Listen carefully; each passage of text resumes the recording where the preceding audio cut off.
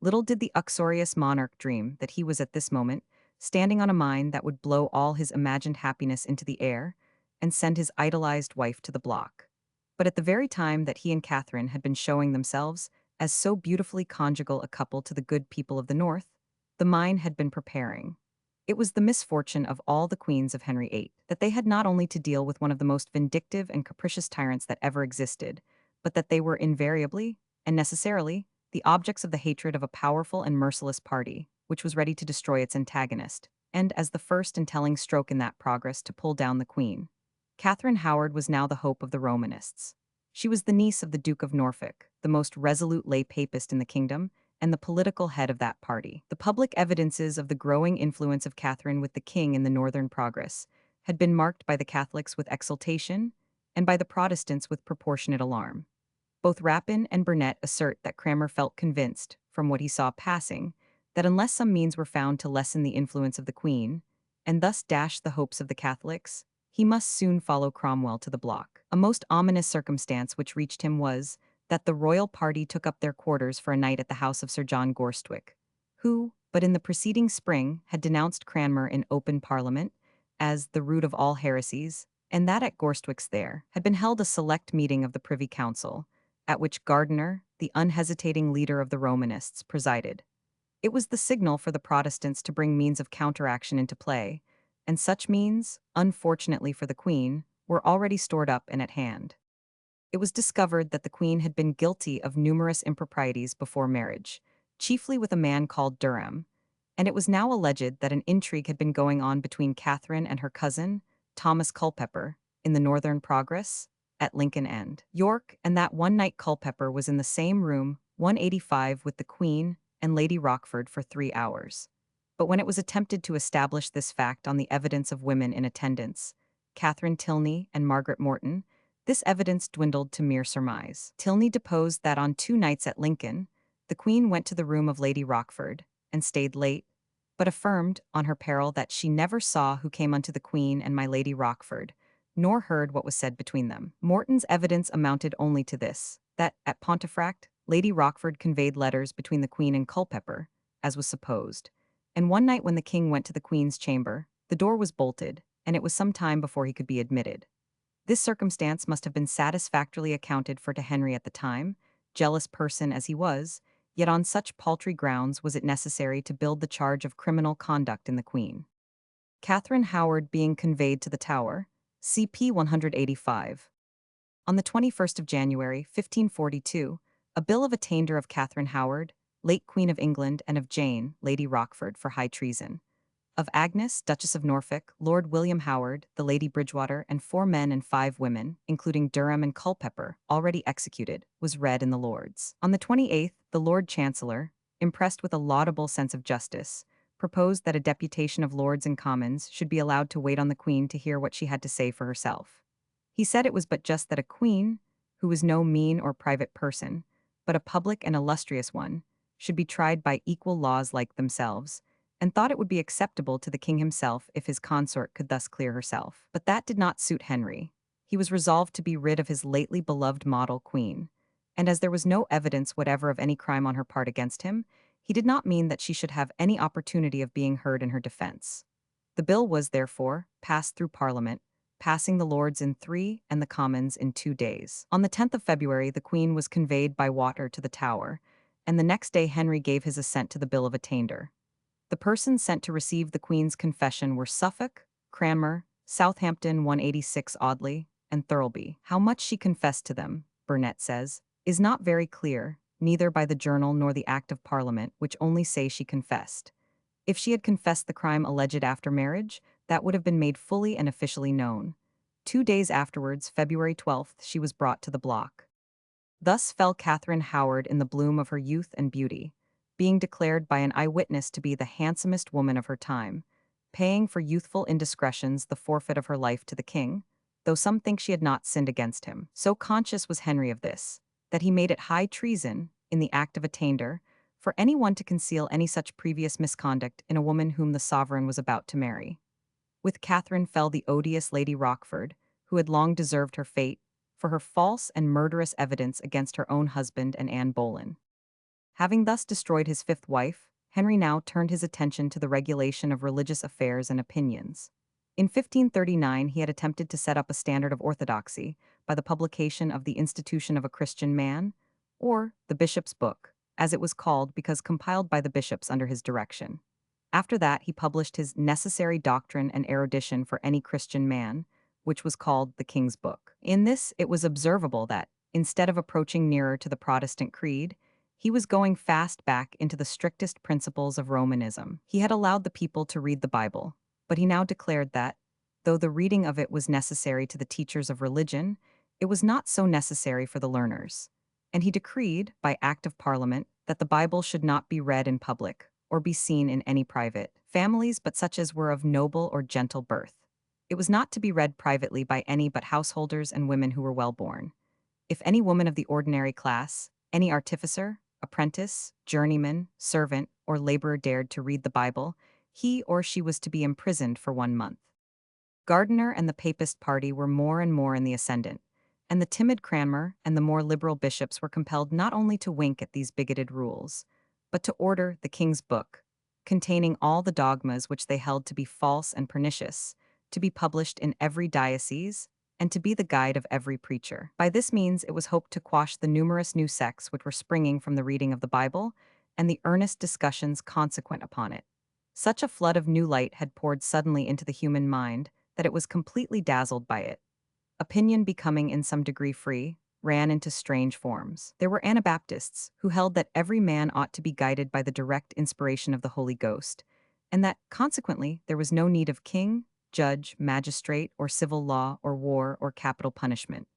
There were antinomians who contended that all things were free and allowable to the saints without sin. There were Fifth Monarchy men, members of the family of Love, or Davidians from one David George, their leader, Arians, Unitarians, Predestinarians, Libertines, and other denominations, whom we shall find abundant in the time of the Commonwealth. What was strangest of all was to see King Henry, who would allow no man's opinion to be right but his own, and who burnt men for daring to differ from him, lecturing these contending sects on their animosities in his speech in Parliament, and bidding them, behold what love and charity there was amongst them, when one called another heretic and Anabaptist, and he called him, again Papist, hypocrite, and Pharisee. And the royal peacemaker threatened to put an end to their quarrelings by punishing them all. During the 4 remaining years of his reign, he burnt or hanged 24 persons for religion, that is, 6 annually, 14 of them being Protestants. During these years, the King's Book was the only authorized standard of English orthodoxy. It is now necessary to take a brief glance at the proceedings of Henry's government in Ireland and Wales, and towards Scotland. In the Principality of Wales, the measures of the king were marked by a far wiser spirit than those which predominated in religion.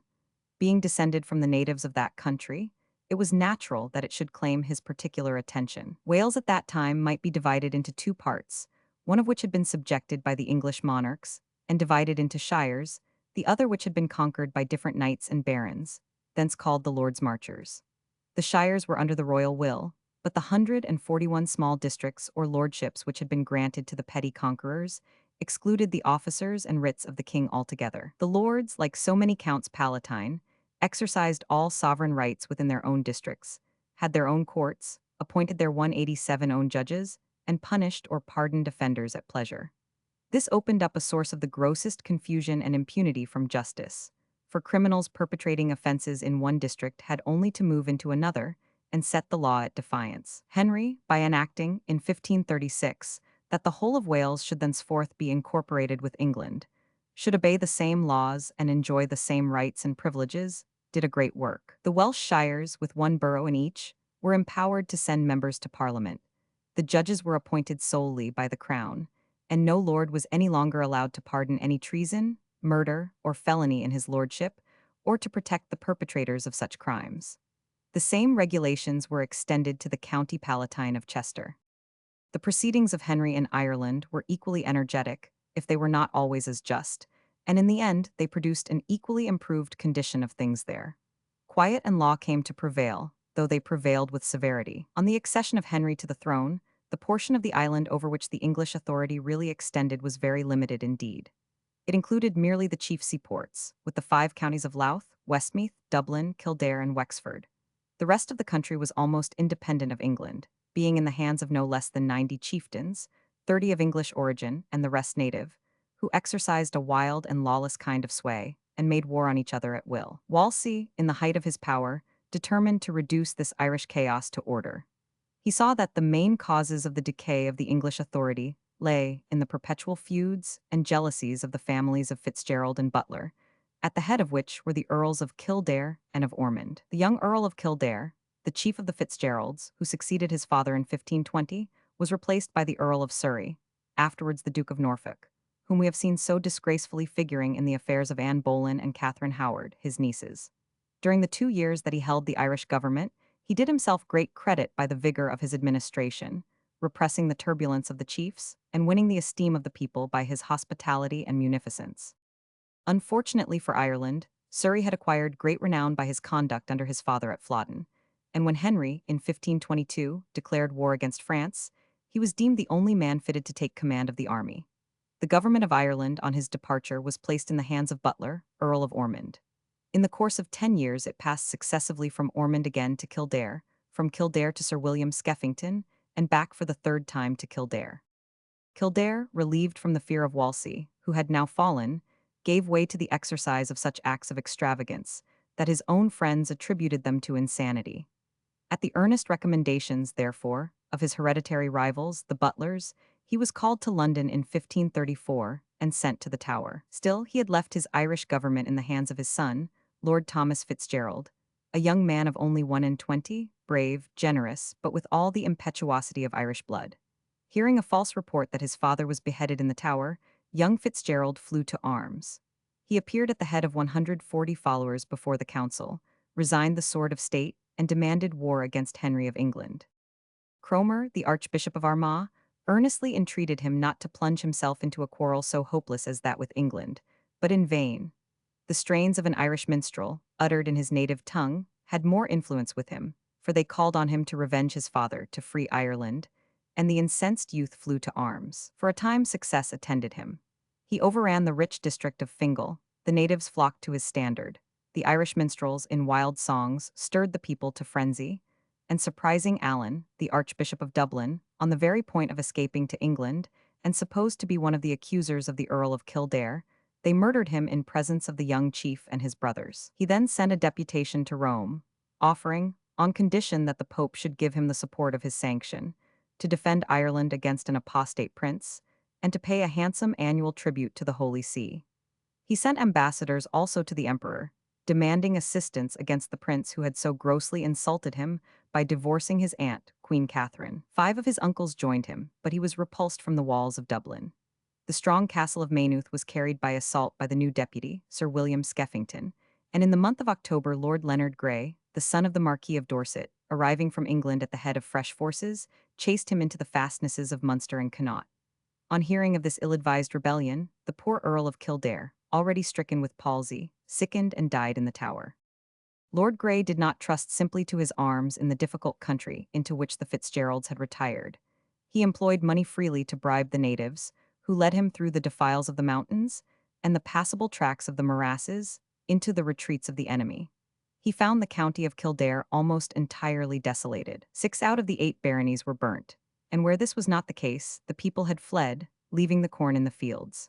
Meath also was ravaged, and the towns throughout the south of Ireland, besides the horrors of civil war, found fever and pestilence prevailing, Dublin itself being more frightfully decimated than the provincial towns. The English government sent very little money to the troops, and left them to subsist by plunder, and they first seized all the cattle, corn, and provisions, and then laid waste the country by fire. By March 1535, Lord Thomas Fitzgerald was reduced to such extremity that he wrote to Lord Grey, begging him to become intercessor between the king and himself. Lord Grey, there can be little doubt, promised Fitzgerald a full pardon on which he surrendered. But Skeffington wrote to the king that, finding that O'Connor, his principal supporter, had come in and yielded, the young traitor Thomas Fitzgerald had done the same, without condition of pardon of life, lands, and goods. Capture of the Fitzgeralds, CP 189.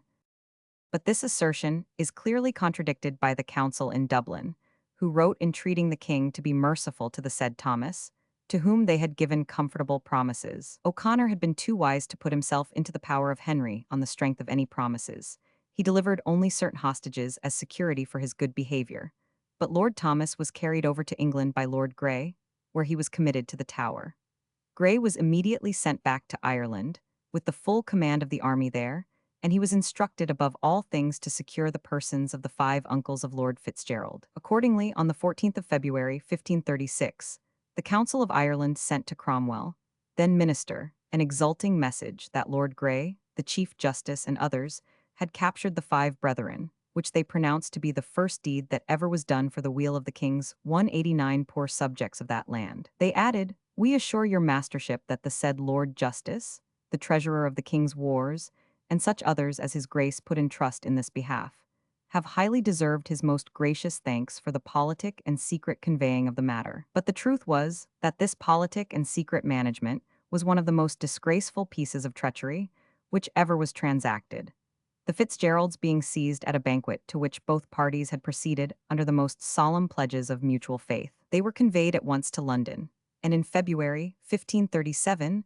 the young earl and his 5 uncles were beheaded, after a long and cruel imprisonment in the Tower.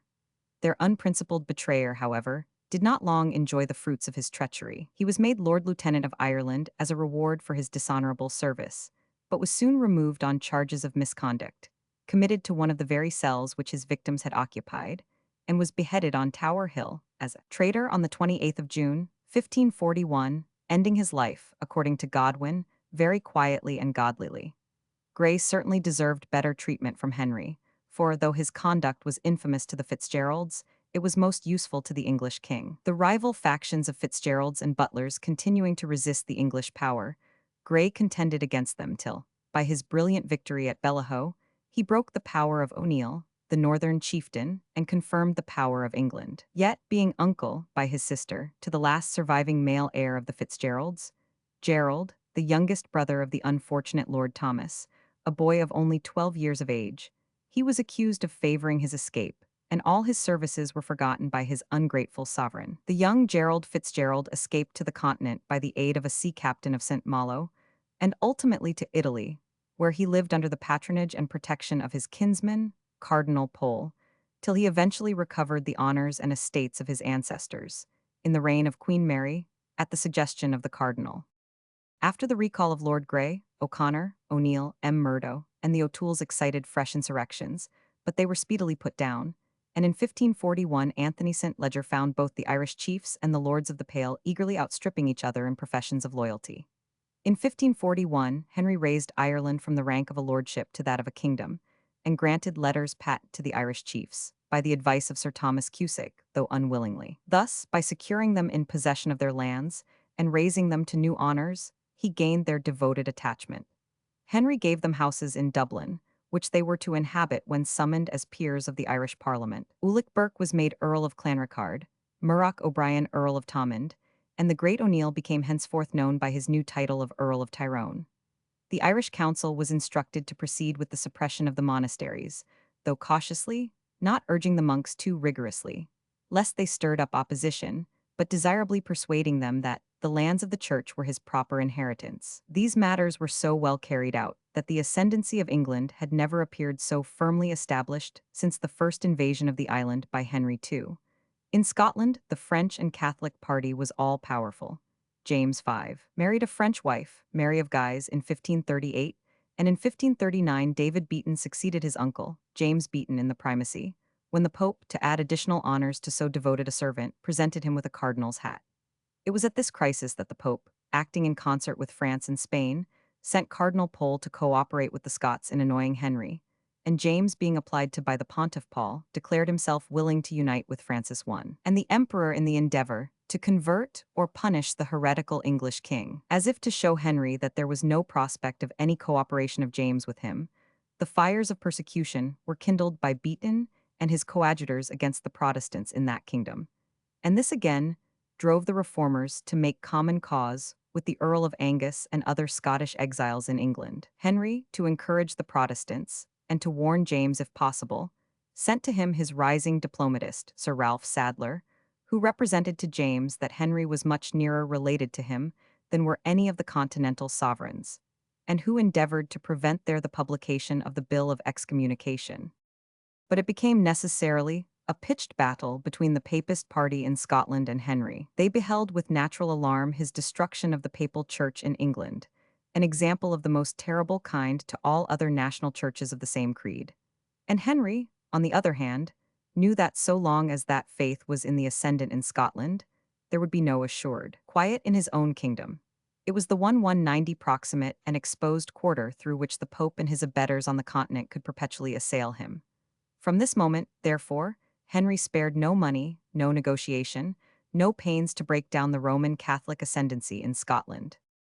In the spring of 1541, Cardinal Beaton and Panter, the royal secretary, were dispatched to Rome with secret instructions. This alarmed Henry, and yet afforded him a hope of making an impression on his nephew whilst the cardinal was away. Once more, therefore, he invited James to meet him at York. Lord William Howard, who was his envoy on the occasion, induced James to promise to meet Henry there, and we have seen him on his way accompanied by his bride, Catherine Howard, to the place of rendezvous. But James came not, and Henry, enraged, vowed that he would compel James by force to do that which he would not concede to persuasion. The Romanist party in Scotland were better pleased with a hostile than a pacific position, for they greatly dreaded that Henry might at length warp the king's mind towards his own views. The leaders on both sides were, in fact, never at peace. On the one side, the exiled Douglases were always on the watch to recover their estates by their swords, and the fugitives in Scotland, on account of the pilgrimage of grace, were equally ready to fight their way back to their homes and fortunes. In the August of 1542, accordingly, there were sharp forays, first from one side of the border and then from the other. Sir James Bowes, the warden of the East Marches, accompanied by Sir George Douglas, the Earl of Angus, and other Scottish exiles, and 3,000 horsemen, rushed into Teviotdale, when they were met at Haddenrig by the Earl of Huntly and Lord Home, who defeated them and took 600 prisoners. Henry, having issued a proclamation declaring the Scots the aggressors, ordered a levy of 40,000 men, and appointed the Duke of Norfolk the commander of this army. He was attended by the Earls of Shrewsbury, Derby, Cumberland, Surrey, Hertford, Rutland, with many others of the nobility. This imposing force was joined by the Earl of Angus and the rest of the banished Douglases who had escaped the slaughter at Haddenrig. After some delay at York, the royal army, issuing a fresh proclamation, in which Henry claimed the crown of Scotland, advanced to Berwick, where it crossed into Scotland, and advancing along the northern bank of the Tweed as far as Kelso, burned 2 towns and 20 villages. Norfolk did not venture to advance farther into the country, as he heard that James had assembled a powerful force, whilst Huntly, Home, and Seaton were hovering on his flanks. He therefore contented himself with ravaging the neighborhood, and then crossed again at Kelso into England. James, indignant at the invasion and the injuries inflicted on his subjects, marched from the Burgmuir at Edinburgh, where he was encamped at the head of 30,000 men, in pursuit of the English. But he soon found that different causes paralyzed his intended chastisement. Many of the nobles were in favor of the Reformation, and held this martial movement as a direct attempt to maintain the papal power and the influence of Beaton and his party. Others were in secret league with the banished Douglases, who were on the English side, and there were not wanting those who sincerely advised a merely defensive warfare, and pointed out the evils which had always followed the pursuit of the English into their own country. They urged the fact that Norfolk and his army, destitute of provisions and suffering from the inclemency of the weather, were already in full retreat homewards. But James would not listen to these arguments. He burned to take vengeance on the English, and after halting on Fallamure and reviewing his troops, he gave the order to march in pursuit of Norfolk. But to his consternation, he found that nearly every nobleman refused to cross the border. They pleaded the lateness of the season, the want of provisions for the army, and the rashness of following the English into the midst of their own country, where another Flodden field might await them. James was highly exasperated at this defection, and denounced the leaders as traitors and cowards, pointing out to them their unpatriotic conduct, when they saw all around them the towns and villages burnt, the farms ravaged, and the people expelled or exterminated along the line of Norfolk's march. It was in vain that he exhorted or reproved them. They stole away from his standard, and the indignant king found himself abandoned by the chief body of his army. For himself, however, he disdained to give up the enterprise. He dispatched Lord Maxwell with a force of 10,000 men to burst into the western marches, ordering him to remain in England, laying waste the country as long as Norfolk had remained in Scotland. James himself awaited the event at Caerlaverock Castle, but, discontented with the movements of Lord Maxwell, whom he suspected of being infected by the spirit of the other insubordinate nobles, he sent his favorite, Oliver Sinclair, to supersede Lord Maxwell in the command. From the painting by S.E. Waller, in the National Gallery of British Art. Sweethearts and Wives. Moss troopers returning from a foray. From the painting by S.E. Waller, in the National Gallery of British Art. This was an imprudent step, calculated to excite fresh discontent, as it very effectually 999. The proud nobles who surrounded Maxwell threw down their arms, swearing that they would not serve under any such royal minion.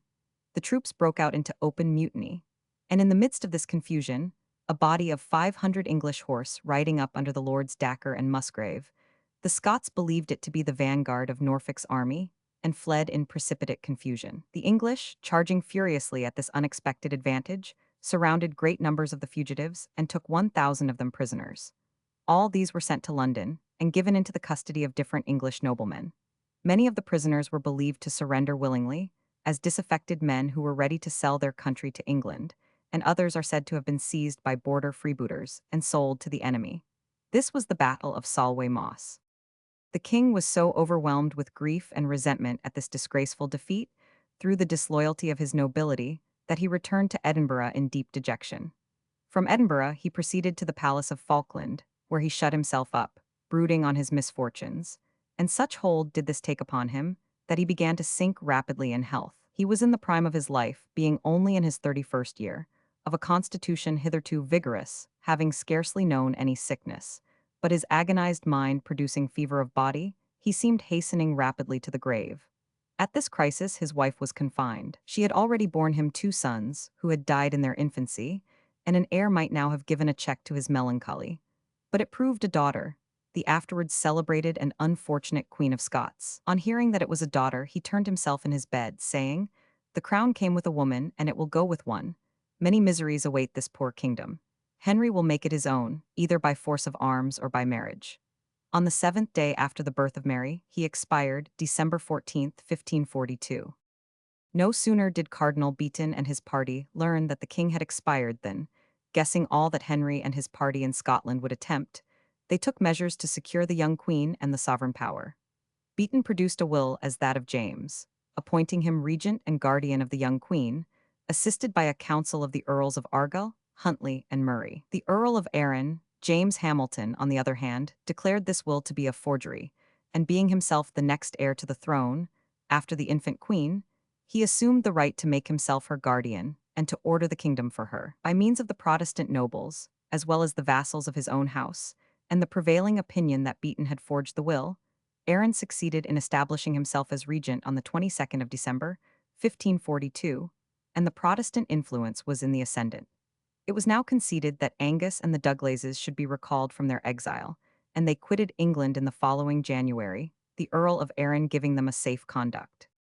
It was a deadly warfare between the Protestant and Papal parties. A list of 360 of the nobles and gentry was produced by Arran, which was said to have been found on the person of the king, all of whom were proscribed as heretics, and doomed to confiscation of their estates and other punishments. This list, which the Romanists in their turn denounced as forged, was vehemently charged on Beaton, who was said to have drawn it up when the heads of the army refused to march into England. The Earl of Arran himself stood at the head of the list. The cardinal, who saw the imminent danger of his cause and party, dispatched trusty agents to France to solicit instant aid in money and troops, to defend the interests and guard the persons of the Queen Dowager, Mary of Guise, and the royal infant. To hasten the movements of the House of Guise, he represented the certain dependence of Scotland on England if the King of England succeeded in accomplishing the marriage of the infant queen with his son. To silence the cardinal, he was seized and incarcerated in the Castle of Blackness, under the care of Lord Seton, and a negotiation was actively carried on through Sir Ralph Sadler for the marriage of the infant queen and the Prince of Wales. It was agreed that Mary should remain in Scotland till she was 10 years of age, that she should then be sent to England to be educated, that 6 Scottish noblemen should be at once delivered to Henry as hostages for the fulfillment of the contract. And when the union of the 2 kingdoms should take place, Scotland should retain all its own laws and privileges. But though Beaton was in prison, his spirit was 192 abroad. The clergy had the highest faith in the talents and influence of the cardinal. They considered his liberation as necessary to avert the ruin of their party, and they put in motion all their machinery for rousing the people.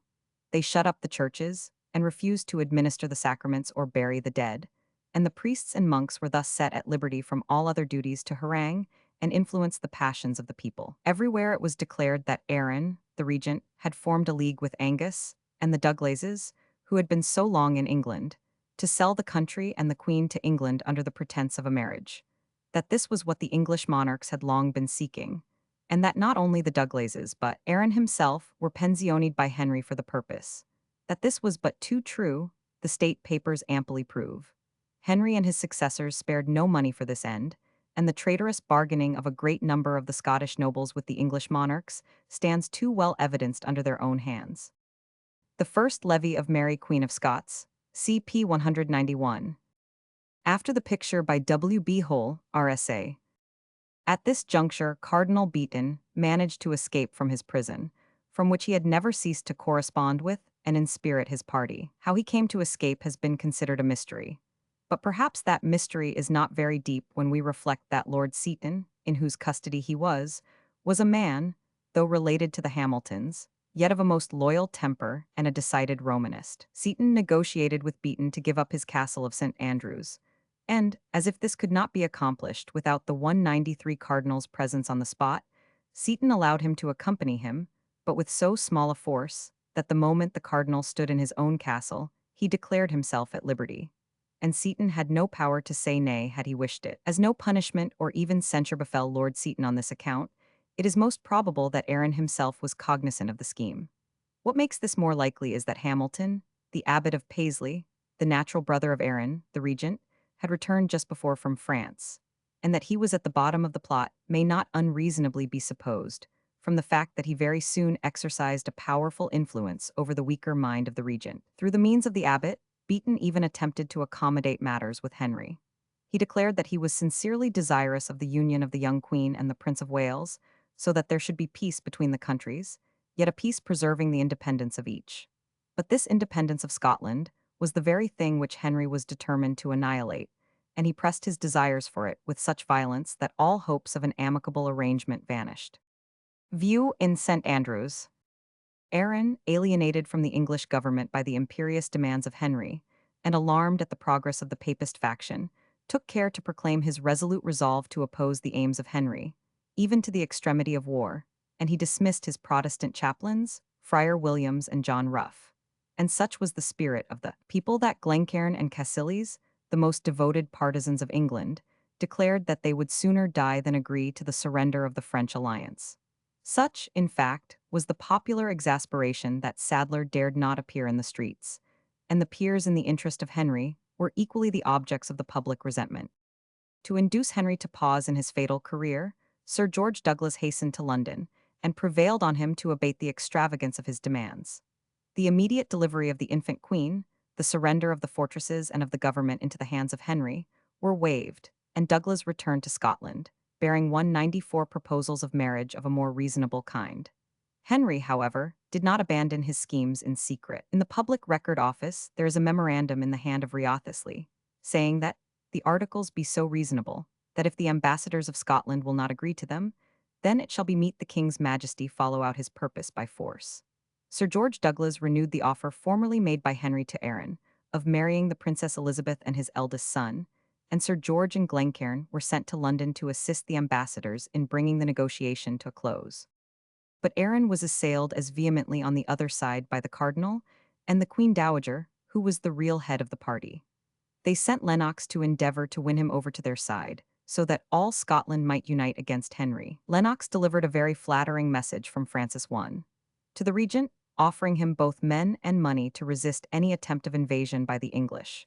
But this failing, the Queen Dowager and Beaton prosecuted the negotiation with France, and it was agreed that 2,000 men, under Montgomery, Sieur de Lorges, should be sent to Scotland. The Queen and Cardinal called on their partisans to assemble their followers and garrison their castles, whilst Grimani, the Pope's legate, was entreated to hasten to Scotland with a formidable store of anathemas and excommunications.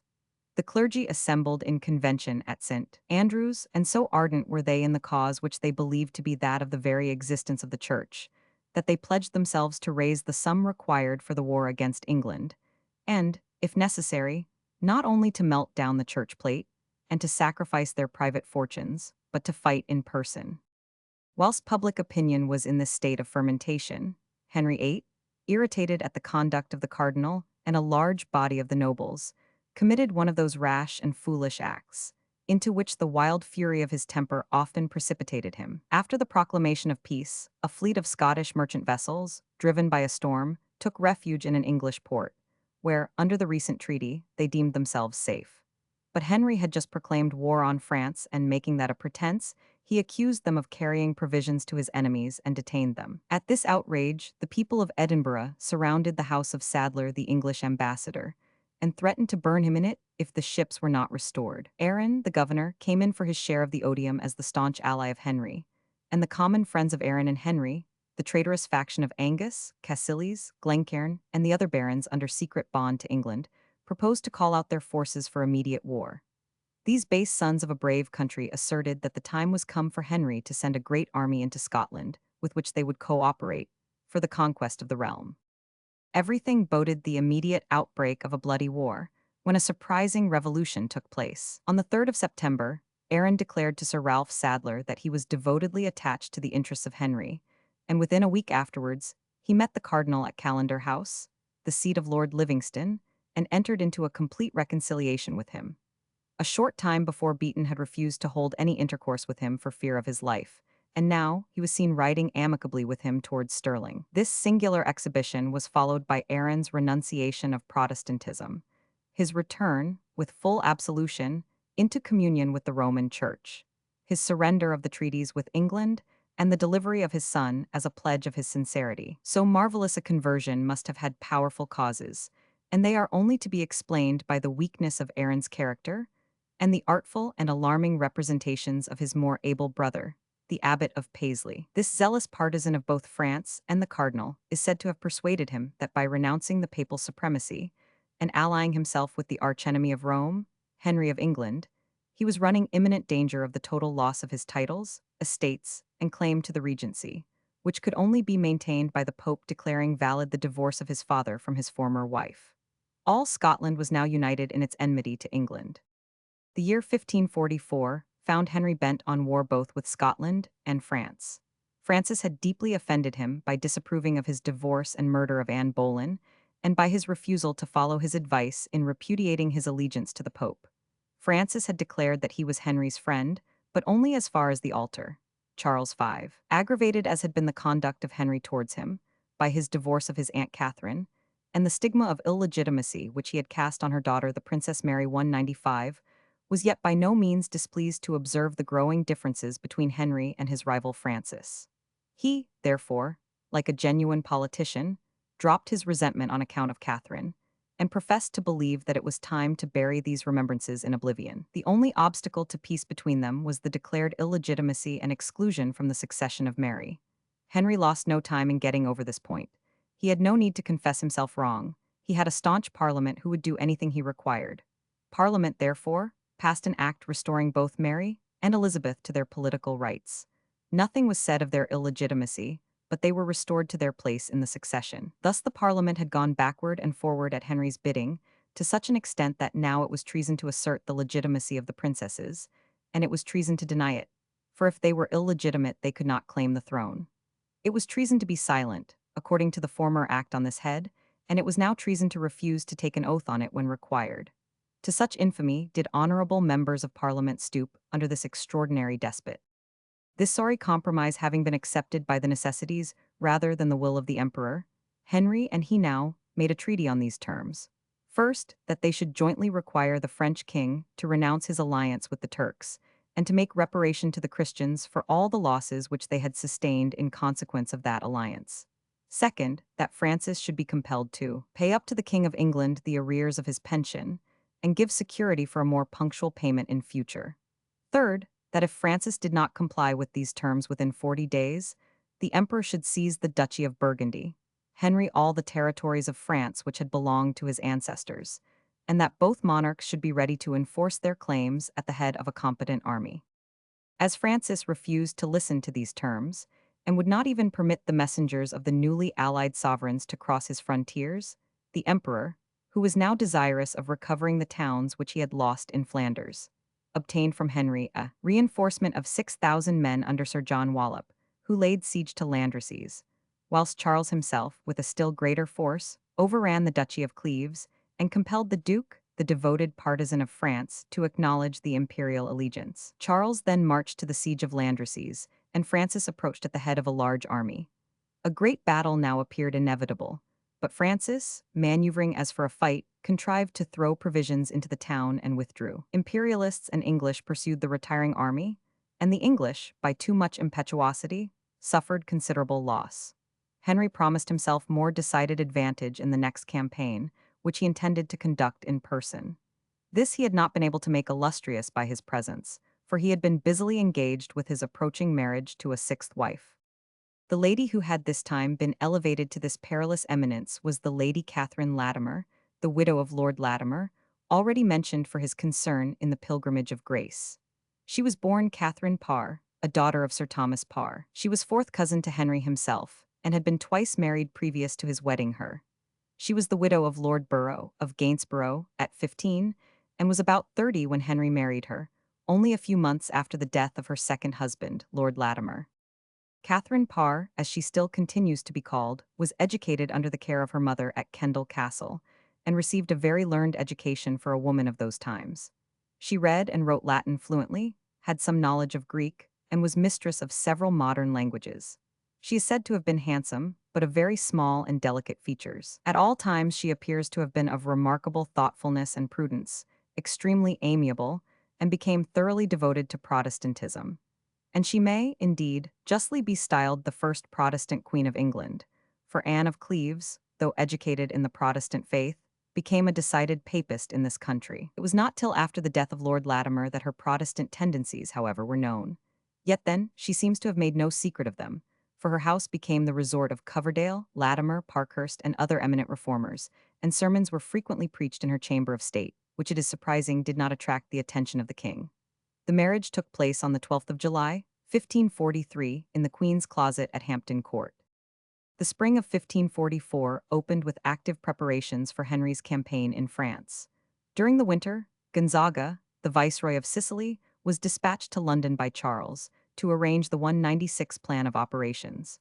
An admirable one was devised, had Henry been the man to assist in carrying it out. The emperor was to enter France by Champagne, and Henry by Picardy, and instead of staying to besiege the towns on the route, they were to dash on to Paris where, their forces uniting, they might consider themselves masters of the French capital, or in a position to dictate terms to Francis. In May the Imperialists were in the field, and Henry landed at Calais in June, and by the middle of July he was within the bounds of France, at the head of 20,000 English and 15,000 Imperialists. But neither of the invaders kept to the original plan. Charles stopped by the way to reduce Luxembourg, Ligne, and Saint Didier. Had Henry, however, pushed on with his imposing army to Paris, Francis would have been at the mercy of the Allies. But Henry, ambitious to rival the military successes of Charles, and take towns too, instead of making the capital his object, turned aside to besiege Boulogne and Montreuil. The imperial ambassador, sensible of the fatality of this proceeding, urged Henry with all his eloquence during 11 days to push on.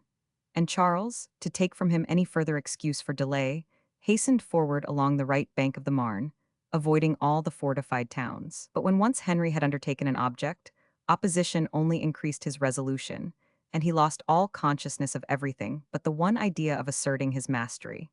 In vain, therefore, did Charles send messengers imploring him to advance. For more than 2 months he continued besieging Boulogne, and the golden opportunity was lost. Francis seized on the delay to make terms with Charles. He sent to him a Spanish monk of the name of Guzman, and a near relative of Charles's confessor, proposing terms of accommodation. Charles readily listened to them, and sent to Henry to learn his demands. These demands were something enormous, and whilst Francis demurred, Charles continued his march, and arrived at Château-Thierry, almost in the vicinity of Paris. The circumstances of both Francis and Charles now mutually inclined them to open separate negotiations. Francis saw a foreign army menacing his capital, but Charles, on the other hand, saw the French army constantly increasing between him and his strange ally, whom nothing could induce to move from the walls of Boulogne. Under these circumstances, Charles consented to offer Francis the terms which he had demanded before the war, and which he had refused. But now came the news that the English had taken Boulogne, and the French king at once accepted them. The Treaty of Crepy, as this was called, bound the two sovereigns to unite for the defense of Christendom against the Turks, and to unite their families by the marriage of the second son of Francis with a daughter of Charles. Henry, on his part, having placed a strong garrison in Boulogne, raised the siege of Montreuil, and returned to England like a great conqueror, as he always did, from his distant campaigns. By the end of April, a scheme to assassinate Cardinal Beaton, of which Henry was cognizant, having failed, he was prepared to pour on Scotland the vial of his murderous wrath. A fleet of 100 sail, under the command of Lord Lisle, the High Admiral of England, appeared suddenly in the Forth. The Scots seem to have by no means been dreaming of such a visitant, and it threw the capital into the greatest consternation. In 4 days, such was the absence of preparation, such the public paralysis, that Hertford was permitted to land his troops and his artillery without the sight of a single soldier. He had advanced from Granton to Leith when Arran and the cardinal threw themselves in his way with a miserable handful of followers, who were instantly dispersed, and Leith was given up to plunder. The citizens of Edinburgh, finding themselves deserted by the governor, flew to arms, under the command of Otterburn of Redhall, the provost of the city. Otterburn proceeded to the English camp, and, obtaining an interview with Lord Hertford, complained of this unlooked-for invasion, and offered to accommodate all differences. But Hertford returned a haughty answer that he was not come to negotiate, for which he had no power, but to lay waste town and country with fire and sword, unless the young queen were delivered to him. The people of Edinburgh, on hearing this insolent message, vowed to perish to a man rather than condescend to such baseness. They set about to defend their walls and sustain the attack of the enemy, but they found that Otterburn, who had tampered secretly with the English before this, had stolen unobserved away. They appointed a new provost, and manned their walls so stoutly that they compelled Hertford to fetch up his battering ordnance from Leith. Seeing very soon that it was impossible to defend their gates from this heavy ordnance, they silently collected as much of their property as they could carry, and abandoned the town.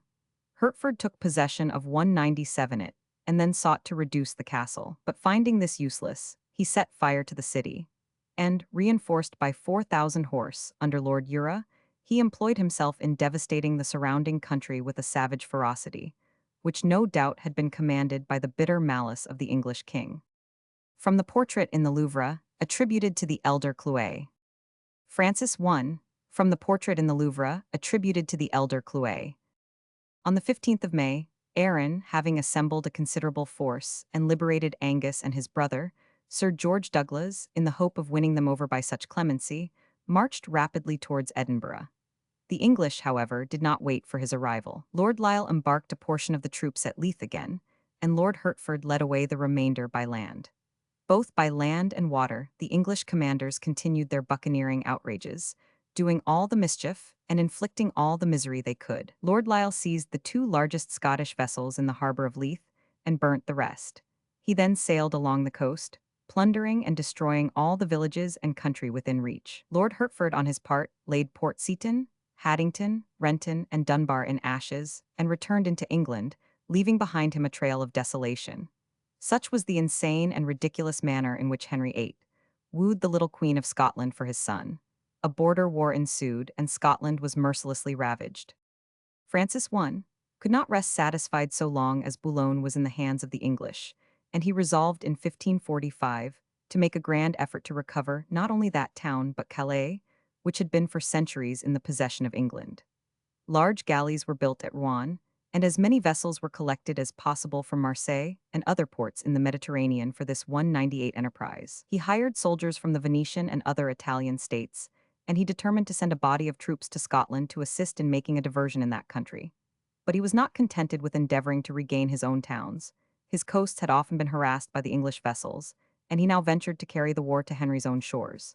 Henry, aware of his intentions, raised fortifications on the banks of the Thames and along the shores of Kent, Sussex, and Hampshire. The French fleet, consisting of 130 ships, set sail on the 16th of July and fell down the Channel. Francis flattered himself that he could seize the Isle of Wight and perhaps maintain garrisons there if he should not be able to get possession of Portsmouth. Henry had himself proceeded to Portsmouth, where he had 60 ships lying under the command of Lord Lisle. The French fleet sailed into the Solent and anchored at St. Helens. The sea being very calm, the French admiral put out his flat-bottomed boats and galleys that drew little water, and sailed into the very mouth of Portsmouth harbour. daring the English admiral to come out.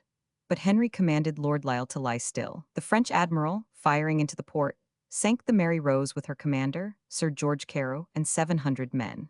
On the turn of the tide, Lord Lisle bore down on the enemy and sank a galley with its men, and the French vessels then bore away to the main fleet.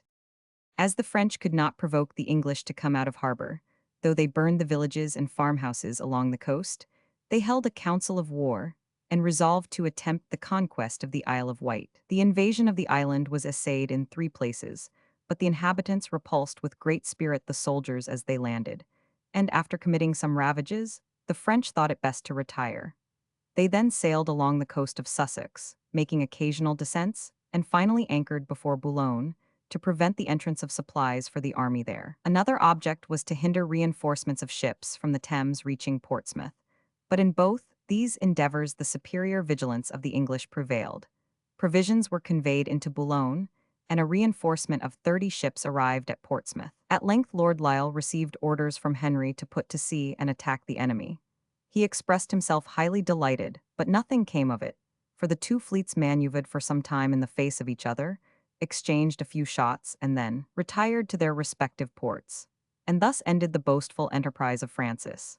Henry, as we have seen, had only succeeded in capturing Boulogne, and was accordingly glad to make peace with Francis in 1546, on terms fairly advantageous to England.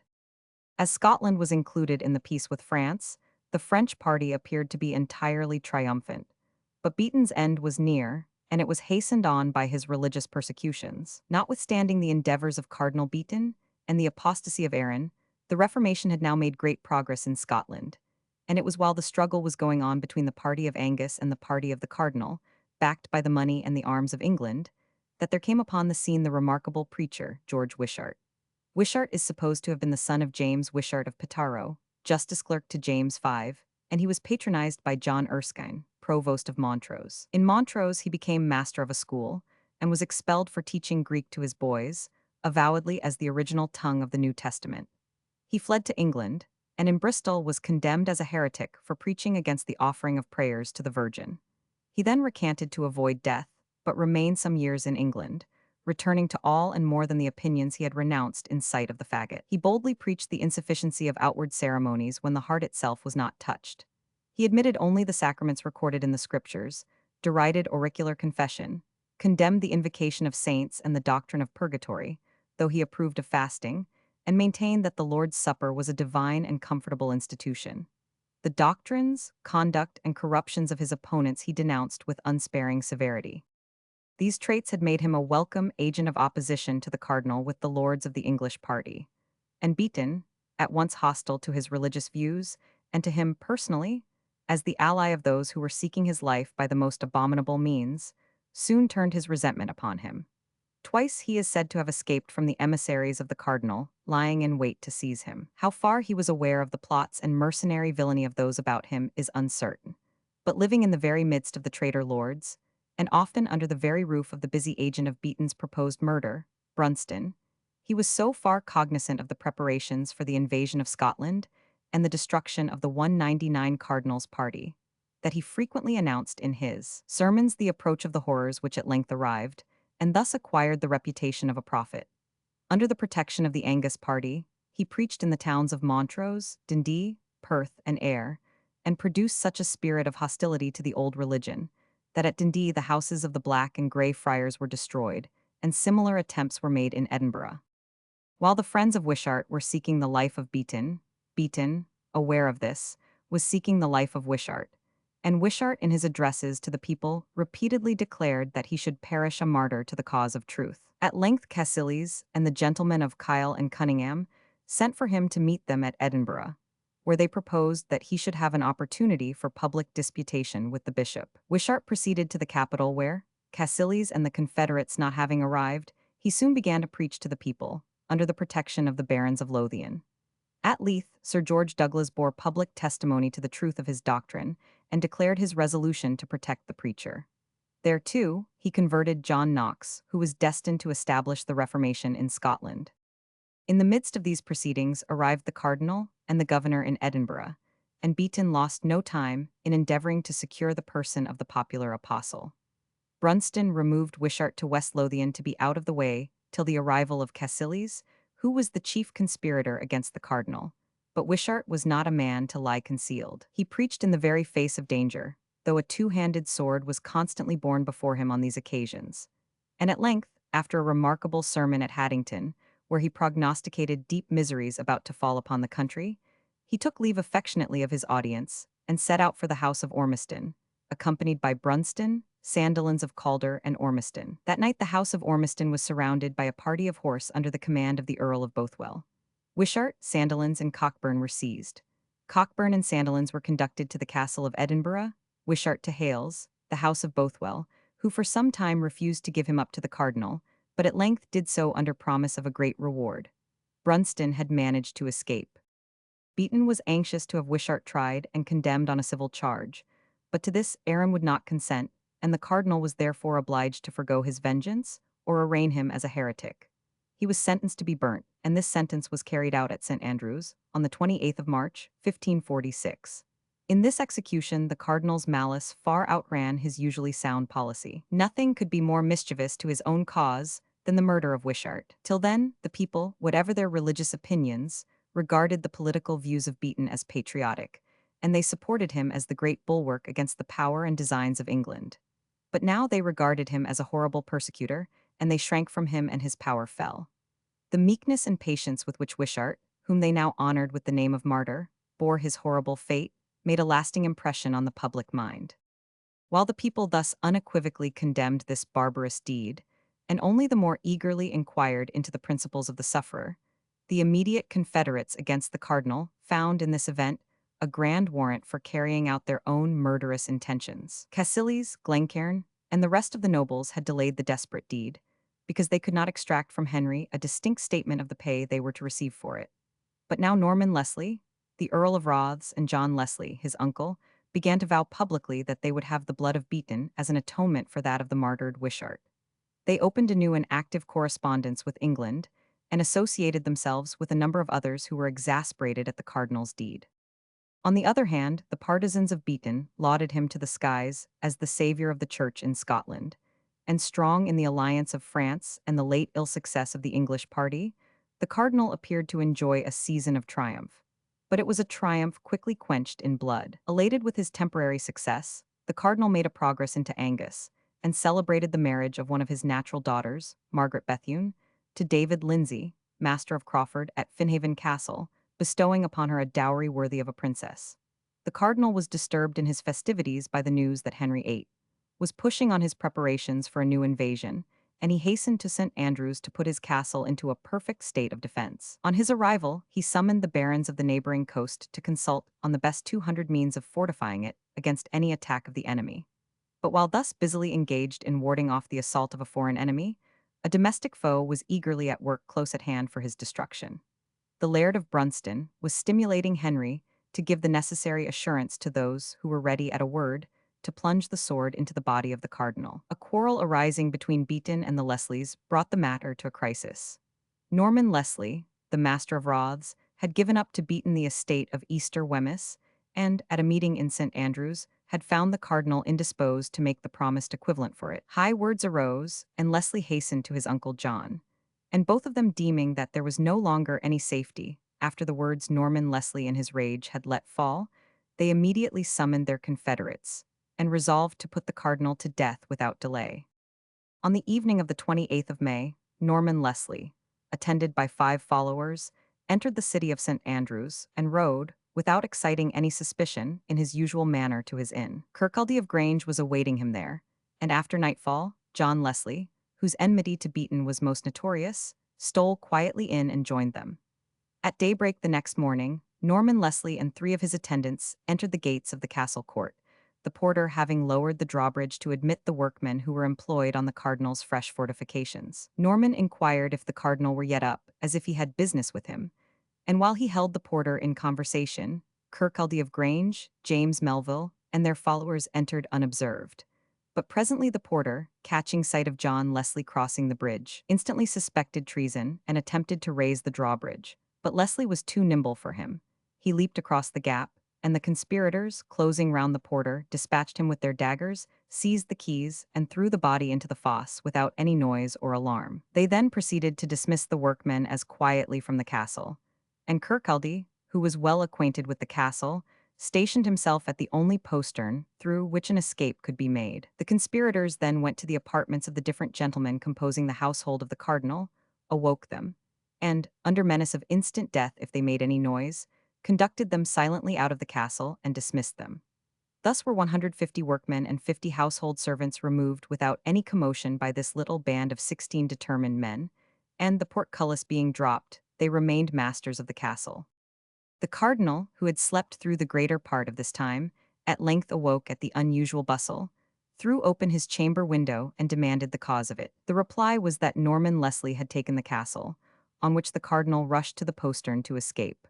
But finding it in possession of Kirkcaldy, he returned as rapidly to his chamber, and, assisted by a page, pushed the heaviest furniture against the door to defend the entrance till an alarm could be given. But the conspirators did not allow him time for that. They called for fire to burn down the door, and Beaton, finding resistance useless, threw open the door, when John Leslie and Carmichael rushed upon him, as he cried for mercy, and stabbed him in several places. Melville, however, with a mockery of justice, bade them desist, saying that though the deed was done in secret, it was an act of national justice, not that of mercenary assassins, and must be executed with all due decorum.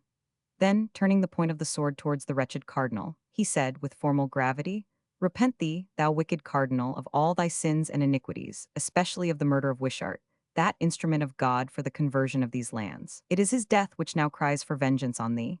We are sent by God to inflict the deserved punishment. For here, before the Almighty, I protest that it is neither hatred of thy person, nor love of thy riches, nor fear of thy power, which moves me to seek thy death, but only because thou hast been, and still remainest, an obstinate enemy to Christ Jesus and his holy gospel." With that he plunged his sword repeatedly into the prelate's body, and laid him dead at his feet.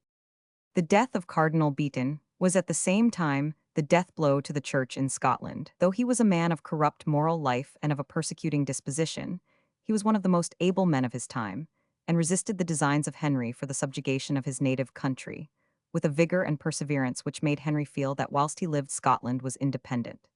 The death of Beaton, so ardently desired, and so highly paid for by Henry, did not, however, bring him nearer to the reduction of the country, or the accomplishment of his son's marriage with the Queen. On the contrary, so intense was the hatred of him and of England, which his tyrannic and detestable conduct had created in every rank and class of the Scottish people, that these objects were now farther off than ever.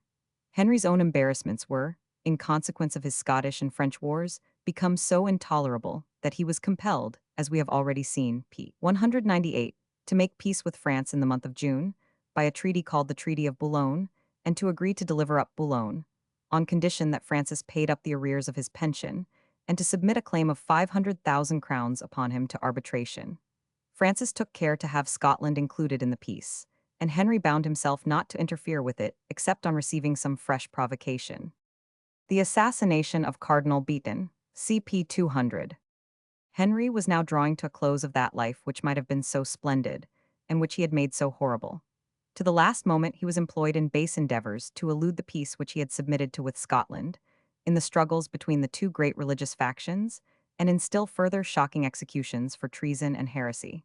Henry himself was become in mind and person a most loathsome object. A life of vile pleasures and furious and unrestrained passions, succeeded, as other appetites decayed, by a brutal habit of gormandizing, had swollen him to an enormous size, and made his body one huge mass of corruption. The ulcer in his leg had become revoltingly offensive. His weight and helplessness were such that he could not pass through any ordinary door, nor be removed from one part of the house to another, except by the aid of machinery and by the help of numerous attendants. The constant irritation of his festering legs made his terrible temper still more terrible. Of those about him, his queen, Catherine Parr, had the most miraculous escape. With wonderful patience, she had borne his whims, his rages, and his offensive person. She had shown an affectionate regard for his children, and had assisted with great wisdom in the progress of their education, living all the time as with a sword suspended over her head by a hair. She was devotedly attached to the Reformed principles, and loved to converse with sincere Protestants. She had made Miles Coverdale her almoner, and rendered him every assistance in his translation of the Bible. She employed the learned Nicholas Udal, master of Eton, to edit the translations of Erasmus's paraphrases on the four Gospels, which, according to Strype, she published at her own cost. Stimulated by her example, many ladies of rank pursued the study of the learned languages and of scriptural knowledge. Of this school and one of Catherine's own pupils was Lady Jane Grey, and another lovely and noble victim, Anne Askew, whose turn it was to fall under the destroying hand of Henry VIII. At this moment was highly esteemed and encouraged by her. She was tortured and then burnt, July 6, 1546, for denying the real presence, and it is said that the Chancellor riotously assisted in the application of the rack in the hope of wringing a confession from her. An attempt to involve the Queen in similar charges was a complete failure, and Henry never forgave Gardiner for this attempt to deprive him of his true wife and unrivaled nurse.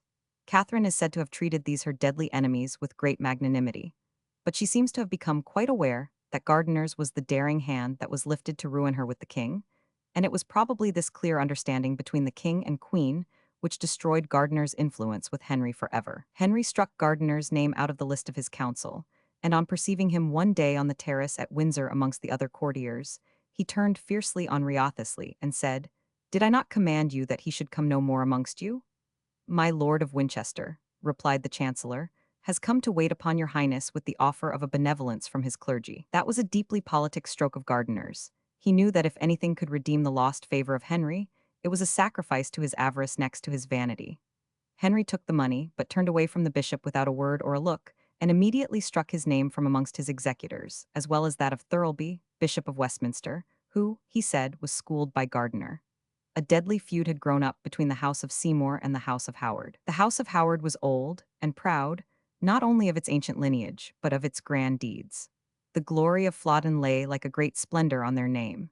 Two queens had been selected from this house during the present reign, and the Princess Elizabeth was a partaker of its blood. The Seymours, on the other hand, were of no great lineage. But the two heads of it, Sir Thomas Seymour and Edward, who had been created Earl of Hertford, and whom we have seen executing the king's sanguinary pleasure more two, three than once in Scotland, were the uncles to the heir apparent, Prince Edward. They had been lifted into greatness entirely through the marriage of their sister with Henry and the birth of the prince. They had no natural connection, therefore, amongst the old nobility, and were regarded by them with jealousy as fortunate upstarts. But there was a circumstance which gave them power besides the alliance with the crown and the heir to it, and this was the Protestant faith which they held, and which, therefore, bound the Protestant party in England to their cause, and in hope, through their nephew, the future king. The Howards, on the other hand, held by the ancient faith, and were among its most positive assertors. Thus the feud between these rival houses was not only the feud of the old and new aristocracy, but that of the old and new faith, and the rival factions looked up to them as their natural lords and leaders.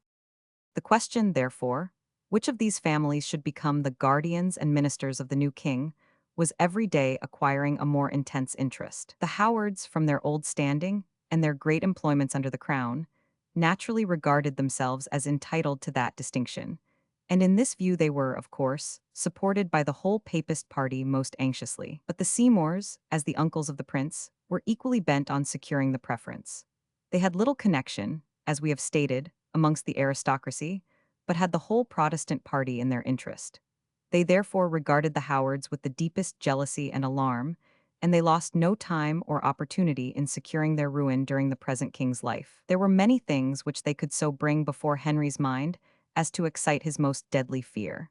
The Howards were the determined supporters of the Roman faith. What chance, therefore, was there under them of the preservation of the supremacy? What chance was there that they would leave the young king to his own unbiased choice in matters of religion and of church government?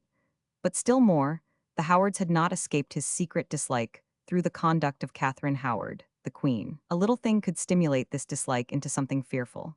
Again, the Duke of Norfolk was rich, and never were the riches of a subject overlooked or unlonged for by Henry Tudor.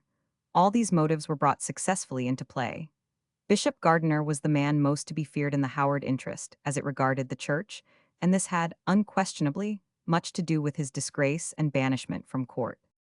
A few days after that event, namely on the 12th of December, the Duke of Norfolk and his son the Earl of Surrey were, unknown to each other, arrested on a charge of high treason and sent to the Tower, the one by water and the other by land. Surrey had never forgiven the Earl of Hertford for having superseded him in command of the army at Boulogne. He had in his irritation spoken with biting contempt of the parvenu Seymour, and declared that after the king's death he would take his revenge. But Henry was soon persuaded that the designs of Surrey went further. His fears, in his morbid and sinking state, were easily excited, and he was made to believe that there was a conspiracy of the Howards to seize the reins of government during his illness, and make themselves masters of the person of the prince. Surrey, with all the rash and lofty spirit of the poet, denied every charge of disloyalty or treason with the utmost vehemence, and offered to fight his accuser in his shirt. The Duke of Norfolk wrote to the king from the Tower, expressing his astonishment at the sudden arrest, and saying, "Sir, God doth know that in all my life I never thought one untrue thought against you, or your succession, nor can no more judge nor cast in my mind what should be laid to my charge than the child that was born this night." The only thing which he thought his enemies might bring against him was for being quick against such as had been accused for sacramentaries, that is, Protestants. He prayed earnestly to have a fair hearing before the king or his council, face to face with his accusers. His gifted son, one of the finest poets of the age, and whose fame still makes part of England's glory, was brought to trial first, for he was young and full of talent, and therefore more dreaded than his father. On the 13th of December he was arraigned for treason in Guildhall, before the Lord Chancellor, the Lord Mayor, and other commissioners, and a jury of commoners, and beheaded on the 19th of January. The Seymours pursued Norfolk with relentless ferocity. The king was rapidly sinking. There was no time to lose. A bill of attainder was passed through the peers on the 26th of January, 1547. On the 27th the royal assent was given in due form, and an order was dispatched to the Tower to execute the Duke at an early hour next morning. Before that morning, the soul of the tyrant was called to its 204 dread account, and the life of the old nobleman was saved as by a miracle. Henry VIII was 55 years and 7 months old at his death, and had reigned 37 years, 9 months, and 6 days. His will was dated December 30th, 1546. He was authorized by Act of Parliament to settle the succession by his will, and he now named his son Prince Edward as his lawful successor. Then, in default of heirs, the Princess Mary and her heirs, these failing, the Princess Elizabeth and her heirs. After Elizabeth was named the Lady Frances, the eldest daughter of his sister, the Queen of France and her heirs, and such failing, the Lady Eleanor, the youngest daughter of the late Queen of France. On the failure of all these, then the succession was to be to his heirs-at-law, but no particular mention was made in the succession of his sister Margaret, Queen of Scotland, and of her issue. Chapter 10, The Reign of Edward VI. Accession of Edward VI. Hertford's intrigues. He becomes Duke of Somerset and Lord Protector. War with Scotland. Battle of Pinkie. Reversal of Henry's policy. Religious reforms. Ambition of Lord Seymour of Sudeley. He marries Catherine Parr. His arrest and death. Popular discontents. Rebellion in Devonshire and Cornwall. Ketz. Rebellion in Norfolk. Warwick suppresses it. Opposition to Somerset. His rapacity. Fall of Somerset. Disgraceful peace with France. Persecution of Romanists. Somerset's efforts to regain power. His trial and execution. New treason law. Northumberland's schemes for changing the succession. Death of Edward. The country was doomed once more to experience the inconveniences of a regal minority, to witness the struggles and manifold mischiefs of ambitious nobles, while the hand of the king was too feeble to keep them in restraint. The execution of Surrey, and the imprisonment and attainder of the great Duke of Norfolk, left the Seymours completely in the ascendant, and having recently risen into note and power, they very soon showed all the inflated ambition of such parvenus. The Earl of Hertford, as uncle of the king, was in reality the man now in possession of the chief power. The king was but a few months more than 9 years of age. Henry, his father, acting on the discretion given him by an Act of Parliament of the 28th year of his reign, had by will settled the crown on Edward, and had appointed 16 individuals as his executors, who should constitute also the Privy Council, and exercise the authority of the crown till the young monarch was 18 years of age. To enable these executors, or rather, to enable Hertford, to secure the person of the king, and take other measures for the establishment of their position, the death of Henry was kept secret for 4 days. Parliament, which was virtually dissolved by his death, met on the 29th of January, and proceeded to business as usual, so that any acts passed under these circumstances would have clearly become null. On the 31st, Edward entered London amid the applause of the people. On the day after his arrival at the Tower, that is, on February 1st, 1547, the greater part of the nobility and the prelates were summoned, and assembled there about 3 o'clock in the afternoon, in the presence chamber, where they all successively knelt and kissed his majesty's hands, saying, every one of them, God save your grace. Then Wriothesley, the chancellor, produced Henry's will, and announced from it that 16 persons were appointed to be his late majesty's executors, and to hold the office of governors of the present king and of the kingdom till he was 18 years of age. To these were added 12 others, who were to aid them in any case of difficulty by their advice. Yet, although these formed a second council, it was totally destitute of any real authority and could only tender advice when asked. The announcement of these names excited much animadversion and some censure. It was remarked that the greater part of them were new men, and the chief council consisted of those who had been about Henry in his last illness. But what next was disclosed was more extraordinary. The executors, when assembled in the Tower on the day of the young king's proclamation, declared that they were resolved not only to stand to and maintain the last will and testament of their master, the late king, and every part and parcel of the same, to the uttermost of their powers, wits, and cunning, but also that every one of 205 them present should take a corporal oath upon a book, for the more assured and effectual accomplishment of the same. And now it was announced that the Privy Council, for the better dispatch of business, had resolved to place the Earl of Hertford at their head. This was so directly in opposition to the will, which had invested every member of the council with equal power, that it was received with no little wonder. The fact was that Hertford, who, before the old king's death, had determined to seize the supreme power during the minority of his nephew, had secured a majority in the council, who, as we shall soon find, had their object to attain. Wriothesley was the only one who stood out. He assured them that such an act invalidated the whole will, but he argued in vain, and, finding it useless, he gave way, and thus Hertford was now proclaimed protector of the realm and guardian of the king's person, with the understood but empty condition that he should attempt nothing which had not the assent of a majority of the council. His triumph was completed by the titles of Duke of Somerset and Lord Protector of England. Edward VI, Essex, that is Parr, brother of the late Queen, became Marquis of Northampton, Lisle, Earl of Warwick, Wriothesley, Earl of Southampton, Sir Thomas Seymour, Baron Seymour of Sudeley and Lord High Admiral, Rich became Baron Rich, Willoughby, Baron Willoughby, Sheffield, Baron Sheffield. Southampton was, however, 206 soon compelled to resign office on the charge of having illegally put the Great Seal in commission. Having thus seized and secured the actual sovereign power in England, Somerset began to turn his attention to foreign affairs. Henry VIII had left it as a strict injunction to his council to secure the marriage of the Queen of Scots with his son Edward. Somerset, therefore, addressed a letter to the Scottish nobility, calling upon them to complete an arrangement which he recommended as equally advantageous with that to which they were bound by oaths, promises, and seals. The Scots took little notice of this communication from the man who had carried the commands of the late king through their land with fire and sword.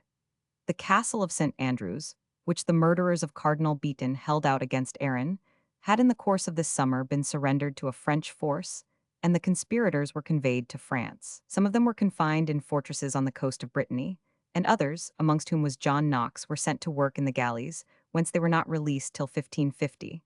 By the month of August, Somerset was once more prepared to invade Scotland, and to force, if possible, the young queen from the hands of Arran and the queen mother. The forces were reviewed, and on the 29th they commenced their march. On the 2nd of September they were at Berwick, where they found Lord Clinton with the fleet, and from that point the army marched along the shore, supported by the ships at sea. Somerset took Douglas Castle, the property of Sir George Douglas, without resistance. The castle being rifled, was then blown up with gunpowder, as were also the peals of Thornton and Anderwick. Passing by Dunbar and the castle of Tantallon, the army, on Friday, the 8th of September, sat down near Prestonpans, the fleet being stationed opposite the town of Musselburgh. To meet this invasion, Arran had sent the fiery cross from clan to clan through the Highlands, and had ordered every Scot capable of bearing arms to meet at Musselburgh. The two armies now lay at Pinkie, not much more than a couple of miles from each other. On the 9th, the Scottish horse were seen parading themselves boldly on the height which lay between the hosts, called Fallside or Fosside Brae. The two armies had the sea to the north, while Fallside rose facing the west, and having on its summit a castellated keep and a few huts. Somerset and Warwick resolved to occupy the height on which stood St. Michael's Church, and for this purpose, early on the morning of the 10th, long called Black Saturday in Scotland, they advanced upon it about 8 o'clock. But the Scots had also concluded to advance. and on the English approaching the first height, they were astonished to find that the Scots had quitted their strong position beyond the river and were occupying the ground they had intended for themselves.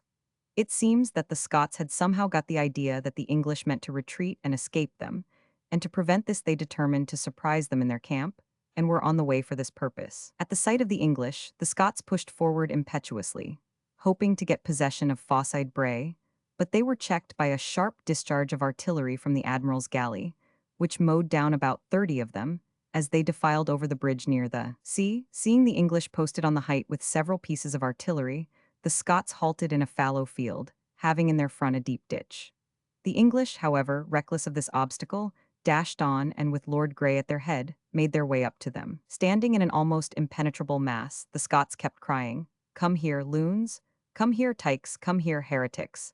And the like, and the English charging upon them, seemed for a moment to have disconcerted them, but soon were fain to turn and retreat. The flight became general, and the Scots rushing on expected to reap an easy victory.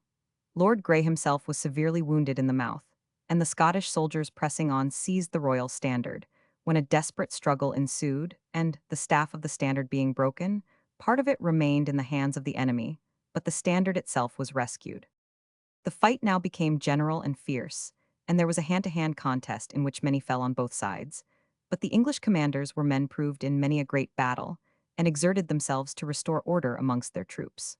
Warwick was seen everywhere encouraging, ordering, and ranking his men afresh, while the artillery from the height, directed over the heads of their own regiments, mowed down the assailing Scots. The ardor of the soldiers restored, advantage was taken of the position of a large body of the enemy, who in their impetuosity had rushed forward beyond the support of the main army.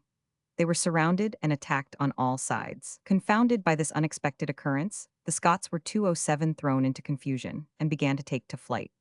Aaron himself soon put spurs to his horse. Angus followed, and the Highland clans, who had never been engaged, fled en masse. The rout was general and the slaughter terrible, some making for Leith, some direct for Edinburgh, by fields or woods as they could, and others endeavoured to cross the marsh and reach Dalkeith. Now was the time to push the object for which this expedition had been undertaken, the securing the young queen for the king. Somerset had attained a commanding position. He held the capital, as it were, under his hand, and fresh forces brought up, and judiciously employed, must have put the country so far into his power as to enable him to treat on the most advantageous terms for the accomplishment of this great national object. Or if he could not obtain it by treaty, he might make himself master of her person by arms. But all this demonstration, this signal victory, this sanguinary butchery, which must add finally to the antipathy of the Scottish people if no real gain followed it, was cast aside with a strange recklessness, which showed that though Somerset could conquer in the field, he was totally destitute of the qualities of a statesman. Instead of making his success the platform of wise negotiation, and of a great national union, he converted it into a fresh aggravation of the ill will of the Scots, by depriving it of all rational result. Being, it is supposed, apprised of some machinations of his brother, the admiral, in his absence, he commenced an instant march homeward, like a man that was beaten rather than a victor. On the 17th of September, only a week from the Battle of Pinkie, he took his departure southwards. On entering England, he made the best of his way to London, the whole term of his absence having been only some 6 weeks. A parliament was then summoned, and the Protector proceeded to carry out the contemplated reform in the Church. Already an ecclesiastical commission had been busily engaged in visitation of dioceses. For this purpose, the kingdom was divided into 6 circuits, to each of which was appointed a certain number of visitors, partly laymen, partly clergymen, who, the moment they arrived in a diocese, became the only ecclesiastical authority there. They were empowered to call before them the bishop, the clergy, and 5, 6, or 8 of the principal inhabitants of each parish, and put into their hands a body of royal injunctions, 37 in number. These injunctions regarded religious doctrines and practice, and the visitors required an answer upon oath to every question which they chose to put concerning them. The injunctions were similar to those which had been framed and used by Cromwell, but the present practice of joining the laity with the clergy was an innovation of a more sweeping character. The commission promptly imprisoned Bonner and Gardiner, the leaders of the Roman Catholic party. Parliament assembled on the 4th of November, and proceeded to mitigate some of the severities of the last reign. It repealed those monstrous acts of Henry VIII, which gave to royal proclamations all the force of acts of Parliament, likewise all the penal statutes against the Lollards, and all the new felonies created in the last reign, including the Statute of the Six Articles. It admitted the laity as well as the clergy to receive the sacrament of the Lord's Supper in both kinds. It determined that the old fiction of electing bishops by conge de lyre should cease, and that all such appointments should proceed directly by nomination of the crown, that all processes in the episcopal courts should be carried on in the king's name, and all documents issuing thence should be sealed, not with the bishop's seal, but with that of the crown. The claim of spiritual supremacy was placed on the same level as the other rights of the crown, and it was made a capital offense to deny that the king was supreme head of the church. But with this distinction, that what was printed of that nature was direct high treason, what was merely spoken only became so by repetition. A bill for legalizing the marriages of the clergy was brought into the Commons and carried by a large majority, but from some cause was not carried to the Lords during the present session. Parliament terminated its sitting on the 24th of December, and the Council, carrying forward its measures for the advancement of the Reformation, issued an order prohibiting the burning of candles on Candlemas Day, and the use of ashes on Ash Wednesday, and of palms on Palm Sunday. The order against images was repeated, and the clothes covering them were directed to be given to the poor. The people, however, who delighted in religious ceremonies, processions, and spectacles, and thought the sermons very dull, were by no means pleased with these innovations. There was to be no elevation of the host, and the whole service was to be in English. Cranmer employed himself in composing a catechism, which was published, for the singular profit to, and instruction of children and young people, and a committee of bishops and divines sat to compile a new liturgy for the use of the English Church.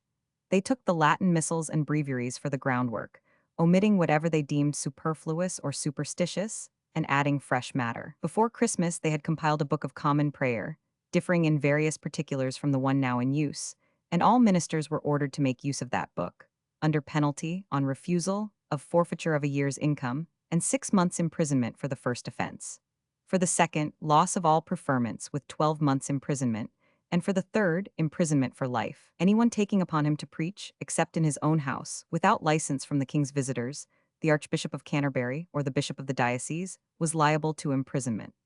Latimer, who had resigned his bishopric in 1539, was now called forward again, and appointed to preach at St. Paul's Cross, and also in the king's privy garden, where Edward, attended by his court, used to listen to his bold and quaint eloquence for an hour together. Towards the close of 1547, as we have seen, a bill passed the Commons authorizing the marriage of the clergy. But on the 9th of February, 1548, a different bill for the same object was carried in the House of Lords and accepted by the Commons. While these events had been taking place in England, the war had been steadily prosecuted against Scotland and led to the result which might naturally be expected, but which was least expected by the Protector, that of the passing of the young Queen of Scotland into the hands of the French. Very soon after the Battle of Pinkie, a council was summoned at Stirling, where the Queen Dowager proposed that, to put an end to those barbarous inroads of the English on pretence of seeking the hand of the Queen, they should apply to France for its assistance, that, as a means of engaging it in effectual aid, they should offer the young Queen in marriage to the Dauphin, and that for her better security she should be educated in the French court. There, in August 1548, she was solemnly contracted to the Dauphin, afterwards Francis II. But during the session of Parliament commencing on the 24th of November, a question of most serious import was brought forward concerning the Protector's brother. The Lord High Admiral, Thomas Seymour, had all the ambition of his elder brother, the Protector, but from some cause he had failed to acquire the same position at court. Henry VIII had not only employed Somerset in great commissions, but had given him such marks of his confidence that, on his death, he easily engrossed all the power of the state under his son. The admiral did not witness this with indifference. The Protector, to satisfy him, got him created Baron Seymour of Sudeley, and with this title he received in August 1548 the lordship of Sudeley in Gloucestershire, together with other lands and tenements in no less than 18 counties. He made him, moreover, High Admiral, a post which had been held by the Earl of Warwick, who received instead of it that of Lord Great Chamberlain. These honors and estates might have well contented a man of even high ambition, but the aspiring of the Seymours brooked no limits. As he did not seem to succeed in his desire of rising to a station as lofty as that of his brother the Protector, through the council and political alliance, he sought to achieve this by means of marriage. There were several ladies on whom he cast his eyes for this purpose. The princesses Mary and Elizabeth were the next in succession, and he did not hesitate to aim at securing the hand of one of them, which would have realized his soaring wishes or plunged him down at once to destruction. He seems then to have weighed the chances which a union with Lady Jane Grey might give him. But, as if not satisfied with the prospect, he suddenly determined on the Queen Dowager. He had, indeed, paid his addresses to Catherine Parr before her marriage with Henry VIII, and Catherine was so much attached to him that she at first listened with obvious reluctance to Henry's proposal. No sooner was Henry dead than Seymour seems to have renewed his addresses to Catherine, and, with all her piety and prudence, the Queen Dowager seems to have listened to him as promptly and readily. Though Henry only died at the end of January, 1547, in a single month, according to Letty, she had consented to a private contract of marriage, and she and Seymour had exchanged rings of betrothal. According to King Edward's journal, their marriage took place in May, but the courtship had been going on long before, and was only revealed to him when it was become dangerous to conceal it any longer, and they were privately married long before that. The marriage was publicly announced in June, a rapidity for such a transaction as strange as it was indecorous. Catherine Parr gave birth to a daughter on the 30th of August, 1548, and on the 7th of September, only 8 days after, she died of puerperal 209 fever. Rumors that her husband had poisoned her to enable him to aspire to the hand of the Princess Elizabeth were spread by his enemies, but there does not appear the slightest foundation for the horrible charge. Great Seal of Edward VI. The Lord Admiral, who had found it difficult to keep out of danger during the life of his wife, partly through his own rash ambition, and partly through the malice of his near relatives, soon fell into it after her death. In July of 1548, he had been called before the council on the charge of having endeavored to prevail on the king to write a letter, complaining of the arbitrary conduct of the Protector and of the restraint in which he was kept by him. Seymour was seeking, in fact, to supersede the Protector, and was threatened with imprisonment in the Tower. But the matter for that time was made up, and the Protector added £800 per annum to his income, by way of conciliating him. But with Catherine departed his good genius. He gave a free play to his ambitious desires, and renewed his endeavors to compass a clandestine marriage with the Princess Elizabeth, as he had done with Catherine. Finding, however, that such a marriage would annul the claims of Elizabeth to the throne, he next devised means to extort from the council a consent, which he was well aware it would never yield voluntarily. For this purpose, he is said to have courted the friendship of the discontented section of the nobility, and made such a display of his wealth and retainers as was calculated to alarm the Protector and his party. The Protector now resolved to get rid of so dangerous an enemy, though he was his own brother. Sherrington, master of the mint at Bristol, being accused of gross peculation by clipping the coin, issuing testoons or shilling pieces of a false value, and making fraudulent entries in his books, was boldly defended by the Admiral, who owed him £3,000. But Sherrington, to save his life, ungratefully betrayed that of his advocate. He confessed that he had promised to coin money for the Admiral, who could reckon on the services of 10,000 men, with whose aid he meant to carry off the king and change the government. This charge, made, no doubt, solely to save his own life, was enough for Somerset. Seymour was arrested on the 16th of January, 1549, on a charge of high treason, and committed to the Tower. There was no lack of charges against him, true or false.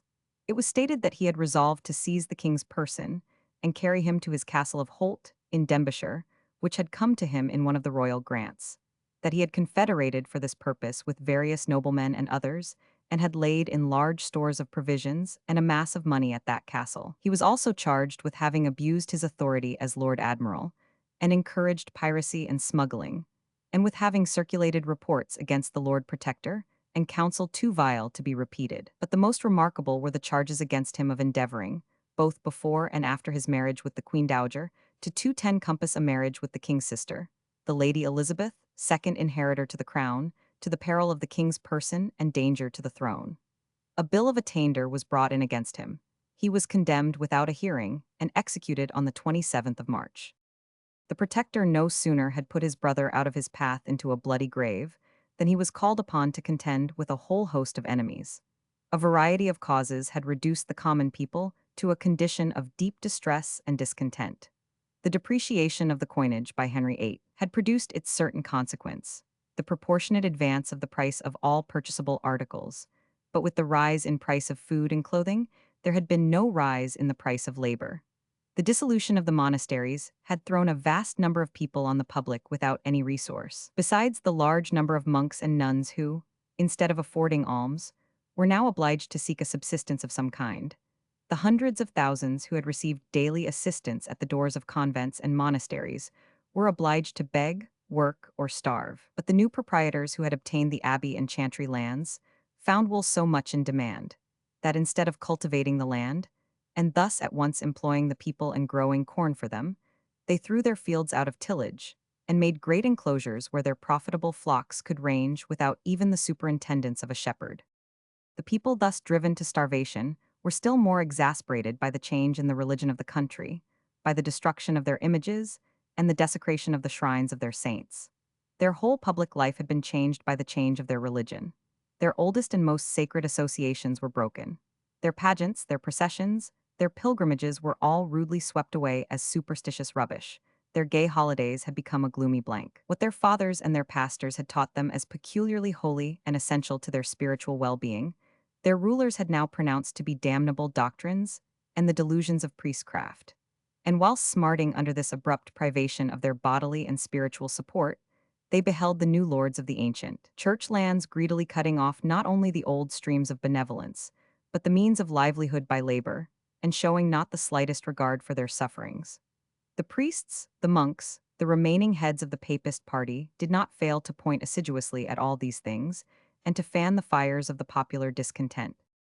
The timidity of the protector forced the ferment to a climax by the very means which he resorted to in order to mitigate it.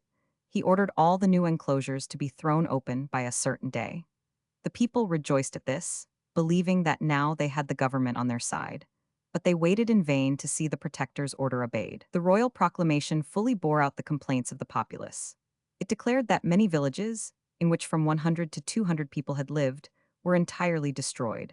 That one shepherd now dwelt where numerous industrious families dwelt before, and that the realm was injured by turning arable land into pasture, and letting houses and families decay and lie waste. Hales, the commissioner, stated that the laws which forbade anyone to keep more than 2,000 sheep, and which commanded the owners of church lands to keep household on the same, were disobeyed, the result being that numbers of the king's subjects had diminished. But though the government admitted all this, it took no measures to make its proclamation effective. The landowners disregarded it, and the people, believing that they were only seconding the law, assembled in great numbers, chose their captains or leaders, broke down the enclosures, killed the deer in the parks, and began to spoil and waste, according to Holinshed, after the manner of an open rebellion. The day approached when the use of the old liturgy was to cease, and instead of the music, the spectacle, and all the imposing ceremonies of high mass, they would be called on to listen to a plain sermon. Goaded to desperation by these grievances, the people rose in almost every part of the country. In Wiltshire, Sir William Herbert raised a body of troops and dispersed the insurgents, killing some and executing others according to martial law. The same was done in other quarters by the resident gentry. The protector, alarmed, sent out commissioners to hear and decide all causes about enclosures, highways, and cottages. These commissioners were armed with great powers, the exercise of which produced as much dissatisfaction amongst the nobility and gentry as the enclosures had done amongst the people. The spirit of remonstrance entered into the very council, and the protector was checked in his proceedings. Whereupon the people, not finding the redress they expected, again rose in rebellion. In Devonshire, the religious phase of the 211 movement appeared first, and rapidly assumed a very formidable air. The new liturgy was read for the first time in the church of Sampford Courtenay, on Whit Sunday, and the next day the people compelled the clergyman to perform the ancient service. Having once resisted the law, the insurgents rapidly spread. Humphrey Arundel, the governor of St. Michael's Mount, took the lead, and a few days brought 10,000 men to his standard. As the other risings had been easily dispersed, the government were rather dilatory in dealing with this. But finding that it steadily increased, Lord Russell was dispatched with a small force against the malcontents, accompanied by 3 preachers, Gregory, Reynolds, and Coverdale, who were licensed to preach in such public places as Lord Russell should appoint. The rebels had sat down before Exeter when Russell came up with them, but conscious of the great inferiority of his force, and expecting no miracles from the eloquence of his preachers, he adopted the plan of the Duke of Norfolk in the late reign, and offered to negotiate. Upon this, Arundel and his adherents drew up and presented 15 articles, which went, indeed, to restore everything of the old faith and ritual that had been taken away. The statute of the 6 Articles was to be put in force, the Mass to be in Latin, the sacrament to be again hung up and worshipped, all such as refused it homage were to be treated as heretics, souls in purgatory should be prayed for, images again be set up, the Bible be called in, and cardinal poll was to be of the king's council. Half of the church lands were to be restored to 2 of the chief abbeys in each county. In a word, popery was to be restored and Protestantism abolished. All this time Lord Russell lay at Honiton, not venturing to attack, the government sending him instead of troops only proclamations, by one of which a free pardon was offered to all who would submit. By another, the lands, goods, and chattels of the insurgents were given to any who chose to take them. By a third, punishment of death by martial law was ordered for all taken in arms, and by a fourth, the commissioners were commanded to break down all illegal enclosures. None of these produced the least effect.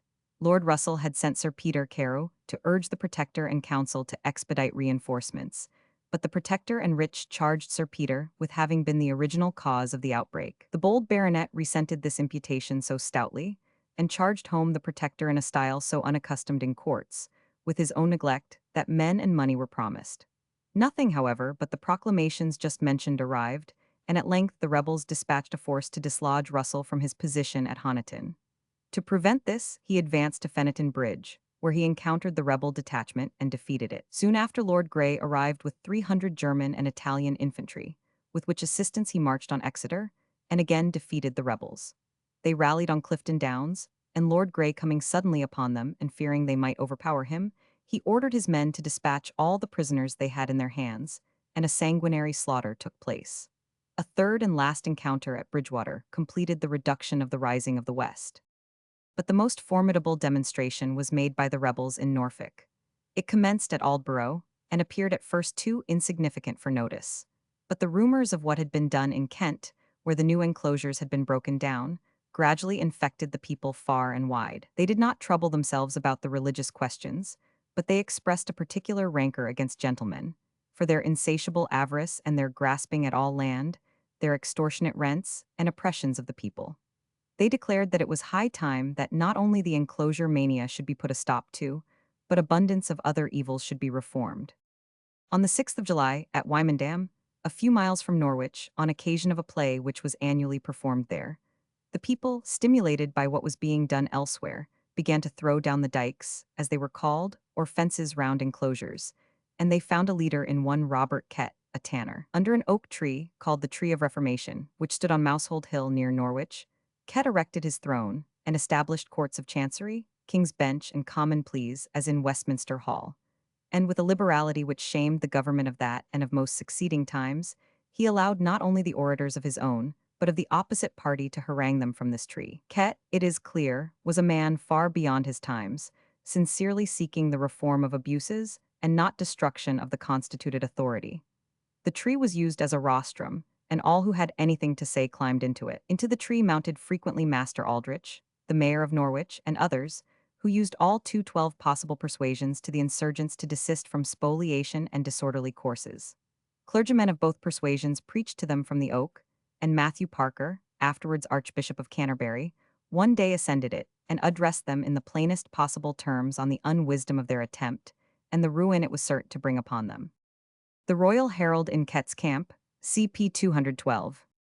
At length on the 31st of July, a royal herald appeared in the camp, and, standing before the Tree of Reformation, apparelled in his coat of arms, pronounced there, before all the multitude, with loud voice, a free pardon to all that would depart to their houses, and laying aside their armor, give over their traitorous enterprise. Some of the insurgents, who were already weary of the affair, and only wanted a good excuse for drawing off safely, took the offered pardon and disappeared.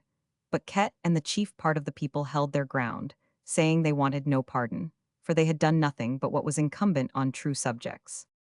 Expecting that now some attack would soon be made upon them, they marched into Norwich to seize on all the artillery and ammunition they could, and carry it to their camp. The herald made another proclamation to them in the marketplace, repeating the offer of pardon, but threatening death to all who did not immediately accept it. They bade him begone, for they wanted no such manner of mercy. From that day the number of Kett's followers grew again rapidly, for he seemed above the government. And the herald returning to town, dissipated at court any hope of the rebels dispersing of themselves. A troop of 1,500 horse, under the Marquis of Northampton, accompanied by a small force of mounted Italians under Malatesta, were therefore sent down to Norwich, of which they took possession. But the next day Ket and his host descended from their hill, found their way into the city, engaged, defeated, and drove out the king's troops, killing Lord Sheffield and many gentlemen, and their blood being up, set fire to the town and plundered it as it burnt. Northampton retreated ignominiously to town, where the Protector now saw that the affair was of a character that demanded vigorous suppression. An army of 8,000 men, 2,000 of whom 213 were Germans, under the Earl of Warwick, about to proceed against Scotland, was directed to march to Norwich and disperse the rebels. Warwick arriving, made an entrance, after some resistance, into the city. But there he was assailed on every side with such impetuosity that he found it all that he could do to defend himself, being deficient in ammunition. On the 26th of August, however, arrived a reinforcement of 1,400 lansquenets, with store of powder and ball, and the next day he marched out, and the enemy having imprudently left their strong position on the hill, he attacked them in the valley of Dussingdale, and at the first charge broke their ranks. They fled, their leader, Ket, galloping off before them. They were pursued for 3 or 4 miles, and the troopers cut them down all the way with such ruthless vengeance that 3,500 of them were said to have perished. The rest, however, managed to surround themselves by a line of wagons, and, hastily forming a rampart of a trench and a bank fortified with stakes, resolved to stand their ground. Warwick, perceiving the strength of the place, and apprehensive of a great slaughter of his men, offered them a pardon. But they replied that they did not trust to the offer. They knew the fate that awaited them, and they preferred to die with arms in their hands rather than on the gallows. Warwick renewed his offer, and went himself to assure them of his sincerity, on which they laid down their arms, or retired with them in their hands. Ket alone was hanged on the walls of Norwich Castle, his brother on the steeple of Wymondham Church, and 9 of the ringleaders on the Oak of Reformation. Old Somerset House, London. Circumstances were now fast environing the Protector with danger. The feebleness of his government, his total want of success, both in Scotland and France, with which country he had become involved in an undeclared war, emboldened his enemies, who had become numerous and determined from the arrogance of his manners and his endeavors to check the enclosures of the aristocracy. Henry VIII had never drawn any signal advantages from his hostile expeditions, but the forces which he collected and the determined character of the man impressed his foreign foes with a dread of him. It was evident that the 214 neighboring nations had learned Somerset's weakness, and therefore despised him. He had driven the Queen of Scots into the hands of the French, and they had driven him out of the country. He was on the very verge of losing Boulogne, which Henry had prided himself so much on conquering. At home, the whole country had been thrown into a state of anarchy and insubordination by the reforms in religion, of which he was the avowed patron, and in the meantime he had allowed another to reap the honor of restoring order. It was intended that the Protector himself should have proceeded against the rebels, but probably he thought that the man who had encouraged them to pull down the enclosures would appear with a very bad grace to punish them for doing it. Dudley, Earl of Warwick, was, therefore, selected for this office, a man quite as ambitious, quite as unprincipled, and far more daring than Somerset. He returned from Norfolk like a victor, and his reputation rose remarkably from that moment. He was looked up to as the able and successful man, and his ambitious views were warmly seconded by the wily old ex-chancellor, Wriothesley, Earl of Southampton, who hated Somerset for having dismissed him from office, and for having banished him from the council. He now took up Warwick as a promising instrument for his revenge. He flattered him with the idea that he was the only man to restore the credit and peace of the nation. Nor was it Warwick only whom Southampton stimulated to enmity against Somerset. He had arguments adapted to all, and where he found any seemingly resolved to stand by the Protector, he would significantly ask what friendship they hoped from a man who had murdered his own brother. Little art was needed to influence the old nobility against Somerset, and his hostility to the enclosures had raised up a host of enemies amongst the new, who should have been his natural friends. The people he had lost favor with, from his total want of success against the enemies of the country, and if there were any whom all these causes had not alienated, these were disgusted with his insolence and rapacity. He had bargained for large slices from the manors of bishoprics and cathedrals as the price of promotion to the clergy. He had obtained from the puppet king in his hands grants of extensive church lands for his services in Scotland, services which now were worse than null, and in the patent which invested him with these lands, drawn up under his own eye, He had himself styled Duke of Somerset by the grace of God, as if he were a king. He was accused of having sold many of the chantry lands to his friends at nominal prices, because he obtained a heavy premium upon the transaction. But what more than all shocked the public sense of religious decorum was that he had erected for himself a splendid palace in the Strand, where the one called from him Somerset House now stands, and had spared no outrage upon public rights and decencies in its erection. Not only private houses, but public buildings, and those of the most sacred character, had been displaced to make room for his proud mansion. To clear the ground for its site and to procure materials for its building, he pulled down 3 episcopal houses and 2 churches on the spot, St. Mary's and a church of St. John of Jerusalem, also a chapel, a cloister, and a charnel house in St. Paul's churchyard, and he carted away the remains of the dead by whole loads and threw them into a pit in Bloomsbury. When he attempted to pull down St. Margaret's Church in Westminster, for the stones, the parishioners rose in tumult and drove his men away. Whatever profession of reformed religion he might make, such proceedings as these stamped it as a pretense, hollow, and even impious in the minds of the public. The feeling, which originated out of doors, had now made its way into the heart of the council. Somerset's friends were silenced. His enemies spoke out boldly.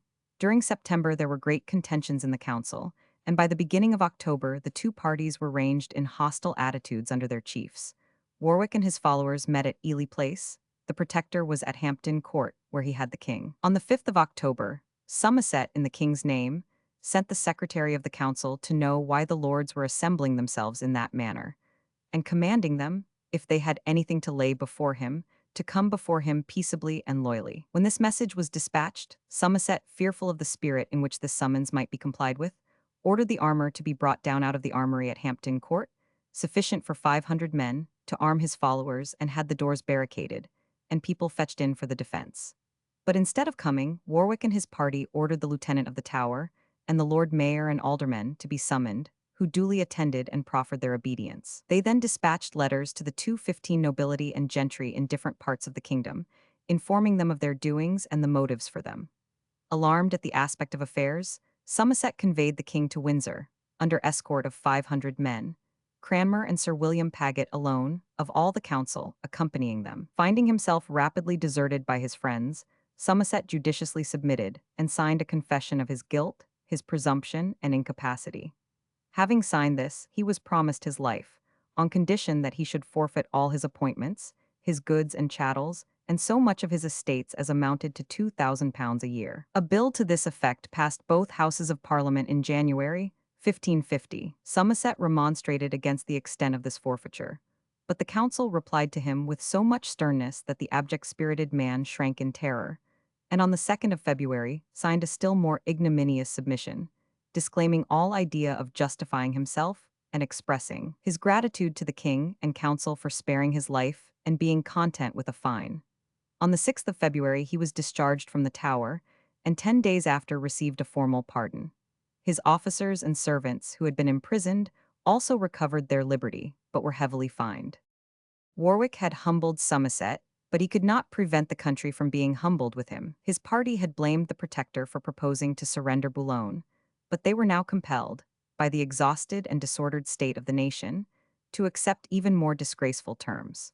During the winter the French had cut off all communication between Boulogne and Calais, and the Earl of Huntingdon found himself unable to reopen it, though he led against the enemy all his bands of mercenaries and 3,000 English veterans. His treasury and his storehouses were empty, and the French calculated confidently on taking the place at spring. Unable to send the necessary aid, a fresh proposal was made to the emperor to occupy it, and this not tempting him, the council next offered to cede it to him in full sovereignty, on condition that it should never be surrendered to France. Charles declined, and as a last resource a Florentine merchant, Antonio Guidati, was employed to make the French aware that England was not averse from a peace. The French embraced the offer, but under such circumstances they were not likely to be very modest in their terms of accommodation. The conference between the ambassadors was opened on the 21st of January, and the English proposed that, as an equivalent for the surrender of Boulogne, Mary of Scotland should be contracted to Edward. To this, the French bluntly replied that that was impossible, as Henry had already agreed to marry her to the Dauphin. The next proposition was that the arrears of money due from the Crown of France should be paid up, and the payment of the fixed pension continued. To this, the ambassadors of Henry replied, in a very different tone to that which English monarchs had been accustomed to hear from those of France, that their king would never condescend to pay tribute to any foreign crown, that Henry VIII had been enabled by the necessities of France to extort a pension from Francis, and that they would now avail themselves of the present difficulties of England to compel Edward to renounce it. The English envoys appeared, on this bold declaration, highly indignant, and as if they would break off the conference. But every day they receded more and more from their pretensions, and they ended by subscribing, on the 24th of March, to all the demands of their opponents. These conditions were that there should be peace and union between the two countries, not merely for the lives of the present monarchs, but to the end of time, that Boulogne should be surrendered to the King of France with all its stores and ordnance, and that, in return for the money expended on the fortifications, they should pay to Edward 200,000 crowns on the delivery of the place, and 200,000 more in 5 months. But the English were previously to surrender Douglas and Lauder to the Queen of Scots, or, if they were already in the hands of the Scots, to raze the fortresses of Eyemouth and Roxburgh to the ground. Scotland was to be comprehended in the treaty if the Queen desired it, and Edward bound himself not to make war on Scotland unless some new provocation were given. So disgraceful was this treaty, such a surrender was it of the nation's dignity, that the people regarded it as an eternal opprobrium to the country. And from that hour the boastful claims of England on the French crown were no more heard of, except in the ridiculous retention of the title of King of France by our sovereigns. Freed from the embarrassments of foreign politics, the council now proceeded with the work of church reform, and during 1550 and part of 1551 was busily engaged checking on the one hand the opposition of the Romanist clergy, and on the other the latitudinarian tendencies of the 216 Protestants. Bonner and Gardiner were the most considerable of the uncomplying prelates, and they were first brought under notice. Bonner had been called before the council in August of 1549 for not complying with the requisitions of the court in matters of religion, and in April 1550 he was deprived of his see of London and remanded to the Marshalsea, where he remained till the king's death. Ridley was appointed to the bishopric of London. Gardiner and Heath, Bishop of Worcester, were also imprisoned. From the bishops, the reforming council proceeded to higher game. The Princess Mary, the king's eldest sister, from the first, had expressed her firm resolution of not adopting the new faith or ritual. She had, moreover, declared to Somerset that during Edward's minority things ought to remain as the king her father had left them. Somerset replied that, on the contrary, he was only carrying out the plans which Henry had already settled in his own mind, but had not had time to complete.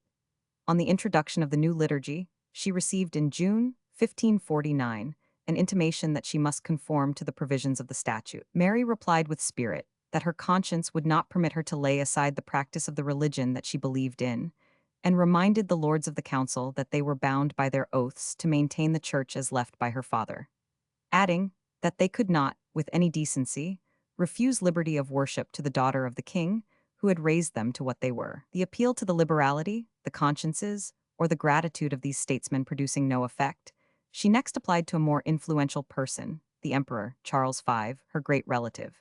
He intervened on her behalf with such vigor that war between England and Germany seemed at one time inevitable, and the council gave way. The persecutions were shortly afterwards renewed, but Mary remained firm and finally was completely victorious. The ungenerous conduct of the Warwick party towards Mary, and the disgraceful conditions of the peace with France, naturally caused a considerable revival of Somerset's influence at court, and the remainder of the summer was spent by him in intriguing for the increase of his favor. He surrounded himself with a strong body of armed men. There were secret debates among his friends on the possibility of raising the city in his behalf, and he did not hesitate to drop hints that assassination only could free him from his implacable enemies.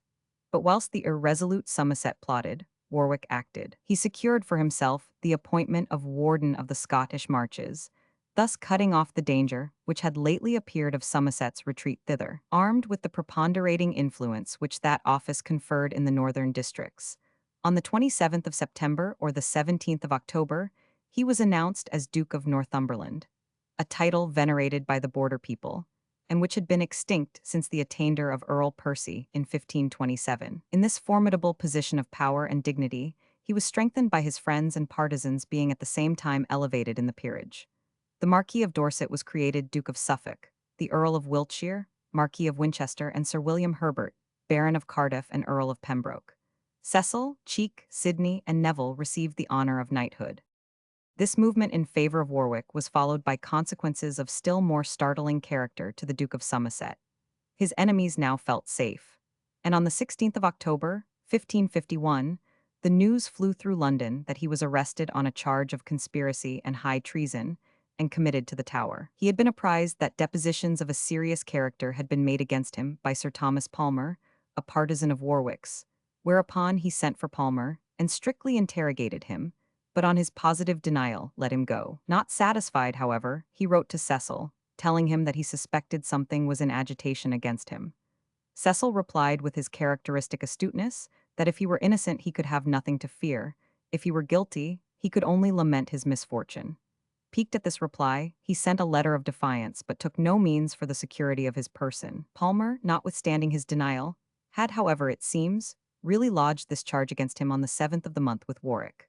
That in a conference with Somerset in April last, in his garden, the Duke assured him that at the time that the solemn declaration of Sir William Herbert had prevented him from going northward, he had sent Lord Grey to raise their friends there. That after that he had formed the design of inviting Warwick, Northampton, and the chiefs of that party and of assassinating them, either there or on their return home. That at this very moment he was planning to raise an insurrection in London, to destroy his enemy, and to seize the direction of government. That Sir Miles Partridge was to call out the apprentices of the city, kill the city guard, and get possession of the great 217 seal, and that Sir Thomas Arundel had secured the Tower, and Sir Ralph Vane had a force of 2,000 men ready to support them. The Duke of Somerset, after the portrait by Holbein. The Duke of Somerset, after the portrait by Holbein. Probably this was a mixture of some truth with a much larger portion of convenient falsehood. The Duke was accordingly arrested, and the next day the Duchess, with her favourites, Mr. and Mrs. Crane, Sir Miles Partridge, Sir Thomas Arundel, Sir Thomas Holcroft, Sir Michael Stanhope, and others of the Duke's friends, were also arrested and committed to the Tower. The King was already brought up from Hampton Court to Westminster for greater security and convenience during the trials of the conspirators. A message was sent in the King's name to the Lord Mayor and Corporation, informing them that the conspirators had agreed to seize the Tower, kill the guards of the city, seize the Great Seal, set fire to the town, and depart for the Isle of Wight. And they were therefore ordered to keep the gates well and maintain a strong patrol in the streets. The trial of the Duke, such as it was, took place on the 1st of December, in Westminster Hall. 27 peers were summoned to sit as his judges, the Marquis of Winchester being appointed Lord High Steward to preside. On that morning Somerset was brought from the Tower, with the axe borne before him, whilst a great number of men carrying bills, glaives, halberds, and poleaxes guarded him.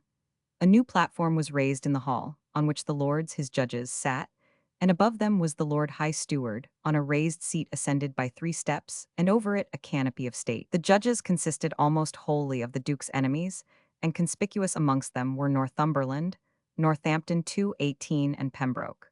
The witnesses against him were not produced, but merely their depositions read. Somerset denied the whole of the charges respecting his intention to raise the city of London, declaring that the idea of killing the city guard was worthy only of a madman.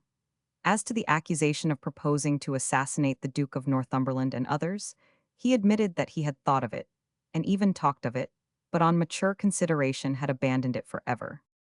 On this confession, the judges declared him guilty of felony without benefit of clergy. They were desirous to adjudge it treason, but this Northumberland himself overruled. When this sentence was pronounced, Somerset fell on his knees and thanked the lords for the fair trial they had given him, and implored pardon from Northumberland, Northampton, and Pembroke for his design against their lives, entreating them to pray the King's mercy to him and his grace towards his wife, his children, and his servants. On the sentence being pronounced only felony, the axe of the Tower was withdrawn, and the people, seeing him returning without that fatal instrument, imagined that he was acquitted and gave such shouts that they were heard from Charing Cross to the Hall. According to Holinshed, the Duke of Somerset landed from the river, at the crane of the vine tree, and so passed through London, where were both acclamations. The one cried for joy that he was acquitted, the other cried that he was condemned. 6 weeks after his sentence, the warrant for his execution was signed. The chronicler quaintly remarks that, Christmas being thus passed and spent with much mirth and pastime, it was thought now good to proceed to the execution of the judgment against the Duke of Somerset. The day of execution was the 22nd of January, 1552. To prevent the vast concourse which, from the popularity of his character among the common people, from his opposition to enclosures during his protectorship, was sure to take place. The council had issued a precept to the Lord Mayor, commanding him to take all necessary measures for restraining the rush towards Tower Hill. The constables in every ward had, therefore, strictly charged everyone not to leave their houses before 10 o'clock that morning. But by the very dawn, Tower Hill was one mass of heads, assembled more in expectation of the Duke's reprieve than of his execution. At 8 o'clock he was delivered to the sheriffs of London, who led him out to the scaffold on Tower Hill. He died calmly and nobly. Parliament met the day after the execution of Somerset, and as it had been originally summoned by him, it appeared to act as inspired with a spirit which resented his treatment and his death. And this spirit tended greatly during this session to revive that ancient independence which Henry VIII had so completely quelled during his life. Most deserving of notice was the enactment which ordered the churchwardens in every parish to collect contributions for the support of the poor. This, though it appeared at first sight a voluntary contribution under the sanction of government, was in reality a compulsory one, for the bishop of the diocese had authority to proceed against such as refused to subscribe. From this germ grew the English poor law, with all its machinery and consequences. The Crown attempted to reenact some of the most arbitrary and oppressive laws of Henry VIII, though they had been repealed in the first Parliament of this reign. A bill was sent to the Lords, making it treason to call the king, or any of his heirs, a heretic, schismatic, tyrant, or usurper. The Lords passed it without hesitation, for it most probably proceeded from Warwick, and the Lords were strongly devoted to him. But the Commons drew the same line which had been drawn regarding the deniers of the supremacy. They would admit the offense to be treason only when it was done by writing, printing, carving, or graving, which indicated deliberate purpose. But what was spoken, as it might result from indiscretion or sudden passion, they decreed to be only a minor offense, punishable by fine or forfeiture, and only rendered treasonable by a third repetition. The Commons also added a most invaluable clause, the necessity of which had been constantly pressing on the public attention, and had just been strikingly demonstrated by the trial of Somerset. It was now enacted that no person should be arraigned, indicted, convicted, or attainted of any manner of treason, unless on the oath of two lawful accusers, who should be brought before him at the time of his arraignment, and there should openly maintain their charges against him. But in prosecuting the reforms of the Church, the Parliament proceeded with a far more arbitrary spirit. The Common Prayer Book underwent much revision, and an act was passed by which the bishops were empowered to compel attendance on the amended form of service by spiritual censures, and the magistrates to punish corporally all who used any other. Anyone daring to attend any other form of worship was liable to 6 to 19 months imprisonment for the first offense, 12 months for the second, and confinement for life for the third. So little did our church reformers of that day understand of the rights of conscience. In the same spirit, Cranmer proceeded to frame a collection of the Articles of Religion and a code of ecclesiastical constitutions. Parliament, proving too independent, was dissolved, and in preparing for a new Parliament, Northumberland took such measures as showed that his own power and aggrandizement were the first things in his thoughts, the constitution of the kingdom the last. Letters were sent in the king's name to all the sheriffs, directing them, in the most straightforward manner, to abuse their powers in order to return a parliament completely subservient to the government. Silver Crown of Edward VI. The only object which the Duke of Northumberland had in view in calling the new parliament together was to procure liberal supplies. The appropriation of the monastic and chartered lands had left the crown nearly as poor as it had found it. Such portions of these lands as still remained in its possession were totally inadequate to meet the annual demands of the government. Northumberland, therefore, asked for 2/10 and 2/15. But even with his care to pack the commons, he found it no easy task to obtain supplies, and the friends of Somerset again assembled in considerable force in the House, resenting in strong terms the pretense thrown out in the preamble to the bill that it was owing to the extravagance and improvidence of the late Duke of Somerset, to his involving the country in needless wars, debasing the coin, and occasioning a terrible rebellion. But the king's health was fast failing, and it was high time for Northumberland to make sure his position and fortune. The constitution of Edward had long betrayed symptoms of frailty. In the early spring of the past year, he was successively attacked by measles and smallpox. In the autumn, through incautious exposure to cold, he was attacked by inflammation of the lungs, and so enfeebled was he become by the meeting of Parliament on the 1st of March, 1553, that he was obliged to receive the two houses at his palace of Whitehall. He was greatly exhausted by the exertion, being evidently far gone in a consumption, and harassed with a troublesome cough. Northumberland, from the day on which he rose into the ascendant at court, had shown that he was the true son of the old licensed extortioner. He had labored assiduously, not only to surround himself by interested adherents, but to add estate to estate. He inherited a large property, the accumulations of oppression and crimes of the blackest dye. But during the 3 years in which he had enjoyed all but kingly power, he had been diligently at work creating a kingly domain. He was become the steward of the East Riding of Yorkshire, and likewise of all the royal manors in the 5 northern counties. He had obtained Tynemouth and Alnwick in Northumberland, Barnard Castle in Durham, and immense estates in Warwick, Worcester, and Somerset shires. The more he saw the king fail, the more anxious he was to place his brother, his sons, his relatives, and most devoted partisans in places of honor and profit around him at court. This done, he advanced to bolder measures, to which these were only the stepping stones. Lady Jane Grey was the daughter of Frances, Duchess of Suffolk, whose mother was Mary, the sister of Henry VIII. Mary first married Louis XII, of France, by whom she had no children, and next Charles Brandon, Duke of Suffolk, by whom she had 2 daughters. The younger of these married Clifford, Earl of Cumberland, but the elder, Frances, whose claim came first, had by the Marquis of Dorset, afterwards Duke of Suffolk, 3 daughters, Jane, Catherine, and Mary. Northumberland, casting his eye over the descendants of Henry VIII, saw the only son, King Edward, dying, and the 2 daughters, Mary and Elizabeth, bastardized by acts of Parliament still unrepealed. A daring scheme seized his ambitious mind, a scheme to set aside these 2 princesses, the elder of whom, an immediate heir to the 220 throne, was especially dangerous to the permanence of the newly established Protestantism. It was true that Margaret of Scotland, the sister of Henry VIII, was older than his sister Mary, and her granddaughter, Mary Queen of Scots, would have taken precedence of the descendants of Mary. But she and her issue had been entirely passed over in the will of Henry. Leaving out, then, this line, and setting aside the princesses Mary and Elizabeth as legally illegitimate, Lady Jane Grey would become heir to the throne. Northumberland resolved, therefore, to secure Lady Jane in marriage for his son Lord Guilford Dudley, to obtain Lady Jane's sister, Catherine, for Lord Herbert, son of the Earl of Pembroke, who owed title, estates, and everything to the favor of Northumberland, and to marry his own daughter Catherine to the eldest son of the Earl of Huntingdon. The marriages were celebrated at Durham House, the Duke of Northumberland's new residence in the Strand. Sixpence of Edward VI, shilling of Edward VI.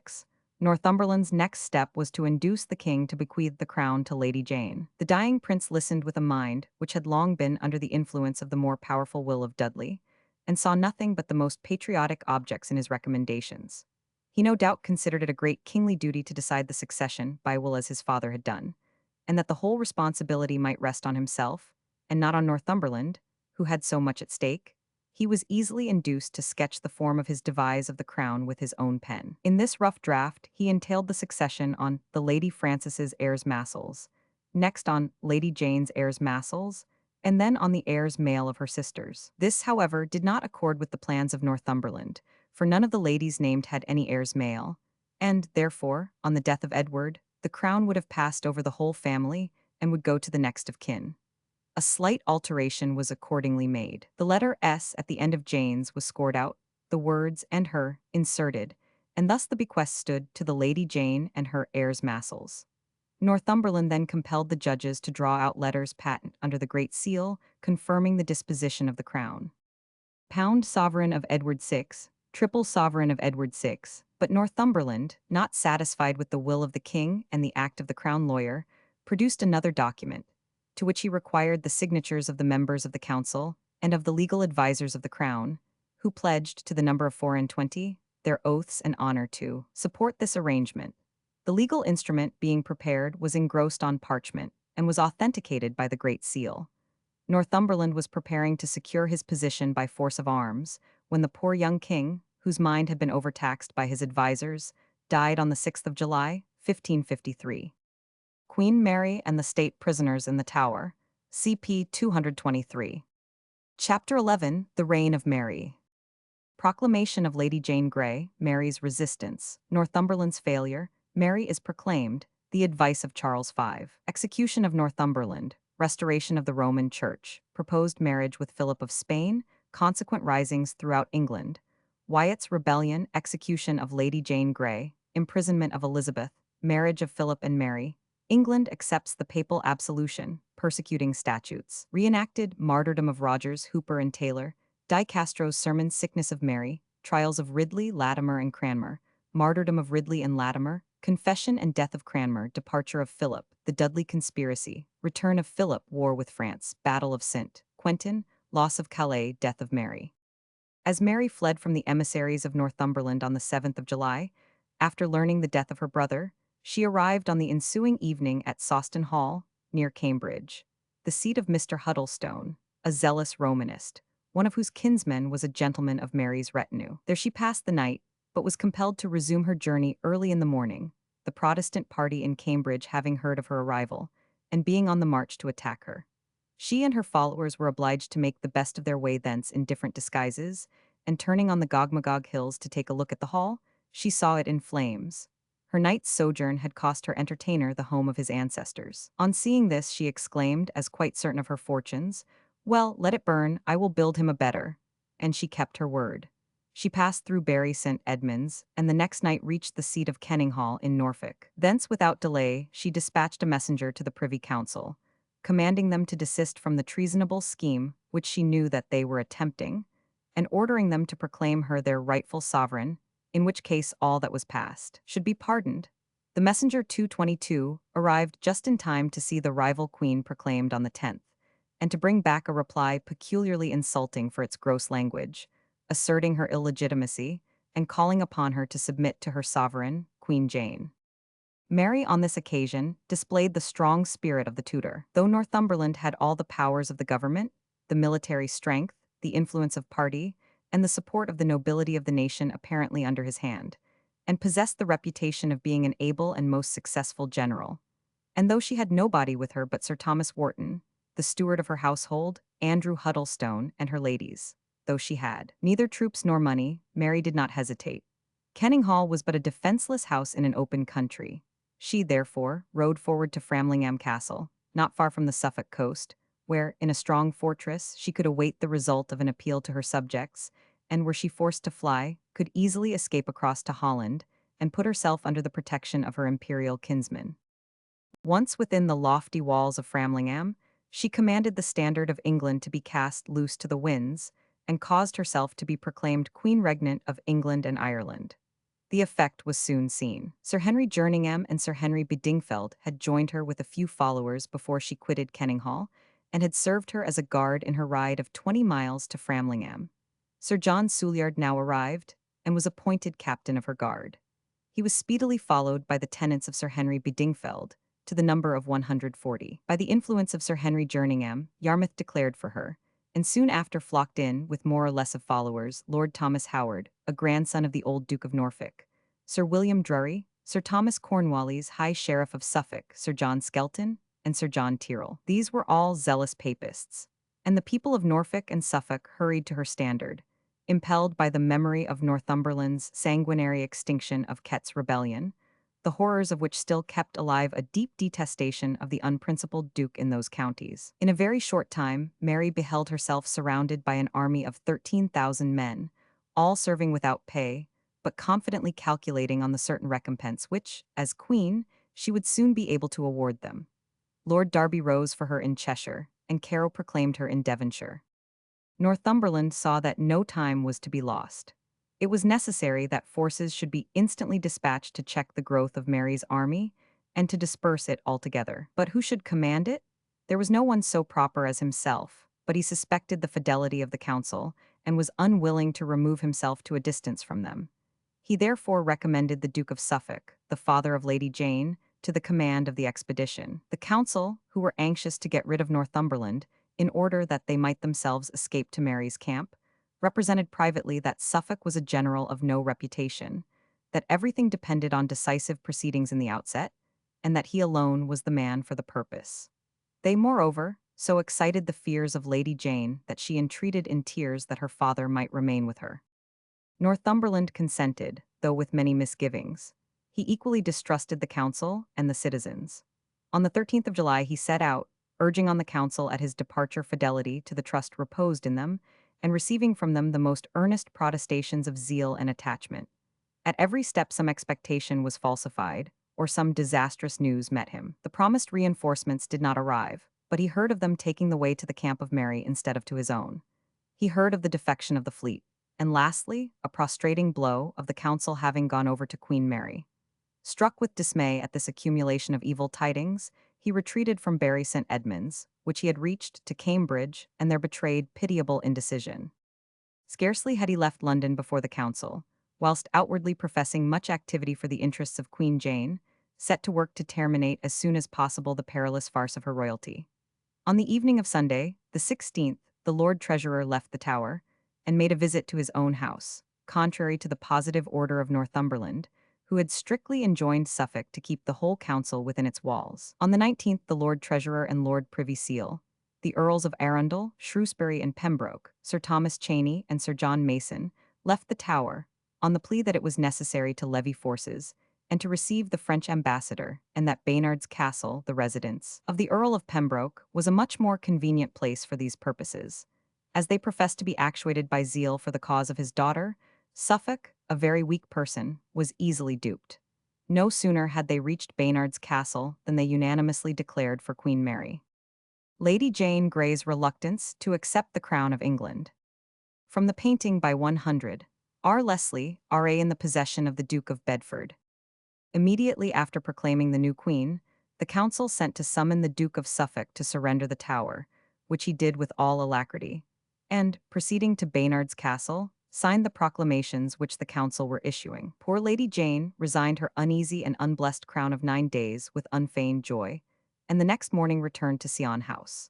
This brief period of queenship, which had been thrust upon her against her own wishes and better judgment, had been embittered not only by her own sense of injustice towards her kinswoman, the Princess Mary, and by apprehension of the consequences to herself and all her friends, but still more by the harshness and insatiate ambition of her husband and his mother.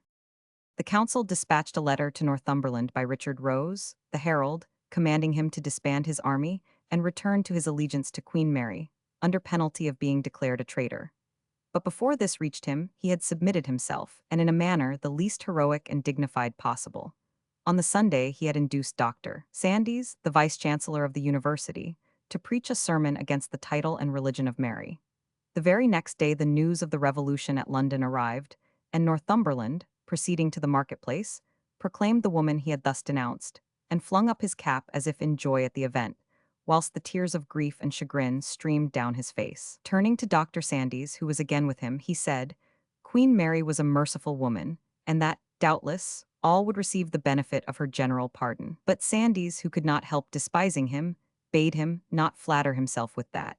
For if the queen were ever so inclined to pardon, those who ruled her would destroy him, whoever else were spared. Immediately after, Sir John Gates, one of his oldest and most obsequious instruments, arrested him, when he had his boots half drawn on, so that he could not help himself.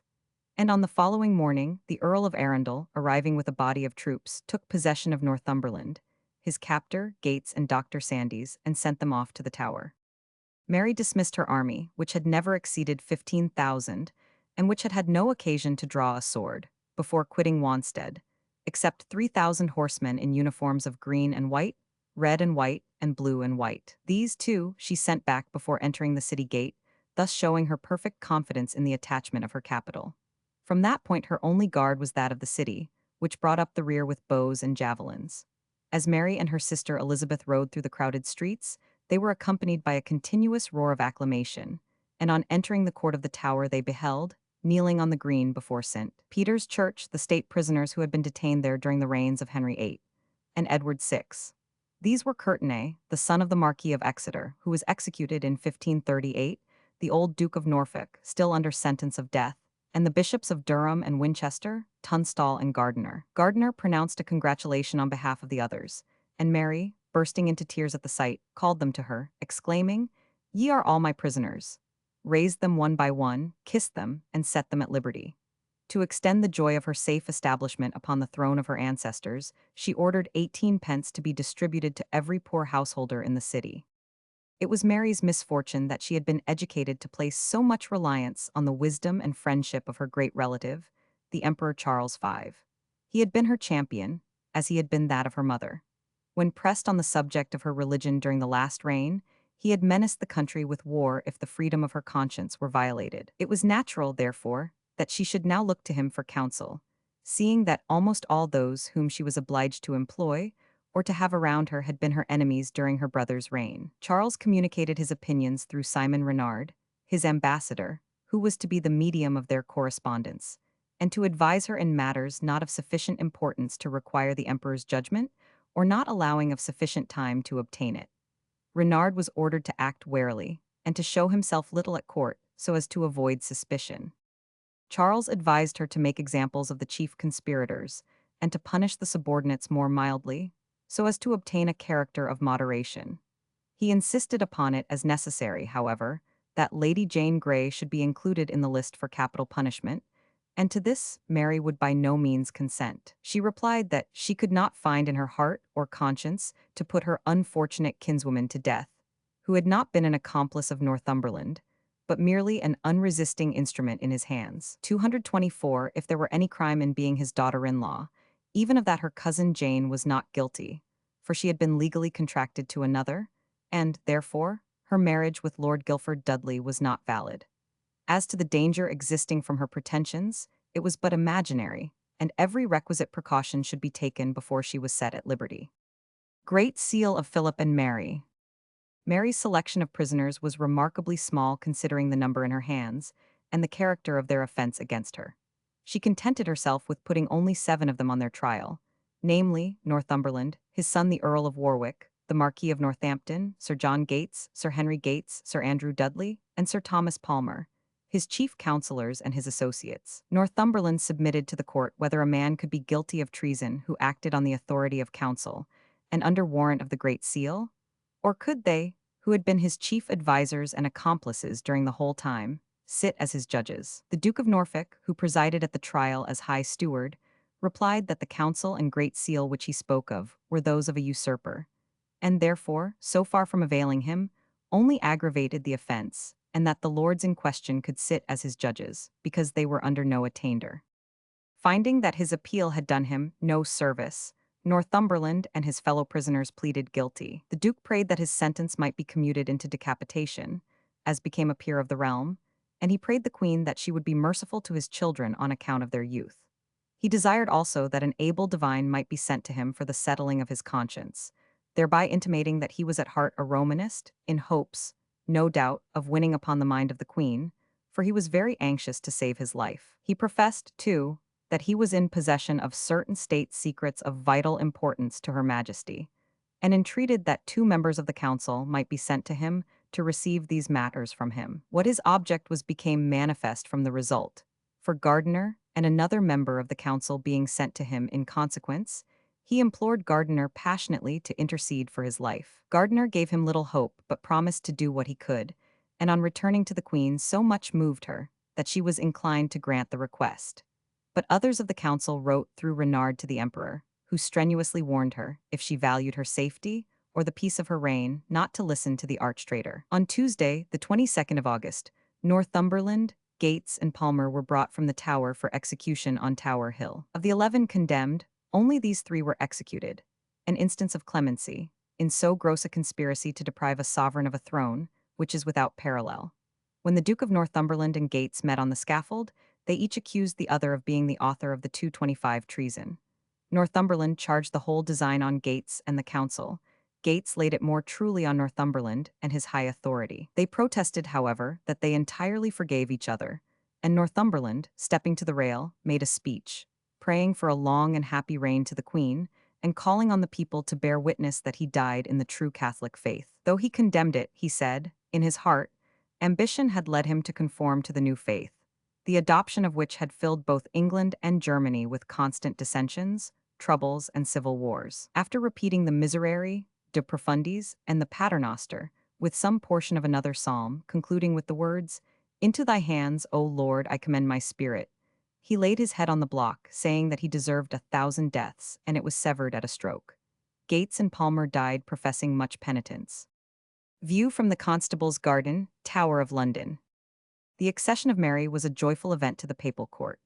Julius III appointed Cardinal Pole his legate to the Queen, but Pole was by no means in haste, without obtaining further information, To fill this office in a country where the people, whose sturdy character he well knew, had to so great an extent imbibed the doctrines of the Reformation.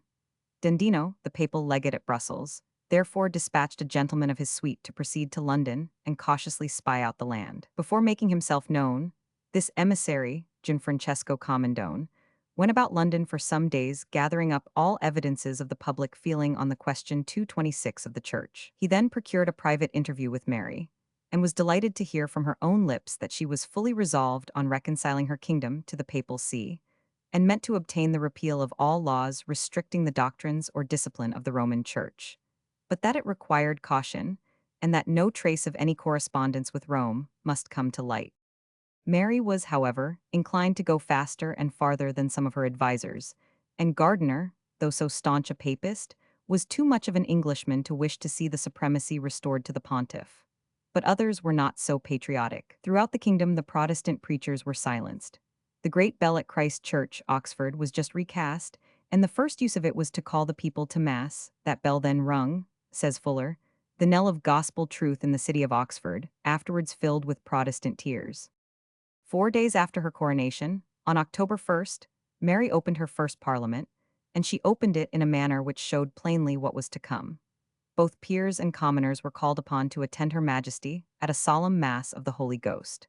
This was an immediate test of what degree of compliance was to be expected in the attempt to return to the ancient order of things, and the success of the experiment was most encouraging. With the exception of Taylor, Bishop of Lincoln, and Harley, Bishop of Hereford, the whole Parliament, peers, prelates, and commoners, fell on their knees at the elevation of the host, and participated with an air of devotion in that which in the last reign they had declared an abomination. But such was the zeal now for the lately abhorred Mass, that the two non-complying bishops were thrust out of the Queen's presence, and out of the abbey altogether. There were those who insinuated that the emperor furnished Mary with funds to bribe her parliament on this occasion. But besides that Charles was not so lavish of his money, events soon showed that the parliament, though so exceedingly pliant in the matter of religion, was stubborn enough regarding the estates obtained from the Church, and also concerning Mary's scheme of a Spanish marriage. The first act of legislation was to restore the securities to life and property, which had been granted in the 25th year of Edward III, and which had been so completely prostrated by the acts of Henry VIII. Such an act had been passed at the commencement of the last reign, but had been again violated in the cases of the two Seymours. The Parliament, looking back on the sanguinary lawlessness of that monarch, did not think the country sufficiently safe from charges of constructive treason and felony without a fresh enactment. It next passed an act annulling the divorce of Queen Catherine of Aragon by Cranmer and declaring the present queen legitimate. This act indeed tacitly declared Elizabeth illegitimate, but there was no getting altogether out of the difficulties which the licentious proceedings of Henry VIII had created, and it was deemed best to pass that point over in silence, leaving the queen to treat her sister as if born in genuine wedlock. The next act went to restore the papal church in England, stopping short, however, of the supremacy. This received no opposition in the House of Lords, but occasioned a debate of 2 days in the Commons. It passed, however, eventually without a division, and by it was swept away at once the whole system of Protestantism established by Cranmer during the reign of Edward VI. The reformed liturgy, which the Parliament of that monarch had declared was framed by the inspiration of the Holy Ghost, was now pronounced to be a new thing, imagined and devised by a few of singular opinions. This abolished the marriages of priests and illegitimatized their children. From the 20th day of November divine worship was to be performed, and the sacraments were to be administered, as in the last year of Henry VIII. Thus were the tyrannic 6 articles restored, and all but the papal supremacy. Even the discussion of the ritual and doctrines of Edward VI became so warm that the Queen prorogued Parliament for 3 days. On calling the House of Commons together again, and proceeding with the bill, no mention was made of the restoration of the church property, though the Queen was anxious to restore all that was in the hands of the Crown. For the lords and gentlemen even of the House of Commons, who were in possession of those lands, would have raised a far different opposition to that which was manifested regarding the state religion. No sooner were these bills passed than the clergy met in convocation, and passed decrees for the speedy enforcement of all the new regulations. By permission, from the painting in the Victoria and Albert Museum, South Kensington. By permission, from the painting in the Victoria and Albert Museum, South Kensington. Cranmer at Traitor's Gate, 1553. By F. Goodall, R.A. The persecution of the reformed clergy who had stood firm became vehement. The married clergy were called upon to abandon their wives, and there was a rush of the expelled priests again to fill their pulpits. In the cities there was considerable opposition, for there the people had read and reflected, but generally, throughout the agricultural districts, the change took place with the ease and rapidity of the scene shifting at a theater. Many of the married priests, however, would not abandon their wives and children, and were turned adrift into the highways, or were thrust into prison. Many fled abroad, hoping for more Christian treatment from the Reformed churches there, but in vain, for their doctrines did not accord with those of the foreign reformers, who deemed them heretical. About half the English bishops conformed, the rest were ejected from their sees, and several of them were imprisoned.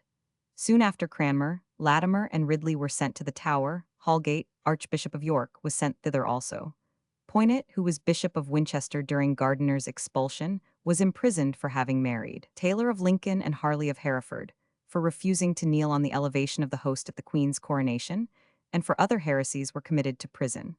On the 13th of October, Cranmer was brought to trial in the Guildhall, on a charge of treason with Lady Jane Grey, her husband Lord Guilford Dudley, and Lord Ambrose Dudley, his brother.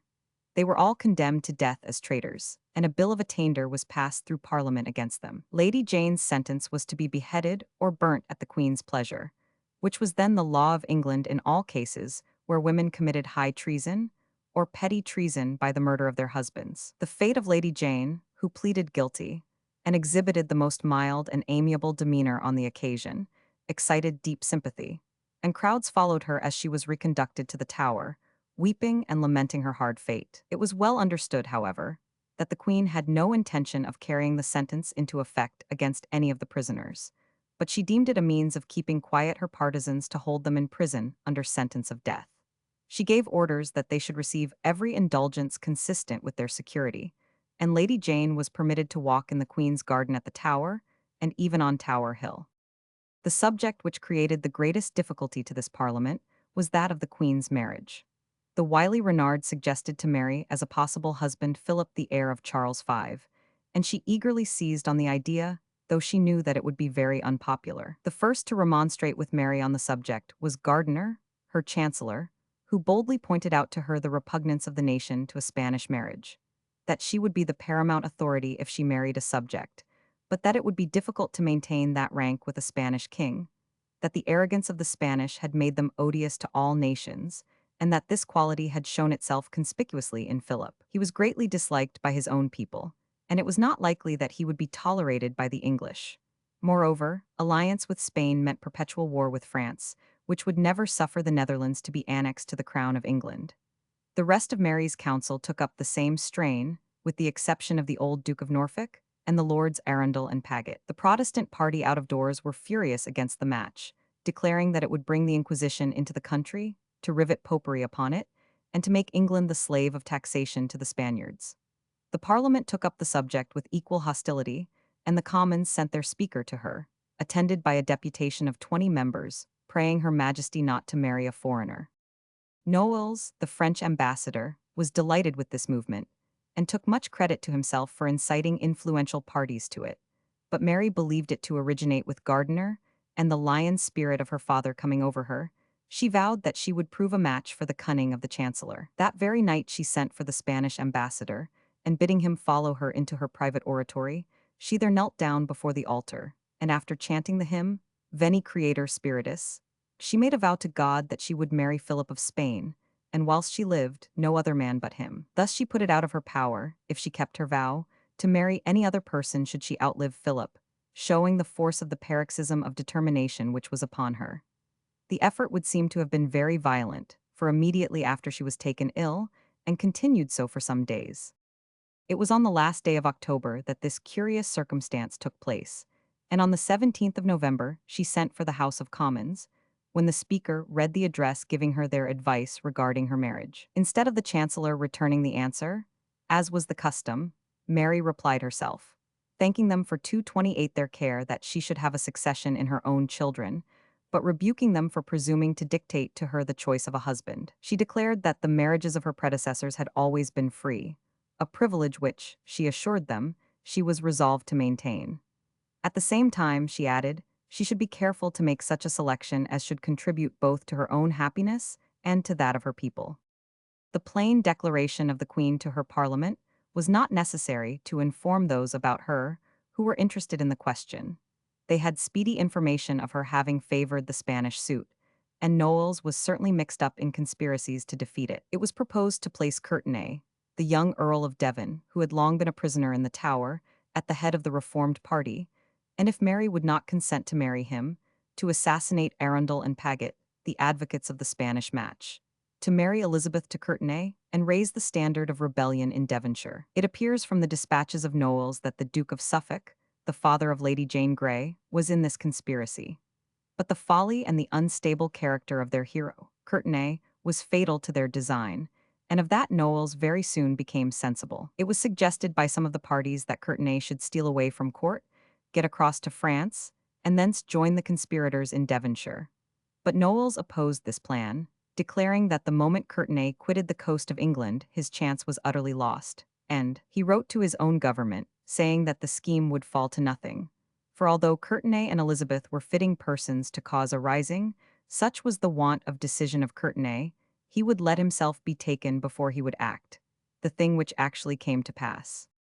On the 2nd of January, 1554, a splendid embassy, sent by the Emperor, headed by the Counts Egmont and Lalling, the Lord of Couriers and the Sieur de Nigri, landed in Kent, to arrange the marriage between Mary and Philip. The unpopularity of this measure was immediately manifested, for the men of Kent, taking Egmont for Philip, rose in fury, and would have torn him to pieces if they could have got hold of him.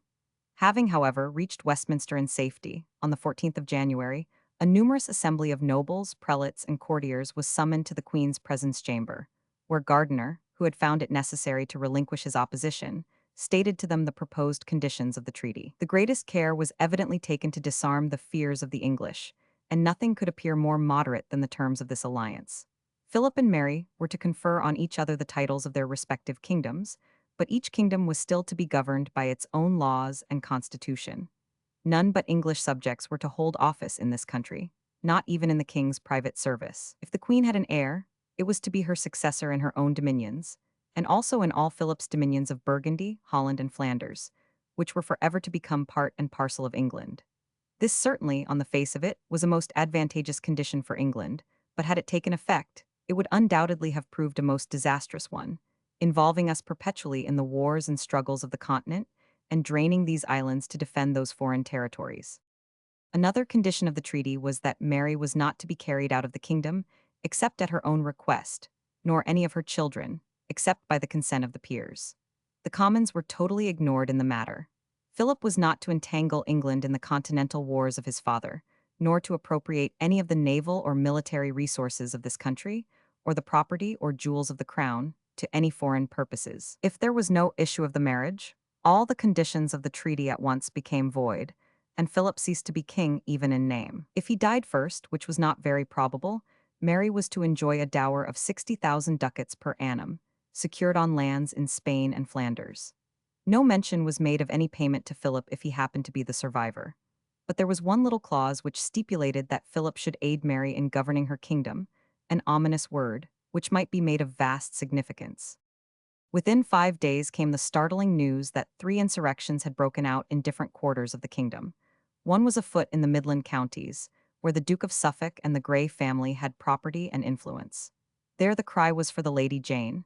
Mary had been completely deceived by the Duke of Suffolk, whom she had pardoned and liberated from the Tower. In return for her leniency, he affected so hearty an approval of her marriage, that she instantly thought of him as the man to put down the other rebellions, and sending for 229 him, found that he and his brothers, Lord Thomas and Lord John Grey, had ridden off with a strong body of horse to Leicestershire, proclaiming Lady Jane in every town through which they passed. They found no response to their cry, a fact which any but the most rash speculators might have been certain of. The Earl of Huntingdon, a relative of the Queen's, took the field against the Greys, who by their folly brought certain death to Lady Jane, and defeated them near Coventry, upon which they fled for their lives. From the View of London, made by Van der Wingard, for Philip Roman II. Old London Bridge with non-such palace. From the View of London, made by Van der Wingard, for Philip II. The second insurrection was in the west, under Sir Peter Carew, whose project was to place Elizabeth and Courtenay, Earl of Devon, on the throne, and restore the Protestant religion.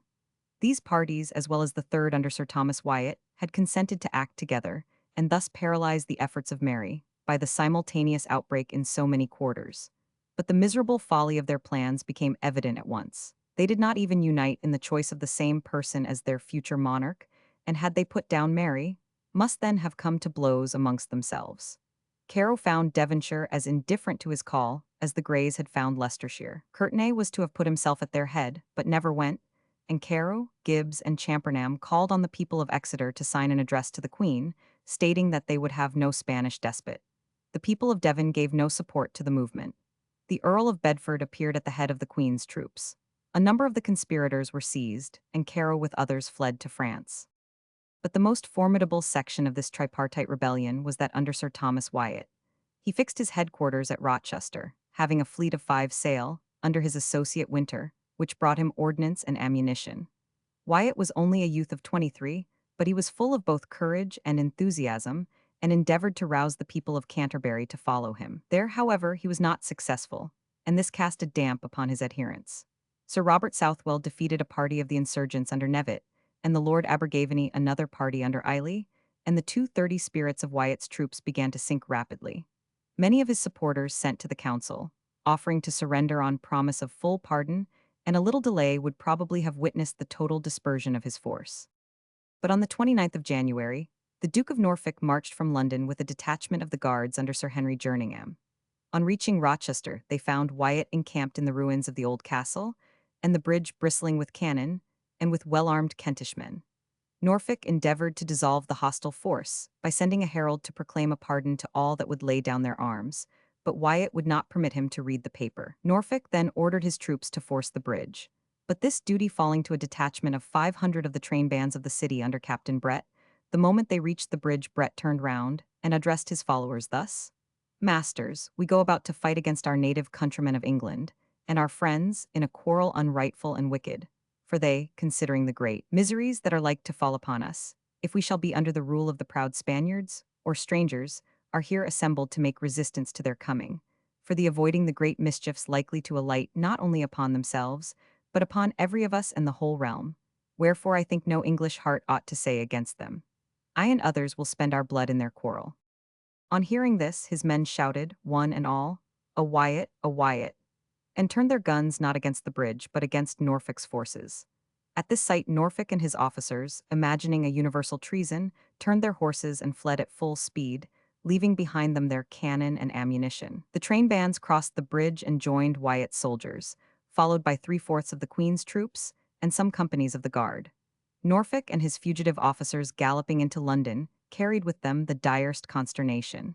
In city and court alike the most terrible panic prevailed. The lawyers in Westminster Hall pleaded in suits of armor hidden under their robes, and Dr. Weston preached before the Queen in Whitehall Chapel, on Candlemas Day, in armor under his clerical vestments. Mary alone seemed calm and self-possessed. She mounted her horse, and, attended by her ladies and her council, rode into the city, where, summoning Sir Thomas Wyatt, Lord Mayor and Taylor, and the aldermen to meet, who all came clad in armor under their civic livery, she ascended a chair of state, and with her scepter in hand addressed them, declaring she would never marry except with leave of Parliament. Her courage gained the day. From some cause the insurgents had not pushed forward with the celerity which the flight of Norfolk appeared to make easy. Instead of marching on the city and taking advantage of its panic, Wyatt was 3 days in reaching Deptford and Greenwich, and he then lay 3 more days there, though his success was said to have raised his forces to 15,000 men. Meantime the city had recovered its courage by the valiant bearing of the Queen, and the news of the dispersion of the other 2 divisions of the rebels. The golden opportunity was irrevocably lost. On the 3rd of February, Wyatt marched along the riverside to Southwark. Coming to the end of London Bridge, he found the drawbridge raised, the gates closed, and the citizens, headed by the Lord Mayor and aldermen in armor, in strong force ready to resist his entrance. He was surprised to find the Londoners determined not to admit him, for he had been led to believe that they were as hostile to the marriage as himself. He planted 2 pieces of artillery at the foot of the bridge, but this was evidently with the view of defending his own position, and not of forcing the gates, for he cut a deep ditch between the bridge and the fort which he occupied, and then protected his flanks from attack by other guns, one pointing down Bermondsey Street, one by St. George's Church, and the third towards the Bishop of Winchester's house. he must still have hoped for a demonstration in the city in his favor, for he remained stationary 2 whole days without making an attack on the bridge. On the third morning, this inaction was broken by the garrison in the tower, opening a brisk cannonade against him with all their heavy ordnance, doing immense damage to the houses in the vicinity of the bridge fort and to the towers of St. Olaves and St. Mary Overwise. The people of Southwark, seeing the inaction of Wyatt and the mischief done to their property, now cried out Amen, and desired him to take himself away, which he 999. He told the people that he would not have them hurt on his account, and forthwith commenced a march towards Kingston, hoping to be able to cross the bridge there, which he supposed would be unguarded, and that so he might fall on Westminster and London on the side where they were but indifferently fortified. He reached Kingston about 4 o'clock in the 2:31 afternoon of the 6th of February, where he found a part of the bridge broken down and an armed force ready to oppose his passage. His object being to cross here, and not, as at London Bridge, to await a voluntary admission, he brought up his artillery, swept the enemy from the opposite bank, and by the help of some sailors who brought up boats and barges, he had the bridge made passable and his troops crossed over. By this time it was 11 o'clock at night. His troops were extremely fatigued by their march and their labors here, but he now deemed it absolutely necessary to push on and allow the government no more time than he could help to collect forces into his path and strengthen their position. He marched on, therefore, through a miserable winter night, and staying most imprudently to remount a heavy gun which had broken down, it was broad daylight when he arrived at what is now Hyde Park, where the Earl of Pembroke was posted with the royal forces to receive him. Lord Clinton headed the cavalry, and took his station with a battery of cannon on the rising ground opposite to the Palace of St. James's, at the top of the present St. James's Street, and his cavalry extended from that spot to the present Jermyn Street. All that quarter of dense building, including Piccadilly, Pall Mall, and St. James's Square, was then open and called St. James's Fields. About 9 o'clock appeared the advance guard of Wyatt's army. The morning was dismal, gloomy, and rainy, and his troops, who had been wading through muddy roads all night, were in no condition to face a fresh army. Many had deserted at Kingston, many more had dropped off since, and seeing the strength of the force placed to obstruct him, he divided his own into 3 parts. One of these, led by Captain Cobham, took the way through St. James's Park at the back of the palace, which was barricaded at all points, guards being stationed at the windows, even those of the Queen's bedchamber and withdrawing rooms. Cobham's division fired on the palace as it passed, whilst another division under Captain Nevitt, holding more to the right, assaulted the palaces of Westminster and Whitehall. But Wyatt, at the head of the main division, charged Clinton's cavalry. The cannon were brought up, and a general engagement took place between the rebel army and the troops under Clinton and the infantry under Pembroke. Wyatt's charge seemed to make the cavalry give way, but it was only a stratagem on the part of Clinton, who opened his ranks to let Wyatt and about 400 of his followers pass, when he closed and cut off the main body from their commander. In all Wyatt's proceedings, he displayed great bravery, but little military experience or caution. His main forces, now deprived of their leader, wavered and gave way, but instead of breaking, took another course to reach the city. Wyatt, as if unconscious that he had left the bulk of his army behind him, and had now the enemy between it and himself, rushed along past Charing Cross and through the Strand to Ludgate, in the fond hope still that the citizens would admit him and join him. In the passages of the Strand were posted bodies of soldiers under the Earl of Worcester and the contemptible Courtenay, who, on the sight of Wyatt, fled.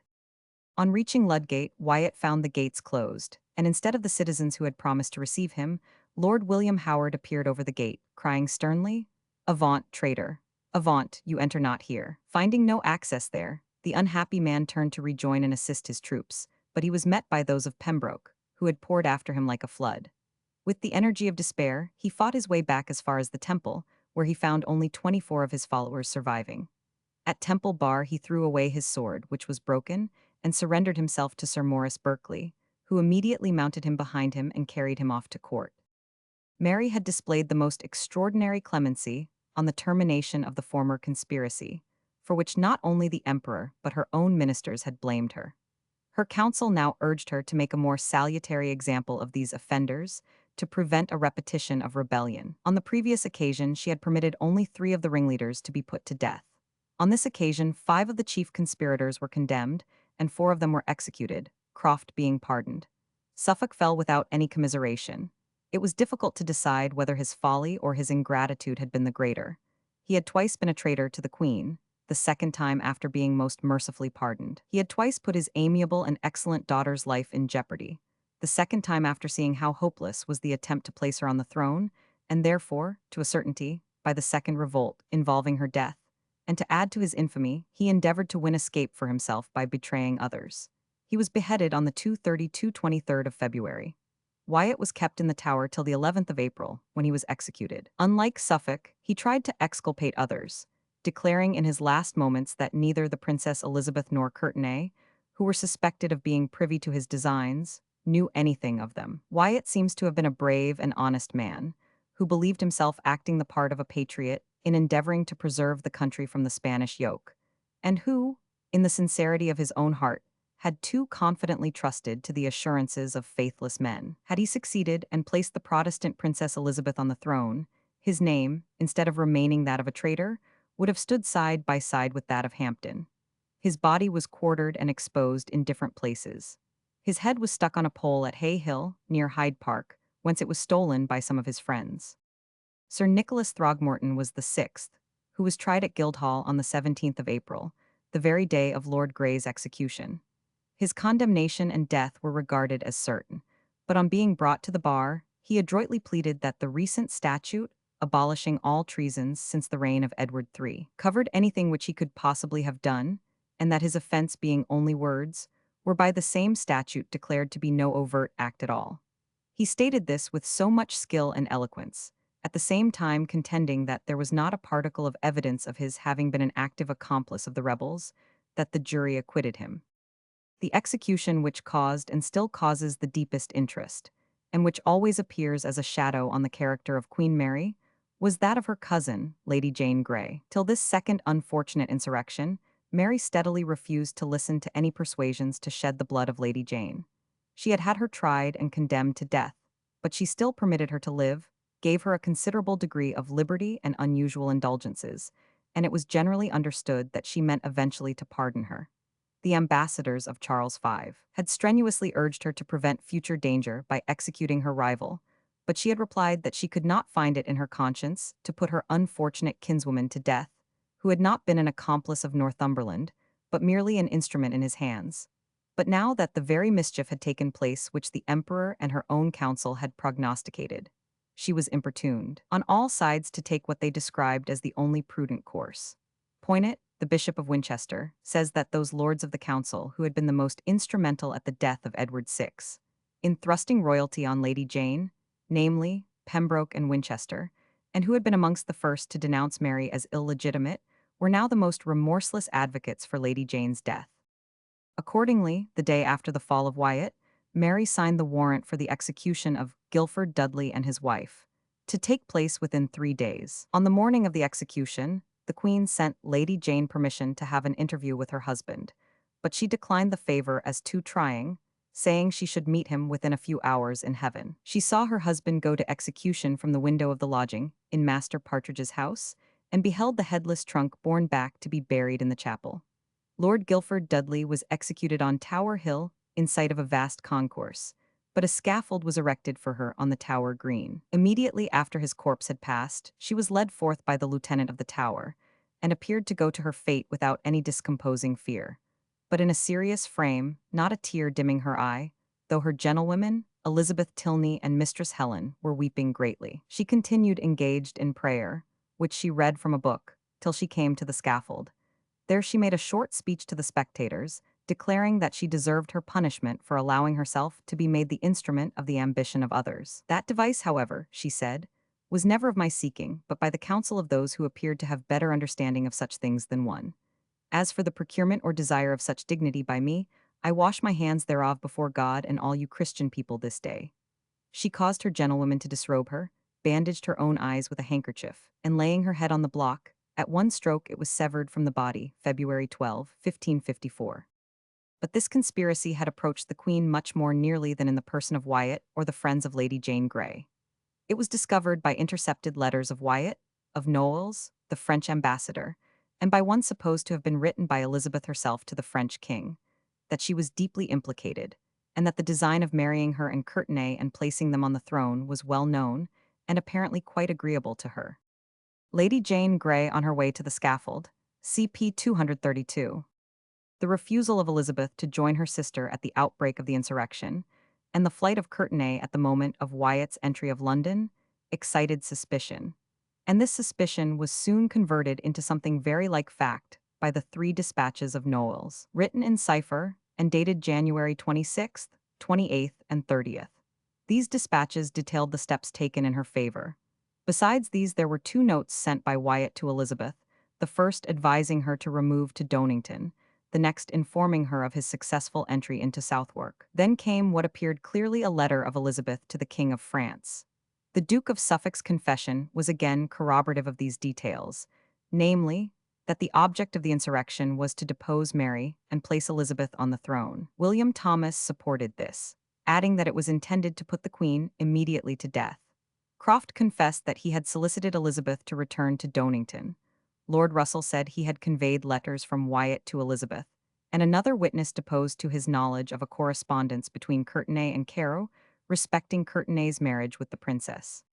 With all these startling facts in her possession, Mary wrote to Elizabeth with an air of unsuspicious kindness, requesting her to come to her from Ashridge, informing her that malicious and ill-disposed persons accused her of favoring the late insurrection, but appearing not to believe it, and giving as a reason for her wishing her to be nearer, that the times were so unsettled that she would be in greater security with her. Elizabeth pleaded illness for not complying, but the Queen sent Hastings, Southwell, and Cornwallis, members of council, whom she received in her bed, and complained of being afflicted with a severe and dangerous malady. Mary, well acquainted with the deep dissimulation of her sister's character, then sent 3 of her own physicians, accompanied by Lord William Howard, and the physicians having given their opinion that she was quite able to travel, she was obliged to accompany them by short stages. Born in a litter, she appeared pale and bloated. It was said that she had been poisoned, but in a week she was quite well and demanded an audience of the Queen. But Mary had so much evidence in her hands of Elizabeth's proceedings that she sent her word that it was necessary first to prove her innocence. Courtenay had been arrested on the 12th of February at the house of the Earl of Essex and committed to the Tower. Mary was averse from sending her sister there, and asked each of the lords of the council in rotation to admit Elizabeth to their houses and take charge of her. All declined the dangerous office.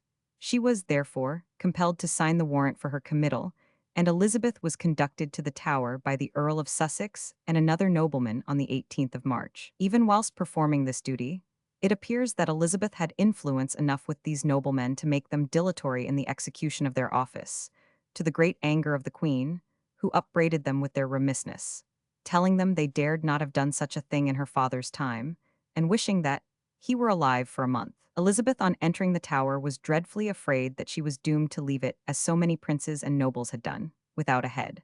She inquired whether Lady Jane's scaffold were removed, and was greatly relieved to hear that it was.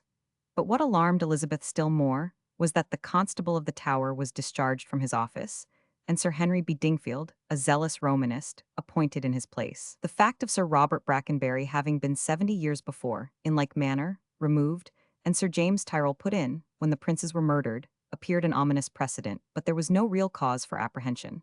Mary had no wish to shed her sister's blood. Elizabeth, spite of the evidence against her, protested vehemently her innocence, and wished that God might confound her eternally if she was in any manner implicated with Wyatt.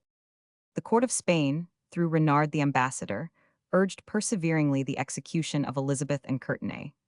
Renard represented from his sovereign that there could be no security for her throne so long as Elizabeth and Courtenay were suffered to live. But Mary replied that though they had both of them, no doubt, listened willingly to the conspirators, and would have been ready had they succeeded to step into her throne, yet they had been guilty of no overt act, and therefore, by the constitutional law of England which had been enacted in her first parliament, they could not be put to death, but could only be imprisoned or suffer forfeiture of their goods. In spite of the many warnings and the most universal expression of dislike to the match, Mary persisted in her engagement of marriage with Philip of Spain, though he himself showed no unequivocal reluctance to the completion of it, never writing to her, but submitting to his fate, as it were, in obedience to the parental command. At the end of May, the unwilling bridegroom 235 resigned his government of Castile, which he held for his insane grandmother, Juana, into the hands of his sister, the Princess Dowager of Portugal, and bade adieu to his family. He embarked at Corunna on the 13th of July for England, and landed at Southampton on the 20th after a week's voyage. He married his wife, who was much older than himself, and whose importunate love soon began to annoy him, at Winchester. On the 11th of November, the third Parliament of Mary's reign was summoned, and she and her royal husband rode from Hampton Court to Whitehall to open the session. The king and queen rode side by side, a sword of state being borne before each to betoken their independent sovereignties. The queen was extremely anxious to restore the lands reft from the church by her father and brother to their ancient uses, but she must have known little of the men into whose hands those lands had fallen, if she could seriously hope for such a sacrifice. The Earl of Bedford, than whom no one had more deeply gorged himself with church plunder, on hearing the proposition, tore his rosary from his girdle and flung it into the fire, saying he valued the Abbey of Woburn more than any fatherly counsel that could come from Rome. All the rest of the council were of the same way of thinking as Bedford, and Mary saw that it was a hopeless case to move them on that point, though she set them a very honorable example by surrendering the lands which still remained in the hands of the crown to the value of £60,000 a year. Though Mary could not recover the property for the church, she resolved to restore that church to unity with Rome. She expressed her earnest desire to have the presence of her kinsman, Cardinal Pole, in her kingdom, and he now set out for England, from which he had been banished so many years. He rendered this return the more easy by bringing with him from the Pope a bull which confirmed the nobles in their possession of the church property, on condition that the papal supremacy was restored. The Queen dispatched Sir Edward Hastings to accompany the cardinal, and Sir William Cassell, who had been Edward's unhesitating minister in stripping the church, set out of his own accord to pay homage to the papal representative.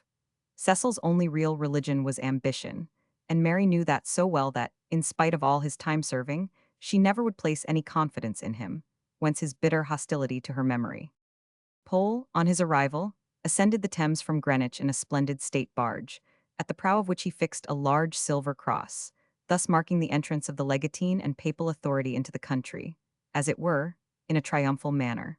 On the 24th of November, the King and Queen met the United Parliament in the presence chamber of the Palace of Whitehall. This was owing to the indisposition of the Queen. Gardiner introduced the business, which, he told them, was the weightiest that ever happened in this realm, and begged their utmost attention to Cardinal Pole.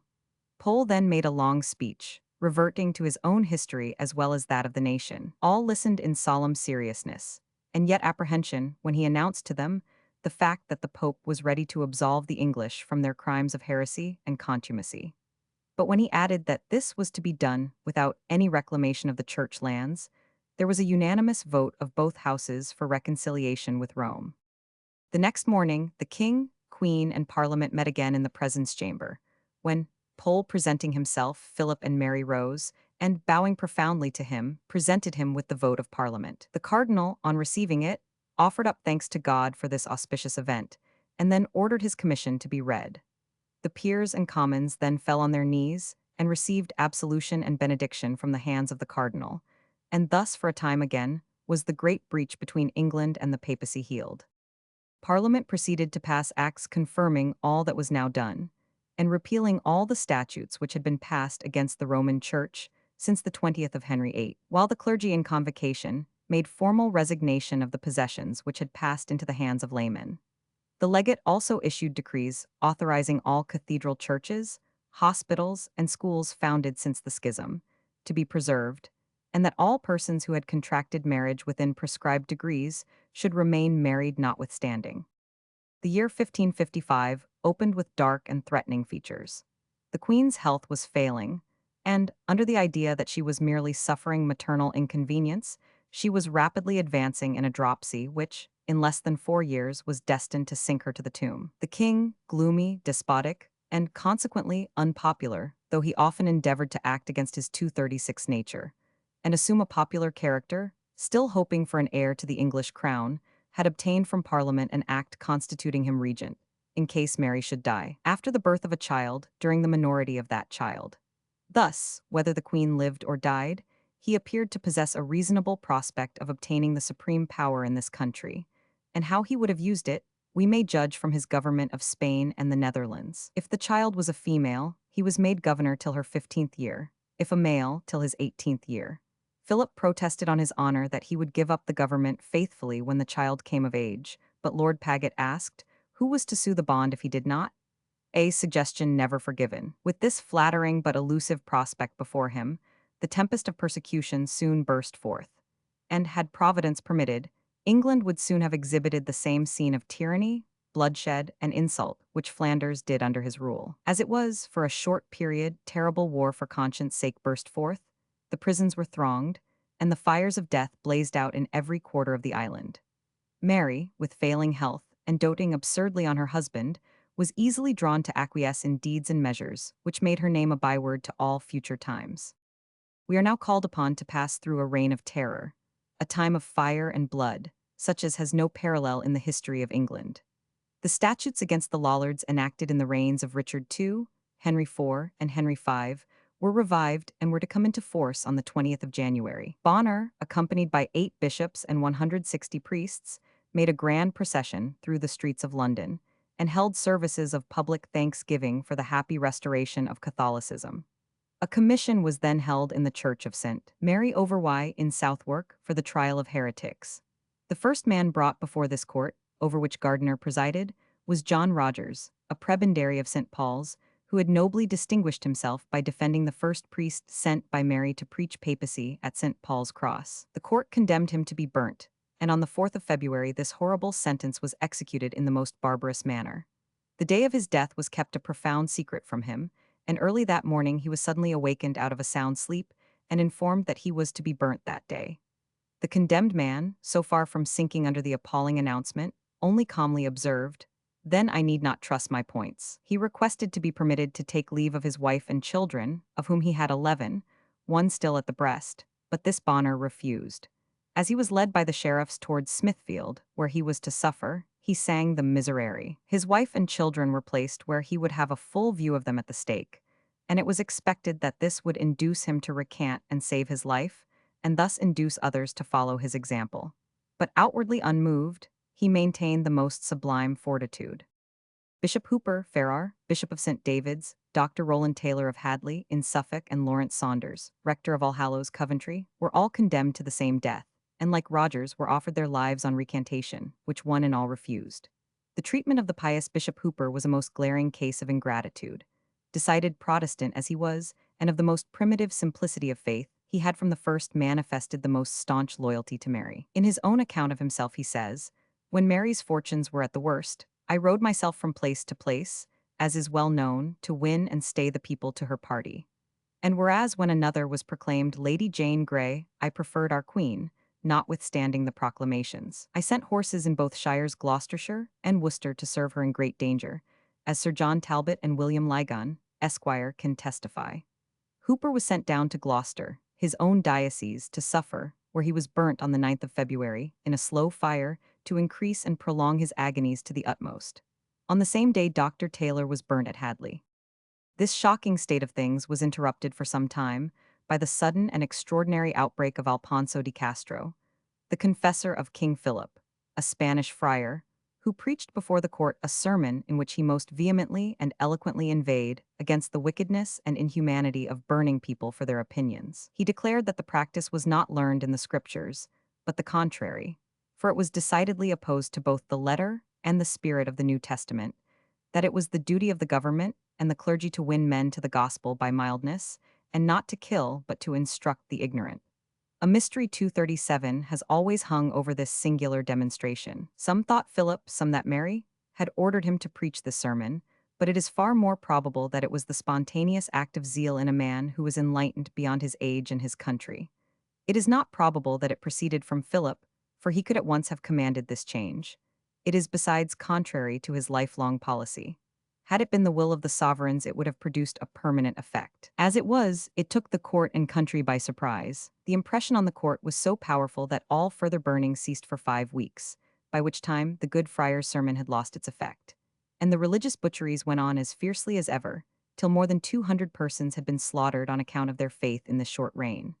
Miles Coverdale, the venerable translator of the Bible, was saved from this death by the King of Denmark writing to Mary and claiming him as his subject.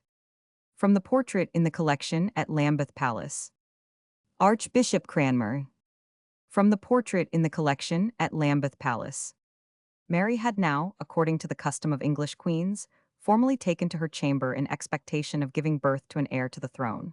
She chose Hampton Court as the scene of this vainly hoped-for event, and went there on the 3rd of April, where she continued secluded from her subjects, only being seen on one occasion, till the 21st of July, after she had again returned to St. James's. This occasion was on the 23rd of May, St. George's Day, when she stood at a window of the palace to see the procession of the Knights of the Garter with Philip at their head, attended by Gardiner the Lord Chancellor, and a crowd of priests with crosses, march round the 238 courts and cloisters of Hampton Court. A few days afterwards there was a report that a prince was born, and there was much ringing of bells and singing Te Deum in the city and other places. But it soon became known that there was no hope of an heir, but that the queen was suffering under a mortal disease, and that such was her condition, that she sat whole days together on the ground crouched together with her knees higher than her head. On the 21st of July, she removed for her health from London to Eltham Palace. Gardiner took advantage of the pause in persecution caused by the sermon of Di Castro to withdraw from his odious office of chief inquisitor. Might he not have instigated the friar to express his opinions so boldly?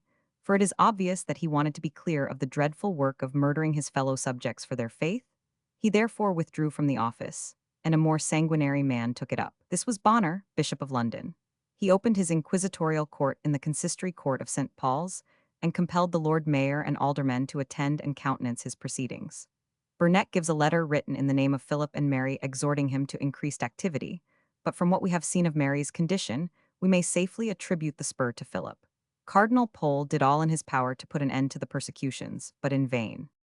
It was now resolved to proceed to extremities with the 3 eminent prelates, Cranmer, Ridley, and Latimer. But the charge of high treason was dropped, undoubtedly because it was hoped that they might, by the prospect of the flames, be brought as heretics to recantation.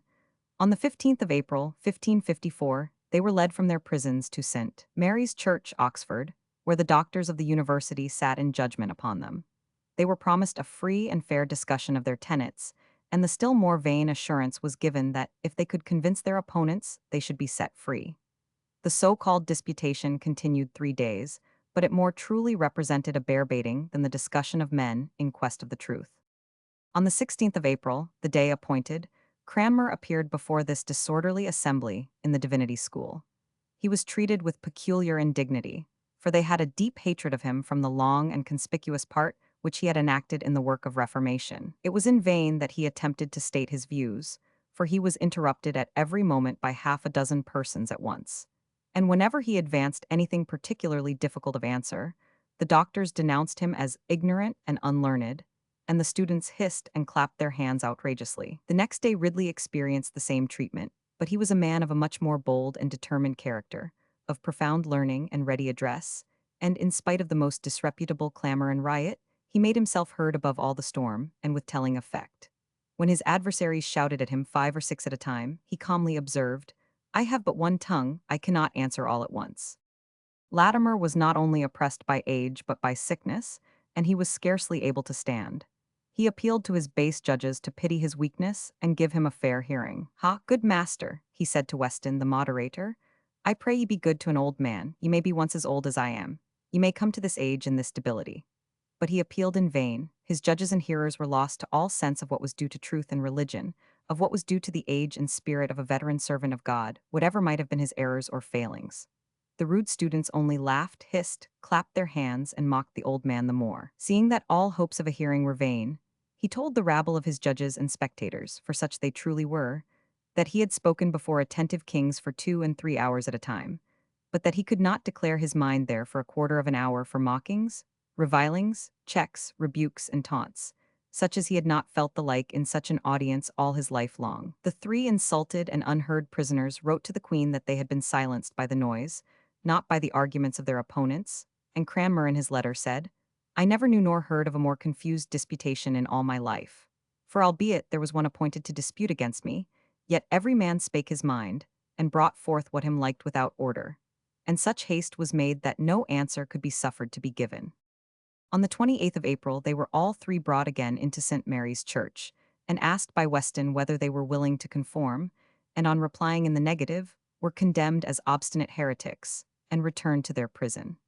There they lay till the October of the following year, 1555, when Ridley and Latimer were ordered to prepare for the stake. On the 16th of that month, a stake was erected in the 239 town ditch opposite to Balliol College. Sode, a Spanish priest, had been sent to them in person to try to convert them, but in vain. Latimer would not even listen to him, and now at the stake a doctor. Smith, who had renounced popery in King Edward's time, and was again a pervert, preached a sermon on the text, "Though I give my body to be burned and have not charity, it profiteth me nothing." The two martyrs cheered each other, and exhorted one another to be courageous. Ridley, on approaching the pile, turned to Latimer, who was following him, embraced and kissed him, saying, "Be of good heart, brother, for God will either assuage the fury of the flame or strengthen us to bear it." And when Latimer was tied to the stake back to back with his fellow sufferer, he returned the consolation, exclaiming, "Be of good comfort, Master Ridley, and play the man. We shall this day light such a candle, by God's grace, in England, as I trust shall never be put out." A lighted faggot was placed at the feet of Ridley, and matches were applied to the pile.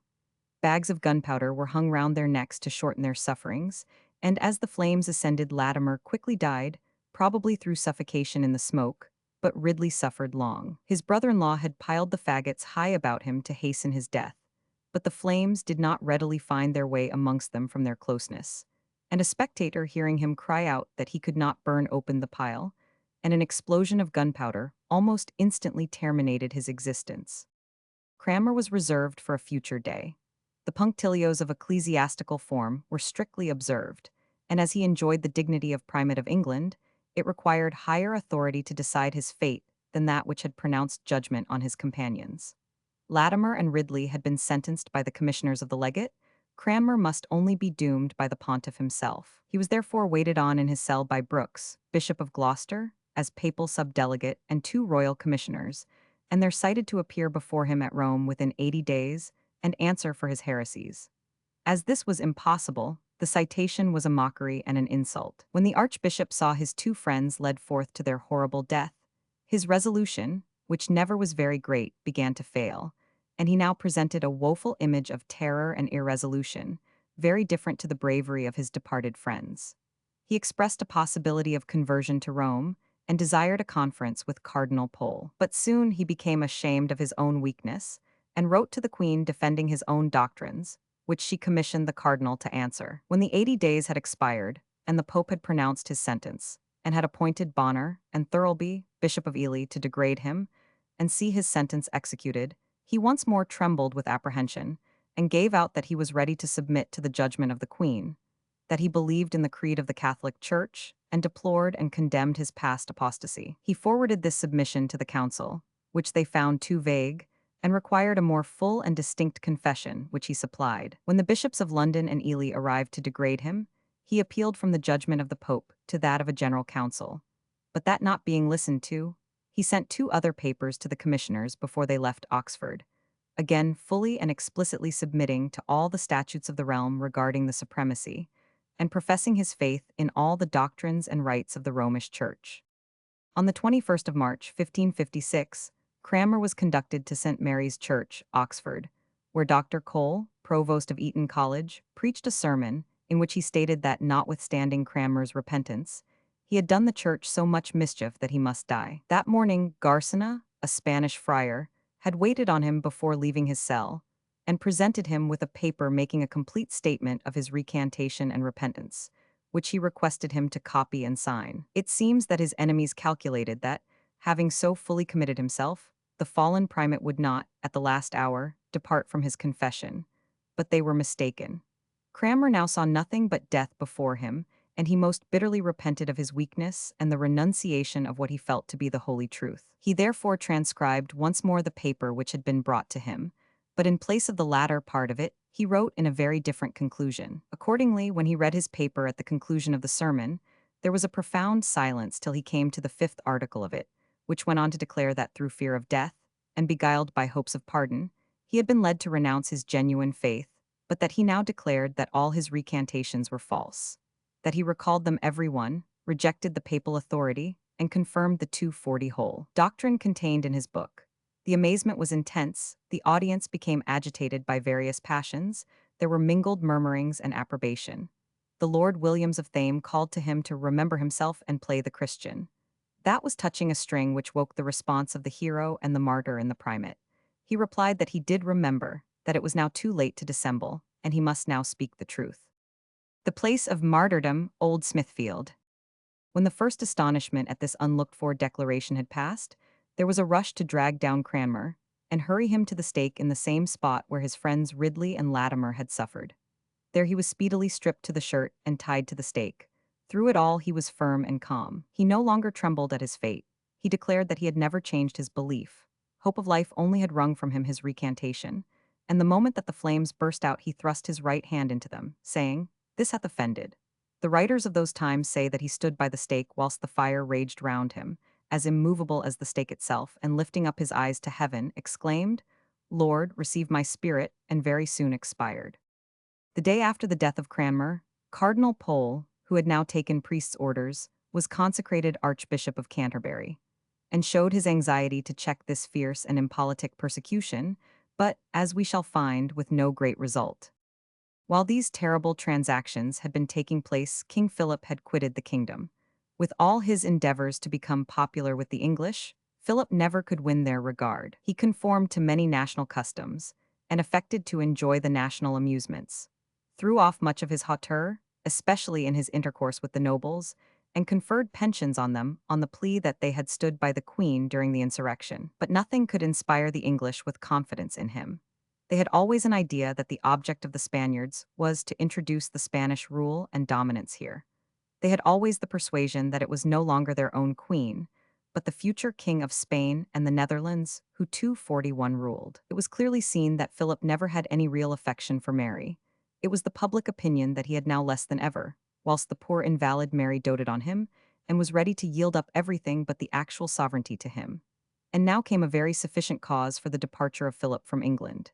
His father, Charles V, wearied of governing his vast empire, was anxious to abdicate in favor of his son. Philip embarked at Dover on the 4th of September, 1555.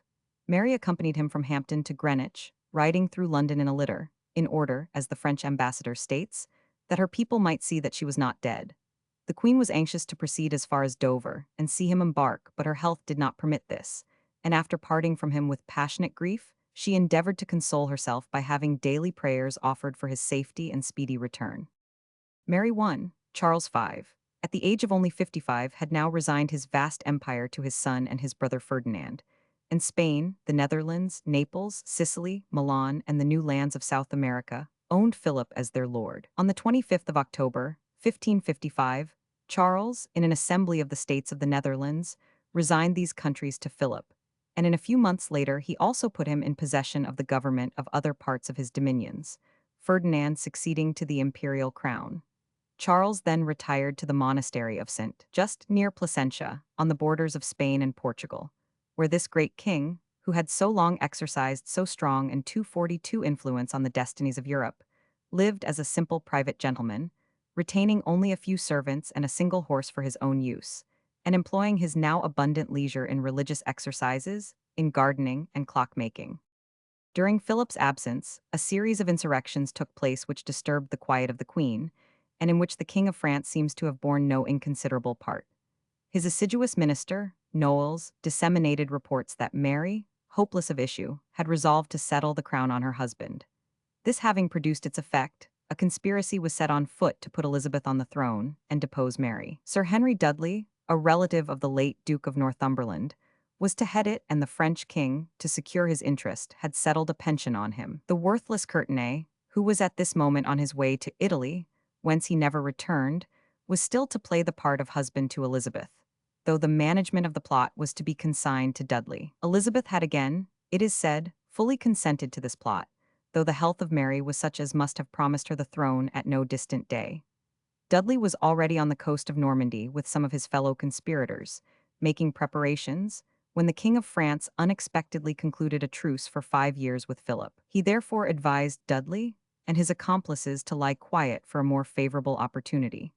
This was a paralyzing blow to the scheme of insurrection, and the coadjutors in England had gone so far that they did not think it safe to stop. Kingston, Udale, Throgmorton, Stanton, and others of the League determined to seize the treasure in the Tower, and, once in possession of that, to raise forces and drive the Queen from the throne.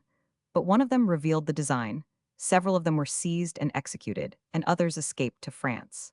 Mary applied by her ambassador, Lord Clinton, to Henry II, to have them delivered up, and received a polite promise of endeavor to secure them, which there was in reality no intention to fulfill. Amongst the conspirators arrested were two officers of the household of Elizabeth, Peckham and Werne, who made very awkward confessions. But again the princess escaped, it is said at the intercession of Philip, who was apprehensive, if Elizabeth was removed from the succession, of the claims of the French king on behalf of his daughter-in-law, the Queen of Scots.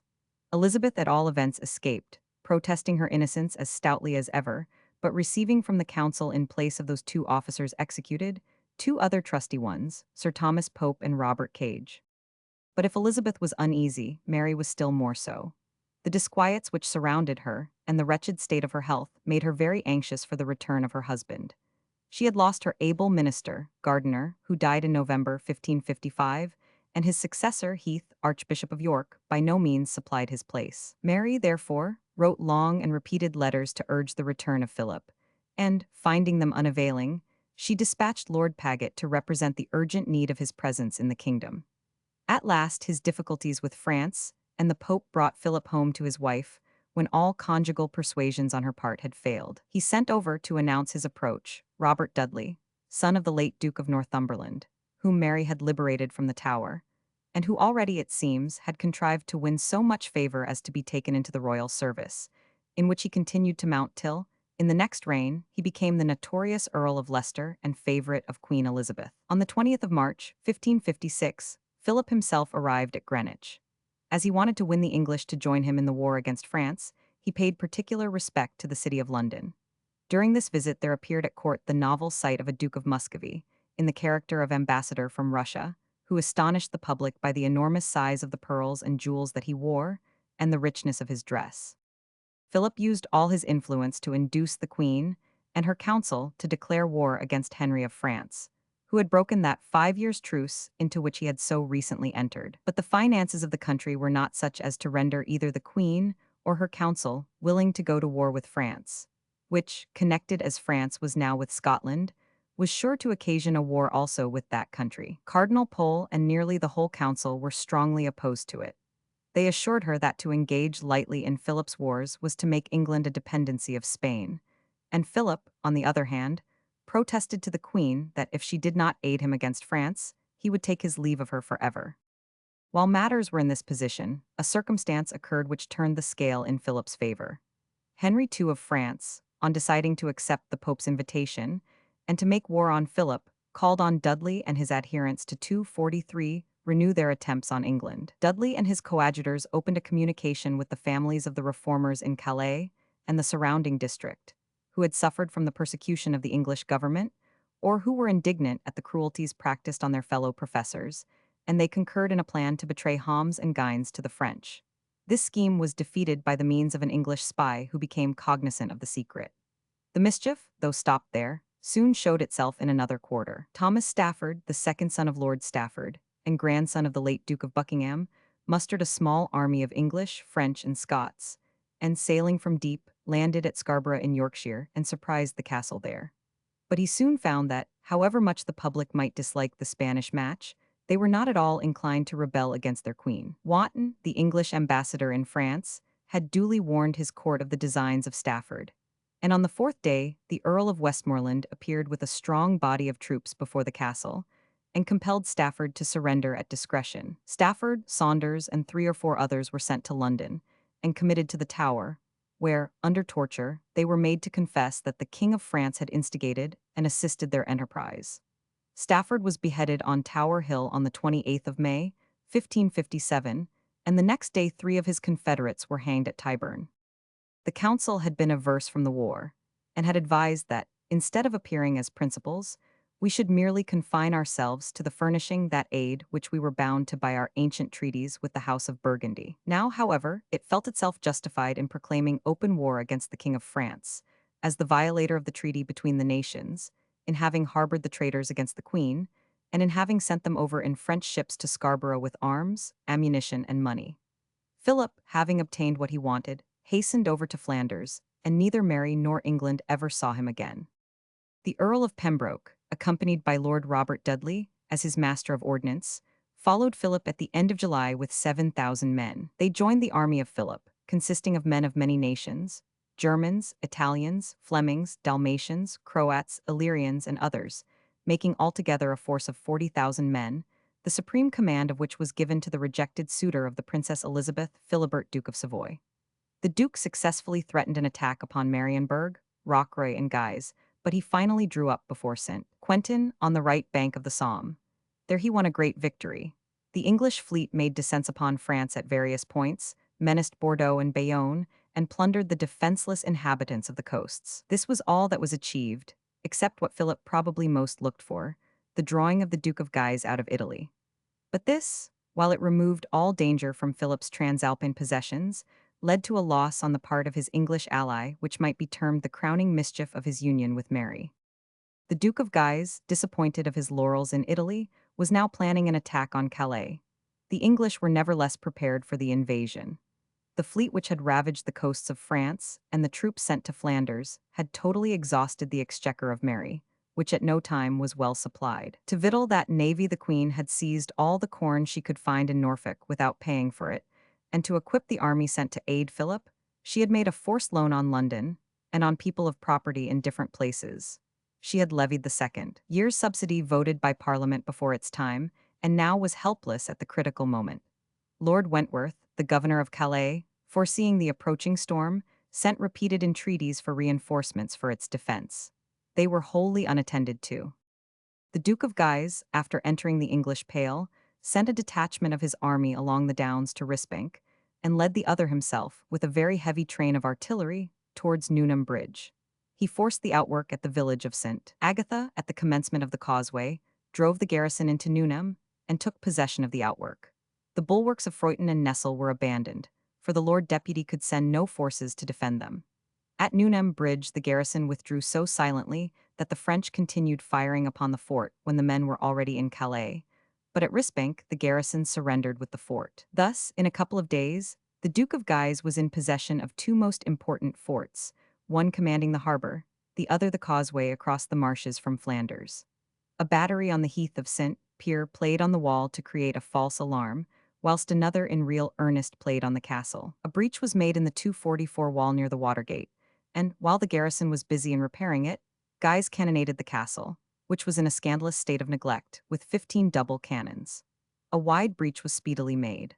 Lord Wentworth, well aware that the castle could not be maintained, had ordered mines to be prepared, and calculated on blowing the castle and the Frenchmen into the air together as soon as they were in. Guise, seeing no garrison defending the breach, ordered one detachment to occupy the quay, and another, under Strozzi, to take up a position on the other side of the harbor. Strozzi was repulsed, but at ebb tide in the evening, Gramont, at the head of 100 arquebusiers, marched up to the ditch opposite to the breach. No one being seen in the castle, Guise ordered plenty of hurdles to be thrown into the ditch, and putting himself at the head of his men, forded the ditch, finding it not deeper than his girdle. The Lord Deputy, seeing the French in the castle, ordered the train to be fired, but there was no explosion. The soldiers crossing from the ditch to the breach, with their clothes deluging the ground with water, had wet the train, and defeated Wentworth's design. The next morning Guise sent his troops to assault the town, calculating on as easy a conquest of it. But Sir Anthony Augar, with a handful of men, not only repulsed the French, but chased them back into the castle. The brave Sir Anthony, with a larger force, would have driven the French from the decayed old castle too, but he had the merest little knot of followers, and in the vain attempt to force the enemy out of the castle, he fell at the gate with his son, and 80 of his chief officers. Lord Wentworth, perceiving the impossibility of continuing the defense, destitute of a garrison, and having waited in vain for reinforcements from Dover, that night demanded a parley and surrendered. The Hôtel de Ville, an old lighthouse, Calais.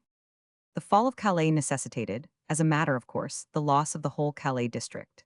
Having put Calais into a state of defense, Guise marched on the 13th of January, 1558, to Guines, about 5 miles distant, to reduce the town and fort there. These were defended stoutly by Lord Grey de Wilton, who had received about 400 Spanish and Burgundian soldiers from King 245 Philip, but they were in too miserable a state of repair to be long held. The walls in a few days were knocked to pieces. The Spanish soldiers were nearly all killed, and the remaining force compelled their officers to surrender. The little castle of Homs now only remained, and situated in the midst of extensive marshes, it might have given the enemy some trouble. But its governor, Lord Edward Dudley, the moment he heard of the surrender of Guines, abandoned it and fled with his few soldiers into Flanders. The French were as elated at their success as the English were mortified with it, and the poor queen felt the loss so deeply that she declared that if her body were opened after her death, the name of Calais would be found graven on her heart. Shilling of Philip and Mary. In England, during the spring, preparations were made for the invasion of France. 7,000 troops were raised and diligently drilled. 140 ships were hired, which the Lord Admiral Clinton collected in the harbor of Portsmouth, to be ready to join the fleet of Philip, and, in conjunction, to ravage the coasts of France, whilst Philip, with an army of Spanish, French, and English, should enter the country by land. But this fleet and the English army, instead of aiming to recover Calais, sailed to make an attack on Brest. But their progress had been so dilatory that the French had made ample preparations to receive them, and despairing of effecting any impression on Brest, they fell on the little port of Le Conquet, which they took and pillaged, with a large church and several hamlets in its immediate neighborhood. They then marched some miles up the country, burning and plundering, and the Flemings, in the eager quest of booty, going too far ahead, were surrounded, and 400 of them cut off. Reel of Mary 1. It appeared as if the war would be brought to a conclusion by a pitched battle between the sovereigns of France and Spain. Philip had joined his general, the Duke of Savoy, and they lay near Douarlens with an army of 45,000 men. Henry had come into the camp of the Duke of Guise near Amiens, who had an army of nearly equal strength. All the world looked now for a great and decisive conflict. But Philip, though superior in numbers, as well as crowned with the prestige of victory, listened to offers of accommodation from Henry, and dismissing their armies into winter quarters, they betook themselves to negotiation. From the first no agreement appeared probable. Philip demanded the restoration of Calais, Henry that of Navarre, and they were still pursuing the hopeless phantom of accommodation, when the news of Queen Mary's death changed totally the position of Philip and put an end to the attempt. She died, desolate and broken-hearted, on the 17th of November, 1558. With all her bigotry, Mary had many excellent and amiable qualities. No English monarch ever maintained a less expensive and less corrupt court. She avoided all unnecessary taxation and treated the cost of her war with France as largely a private charge of her own. She lived unostentatiously, went about amongst the poor with her maids, inquiring into their wants and relieving them. She was an enlightened patron of learning, and was the first to propose a hospital for old and invalid soldiers, leaving a legacy for this purpose, which was, however, never appropriated. Except in the matter of religious toleration, she showed a scrupulous regard for the maintenance of the Constitution and the law. Under her, the administration of justice was pure and without respect of person, nor were the interests of trade neglected. She was the first to make a commercial treaty with Russia, and she revoked the privileges of the Hanstown merchants, who had exercised them to the hurt of her own people. By nature she was mild, but the persecution of her own faith in the persons of her mother and herself, and, above everything, the fatal Spanish marriage, produced a reaction which entailed all the calamities of her short and miserable reign. Chapter 12. The Reign of Elizabeth.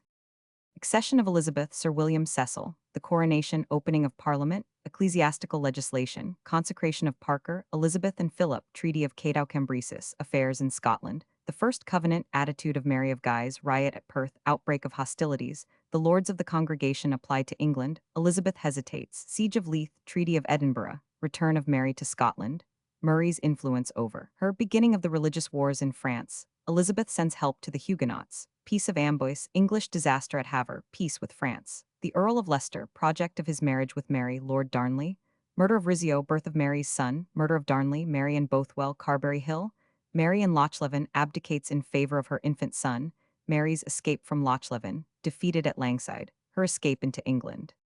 Parliament had met on the morning of the 17th of November, 1558, unaware of the decease of the Queen. But before noon, Dr. Heath, the Archbishop of York and Lord Chancellor of England, sent a message to the House of Commons, requesting the Speaker, with the knights and burgesses of the lower house, to attend in the Lords to give their assent in a matter of the utmost importance.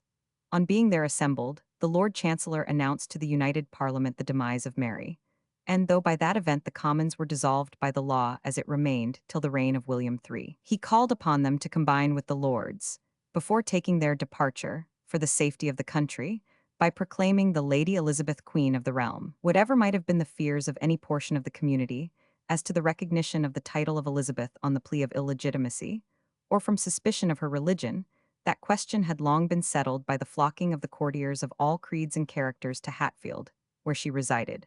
And now on this announcement, there was a loud acclamation from the members of both houses of God save Queen Elizabeth. Long may she reign over us. For 2 days Elizabeth, as if from due respect to her deceased sister and sovereign, remained quiescent at Hatfield. But thousands of people of all ranks were flocking thither. And on the 19th her privy council proceeded thither also. And, after announcing to her joyful and undisputed accession, they proclaimed her with all state before the gates of Hatfield House. They then sat in council with her, and she appointed her own ministers, having, no doubt, made all these arrangements with the man whom she had long marked out for her prime minister, Sir William Cecil. He had for years been her confidential counselor. By his shrewd and worldly guidance, she had shaped her future course, and in appointing her ministers now, she showed by her address to Cecil that it was for him that she designed the chief post. Besides Cecil, she named Sir Thomas Parry, her cofferer, Cave, and Rogers of her privy council. Cecil immediately entered on his duties as her Secretary of State and submitted to her a program of what was immediately necessary to be done, which she accepted. And thus began that union between Elizabeth and her great minister, which only terminated with his life. On the 23rd, the new queen commenced her progress towards the metropolis, attended by a magnificent throng of nobles, ladies, and gentlemen, and a vast concourse of people from London and from the country round. At Highgate she was met by the bishops, who kneeled by the wayside and offered their allegiance. She received them graciously, and gave them all her hand to kiss, except to Bonner, whom she treated with a marked coldness, on account of his atrocious cruelties. An intimation of her own intentions on the score of religion, which must have given satisfaction to the people. At the foot of Highgate Hill, the Lord Mayor and his aldermanic brethren in their scarlet gowns were waiting to receive her, and conducted her to the Charter House, then the residence of Lord North, where Heath, the Lord Chancellor, and the Earls of Derby and Shrewsbury received her. There she remained 5 days to give time for the necessary preparations, when she proceeded to take up her residence in the Tower, prior to her coronation, which took place on the 15th of January, 1559. Queen Elizabeth. From the painting by Zucchero at Hatfield House. On the 25th of January, Elizabeth proceeded to open her first parliament. She had prepared to carry the decisive measures of religious reform which she contemplated, by adding 5 new peers of the Protestant faith to the upper house, and by sending to the sheriffs a list of court candidates, out of which they were to choose the members. Like all other public proceedings, this was a strange medley of Romanism and Protestantism. High Mass was performed at the altar in Westminster Abbey, before the Queen and the assembled houses, and this was followed by a sermon preached by Dr. Cox, the Calvinistic schoolmaster of Edward VI, who had just returned from Geneva. The Lord Keeper, Sir Nicholas Bacon, then opened the session by a speech, the Queen being present, in which he held very high prerogative language, assuring both Lords and Commons that they might take measures for a uniform order of religion, and for the safety of the state against both foreign and domestic enemies. Not that it was absolutely necessary, for she could do everything of her own authority, but she preferred having the advice and counsel of her loving subjects. The first thing which the Commons proposed was the very last thing which she would have wished them to meddle with, that is, an address recommending her to marry, so as to secure a legitimate heir to the throne. Elizabeth, as we have seen, had had many suitors, none of whom, if we accept the unfortunate Lord Admiral Seymour, or the handsome but imbecile Courtenay, Earl of Devon, had she shown any willingness to marry. There have been many theories regarding the refusal of Elizabeth to enter into wedlock. The only one which will bear a moment's examination is that her love of power was so strong as to absorb every other feeling and consideration. She made a long speech in reply to the address, glancing towards the close of it at her coronation ring, and then saying that when she received that ring, she became solemnly bound in marriage to the realm, and that she took their address in good part, but more for their goodwill than for their message. Without referring to the questionable marriage of her mother, Anne Boleyn, an act was passed restoring Elizabeth in blood, and rendering her heritable to her mother and all her mother's line. She was declared to be lawful and rightful queen, lineally and lawfully descended of the blood royal, and fully capable of holding and transmitting to her posterity the possession of the crown and throne. Next came the regulations for the government of the Church, which Elizabeth had so prudently avoided making upon her own responsibility, but left to the authority of Parliament. By it, the tenths and first fruits resigned by Mary were again restored to her. The statutes passed in Mary's reign for the maintenance of strict Romanism were repealed, and those of Henry VIII for the rejection of the papal authority, and of Edward VI, for the reformation of the church ritual were revived. The Book of Common Prayer, considerably modified, was to be in uniform and exclusive use. The old penalties against seeking any ecclesiastical authority or ordination from abroad were reenacted, and the Queen was declared absolute head of the Church by a new act of supremacy. Notwithstanding the softening of the parts and expressions in the liturgy, most offensive to the papists, such as the prayer, to deliver us from the Bishop of Rome and all his detestable enormities, and the modification of the terms in administration of the sacrament, to avoid offense to other Protestant churches, the bishops opposed these measures most resolutely. Convocation presented to the House of Lords a declaration of its belief in the real presence, transubstantiation, the sacrifice of the Mass, and the supremacy of the Pope. On the other hand, the Protestants were grievously disappointed in other particulars, especially as to restoration of the married clergy, and of the restoration to their sees of bishops Barlow, Scory, and Coverdale. Both these petitions failed on the question of marriage, for Elizabeth never could tolerate married priests or bishops, and these expelled bishops were all married men. The Protestants were equally disappointed in the failure of a bill to nominate a commission to draw a code of canon law for the Anglican Church. Elizabeth, like her father, rather preferred deciding all such matters herself than allowing any other body to be authority. But to give an air of liberality to what was not meant to involve any concession, permission was given for the Papist and Protestant divines to argue certain great points in public. 5 bishops and 3 doctors on the part of the former, and as many Protestant divines, were appointed to dispute before the Lord Keeper, Sir Nicholas Bacon, and the debates of the 2 houses were suspended, that the members might attend the controversy. The Roman Catholics were to have the privilege of opening the conference, and the Protestants were to reply, but it was speedily discovered that this gave immense advantage to the Protestants. The Roman Catholics called for a change of this mode. The Lord Keeper refused to grant it. The bishops, therefore, protested that the conditions were not equal and refused to attend. For this disobedience, the 248 bishops of Winchester and Lincoln were committed to the Tower, and the other 6 disputants were bound to make their appearance at the bar of the Lords till judgment was pronounced, and they were compelled to do so till the end of the session, when they were fined in sums from £500 to 40 marks. Parliament was dissolved on the 8th of May, and within a week Elizabeth summoned the bishops and other dignitaries before herself and the Privy Council, and admonished them to make themselves conformable to the laws just passed regarding religion. Heath, the Archbishop, replied by boldly advising Her Majesty to remember her own coronation oath, not to alter the religion which she found by law established, adding that his conscience could not permit him to conform to the new regulations, and all the other prelates and dignitaries declared the same. The council then charged Heath and Bonner, on the evidence of certain papers, with having, during the reign of Edward VI, carried on secret conspiracies with Rome, with the intent to overthrow the government. To this they replied by pleading 2 general pardons, and the council then proceeded to administer to them the oath of supremacy. This they all refused except Kitchen, the Bishop of Llandaff, who had clung to his see through all changes for the last 14 years, and clung to it still. They were then deprived of their sees, and a considerable number of other church dignitaries were also deprived by the same test. The bulk of the clergy, however, conformed, and to those who were ejected pensions for life were allowed, a policy far more considerate than had ever prevailed in such circumstances before. The refugees on account of the Marian persecution, who had now flocked home from Switzerland and Germany, were installed in the vacant livings, and before the end of this year, the Church of Rome had lost the state patronage in Great Britain forever. 2 statutes, the act enforcing the oath of supremacy, and the other the act of uniformity, became law during this session. The latter act prohibited under heavy penalties the use by a minister of any but the established liturgy, and confirmed the revised Book of Common Prayer of Edward VI. To replace the expelled bishops was no very easy matter, not from the paucity of candidates, but from the revolutions which had taken place in the ordinal of the Church. Dr. Matthew Parker, who had been the chaplain of Anne Boleyn, and who had stood so faithfully by her, was appointed by Elizabeth Archbishop of Canterbury. But how was he to be consecrated? His election was to be confirmed by 4 bishops, and his consecration to be performed by them. Where were they to be found? There was not a bishop left, except Llandaff.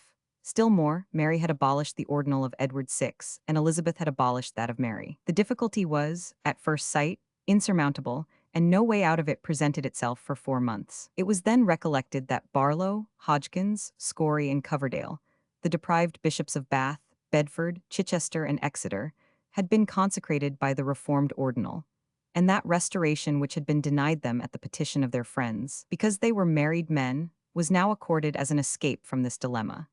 They were reinstated, and confirmed the election of Parker, consecrated him according to the form of Edward VI, and helped to confirm and consecrate all the newly elected prelates.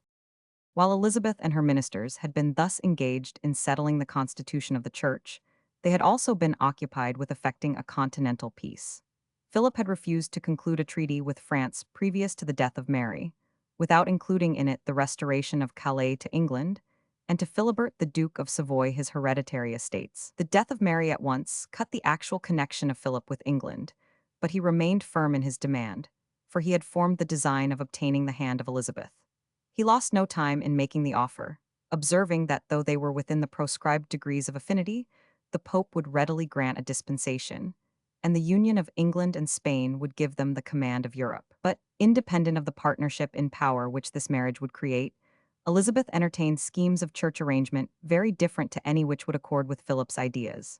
She, therefore, courteously excused herself on the plea of scruples of conscience, and this refusal was followed by the non-appearance of Feria, Philip's ambassador, at her coronation. Philip, however, did not give up the suit without employing all the eloquence and the arguments that he could muster.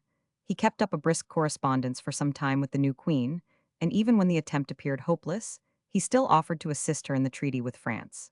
He settled his own disputes with France by marrying the daughter of the King of France, as soon as he saw the hand of Elizabeth unattainable, and procured the sister of Henry II, for his friend Philibert. Elizabeth's public entry into London, CP 246. The great demand of Elizabeth was the restoration of Calais, and at Cadeau-Cambresis a treaty was concluded on the 2nd of April, 1559, by which the King of France actually engaged to surrender that town to England at the end of 8 years, or pay to Elizabeth 500,000 crowns, and he agreed to deliver, as guarantee for this sum, 4 French noblemen and the bonds of 8 foreign merchants.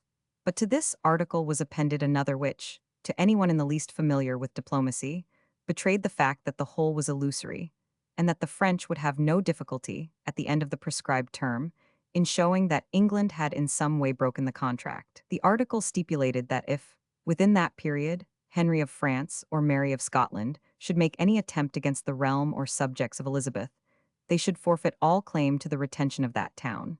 And if Elizabeth should infringe the peace with either of those monarchs, she should forfeit all claim to its surrender or to the penalty of 500,000 crowns. The public at once saw that the French would never relinquish their hold on Calais from the force of any such condition, and the indignation was proportionate. The government, to divert the attention of the people from this flimsy pretense of eventual restoration, ordered the impeachment of Lord Wentworth, the late governor of the Cassell and of the Risbank, on a charge of cowardice and treason.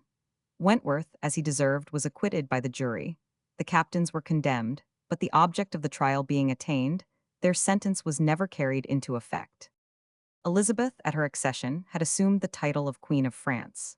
Henry II, immediately, by way of retaliation, caused his daughter-in-law Mary, she had married the Dauphin in 1558, to be styled Queen of Scotland and England, and had the arms of England quartered with those of Scotland. Elizabeth, with her extreme sensitiveness to any claims upon her crown, and regarding this act as a declaration of her own illegitimacy and of Henry's assertion of Mary's superior right to the English throne, resented the proceeding deeply, and from that moment never ceased to plot against the peace and power of Mary till she drove her from her throne, made her captive, and finally deprived her of her life.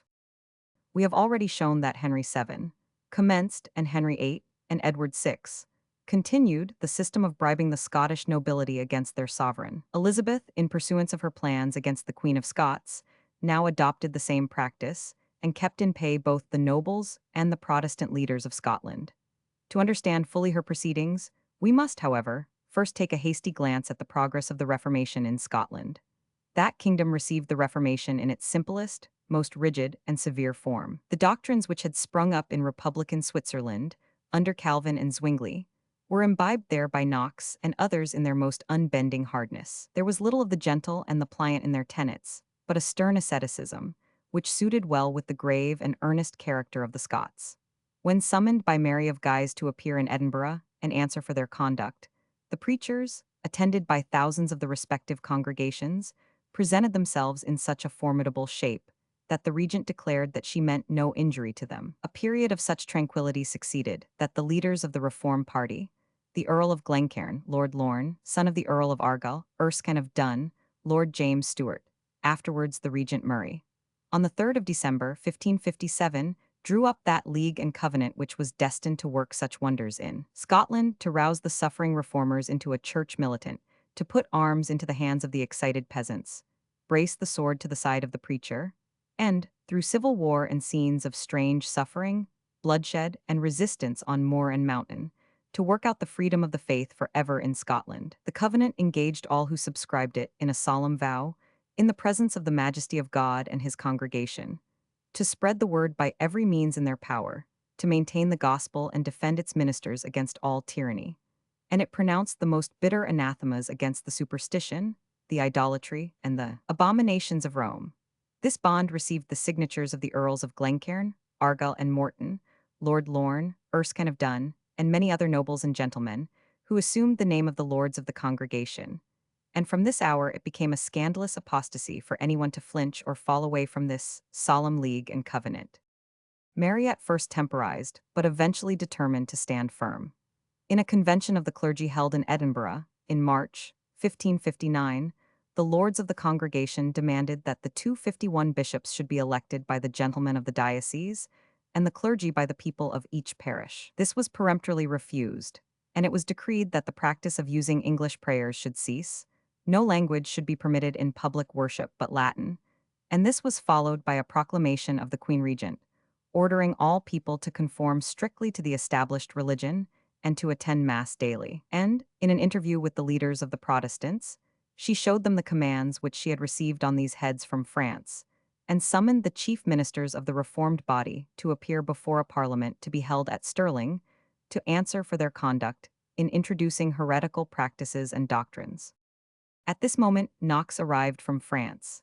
It was determined by the lords of the congregation to attend their ministers to Stirling in such numbers as to overawe the government, and Knox volunteered to take his part with the other preachers. The nobles and the people mustered at Perth. There Knox preached a stirring sermon, a riot was the result, and some religious houses were sacked. The Queen Regent, at the news of this destruction, became furious. She vowed she would raze the town of Perth to the ground, and sow it with salt as a sign of eternal desolation. She summoned to her aid Aaron, now Duke of Châtelherault, the Earl of Athole, and Diselles, the French commander, and being joined by two of the lords of the congregation, Argyll and Lord James Stuart, who were averse from the outrages committed, on the 18th of May she marched to Perth. The congregation hastened to address letters both to the Queen Regent and the two lords of the congregation, who, to their indignation, had joined her. They told Mary of Guise that hitherto they had served her willingly, but if she persisted in her persecutions, they should abandon her and defend themselves. They would obey the Queen and her husband if permitted to worship in their own way, otherwise they would be subject to no mortal man. To the two lords of the congregation they wrote first in mild expostulation, but they soon advanced their tone to threats of excommunication and the doom of traitors if they did not come from amongst the persecutors.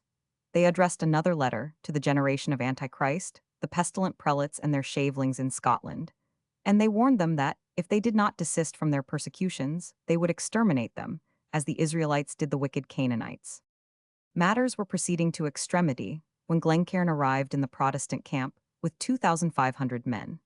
This made the Queen Regent pause, and an agreement was effected by means of Argyll and the Lord James, by which toleration was again granted, and the Queen Regent engaged that no Frenchman should approach within 3 miles of Perth, a condition which she characteristically evaded by garrisoning it with Scottish troops in French pay. Knox and Willock had an interview with Argyll and the Lord James, and sharply upbraided them with appearing in arms against their brethren, to which these nobles replied that they had done it only as a means of arbitrating for peace. But the congregation took means to bind them in future by framing a new covenant, to which every member swore obedience, engaging to defend the congregation or any of its members when menaced by the enemies of their religion. They were soon called upon to prove their sincerity. The Queen Regent, totally regardless of the treaty just entered into, the very same day that the lords of the congregation quitted Perth, entered it with Châtelherault, Diselles, and a body of French soldiers. She deprived the chief magistrates of their authority because they favored the Reformation, made Charteris of Kinfons, a man of infamous character, provost of the city, and left a garrison of troops in French pay to support him.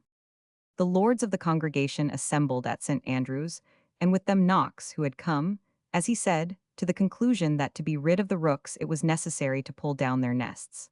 Their action was prompt. Perth surrendered at the first assault. Argyll and the Lord James had succeeded in checking the march of the Queen Regent, and on their advance to Linlithgow, she and the French forces evacuated Edinburgh, falling back to Dunbar, whilst the Covenanting army, entering Linlithgow, pulled down the altars and images, destroyed the relics, and then advanced on Edinburgh, which they entered in triumph on the 29th of June, 1559. It was at this crisis that the progress of the reformers in Scotland arrested the attention of the government in England, and a letter was received from Sir Henry Percy by Kirkcaldy of Grange, inquiring into the real objects of the lords of the congregation. Kirkcaldy replied that they meant nothing but the reformation of religion, that they had purged the churches of imagery and other popish stuff wherever they had come, and that they pulled down such friaries and 252 abbeys as would not receive the reformed faith, but that they had not meddled with a pennyworth of the church's property, reserving the appropriation of that to the maintenance of godly ministers hereafter. That if the Queen Regent would grant them spiritual liberty and send away the Frenchmen, they would obey her.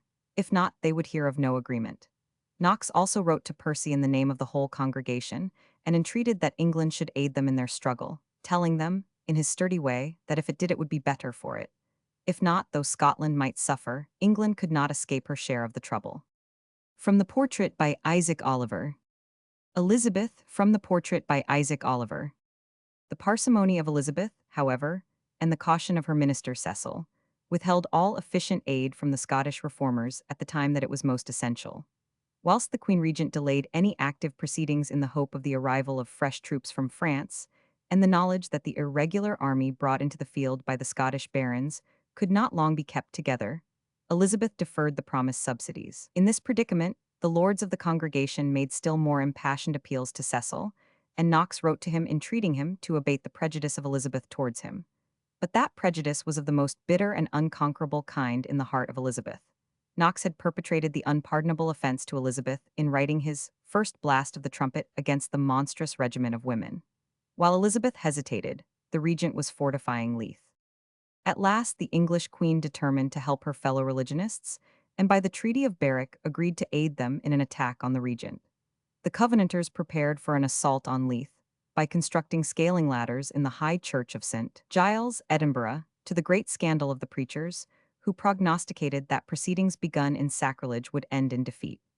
This soon appeared likely to be the result, for the money sent from England being exhausted, the soldiers clamored for pay, and the army of 12,000 was on the verge of melting away very rapidly. In great alarm, the leaders vehemently entreated Elizabeth for more money, and making a struggle with her natural parsimony, she sent £4,000 to Cockburn of Ormiston, who 253 undertook the perilous office of conveying it to headquarters. But a man who afterwards became notorious for the audacity of his crimes, the Earl of Bothwell, who now professed to be a zealous supporter of the congregation, and had by this means obtained the knowledge of the transmission of the treasure, waylaid Cockburn, and carried off the money. This was a severe blow to the congregation, and was speedily followed by another.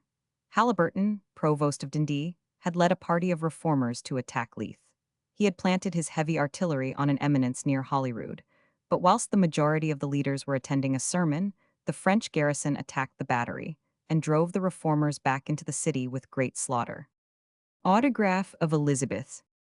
Even the arrival of an English army did not mend matters. The siege was carried on against Leith in a manner little creditable to the ancient fame of the English. As for the Scots, Sadler said, they could climb no walls. That is, they were not famous for conducting sieges and taking towns by assault. The English, who had acquired great fame in that kind of warfare, now seemed to have forgotten their skill, though they had lost none of their courage. Their lines of circumvallation were ill-drawn, their guns were ill-directed, their trenches were opened in ground unfit for the purpose, and they were repeatedly thrown into disorder by sorties of the enemy. To make matters worse, the supplies of the Scots became exhausted, and they began to make their usual cries to the English for more money. But from the English court came, instead of the all-needful money, signs of discouragement. Elizabeth still maintained her equivocal conduct, and the lords of the congregation were greatly alarmed to find her actually negotiating with the sick Queen Regent for an accommodation. At the very time that the Scots and the English were engaged in a smart action at Hawkhill, near Lochend, during the siege, Sir James Croft and Sir George Howard were with the dying Mary of Guise in the castle of Edinburgh. Elizabeth still declared that she was not fighting against Francis and Mary, the King and Queen of France and Scotland, but against their ministers in the latter country, and simply for the defense of her own realm against their attempts. She desired Sir Ralph Sadler to express her willingness to treat, and to make it clear that she was no party to any design to injure or depose the rightful queen. What she aimed at was the expulsion of the French from Scotland as dangerous to her own dominions, and he was instructed, if the old plea was raised, namely, that the French only remained there to maintain the throne of their mistress against disaffected subjects, to state that his sovereign would not admit this plea, as it was a mere pretense, and would not lay down her arms till the Queen of Scots was also secured in her just power and claims. On the 10th of June, 1560, the Queen Regent died in the castle of Edinburgh. On her deathbed, she entreated Lord James Stuart and some others of the lords of the congregation, as well as her own courtiers, to support the rightful power of her daughter. But as the events showed, and the treacherous, ambitious character of the bastard brother of Queen Mary rendered probable, to very little purpose. The Queen Regent's decease, however, opened a way to negotiation. The insurrectionary feeling in France made the French court readily support 254 such a proposition, and it was agreed that the French and English commissioners should meet at Berwick on the 14th of June. The English commissioners were Cassell and Dr. Wotton, Dean of Canterbury; the French, Monluc, Bishop of Valence, and Count de Randon. Perhaps four more acute diplomatists never met. On the 16th of June, they proceeded to Edinburgh, passing through the English camp on the way, where they were saluted by a general discharge of firearms. By the 6th of July, all the conditions of peace were settled, and it was announced both to the besiegers and besieged that hostilities were at an end. The French commissioners stood stoutly for the rights and prerogatives of the crown, but they were compelled to yield many points to the imperturbable firmness of Cecil. Dunbar and Inchkeith were surrendered as well as Leith. The French troops, excepting a small garrison in Dunbar and another in Inchkeith, were to be sent home and no more to be brought over. An indemnity for all that had passed since March 1558 in Scotland was granted. Every man was to regain the post or position which he held before the struggle, and no Frenchman was to hold any office in that kingdom. A convention of the three estates was to be summoned by the king and queen, and 24 persons were to be named by this convention, out of whom should be chosen a council of 12 for the government of the country, of whom the queen should name 7, and the estates 5. The king and queen were not to declare war or conclude peace without the concurrence of the estates. Neither the lords nor the members of the congregation should be molested for what they had done, and churchmen were to be protected in their persons, rights, and properties, and to receive compensation for their losses according to the award of the estates in Parliament. On one point, and that the chief point of the quarrel, the leaders of the congregation did not obtain their demand, which naturally was for the establishment of their religion. We may suppose that Cecil and his colleague were not very desirous of carrying this, for the Queen of England regarded the Scottish reformers as fanatical, and she especially abominated the character and doctrines of Knox. It was conceded, however, that Parliament should be summoned without delay, and that a deputation should lay this request before the King and Queen.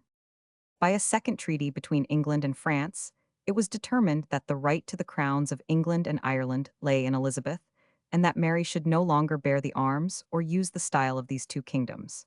Another proposition, however, was refused in this treaty, and that was the surrender of Calais to England. It remained now to obtain the consent of Francis and Mary to these decisions, and Sir James Sandilands, a knight of Malta, was dispatched to Paris for this purpose. His reception was such as might be expected. Mary refused to sanction the proceedings of a parliament which had been summoned without her authority, and which had acted in the very face of the treaty, by seeking to destroy the religion in which she had been educated. Thereupon the estates established Protestantism on their own authority. All speculations as to what the Guises would do were cut short by the death of Francis II, the husband of Mary, on the 5th of December, 1560. He had always been a sickly personage, and his reign had lasted only 18 months. His successor, Charles IX, was only 9 years of age, and had a mind and constitution not exhibiting more promise of health and vigor than those of his late brother. His mother, Catherine de' Medici, became regent, and his uncles of Lorraine lost the direction of affairs. Catherine and Mary were no friends. the young Queen Dowager of France, only 19, was now treated harshly and contemptuously by the Lady Regent, and she retired to Reims, where she spent the winter amongst her relatives of Lorraine. Mary now prepared to make her way home by sea. Her false half-brother, the Lord James, instead of being to her, at this trying moment, a friend and staunch counselor, was, and had long been, leagued with her most troublesome and rebellious subjects, and was expecting, by the aid of Elizabeth of England, to engross the chief power in the state, if not eventually to push his unsuspecting sister from the throne. The Roman Catholics of Scotland were quite alive to the dangers which attended their sovereign in such company, and deputed Leslie the Bishop of Ross, a man of high integrity, which, through a long series of troubles, he manifested towards his queen, to go over to France and return with her. Leslie was so much alarmed by the dangers which menaced her amongst her turbulent and zeal-excited subjects, that he advised her in private to extend her voyage to the Highlands 255, and put herself under the protection of the Earl of Huntly, who, at the head of a large army, would conduct her to her capital and place her in safety on her throne, at the same time that he enabled her to protect the ancient religion. But Mary would not listen to anything like a return by force. She determined to throw herself on the affections of her subjects and to go amongst them peaceably. Mary embarked at Calais on the 15th of August, 1561. She eluded the ships sent to prevent her, and on the 19th she landed on her native shore at Leith. She had come a fortnight earlier than she had fixed, to checkmate the schemes of her enemies, but the people flew to welcome her and crowded the beach with hearty acclamations. The lords, however, says a contemporary, had taken small pains to honor her reception and cover the nakedness of the land. Instead of the gay palfreys of France to which she had been accustomed, in their rich accoutrements, she saw a wretched set of Highland shelties prepared to convey her and her retinue to Holyrood. And when she surveyed their tattered furniture and mounted into the bare wooden saddle, the past and the present came so mournfully over her that her eyes filled with tears. The honest joy of her people, however, was an ample compensation, had she not known what ill will lurked in the background against her amongst the nobles and clergy. Mary was the finest woman of her time. Tall, beautiful, accomplished in the freshness of her youth, not yet 19, distinguished by the most graceful manners and the most fascinating disposition, she was formed to captivate a people sensible to such charms. But she came into her country, in every past age turbulent and independent, at a crisis when the public spirit was divided and embittered by religious controversy, and she was exposed to the deepest suspicion of the reforming party, by belonging to a family notorious for its bigoted attachment to the old religion. Yet the candor of her disposition and her easy condescension seemed to make a deep impression on the masses. They not only cheered her enthusiastically on the way to her ancestral palace of Holyrood, but about 200 of the citizens of Edinburgh, playing on three-stringed fiddles, kept up a deafening serenade under her windows all night. And such was her good-natured appreciation of the motive, that she thanked them in the morning for having really kept her awake after her fatiguing voyage. Not quite so agreeable, though, was the conduct of her liege subjects on the Sunday in her chapel, where, having ordered her chaplain to perform mass, such a riot was raised that had not her natural brother, the Lord James Stuart, interfered, the priest would have been killed at the altar. This was a plain indication that, although the reformers demanded liberty of conscience for themselves, they meant to allow none to others. And a month afterwards the same riot was renewed so violently in the royal chapel at Stirling, that Randolph, writing to Cassell, said that the Earl of Argyll and the Lord James himself this time so disturbed the choir that some, both priests and clerks, left their places with broken heads and bloody ears. Mary bore this rude and disloyal conduct with an admirable patience. She had the advantage of the counsels of Cassell, who had spent some years in the country, and had learned the character of the people. She placed the leaders of the congregation in honor and power around her, making the Lord James her chief minister, and Maitland of Lethington her secretary of state, both of whom, however, were in the pay and interests of the English queen. It was not in the nature of Knox to delay long appearing in her presence, and opening upon her the battery of his fierce zeal. It is, perhaps, impossible to imagine a situation more appalling than that of this young and accomplished girl, suddenly thrown into the midst of this effervescence of spiritual pride and boorish dogmatism, which was so insensible to the finer influences of social life, so unconscious of the rights of conscience in those of a different opinion. Mary showed a far more Christian spirit. She reminded Knox of his offensive and contemptuous book against women, gently admonished him to be more liberal to those who could not think as he did, and to use more meekness of speech in his sermons. But the Scottish clergy at that moment received a severe recompense for their contempt of the social amenities, in their aristocratic coadjutors treating them as men who had no need of temporal advantages. The nobles used them to overturn by their preaching the ancient church. And that done, they quietly but firmly appropriated the substance of it to themselves. The example of the English hierarchy had not been lost upon them. When the clergy put in their claim for a fair share of the booty, the nobles affected great surprise at such a worldly appetite in such wholly 256 men. The clergy proposed that the property of the church should be divided into three portions: one-third for the pastors of the new church, one-third for the poor, and one-third for the endowment of schools and colleges. Maitland of Lethington asked Knox, where then was the portion of the nobles? Were they to become hod-bearers in this building of the kirk? Knox replied that they might be worse employed, but he and his fellow ministers had different material to operate upon in the hard-fisted nobles. They might browbeat and insult a young queen, but they could not force the plunder from the grip of their aristocratic patrons. The whole sum which they could obtain for the maintenance of 1,000 parish churches was only about £4,000, or about £6 sterling, as the annual income of a parish priest.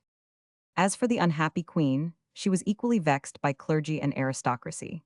She was soon called upon for extensive favors by her ambitious brother, the Lord James, Prior of St. Andrews. She created him Earl of Mar, and she further contemplated conferring on him the ancient earldom of Murray, which had been forfeited to the crown in the reign of James II.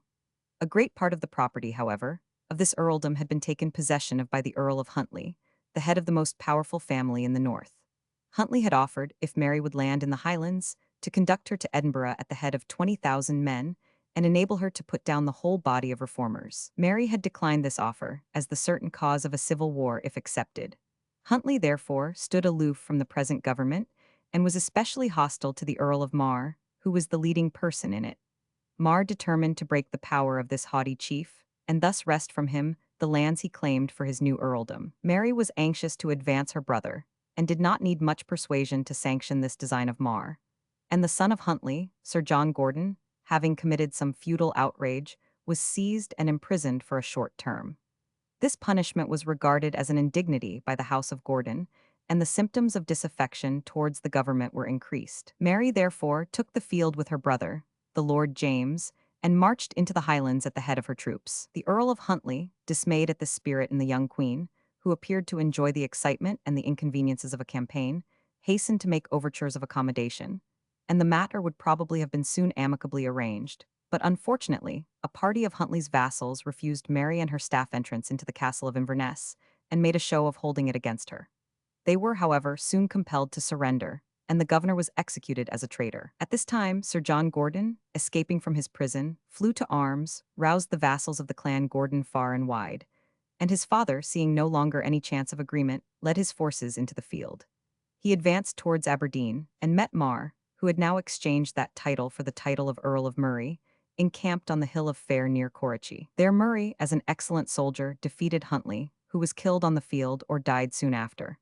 His son, Sir John Gordon, was seized and executed at Aberdeen 3 days after the battle. Murray was thus placed in full possession of his title and new estate, and Mary, with so able and powerful a relative as her chief minister, appeared in a position to command obedience from her refractory subjects.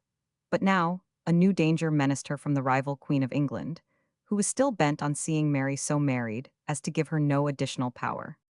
In the spring of 1562, Elizabeth became engaged in the support of the Huguenots, or Protestants of France, against their government, as she had supported the Covenanters of Scotland. After the failure of a conspiracy to surprise the court at Amboise, and the accession of Catherine de' Medici to the regency, the heads of the party again flew to arms. But Catherine, making concessions, in order to engage the Huguenot chiefs Condé and Coligny to assist her in counteracting the influence of the House of Guise, a treaty was entered into by which the Protestants were to be allowed free exercise of their religion. But the Duke of Guise, becoming possessed of the person of the king, soon persuaded Catherine, his mother and regent, to break the treaty.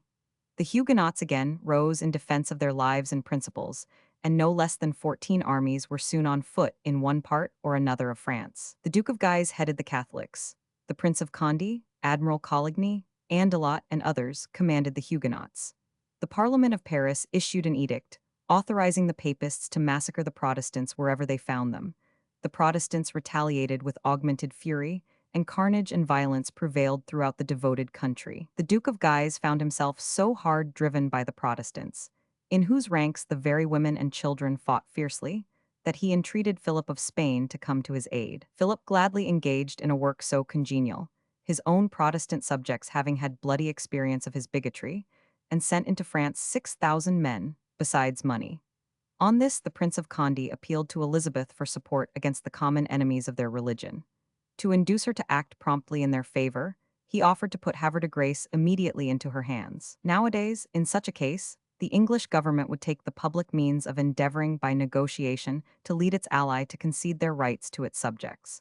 But Elizabeth took her favorite mode of privately aiding the discontented subjects of a power with whom she was at peace against their sovereign. She made no overtures to Catherine de' Medici as Queen Regent. She made no declaration of war, but dispatched Sir Henry Sidney, the father of the afterwards celebrated Sir Philip Sidney, ostensibly to mediate between the Roman Catholics and Protestants, but really to enter into a compact with Condé.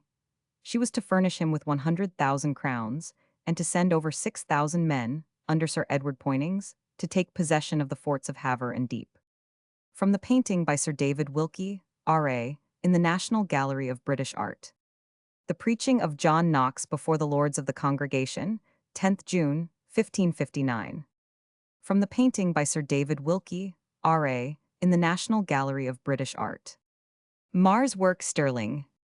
On the 3rd of October, a fleet carried over the stipulated force, took possession of the ports, and Ambrose Dudley, Earl of Warwick, the brother of the favorite Lord Robert Dudley, was made commander-in-chief of the English army in France. The French ambassador, with the Treaty of Cateau-Cambrésis in his hand, demanded the cause of the infringement of the 13th article of this treaty, and reminded the Queen that, by proceeding to hostilities, she would at once forfeit all claim to Calais at the expiration of the prescribed period. Elizabeth replied that she was in arms, in fact, on behalf of the King of France, who was a prisoner in the hands of Guise, and when the ambassador required her, in the name of his sovereign, to withdraw her troops, she refused to believe that the demand came from the king, because he was not a free agent, and that it was the duty of Charles IX to protect his oppressed subjects, and to thank a 258 friendly power for endeavoring to assist him in that object.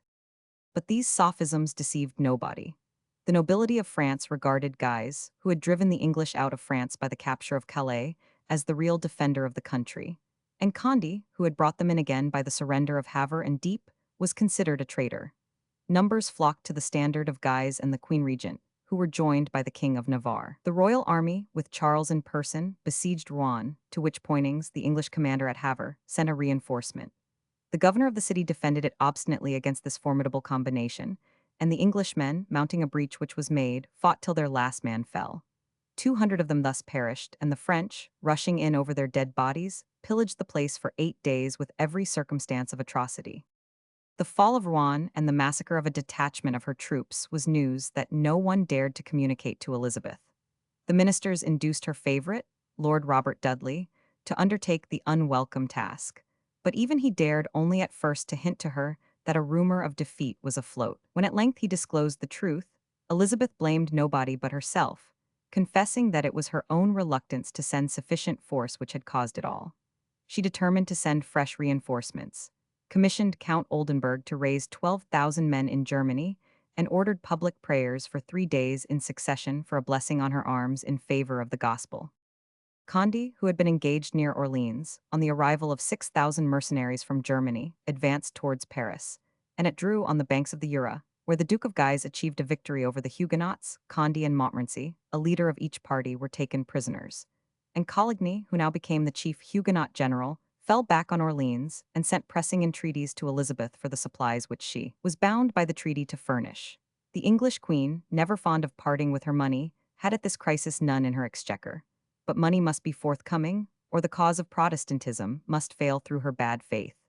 The German mercenaries were clamorous for their pay, none of which they had received, and the representations of Coligny were so urgent that Elizabeth was compelled to summon a parliament and ask for supplies. Meanwhile, affairs in France had been anything but satisfactory. The Huguenot chiefs had promised Elizabeth, as the price of her assistance, the restoration of Calais. Elizabeth, on her part, ordered the Earl of Warwick not to advance with his troops beyond the walls of Homs, and when Coligny reduced the chief towns of Normandy, he gave up their plunder to his German auxiliaries, and, instead of awarding any share to the English, complained loudly of the neutrality of Warwick's troops, and the more so when he saw the Duke of Guise preparing to lay siege to Orleans. But Guise was assassinated, February 24, 1563, by Poltrot, a deserter from the Huguenot army, and this circumstance produced a great change amongst the belligerents on both sides. The Catholics were afraid of the English uniting with Coligny and gaining still greater advantages in Normandy. And on the other hand, Condé was anxious to make peace and secure the position in the French government which Guise had held. A peace was accordingly concluded at Amboise on the 6th of March, in which freedom for the exercise of their religion was conceded to the Huguenots in every town of France, Paris excepted, and the Huguenots, in return, promised to support the government. Elizabeth, in her anger at this treaty, made without any reference to her, appeared to abandon her own shrewd sense.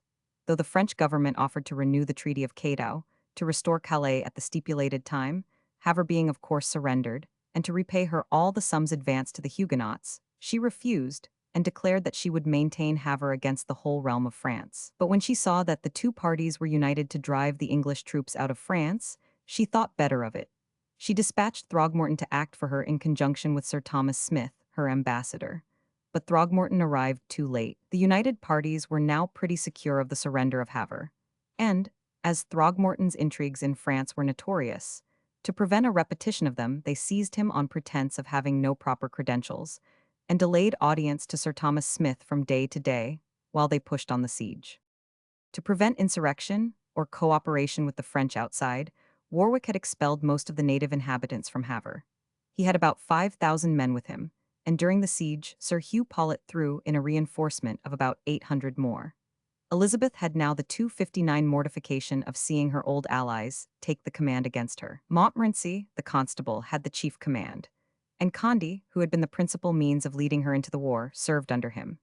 It was clear that the place could not hold out long, yet the English manned the walls, defended the breaches, and, till the whole garrison was reduced to less than 1,500 men, gave no sign of surrender. The constable made the first proposals for a capitulation, which Warwick agreed to accept. But such was the fury of the French soldiers, or rather, the rabble collected from all quarters to the siege, that, in spite of the truce, they fired on the besieged repeatedly, and shot the Earl of Warwick through the thigh as he stood in the breach. The next day the capitulation was signed, the garrison and people of the town being allowed to retire within 6 days with all their effects. The chief marshal, Edward Randall, caused the sick to be carried on board, that they might not be left to the mercy of the French, and himself lent a helping hand. But the infected troops and people carried out the plague with them. It spread in various parts of England and raged excessively in London. The inns of court were closed, those who could fled into the country. To the plague was added scarcity of money and of provisions. There were earthquakes in Lincolnshire, Northamptonshire, and other places, terrific thunders and lightnings, and all these terrors were attributed by the papists to the heresies which were in the ascendant. Thus terminated Elizabeth's demonstration in favor of the Huguenots. She contemplated the humiliating result with indignation, which she was unable to conceal, even in the presence of Cassell, the French ambassador. At one moment she declared that she would not consent to peace, at another she vowed that she would make her commissioners pay with their heads for offering to accept conditions which were gall to her haughty spirit. But there was no alternative. She first attempted to compel the French court to liberate Throgmorton by seizing the French envoy de Foix and offering him in exchange. But the French would not admit that Throgmorton was a duly appointed ambassador, and in retaliation for the seizure of de Foix, they arrested Sir Thomas Smith and consigned him to the castle of Melun. Elizabeth still held the bonds for 500,000 crowns, or the restoration of Calais, and the hostages. And in the end, she submitted to surrender the hostages for the return of Throgmorton, and reduced her claim of 500,000 crowns to 1/4 of that sum. Thus, not only Havre but Calais was virtually resigned, though Elizabeth still claimed to negotiate on that point. The proud English queen was, in fact, most mortifyingly defeated, both in the cabinet and the field. The treaty was signed on April 11, 1564. This French campaign terminated, Elizabeth turned her attention again to Scotland, and the subject on which she was most anxious was the marriage of the Scottish queen. To Elizabeth, who abhorred the idea of anyone ever succeeding her on the throne, it was of much consequence how Mary, her presumptive heir, should wed if to a foreign prince, it might render the claim on the English throne doubly hazardous. By this time, it was pretty clear that Elizabeth herself was resolved to take no partner of her power, as the hands of numerous other princely suitors had been refused besides that of Philip. Of all the long array of the lovers of this famous queen, foreign or English, none ever acquired such a place in her regard and favor as the Lord Robert Dudley, one of the sons of the Duke of Northumberland, who had been attainted with his father and family for participation in the attempt to place Lady Jane Grey on the throne, to the exclusion of Queen Mary and of this very Elizabeth. The Queen restored him in blood, made him Master of the Horse, installed him Knight of the Garter, and, soon after this period, Earl of Leicester. This maiden queen, who had rejected so many kings and princes, soon grew so enamored of this young nobleman that their conduct became the scandal of the court and country, but probably it was nothing more than indiscreet. The reports were believed of their living as man and wife, even whilst Leicester was still the husband of Amy Robsart, whom he is said, though falsely, to have murdered. The Queen of Scots, in one of her letters, tells her that she hears this asserted, and that she had promised to marry him before one of the ladies of the bedchamber. Throgmorton, her ambassador, sent his secretary, Jones, to inform Elizabeth privately, and at the suggestion of Cecil and the other ministers, of the common remarks on this subject by the Spanish and Venetian ambassadors at Paris. Elizabeth, listening to Jones's recital, including the account of the murder of Amy Robsart, sometimes laughed, sometimes hid her face in her hands, but replied that she had heard it all before, and did not believe in the murder. From the evidence on this subject, it appears that Elizabeth had promised Dudley to marry 260 him, and was this time very near being involved in the trammels of matrimony, but she escaped to have another long string of princely suitors. Careful to avoid the bonds of matrimony herself, Elizabeth was, however, bent on securing in them the Queen of Scots. Since Mary of Scotland had become a widow, the suitors of Elizabeth had transferred their attentions to her. She was younger and much handsomer. Her kingdom was much less important, but then she was by no means so haughty and immovable. She was of a warm, a generous, a poetic nature, and would soon have found a congenial husband, but either her own subjects or her rival Elizabeth had something in each case to object. Her French relatives successively proposed Don Carlos, the son of Philip and heir of Spain, the Duke of Anjou, one of the brothers of her late husband, the Cardinal de Bourbon, who had not yet taken priest orders, the Duke of Ferrara, and some others. But none of these would suit her Scottish subjects, for they were all papists, and they suited Elizabeth as little, for they would create too strong a foreign coalition. Mary, with an extraordinary amiability, listened to all the objections of Elizabeth, and expressed herself quite disposed to accept such a husband as should be agreeable to her. Be it understood, however, that Mary was not without policy in this condescension. She hoped to induce Elizabeth, by thus being willing to oblige her in this particular, to acknowledge her right to succeed her, but in this she was grievously disappointed. Great Seal of Elizabeth. Mary at last sent Sir James Melville to London to consult with Elizabeth, in personal interview, fully and candidly, as to the person that she would really recommend as her consort. Elizabeth received him at her palace at Westminster, at 8 o'clock in her garden. She asked Melville if his queen had made up her mind regarding the man who should be her husband. He replied that she was just now thinking more of some disputes upon the borders, and that she was desirous that her majesty should send my lord of Bedford and my lord Dudley to meet her and her commissioners there. Elizabeth affected to be hurt at Melville, naming the Earl of Bedford first. She said that it appeared to her as if I made but small account of Lord Robert, seeing that I named Bedford before him. But ere it were long she would make him a greater earl, and I should see it done before me, for she esteemed him as one whom she should have married herself, if she had ever been minded to take a husband. But being determined to end her life in virginity, she wished that the queen her sister should marry him, for with him she might find it in her heart to declare Queen Mary's second person, rather than any other. For, being matched with him, it would best remove out of her mind all fear and suspicion of usurpation before her death. Elizabeth immediately carried into effect her word that she would make Dudley an earl, by creating him, whilst Melville was present, Earl of Leicester and Baron Denbigh. This was 261 done, he says, with great state at Westminster, herself helping to put on his robes, he sitting on his knees before her, and keeping a great gravity and discreet behavior. As for the queen, she could not refrain from putting her hand in his neck to tickle him, smilingly, the French ambassador and I standing beside her. Then she asked me how I liked him. I said, as he was a worthy subject, so he was happy in a great prince, who could discern and reward good service. Yet, she replied, ye like better of yon long lad, pointing towards my Lord Darnley, who, as nearest prince of the blood that day, bare the sword before her? My answer was, that no woman of spirit would make choice of sick a man, that was liker a woman than a man, for he was lusty, beardless, and lady-faced.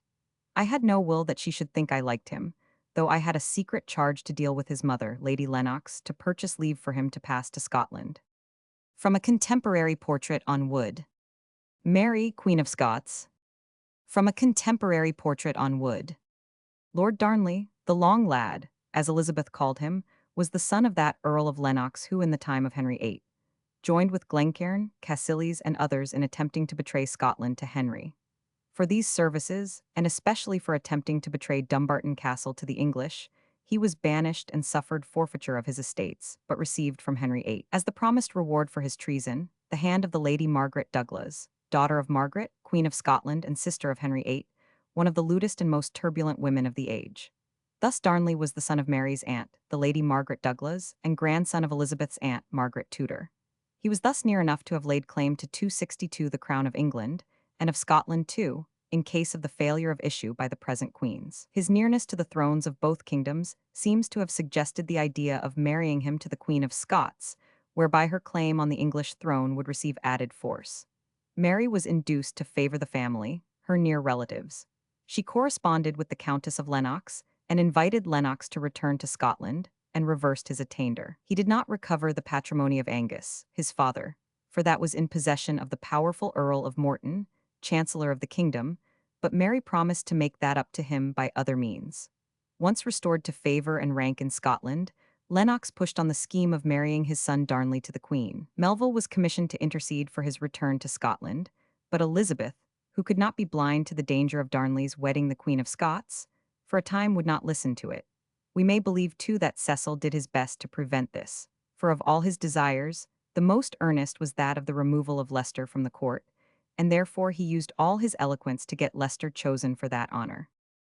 On returning from Hampton Court, Leicester conducted Melville to London by water, and on the way he asked him what the Queen of Scots thought of him as a husband. The answer of Melville, who did not care so nicely to flatter the favorite, was not very complimentary, and thereupon Leicester made haste to assure the Scottish envoy that he had never presumed so much as to think of marrying so great a queen, that he knew he was not worthy to wipe her shoes, but that it was the plot of Cassell to ruin him with both the queens. Melville, on his return to Edinburgh, assured the Queen of Scots that she could never expect any real friendship from the Queen of England, for that she was overflowing with jealousy, and was made up of falsehood and deceit. These royal courtships and rivalries went on still for some time. Queen Mary finally determined to refuse the Archduke Charles of Austria, probably to avoid giving umbrage to Elizabeth, and Elizabeth received one more suitor in no less a personage than the young King of France. This was a scheme of the busy and intriguing Catherine de' Medici, who thought it would be a fine thing to link England and France together by marriage. But Elizabeth was not likely to perpetrate anything so shallow. The king was only 14, and Elizabeth replied that her good brother was too great and too small, too great as a king and too small, being but young and she already 30. Catherine, however, again pressed it by de Foix the ambassador, but Elizabeth, laughing, said she thought her neighbor Mary Stuart would suit him better. This, however, was only thrown out because Elizabeth had heard of some such project, which, if real, she would oppose resolutely. But a circumstance now took place which it seems difficult to account for. Having refused to permit Lord Darnley to go to Scotland, lest he should marry the Queen of Scots, and add to her claims on the English throne, all at once her objection seemed to vanish, and in February 1565 she permitted him to travel to Edinburgh. Darnley was at this time in his 24th year, tall and handsome, possessing the courtly accomplishments of the age, and free in the distribution of his money.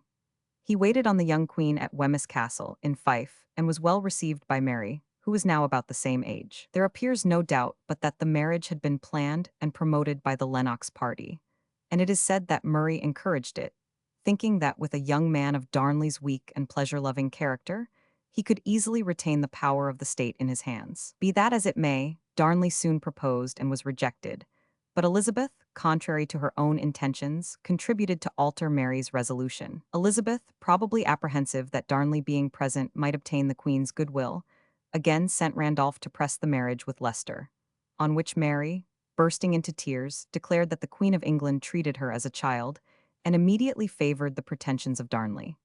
The marriage took place on the 29th of July, 1565. As Darnley was a Catholic, the Protestant party was much alarmed.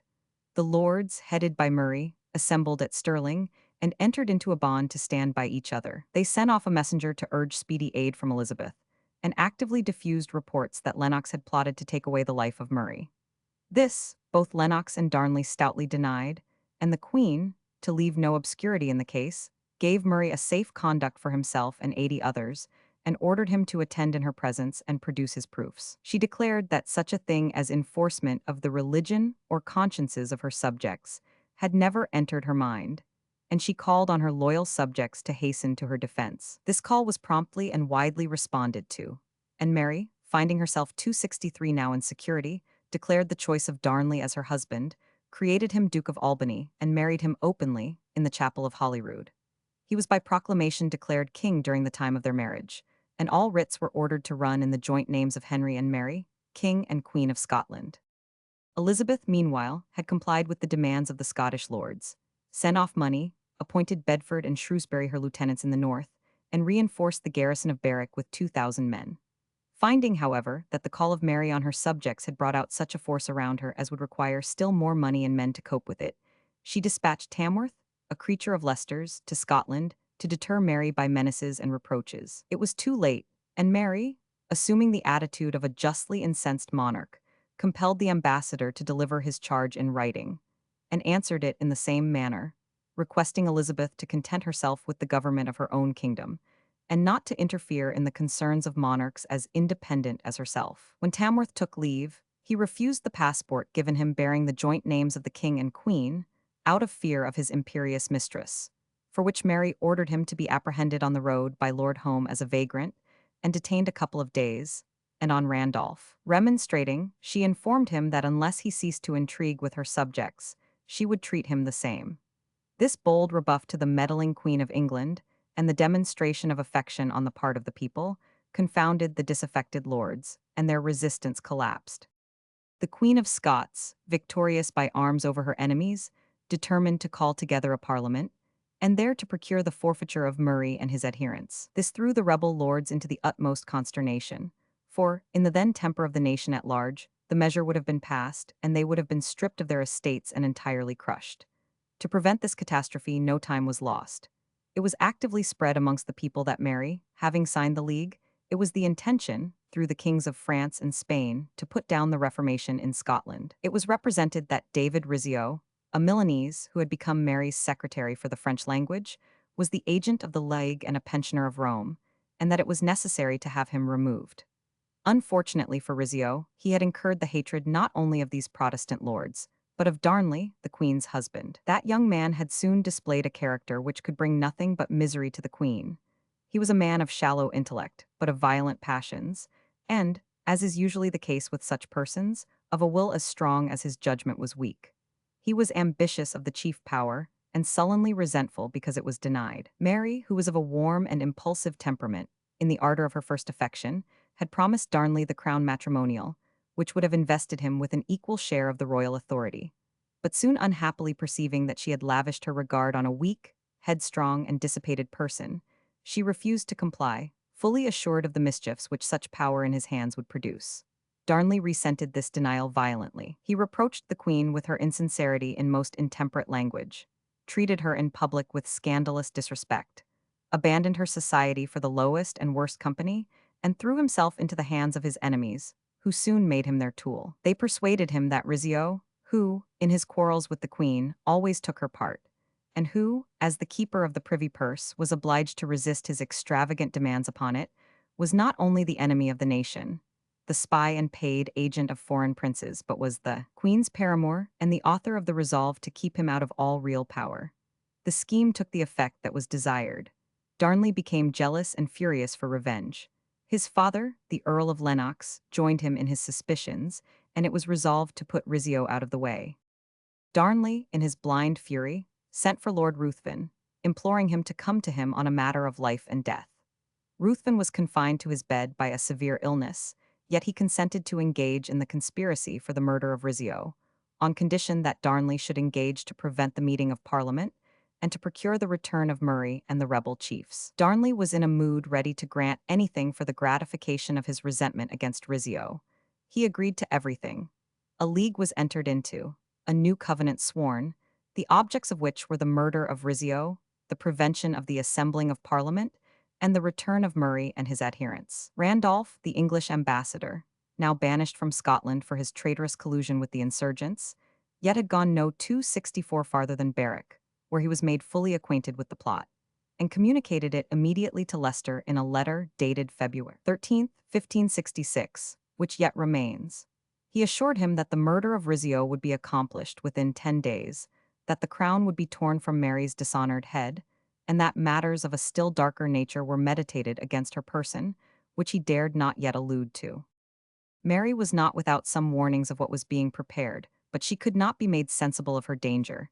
Neither could Rizzio, though Damiet, an astrologer, whom he was in the habit of consulting, bade him beware of the bastard. The obscurity attending all such oracles led Rizzio to believe that Damiet alluded to Murray, and Rizzio laughed at any danger from him, a banished man. But we shall see that he received his first wound from another bastard, George Douglas, the natural son of the Earl of Angus. On the 3rd of March Parliament was opened, and a statute of treason and of forfeiture against Murray and his accomplices was immediately introduced on the Thursday, which was to be passed on the following Tuesday. But on the Saturday evening, the Queen, sitting at supper in a small closet adjoining her chamber, attended by her natural sister, the Countess of Argyll, the commendator of Holyrood, Beaton master of the household, Arthur Erskine captain of the guard, and her secretary Rizzio, was surprised by the apparition of Darnley suddenly putting aside the arras which concealed the door, and standing for a moment gloomily surveying the group. Behind him came a still more startling figure. It was that of Ruthven, in complete armor, just come from his sick bed, and with a face pale and ghastly as that of a ghost. Mary, who was 7 months gone with child, started up at this terrible sight, and commanded Ruthven to be gone. But at this moment Darnley put his arm round her waist as if to detain her, and other conspirators entered, one after another with naked weapons, into the room. Ruthven drew his dagger and, crying that their business was with Rizzio, endeavored to seize him. But Rizzio, rushing to his mistress, caught the skirt of her robe and shouted, Giustizia, Giustizia, sauve ma vie, madame, sauve ma vie. Darnley forced himself between the Queen and Rizzio, to separate them from one another, and probably the intention was to drag him out of her presence and dispatch him. But George Douglas, the bastard in his impetuosity, drove his dagger into the back of Rizzio over the Queen's shoulder, and the rest of the conspirators, Morton, Carr of Fawdenside, and others, dragged him out to the entrance of the presence chamber, where, in their murderous fury, they stabbed him with 56 wounds, with such blind rage that they wounded one another, and left Darnley's dagger sticking in the body as an evidence of his participation. In the deed, this done, the hideous Ruthven, exhausted with the excitement, staggered into the presence of the shrieking Queen, and sinking upon a seat demanded a cup of wine. Mary upbraided him with his brutality, but he coolly assured her that it was all done at the command of her husband and king. At that moment one of her ladies rushed in crying that they had killed Rizzio. "And is it so?" said Mary. "Then farewell tears, we must now study revenge." It was about 7 in the evening when this savage murder was perpetrated. The palace was beset by troops under the command of Morton. There was no means of rousing the city. The Queen was kept close prisoner in her chamber, whilst the king, assuming the sole authority, issued letters commanding the 3 estates to quit the capital within 3 hours, on pain of treason, whilst Morton with his guards was ordered to allow no one to leave the palace. Notwithstanding this, Huntley, Bothwell, Sir James Balfour, and James Melville made their escape in the darkness and confusion. And as Melville passed under the Queen's window, she suddenly threw up the sash, and entreated him to give the alarm to the city. Her ruffianly guards immediately seized her, and dragged her back, swearing they would cut her to pieces, and Darnley was pushed forward to harangue the people, and assure them that both the Queen and himself were safe, and commanding them to retire in peace, which they 999. 265. The murder of Rizzio, CP 264. But Mary was not long left alone with Darnley, before she convinced him of the dupe he had made of himself. She asked him whether he was so mad as to expect that, after they had secured her, after they had imperiled the life of his child, they would spare him? And she bade him look at their conduct now, where they usurped all authority and did not even allow him to send his own servants to her. Darnley became thoroughly alarmed. He vowed he had had no hand in the conspiracy, and offered to call the conspirators into her presence, and declare that the queen was ready to pardon them, on condition that they withdrew their guards, replaced her own servants, and treated her as their true queen. The noble traders were this time overreached in their turn, probably trembling for the consequences of their daring conduct. On seeing Darnley and the queen reconciled, they consented, and in the night the queen and Darnley mounted fleet horses and fled to Dunbar. The consternation of the murderers in the morning may be imagined. The outraged and insulted queen had escaped their hands, and the news came flying that already the nobles and the people were hurrying from all sides to her standard. Huntley, Athole, Bothwell, and whole crowds of barons and gentlemen flew to her, and at Dunbar a numerous army stood as if by magic ready to march on the traitors and execute the vengeance due. They fled. Morton Ruthven, the grisly, pale-faced assassin, Brunston and Carr of Fawdenside escaped to England. Maitland of Lethington betook himself to the hills of Athole, and Craig, the colleague of Knox, dived into the darksome recesses of the city winds. The spirit of Mary was not of a character long to brood over revenge. That belonged rather to such men as Ruthven, Murray, and Morton. They vowed deadly vengeance on Darnley, and from that hour his destruction was settled, and never lost sight of. As for Elizabeth of England, she was loud in denunciation of the outrage on the Queen, and wrote expressing deep sympathy, and the virtuous Murray was indignant at the villainy in which he had been engaged, but now only seemed to perceive the full extent of. The assurances of the friendship of England and France seemed, however, to tranquilize the Queen's mind, and the hour of her confinement drawing nigh, she called her counselors around her, became reconciled to the King, and prepared everything for her own life or death.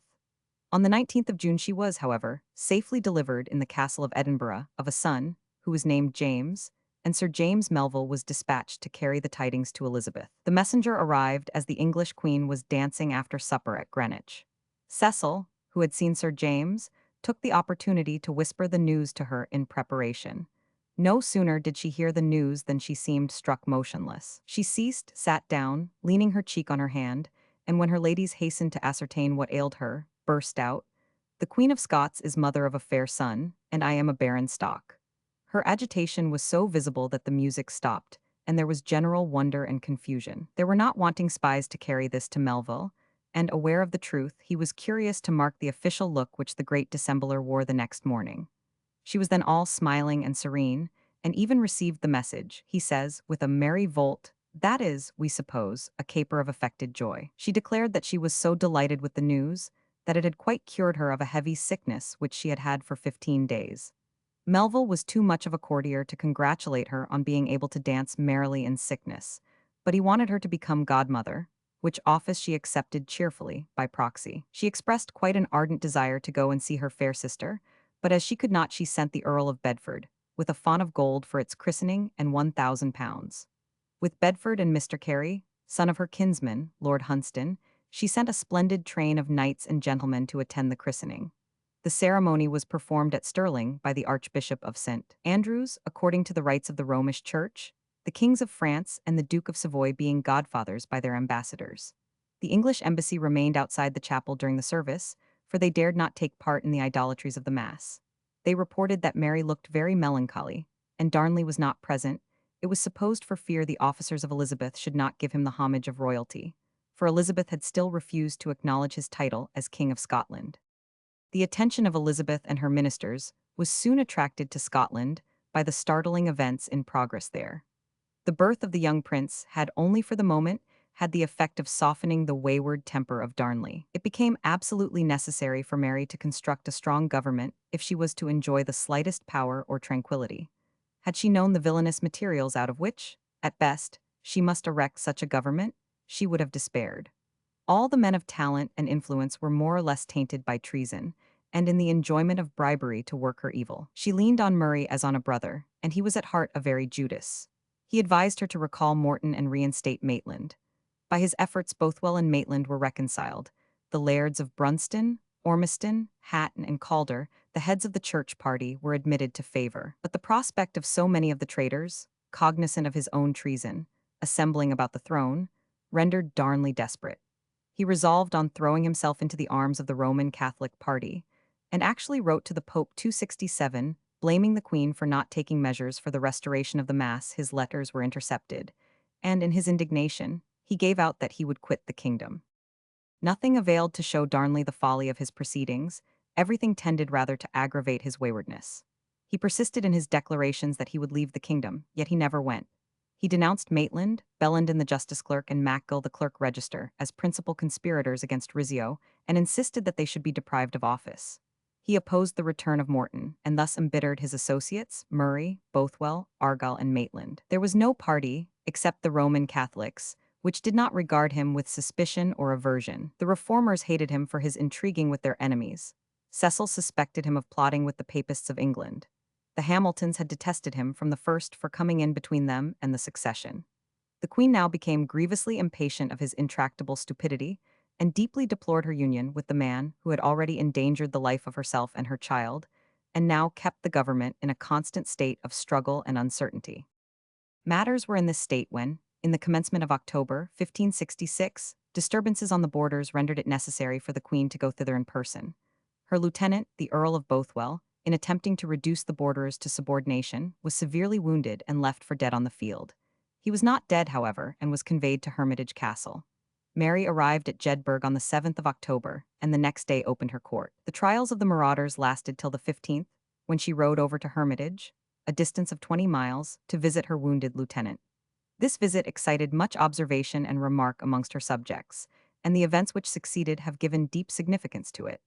Bothwell was a bold and impetuous man, who had from the first maintained a sturdy attachment to the service of the Queen, even when all others had deserted and betrayed her. This had won him a high place in Mary's estimation, and she was not of a character to conceal such preference. He was a man of loose principles, which he had indulged freely on the continent. Ambition and gallantry, united to unabashed audacity, made up a forcible but dangerous character. The manifest favor of his young, beautiful, and unhappy sovereign seems very soon to have inspired him with the most daring designs, which still lay locked in his own heart. There is little doubt that he had entered into the conspiracy to kill Darnley, for he was mixed up with that clique. And the miserable and irritating conduct of Darnley towards the Queen was now rousing the indignation of far better men than Bothwell. The favor in which Bothwell was with the Queen was early observed and encouraged by Murray, Maitland, and their associates, because it tended to punish and might eventually lead to the dismissal of Darnley. Sir James Melville, indeed, attributes Bothwell's scheme for murdering Darnley and gaining possession of the Queen to this time. There is, however, no reason to believe that Mary consciously encouraged the unhallowed passion of Bothwell at this period. As an officer high in her court, and in her esteem for his fidelity, it was not out of the generous course of Mary's usual proceedings to pay him a visit, which, moreover, was only of 2 hours, for she rode back to Jedburgh the same day, ordering a mass of official papers to be immediately sent after her. Immediately on reaching Jedburgh, she was seized with a fever so severe and rapid that for 10 days her physicians despaired of her life. This was ascribed to the fatigue of her long ride to Hermitage and back, but it probably arose from that fatigue operating on a mind and body already shaken by deep anxiety. She recovered, but her peace of mind and cheerfulness were gone. Darnley never went to see her during the extremity of her illness, and though he made her 2 visits during her convalescence, they were not visits of peace or regard. They left her in a state of great melancholy, and she often wished that she was dead. The recollection of what Darnley had shown himself capable of in the plot against Rizzio, and his duplicity on that occasion, seemed now to inspire her with a dread that he would conspire against her life. And she never saw him speaking to any of the lords, but she was in alarm. Bothwell, Murray, and Maitland now invited Huntley and Argyll to meet them at Craigmillar Castle, and they proposed that a divorce should be recommended to the Queen, on condition that she pardoned Morton and his accomplices in the death of Rizzio. Mary listened to the scheme with apparent willingness, on the understanding that the measure was not to prejudice the rights of her son. But when it was proposed that Darnley should live in some remote part of the 268 country, or retire to France, the idea appeared to realize their separation too vividly. She evidently cherished a lingering affection for him, and expressed a hope that he might return to better mind. She even offered to pass over to France herself, and remain there till he became sensible of his faults. On this Maitland exclaimed that, sooner than that she should banish herself, they would substitute death for divorce. This effectually startled Mary, and she commanded them to let the matter be, for that she should wait and see what God in his goodness would do to remedy the matter. The conspirators expressed their obedience to the Queen's demands, but they still proceeded with the plot. At Craigmillar they met again, and drew up a bond or covenant for the murder of Darnley, which was signed by Huntley, Maitland, Argyll, and Sir James Balfour, of which Bothwell kept possession. It declared Darnley a young fool and tyrant, and bound them to cut him off as an enemy to the nobility, and for his unbearable conduct to the queen. Soon after, the Earl of Bedford arrived to attend the baptism of the child. As we have stated, Darnley, though in the palace, did not attend the ceremony, and the queen was observed to be oppressed with melancholy and to shed tears. The ministers now prevailed on the queen to pardon all the murderers of Rizzio, except Car of Fawdenside, who had held a pistol to her breast, and George Douglas, who was the first to stab Rizzio. This gave such offence to Darnley that he quitted Edinburgh and went to his father's at Glasgow. There he was seized with a severe attack of illness and an eruption which came out all over his body. It was believed to be poison, but proved to be the smallpox. Whilst he was lying ill, Morton returned to Edinburgh. Bothwell and Maitland met him at Whittingham, the seat of Archibald Douglas, where they pressed him to join the conspiracy for the murder of Darnley, professing that it was all done at the Queen's desire. Morton insisted that they should bring him the Queen's warrant under her own hand, but this they failed to do. At the time that these plottings were going on, in the month of January, 1567, the Queen set out to visit Darnley, who had received some hints of the plots against him, and was greatly alarmed by the tidings that the Queen, whose severe censure of him he was well acquainted with, was on the way to see him. He sent a messenger to meet her, apologizing for not waiting on her in person. The Queen replied there was no medicine against fear, and rode on. She went direct to his father's, entered his room, and greeted him kindly. Darnley professed deep repentance of his faults, pleading his youth and the few friends and advisers that he had. He complained of a plot got up at Craigmillar, and that it was said that the Queen knew of it but would not sign it. He entreated that all should be made up, and that she should not withdraw herself from him, as he complained she had done. Mary conducted him by short journeys to Edinburgh, herself travelling on horseback, and Darnley being carried in a litter. They rested 2 days at Linlithgow, and reached Edinburgh on the last day of January. It was intended to take Darnley to Craigmillar, on account of Holyrood being thought to lie too low for a convalescent. But probably Darnley, after what he had heard, objected to go thither, and he was therefore taken to a suburb called Kirk of Field, an airy situation where the Duke of Chatelherault had a palace. The attendants proceeded to the Duke's house, but the Queen told them the lodging prepared for the king was not there, but in a house just by, and also by the city wall, near the ruinous monastery of the Black Friars.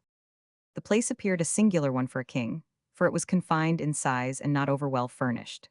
What was more suspicious was that it was the property of Robert Balfour, the brother of that Sir James Balfour who was of the league sworn to destroy Darnley, and the same who drew up the document. He was a dependent of Bothwell's, who held the bond, and who met the king and queen a little way before they reached the capital, and accompanied them to this place. These circumstances, taken along with those which followed, show that the whole had reference to the catastrophe, and the great question which has divided historians to this hour is, how far the Queen was a party to the proceedings. For the present, so far as Mary was concerned, all appeared fair and sincere. She seemed to have resumed all her interest in her husband. She was constantly with him, and attended to everything necessary for his comfort and restoration. She passed the greater part of the day in his chamber, and slept in the room under his. Though Darnley was apprehensive of danger from the circumstance that his mortal enemies were now in power and about the court, the constant presence and affection of the Queen were a guarantee for his safety, and appeared to give him confidence. But the conspirators were watching assiduously for an opportunity to destroy him. Morton, Maitland, and Balfour had now gathered into the plot the Earls of Huntly, Argyll, and Caithness, Archibald Douglas, the Archbishop of St. Andrews, and many other lords and leading men of the bench and bar. Murray alone seemed to stand aloof, though from the evidence existing, there can be no question that he was privy to the whole affair. From a photograph by J. Valentine, Dundee. Holyrood Palace, Edinburgh. From a photograph by J. Valentine, Dundee. Darnley during this time received a warning of his danger from the Earl of Orkney, who, finding opportunity, told him that if he did not get quickly out of that place, it would cost him his life. Darnley told this to the Queen, who questioned the Earl, and he then denied having said so. This was precisely what Morton stated would take place. When on his deathbed, confessing a knowledge of the plot, he was asked why he had not revealed it. He replied that there was nobody to tell it to, that it was no use telling it to the Queen, for he was assured that she was in the plot, and that if he had told Darnley, he was such a fool that he would immediately tell it to the Queen. The circumstance, however, startled the conspirators and determined them to expedite the terrible business. The desired opportunity arrived. The Queen agreed to be present on the evening of the 9th of February at the marriage of Sebastiani and Margaret Carwood, 2 of her servants, which was to be celebrated with a masque. The queen remained with the king the greater part of the day, which was passed in the most apparent cordiality, and Mary declared her intention of remaining all night at Kirkfield. However, she suddenly recollected her promise to attend the marriage, and taking leave of Darnley, kissed him, and taking a ring from her finger placed it on his own. It was now that the hired assassins executed their appointed task. How Darnley and his page were murdered is yet a disputed point. The house was blown up with gunpowder, but the bodies of the king and his 270 page were found in the orchard adjoining the garden wall, the king only in his night-dress, his police lying by his side, and no marks of fire upon the body. However doubtful may be other matters, there is no question of the presence of Bothwell at the tragedy. He attended the queen from Kirkfield to Holyrood, but about midnight quitted the palace, changed his rich dress, and in disguise joined the murderers, who were waiting for him. About 2 o'clock, two of them entered the house and lit a slow-burning match, the other end of which was placed amongst the powder. They remained some time expecting the catastrophe, till Bothwell grew so impatient that he was with difficulty withheld from entering the house to ascertain whether the match still burnt. This was done by one of the fellows, who looked through a window and perceived the match alight. The explosion soon after took place, and with a concussion which seemed to shake the whole city. Bothwell hurried away and got to bed before a servant rushed in with the news. He then started up with well-acted astonishment and rushed forth shouting, "Treason! Treason!" Huntley and some others of the conspirators then proceeded to the queen's chamber and informed her of what had taken place. She seemed petrified with horror, gave herself up to the most violent expression of grief, and shutting herself up in her chamber, continued as if paralyzed by so diabolical a tragedy. The demands of the outraged people for inquiry were loud. The city was placarded with the names of Bothwell, James Balfour, David Chambers, Black John Spens, Signors Francisco, Joseph Rizzio, the brother of David, Barsciani, and John de Berto as the leading murderers. The Earl of Lennox, the father of Darnley, called on the Queen to bring them to trial, but he demanded in vain. Bothwell, the man whom the whole public denounced, continued the first in favor with the Queen. Everything demonstrated the necessity of the Queen exerting herself to discover the murderers of her husband. Sir Harry Killigrew arrived from Elizabeth, bearing a message of condolence, but at the same time urging the absolute necessity of the trial of Bothwell. Killigrew found the capital in a most excited state, clamorous for inquiry, and loud in its censures of the Queen. At the same time, a letter arrived from Bishop Beaton, her ambassador in France, stating in plainest terms that she was publicly accused there of being herself the chief mover in the whole dark business, and telling her that if she did not exert herself to take a rigorous vengeance, she had better have lost life and all. Mary promised Killigrew that Bothwell should be brought to strict trial, but as soon as he was gone means were taken to secure Bothwell more completely from any effectual inquiry. The Earl of Mar was induced to give up the possession of the castle of Edinburgh to Bothwell. Morton had his lands and his castle of Tantallon restored to him, and in return supported Bothwell with all his influence. The castle of Blackness, the Inch, and the superiority of Leith were conferred on Bothwell, and Murray, who neither liked to play the second to the aspiring favourite, nor to run any risk of exposure in those inquiries which must sooner or later ensue, requested permission to visit France. Mary could not possibly be happy in such circumstances. Whatever might be the state of her conscience, her character was fearfully implicated, and on all sides came calls for inquiry, which she did not seem to have the power or the will to make. The climax to her trouble was put by the Queen Mother of France and her uncle, the Cardinal, sending her the most cutting message of reproach, calling on her without delay to avenge the death of the king, and to clear her own reputation, or regard them as no longer her friends, but the proclaimers of her utter disgrace. There was no possibility of delaying inquiry any longer, but every means was adopted to make it a mockery. Lennox was forbidden to appear with more than 6 followers, and his efforts to obtain a postponement were fruitless. In his absence, Bothwell was unanimously acquitted. Rumors now arose that Bothwell was about to divorce his wife, the sister of Huntley, to whom he had been married only 6 months, and to marry the Queen, and in the face of these reports, Mary conferred on him the castle and lordship of Dunbar, with extension of his powers as Lord High Admiral. As tidings of the Queen's intended marriage grew, Murray, her brother, stole away out of contact with danger or responsibility and retired to France. But nevertheless, she did not lack warning. Her ambassador at the French court entreated her, in the most serious manner, to punish her husband's murderers, and not allow the world to use such freedom with her character as at 999. She had equally strong letters from her friends in England, which Melville showed to her, and was advised by Maitland of Lethington to get away from court for fear of 271 Bothwell. Bothwell, however, soon put the matter beyond doubt. He invited the principal nobility to a tavern, kept by one Ainsley, and there he drew out of his pocket a bond expressing his innocence of the murder of Darnley, as established by the bench and the legislature, and his intention to marry the Queen, and containing, it is said, her written warrant empowering him to propose the matter to the nobility. The company was composed partly of his friends and accomplices. The rest were taken with confusion, but they had all been deeply drinking, and they found the house surrounded by 200 of Bothwell's hackbutters. Under constraint, 8 bishops, 9 earls, and 7 lords subscribed the paper.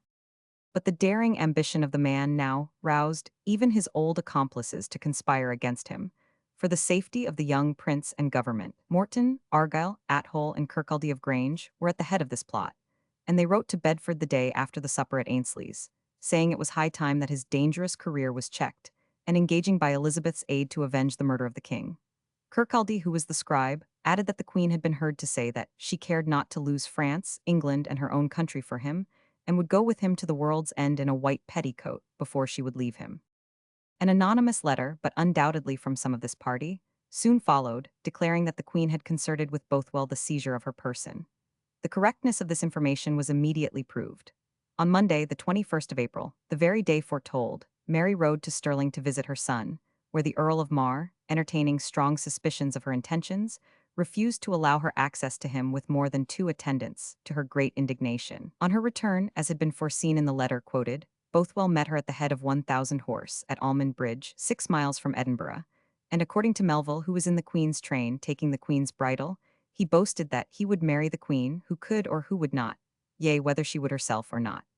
He says that Captain Blackadder, one of Bothwell's men, told him that it was with the Queen's own consent. Whether this were so or not has been argued eagerly on both sides, but it is probable from what we have seen that Mary really was a consenting party. The royal retinue was suffered to continue its journey, with the exception of Melville, Maitland, and Huntley, who were conducted along with the Queen to the castle of Dunbar, the recent gift of Mary to Bothwell. The Queen seems to have made no loud outcries against her apparently forcible abduction, and the country was so convinced of the sham nature of the affair that there was no attempt to rescue her. The divorce of Bothwell from his wife was now hastened, and after detaining the Queen 5 days at the castle of Dunbar, he conducted her to Edinburgh and led her to the castle, where she was received with a salute of artillery, Bothwell holding her train as she dismounted. The ministers of the church were ordered to proclaim the banns of marriage between the Queen and Bothwell, but they declined. And Craig, the colleague of Knox, who was absent, declared that he had no command from Her Majesty, who was held in disgraceful constraint by Bothwell. This brought to him the justice clerk with a letter under the Queen's own hand, stating that the assertions he had made were false and commanding him to obey.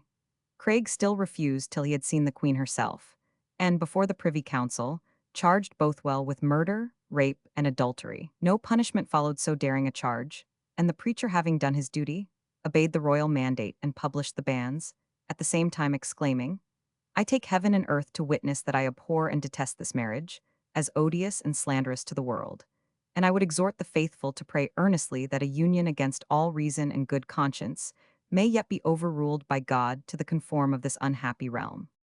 Nothing moved by these public expressions of censure and disgust, the Queen appeared on the 12th of May at the High Court of Edinburgh and informed the Chancellor, the judges, and the nobility that, though she was at first incensed against the Earl of Bothwell for the forcible detention of her person, she had now quite forgiven him for his subsequent good conduct. That day she created Bothwell Duke of Orkney and Shetland, and with her own hand placed the coronet on his head. On the 15th they were married, at 4 o'clock in the morning, in the presence chamber of Holyrood. The ceremony was performed by the Bishop of Orkney, according to the Protestant form, Craig being present, and afterwards privately, according to the Romish rite. Very soon circumstances hastened the inevitable insurrection in Scotland. Mary had summoned her nobles to accompany her on an expedition to 272 Liddesdale, but many disobeyed the order. Murray had now arrived in England, and was using all his influence with Elizabeth to make a movement for the expulsion of Bothwell from his usurpation. And even Maitland, who to the last had remained at court, wearing the air of a staunch supporter of the Queen, slipped away and joined the opposition. These were ominous circumstances, and suddenly, while the Queen and Bothwell were at Borthwick Castle, about 10 miles from Edinburgh, the conspirators made a rapid night march, and morning saw the castle surrounded by nearly 1,000 borderers, under the command of Hume and other border chiefs, with whom were Morton, Mar, Lindsay, Kirkcaldy, and others of the nobles. The Confederates deemed the Queen and Bothwell now safe in their hands, but they were deceived.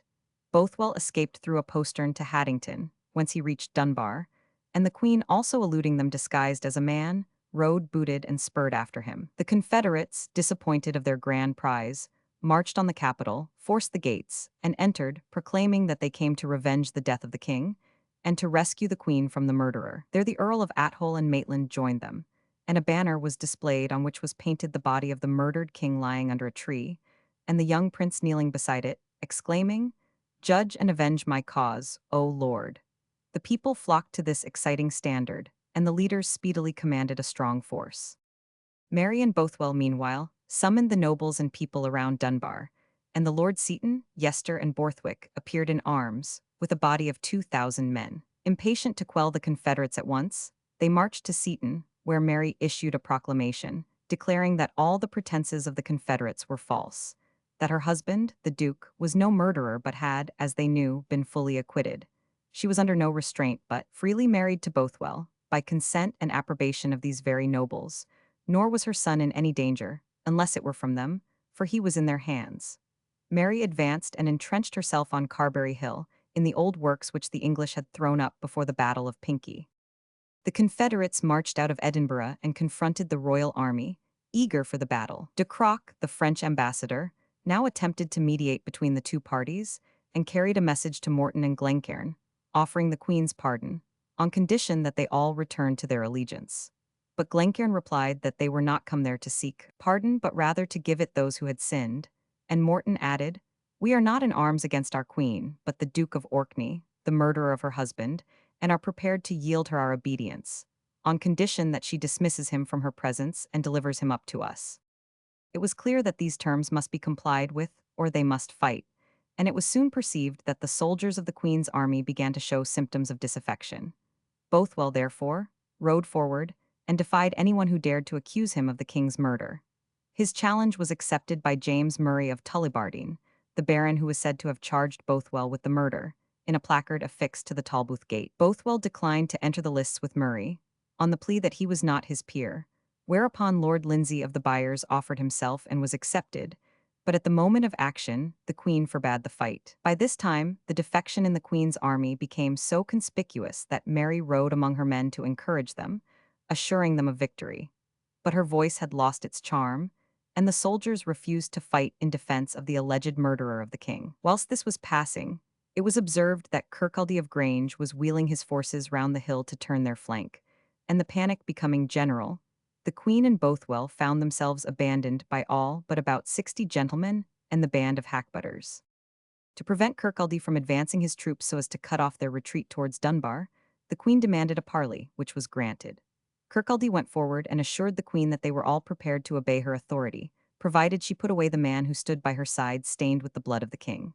The Queen promised to acquiesce, and she held a moment's conversation with Bothwell, gave him her hand, and followed Kirkcaldy, Bothwell turning his horse's head and riding off to Dunbar. This brutal and unheroic man afterwards became a rover in the North Sea, and died in prison in Denmark in 1578. Mary did not follow Kirkcaldy of Grange far till she saw Bothwell out of danger, when she reminded him that she relied on the assurances of the lords, on which Grange, kissing her Majesty's hand, took her horse by the rein and led her towards the camp. On reaching the lines, the Confederate lords received 273 the Queen on their knees, and vowed to obey and defend her as loyally as ever the nobility of the realm did her ancestors. But they very soon showed the hollowness of these professions, and the common soldiers assailed her ears with the most opprobrious language. Mary signing the deed of abdication in Lochleven Castle, CP 273. The unfortunate but guilty Queen at every step learned more plainly her real situation, and the faith which she was to put in these nobles. She was conducted like a captive into Edinburgh, the soldiers constantly waving before her eyes the banner on which was painted the murdered king. The mob was crowding round in thousands, shouting and yelling in execration, and the women heaped on her all the coarsest epithets of adulteress and murderess. On arriving in the city, instead of conducting her to her own palace, the patriot nobles shut her up as a solitary prisoner in the house of the provost, not even allowing her to have her women to attend her. and in the morning she was greeted by a repetition of the scenes of the previous day. The same hideous banner was hung out opposite her window, and the yells of the mob were furious. Driven to actual delirium by this treatment, she rent the clothes from her person, and almost naked attempted to speak to the raving populace. This shocking spectacle roused the sympathy of the better class of citizens, and they determined on a rescue of the insulted queen when the watchful nobles removed her to Holyrood. There they held a council, and concluded to send her prisoner to Lochleven Castle at Kinross under the stern guardianship of Lindsay and the savage Ruthven. While there she was persuaded, July 23, 1567, to resign in favor of her baby, and Murray, who was summoned home, became regent. The queen, seeing herself destined by Murray to perpetual captivity, resolved to exert every faculty to effect her escape. After several unsuccessful efforts, she succeeded in May 1568 through the ingenuity of a page called Little Douglas. The news of Mary's escape flew like lightning in every direction. The people, forgetting her crimes and her beauty and her sufferings, gathered to her standard. And she who a few days before was a deserted captive, now beheld herself at the head of 6,000 men. Many of the nobility 274 and some of those who had sinned deeply against her, now flocked around her. Murray, on the first news of their movement, marched out of Glasgow and took possession of a small hamlet called Langside, surrounded by gardens and orchards, which occupied each side of a steep narrow lane directly in the way of the Queen's army. Instead of avoiding this position and making their way to Dumbarton by another course, Lord Claude Hamilton charged the troops there posted with his cavalry, 2,000 strong, in perfect confidence of driving them thence. But the hackbutters, who had screened themselves behind walls and trees, poured in on the cavalry a deadly fire which threw them into confusion. Lord Claude cheered them on to renew the charge, and with great valor they pushed forward and drove the enemy before them. But pursuing them up the steep hill, they suddenly found themselves face to face with Murray's advance, composed of the finest body of border pikemen, and commanded by Morton, Home, Kerr of Cessford, and the barons of the Merse, all fighting on foot at the heads of their divisions. The battle was unequal, for the troops of Murray were fresh, while those of the Queen were out of breath with their uphill fight. Notwithstanding, the main body of the Queen's forces coming up, there was a severe struggle, and the right of the regent's army began to give way. Grange, who was watching the field from above, quickly brought up reinforcements from the main body, and made so furious a charge on the Queen's left as to scatter it into fragments. And Murray, who had waited with the reserve for the decisive moment, rushed forward with so much impetuosity that the main battle of the Queen was broken, and the flight became general, May 13, 1568. Mary, who had surveyed the conflict from the castle of Crookston, on a neighboring height about 4 miles from Paisley, beholding the rout of her army, turned her horse and fled, and never drew bit till she reached the Abbey of Dundrennan in Galloway. She then set sail in a boat and landed at Workington in Cumberland. Here she wrote to Elizabeth, expressing her strong confidence that Elizabeth would receive her and protect her against her rebellious subjects. She concluded her letter with these words: "It is my earnest request that your Majesty will send for me as soon as possible, for my condition is pitiable, not to say for a queen, but even for a simple gentlewoman. I have no other dress than that in which I escaped from the field. My first day's ride was 60 miles across the country, and I have not since dared to travel except by night." Chapter 13, Reign of Elizabeth continued.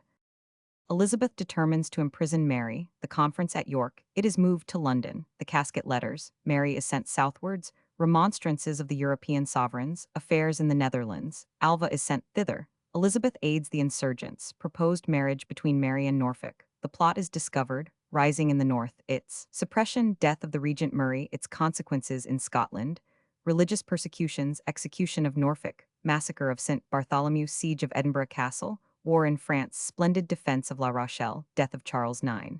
Religious war in the Netherlands, rule of Don John, the Anjou marriage, deaths of Anjou and of William the Silent.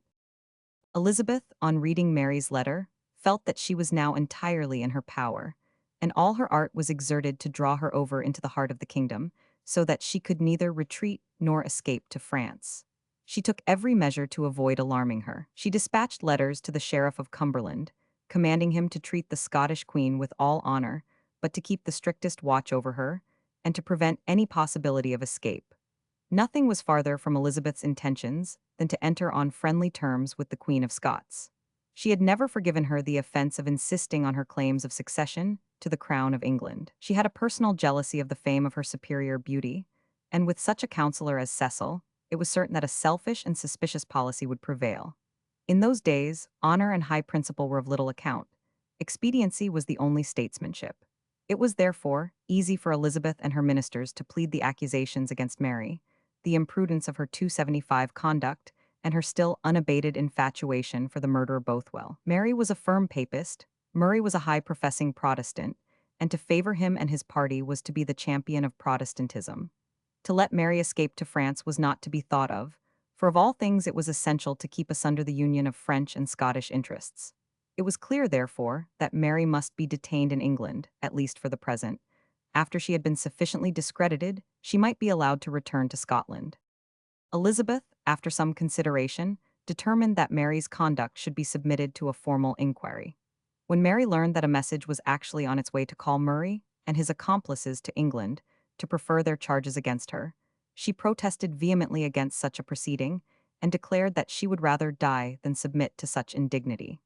Murray received his summons with his usual artfulness. He was required by Elizabeth to prefer his charges against the Queen of Scots, but in the meantime to refrain from hostilities. He obeyed the requisition, placed his soldiers in quarters, but demanded to know what was to be the result of the inquiry. If the Queen was declared innocent, what guarantee was he to receive for his own security? If guilty, what then? He said he had already sent copies of his proofs by his servant Wood, and if they were found to be faithful to the originals, would they be deemed conclusive? Thus the cunning regent was seeking to ascertain whether he had already evidence deemed by the selected judge sufficiently damnatory, or whether he should fabricate more. Nothing could be cleverer than Elizabeth's dealings in reply. She assured Murray, and also Mary, that she did not set herself up as a judge of the Scottish Queen, far less as an accuser, that her sole object was to settle the disputes between Mary and her subjects, and to reinstate her at once in their good opinion and in her full power. But in secret she assured Murray, as we learn from Goodall and Anderson, that, whatever were her assurances to Mary, she really meant to try her, and if she could find her guilty, to retain her in perpetual imprisonment. After considerable delay, Murray appointed his commissioners, the Earl of Morton, the Bishop of Orkney, Lord Lindsay, and the Commendator of Dunfermline, who were to be assisted by Maitland, Buchanan, and Macgill. Elizabeth appointed, as hers, the Duke of Norfolk, the Earl of Sussex, and Sir Ralph Sadler. Maitland, at this juncture, while engaged on the part of Murray, sent Mary copies of the letters which Murray intended to present against her, and begged her to say what he could do to assist her. She replied that he should use his influence to abate the rigor of Murray, influence the Duke of Norfolk as much as possible in her favor, and rely on the Bishop of Ross as her sincere friend. She then named on her part the said Bishop of Ross, the Lords Herries, Boyd, Livingston, the Abbot of Kilwinning, Sir John Gordon of Lochinvar, and Sir John Cockburn of Stirling. The commissioners, Murray attending in person with his own, met at York on the 4th of October. Some obstruction of business was occasioned by the Duke of Norfolk insisting that, as the regent had consented to plead before Elizabeth, he must first do homage to the English crown. This was refused and was therefore waived, but the step discovered the desire of Elizabeth to seize on this occasion to achieve what none of her ancestors could accomplish, the acknowledgement of the feudal vassalage of Scotland. The next betrayed the duplicity of her promises to the two parties. Mary's commissioners claimed that the engagement of Elizabeth to place Mary on the throne of Scotland in any case should appear in their powers, and Murray's, on the contrary, pleaded the Queen's promise that if Mary were pronounced guilty, she should remain a prisoner. These contradictory powers were granted, and Mary's commissioners opened the conference with their charges that Murray and his associates had rebelliously risen in arms against their lawful sovereign, had deposed and imprisoned her, and compelled her to seek justice from her royal kinswoman.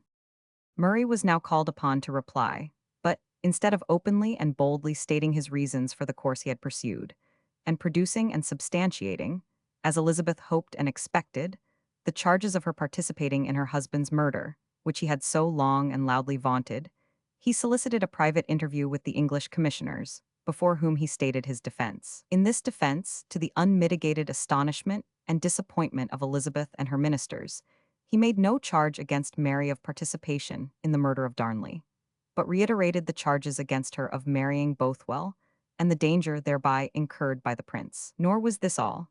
Mary's commissioners did not so far excuse him. They 276 accused him boldly of complicity with Bothwell and the murderers, and of being on the most friendly terms with Bothwell, whilst the marriage with the Queen was in progress. Murray, with all his art, was confounded and silenced. From the portrait by Mark Gerard. Lord Burleigh, from the portrait by Mark Gerard. It is said that the arguments and disclosures of the Duke of Norfolk had, at this moment, greatly staggered him.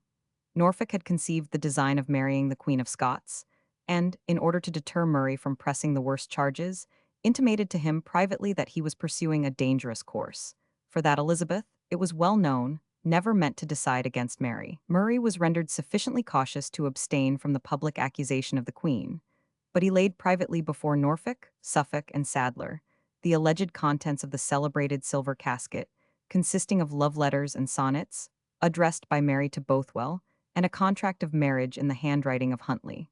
Copies of these were transmitted to Elizabeth. Being now in possession of Murray's charges, Elizabeth determined to compel him to make them openly, her grand object being to establish an accusation of Mary sufficiently atrocious to warrant her in keeping her a perpetual prisoner. For this reason, she summoned the commission to Westminster, alleging that York was too distant for a quick transaction of business. When Murray appeared before Elizabeth, he found, to his dismay, that she was perfectly informed of his private interviews with Norfolk, and she insisted that he should make a public accusation of Mary, threatening, in case of refusal, to transfer her interests to the Duke of Châtelherault, and to favor the latter's claim to the regency. But Murray was 277 not inclined to make this accusation, unless assured that Elizabeth would pronounce sentence on Mary, which Norfolk had led him to doubt. Mary, on the other hand, received information from Hepburn of Riccarton, a confederate of Bothwell's, that Elizabeth was of all things really anxious to compel Murray to this accusation.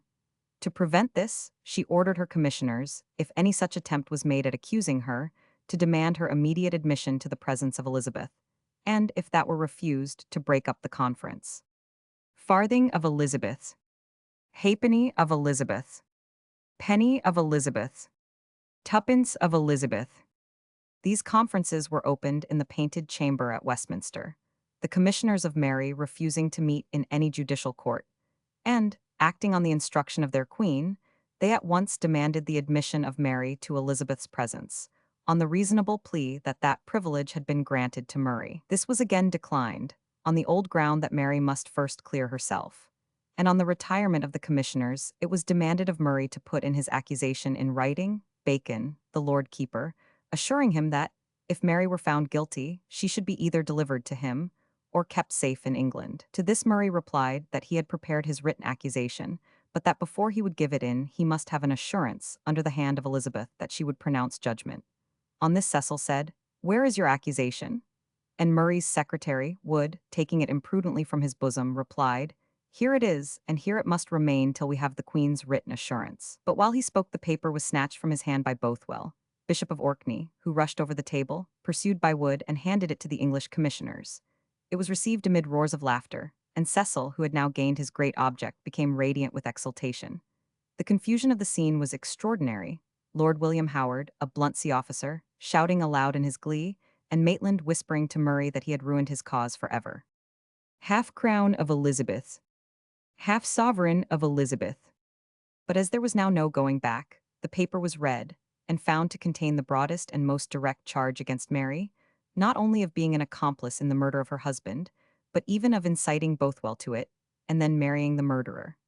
This was totally different from Murray's former declaration to the English ministers, but it was now backed by a similar one from Lord Lennox, demanding vengeance for the death of his son. No sooner did the 278 commissioners of the Queen of Scots hear this than they most indignantly condemned the conduct of the English commissioners, declared themselves prepared to prove that Murray and his friends themselves were the actual authors, and some of them the perpetrators of the murder. They demanded instant admittance to the presence of Elizabeth, complained loudly of the breach of the contract, that nothing should be received in prejudice of their queen's honor in her absence, demanded the instant arrest of the authors of the foul charge, and, on that being refused, broke off the conference. Here, indeed, the conference really ceased. Elizabeth, despite the withdrawal of Mary's commissioners, summoned Murray to produce his proofs, and the pretended love letters and sonnets, of which Elizabeth had already had copies, were spread before her commissioners. The originals of these celebrated documents have long disappeared, but the copies which remained have evidently been tampered with, and have been pronounced most suspicious by all who have examined them. Mary, on hearing this, demanded by her commissioners the right to see these papers, declaring that she would prove the exhibitors of them the real murderers and expose them as liars and traitors. This most reasonable request was refused, and Elizabeth, having now all she wanted, delivered by her council this extraordinary decision on the 10th of January, 1569, that neither against the Queen of Scotland nor against Murray had any convincing charge of crime, on the one hand, or treason on the other, been shown, and that the Queen of England saw no cause to conceive an ill opinion of her good sister of Scotland. It was conceded that Mary should have copies of the papers in the casket, on condition that she should reply to them, which she consented to do, provided that Murray and her accusers were detained to abide the consequence. This, however, did not suit the object of Elizabeth. Murray and his associates were permitted to retire to Scotland, but it was declared that, on many grounds, the Queen of Scots must remain in England. Meanwhile, Elizabeth had removed Mary farther from the Scottish border. She evidently doubted the security of the Queen of Scots, so near her Scottish subjects, and in a part of the country so extremely popish. Mary, on her part, was quite sensible of the views of Elizabeth, and protested against going farther into the interior of England. She did not hesitate to express her opinion that it was the intention of Cecil to make away with her. But resistance on her part was now hopeless. She was in the hands of a powerful and unscrupulous woman, who every day felt more and more the difficult position in which she had placed herself by thus making herself the jailer, against all right and honor, of an independent queen. She sent express orders to Scrope and Knollys to permit no person to approach the Queen of Scots who was likely to dissuade her from her removal, and furnished them with a list of such well-affected gentlemen as should attend her on her way through the different counties. On the 26th of January, 1569, in wintry weather, Mary and her attendants were obliged to quit Bolton Castle, and, mounted on miserable horses, to take their way southward. On the 2nd of February, they reached Ripon, and thence proceeded to Tutbury Castle, a ruinous house belonging to the Earl of Shrewsbury, who was now her keeper. The castle lay high above the valley of the Dove, and was a wretched abode for a crowned head, and Mary was watched and guarded with the utmost anxiety, lest some of her partisans should find means of communicating with her. Not only were the Roman Catholic subjects of Elizabeth greatly discontented with the detention of the Scottish Queen, whom Elizabeth had again removed to Wingfield Manor, in Derbyshire, in April, but the sovereigns of the continent also remonstrated with Elizabeth on the injustice of treating a queen, as much a sovereign as herself, as a captive and a criminal.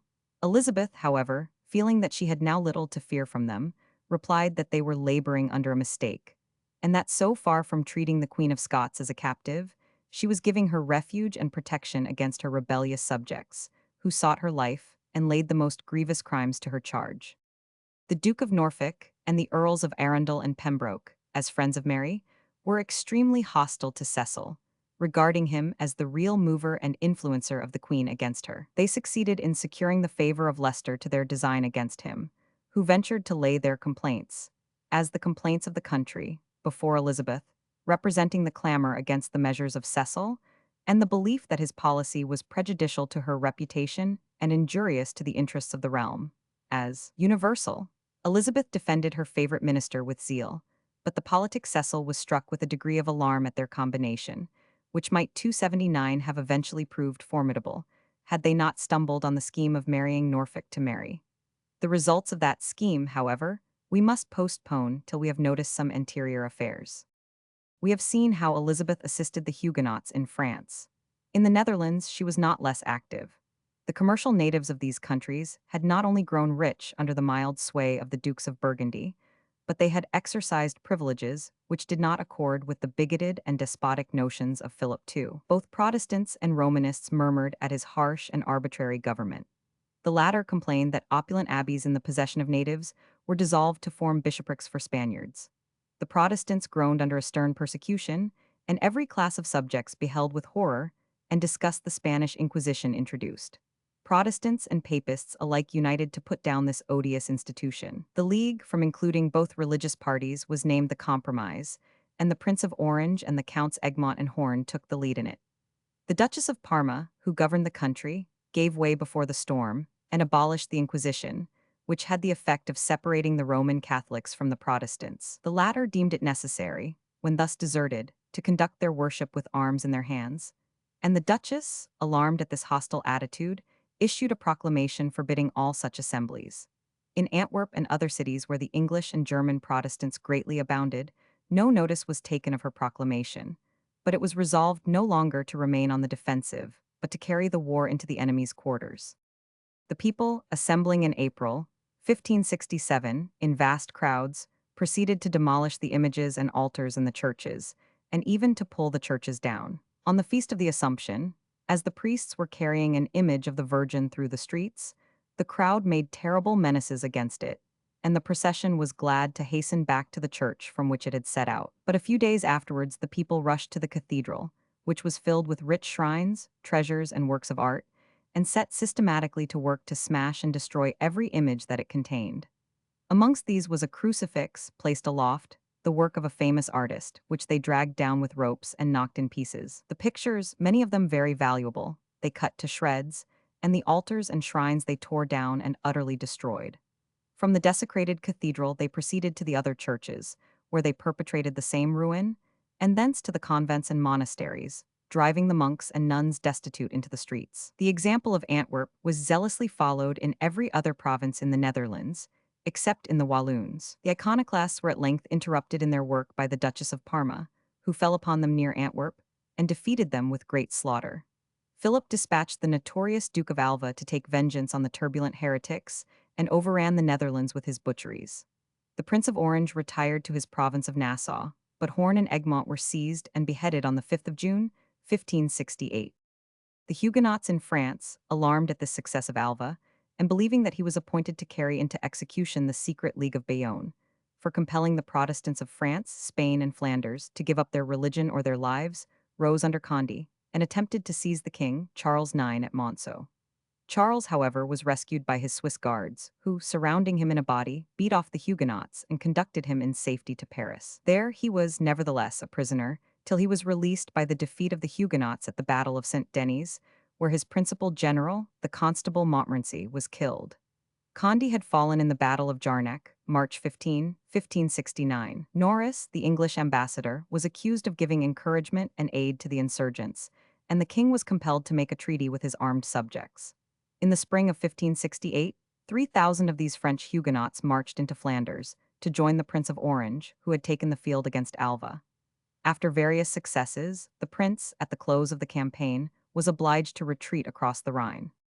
Throughout these struggles, both in France and Belgium, Elizabeth lent much aid and encouragement in the shape of money. But, with her usual caution, she would take no public part in the contest, and all the while professed herself the friend of Philip, and most hostile to rebellion. The summer of 1569 was distinguished by a remarkable scheme for the marriage of the Duke of Norfolk to the Queen of Scots, which ended fatally for that nobleman, and increased the rigor of Mary's incarceration. The scheme 280 was said to have originated in the ever-busy brain of Maitland. Murray fell into it, probably under the idea that Mary would then content herself with living in England and leave the government of Scotland in his hands. Or it might have entered into his calculations that it would, on discovery, so exasperate Elizabeth as to lead to what it did, the closer imprisonment of the Queen of Scots, which would be equally acceptable to him. Elizabeth was not long in catching the rumors of this plot, and she burst out on the Duke in her fiercest style. But Norfolk had the art to satisfy her of the folly of such an idea, by replying that such a thing had indeed been suggested to him, but that it was not a thing likely to captivate him, who loved to sleep on a safe pillow. The plan, however, went on, and from one motive or another, it eventually included amongst its promoters the Earls of Pembroke, Arundel, Bedford, Shrewsbury, Northumberland, and Westmoreland. Leicester and Throgmorton were induced to embrace it, and even Cecil was made aware of it and favoured it. In Scotland, Murray, Maitland, the Bishop of Ross, and Lord Boyd were favourable to the measure. Mary was sounded on the subject, and professed her readiness to be divorced from Bothwell. But as to marriage, from her past sorrowful experience, she would rather retain her solitary life. Yet, if the sanction of Elizabeth was obtained, she would consent to take Norfolk. But not since all her miseries had flowed from her. Marriage with Darnley, contrary to the Queen of England's pleasure. The Duke, on his part, when it was proposed to him, had recommended Leicester rather, and on his declining, his own brother Lord Henry Howard. How far either party was sincere in these statements matters little. The promoters were urgent and they acquiesced. The Bishop of Ross, with the apparent approbation of Murray, undertook to negotiate with Elizabeth for the restoration of the Scottish Queen, on condition that neither she nor her issue should lay claim to the English throne during the life of Elizabeth.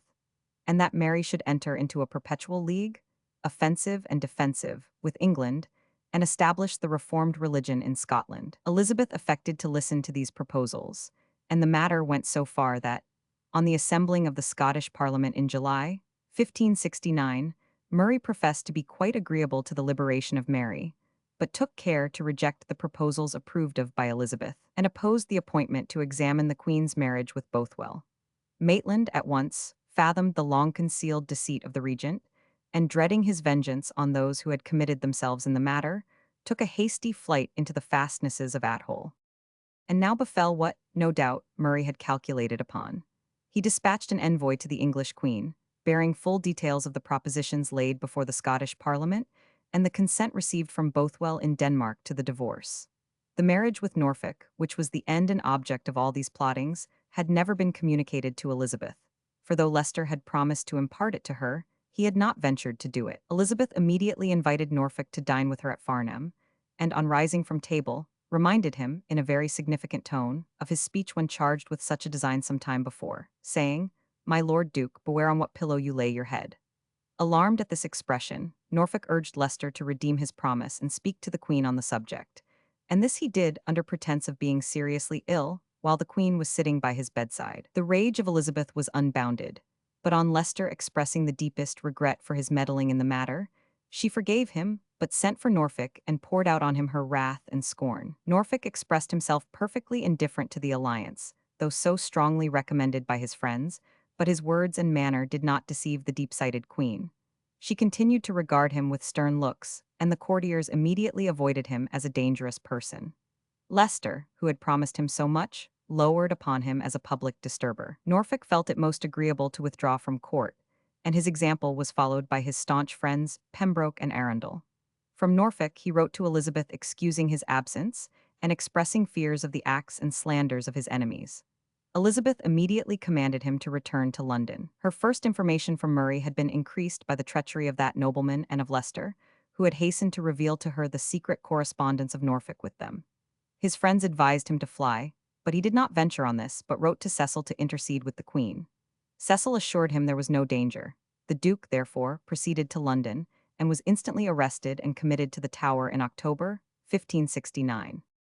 At the same time, Elizabeth joined the Earl of 281 Huntingdon, an avowed enemy of the Queen of Scots, in commission with her keeper, the Earl of Shrewsbury and Viscount Hertford, to secure more completely the person of Mary, who was again removed to Tutbury, and to examine her papers for further proofs of the correspondence with Norfolk. Her confidential servants had been dismissed, her person surrounded by an armed force, and her cabinets and apartments were strictly searched for this correspondence, but without effect. It is also asserted that it was determined to put her to death, if, as had been expected, the Duke of Norfolk should attempt her rescue by force. The friends of Mary blamed the Duke for not having taken arms for her rescue, declaring that a short time would have brought whole hosts to his standard, but Norfolk must have too well known the hopelessness of such an enterprise. The Duke of Norfolk's interview with Elizabeth, CP 280. The disclosure of the plot produced consternation and distrust on all sides. Murray, in revealing the correspondence with Norfolk, had not been able to escape suspicion himself. Elizabeth saw enough to believe that he had been an active promoter of the scheme. She saw still clearer that Maitland had been the originator of it. She was, moreover, incensed at the double-faced part which Murray's secretary, Wood, had been playing in the matter in London, and she ordered Lord Hunsdon and her other agents in the north to keep a sharp eye on Murray and the movements of the leading Scots. To propitiate Elizabeth, Murray determined to sacrifice Maitland. He, therefore, lured him from his retreat by some plausible artifice, when, on the demand of Lennox, he was arrested in the council as one of the murderers of his son Darnley. Sir James Balfour, whom Lennox also accused, was seized with his brother George, in spite of the pardon which had been granted him on this head. In the midst of Murray's exultation over his success, Kirkcaldy of Grange, dreading fresh disclosures, attacked the house where Maitland was kept and carried him off. As the autumn approached, there were repeated rumors of rebellion in the north, which alarmed 282 the court of Elizabeth. On inquiry, however, no trace of such a thing could be discovered, and the Earls of Northumberland and Westmoreland, when questioned, gave such apparently honest and satisfactory answers that the government was perplexed. Suddenly, however, at the beginning of October, the two earls received a summons to York on the Queen's business, and the Earl of Sussex was instructed, when he had secured them, to forward them to London. The fate of Norfolk and consciousness of their actual secret proceedings determined them to disobey the summons. But unfortunately for them, their plans of action were yet so immature that they were not prepared to take up arms. While consulting what course to follow, the summons of Sussex arrived, and at the same time, a rumor that a force was on the march to arrest Northumberland at Topcliffe. He and his countess hastened to Brancepeth Castle, where the Earl of Westmoreland had already assembled around him his guests and retainers. Northumberland was still of opinion that they should avoid hostilities, for which they were unprepared, but others, and amongst them the Countess of Westmoreland, the sister of Norfolk, the Markenfields and Nortons, demanded war. Northumberland still dissented and resolved to set out for Alnwick, but was detained by force, and the banner of revolt was unfurled. The first step of the insurgents was to occupy the city of Durham. So insignificant was their number at this moment that only 60 horsemen followed the banner of the two earls. But their appeals to rise and defend the ancient faith found a strong response. Mass was celebrated in the cathedral before some thousands of people, who tore up the English Bible and destroyed the communion table. They then, continually increasing in numbers, marched through Staindrop, Darlington, Richmond, and Ripon, everywhere turning out the appliances of the Reformed worship from the churches and reinstating the ancient ritual. They proceeded as far as Bramham Moor, or, according to other authorities, Clifford Moor, near Wetherby, where their forces were found to amount to 1,700 horse, and something less than 4,000 foot, but many of them badly armed. The earls, who were famous for their hospitality, had but little ready money, Northumberland bringing only 8,000 crowns, and Westmoreland nothing at all. The Roman Catholics did not rise in their favor, as they had calculated. The insurgents had sent to the Spanish ambassador soliciting his help, but he referred them to the Duke of Alva, and the Duke waited for orders from Philip. This aid not arriving cast a damp on the Romanists, who now, doubting of the expedition, lay still, or went over to the royal army under the Earl of Sussex. To add to their confusion, 800 horse, whom they had dispatched to secure the Queen of Scots at Tutbury, returned with the news that she was removed thence to Coventry. They were confounded by this intelligence, and still more by the rumors of the numerous forces which were being raised under Ambrose Dudley, Earl of Warwick, and the Lord Admiral, whilst Lord Hunsdon from Berwick was hastening down upon them with his garrison and royalists from the borders. Dissension now began to appear in their ranks and amongst the leaders. The Earl of Westmoreland, who at first was the most daring, now began to hesitate, and Northumberland, who was, in a manner, dragged into the rising, on the contrary, counselled bold measures as they had committed themselves. The result, however, was that they retreated to the Earl of Westmoreland's castle of Brancepeth. They there issued a new manifesto, and as the papists had not come forward as they expected, they now dropped the argument of religion and took up the plea that there was a determination at court to exercise arbitrary power over the lives and liberties of the subject, and that it was necessary to drive from Her Majesty's counsels the persons who gave her pernicious advice. But this retreat had shaken the confidence of the people, and the different noblemen to whom they sent messengers followed the example of the Earl of Derby, and arrested them and sent them to the Queen. The measures on the part of Elizabeth's government were active and effectual. Orders were issued to muster a large army in the south. The Earl of Bedford was dispatched to maintain quiet in Wales. A regiment of well-disciplined troops was marched from the Isle of Wight to defend the person of the sovereign, and suspected persons were arrested. To prevent any communication with the foreign princes, the mail-bags of the Spanish and French ambassadors were stopped and examined. Leicester entreated to be sent against the rebels, but Elizabeth would not risk his precious life, and kept him near her as her chief adviser, Cecil being indisposed. The patience of Elizabeth was greatly tried by the cautious delay of the Earl of Sussex, who was her commander in the north, and especially as his procrastination allowed the two earls to 283 besiege Sir George Bowes in Barnard Castle for 11 days, which then opened its gates. There were even insinuations that Sussex was in secret league with the rebel earls. On the approach of the army of the Earl of Warwick, 12,000 in number, the insurgents held a council at Durham, on the 16th of December, 1569. But dissension again broke out between Westmoreland and Northumberland to such a degree that the forces scattered, and the enterprise was at an end. The foot got away to their homes, and the earls fled across the border with 500 horse. In England, no severity was spared in punishing the fallen insurgents. Those who possessed property were reserved for trial in the courts, to secure the forfeiture of their estates. These, and the fugitives together, amounted to 57 noblemen, gentlemen, and freeholders, so that their wealth would form a good fund for the payment of the expenses of the campaign and the reward of the officers and soldiers. On the poorer class, Sussex let loose his vengeance with a fury which was intended to convince Elizabeth of his before-questioned loyalty. In the county of Durham, he put to death more than 300 individuals, hanging at Durham at one time 63 constables. And Sir George Bowes made his boast that, for 60 miles in length and 50 miles in breadth between Newcastle and Wetherby, there was hardly a town or village in which he did not gibbet some of the inhabitants as a warning to the rest, a cruelty, says Bishop Percy, which exceeds that practiced in the West after Monmouth's rebellion, but this was not the age of tenderness or humanity. Sussex, in writing to Cassell, says, "I guess it will not be under 600 or 700 at least of the common sort that shall be executed, besides the prisoners taken in the field." Meanwhile, the Regent Murray, finding that there would never be any rest for either England or Scotland, while the Queen of Scots was detained in her unjust captivity, entered into serious negotiations with Elizabeth to have her surrendered to his own custody, when it would have been in his power to get rid of her, on some pretense.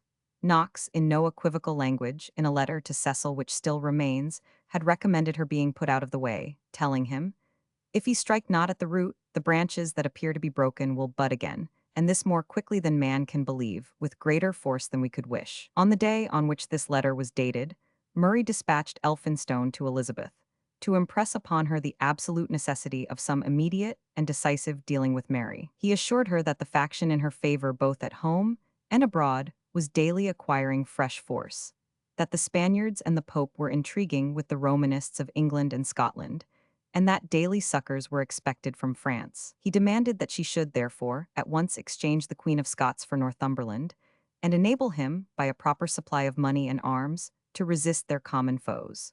He entreated her to remember that the heads of all these troubles, no doubt meaning Mary and Norfolk, were at her command, and that if she declined this arrangement, he must forbear to adventure his life as he had done. These negotiations, however private, did not escape the knowledge of Mary's friends.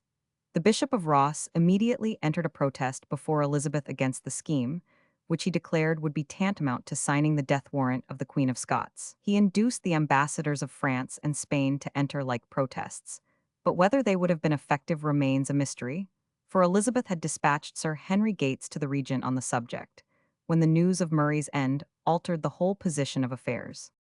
Private revenge and public had combined to accomplish this tragedy. James Hamilton of Bothwell, an estate adjoining the celebrated Bothwell Brig, was one of the Hamilton clan who fought at Langside, and was there taken and condemned to death, but let off with the forfeit of his estate. The loss of his property might have been cause enough of discontent to a proud and high-spirited gentleman, but this was rendered tenfold more intolerable by the seizure of that of his wife, and her ejectment from it in the most brutal manner. He determined to have revenge. Murray was about to proceed from Stirling to Edinburgh, and had arranged to pass through Linlithgow. The Archbishop of St. Andrews, the uncle of Bothwell, had an old palace in the high street of that town, through which Murray must pass. Bothwell took possession of this and made all his preparations for the murder with the coolest exactness.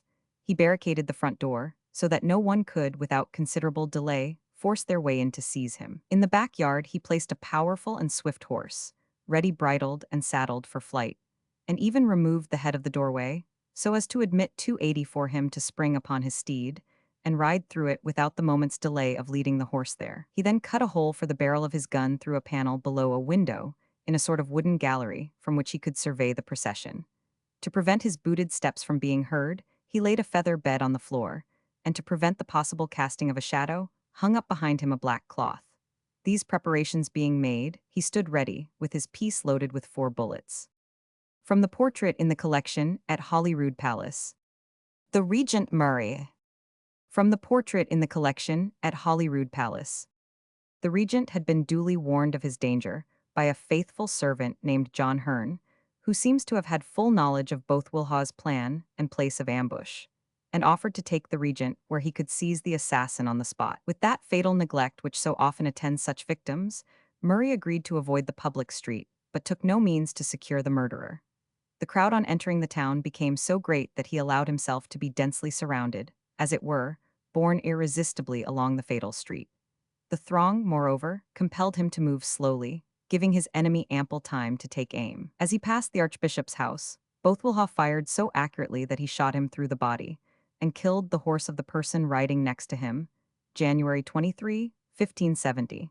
The confusion which followed allowed the assassin to escape before his barricade could be forced, and he was just seen galloping away towards Hamilton. There the archbishop, the Lord Arbroath, and the whole clan of the Hamiltons received him in triumph, as the liberator of his country from an unnatural tyrant who was plotting the murder of his sister and sovereign.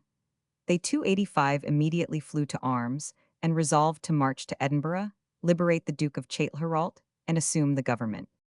The assassination of Murray greatly disconcerted the policy of Elizabeth, the wily diplomatist who had such strong reasons for securing her cooperation in detaining the Queen of Scots from the throne. Being gone, there was a serious danger of the two parties combining, and by the aid of France, placing Mary, if not on the throne, at least at their head during the minority of her son.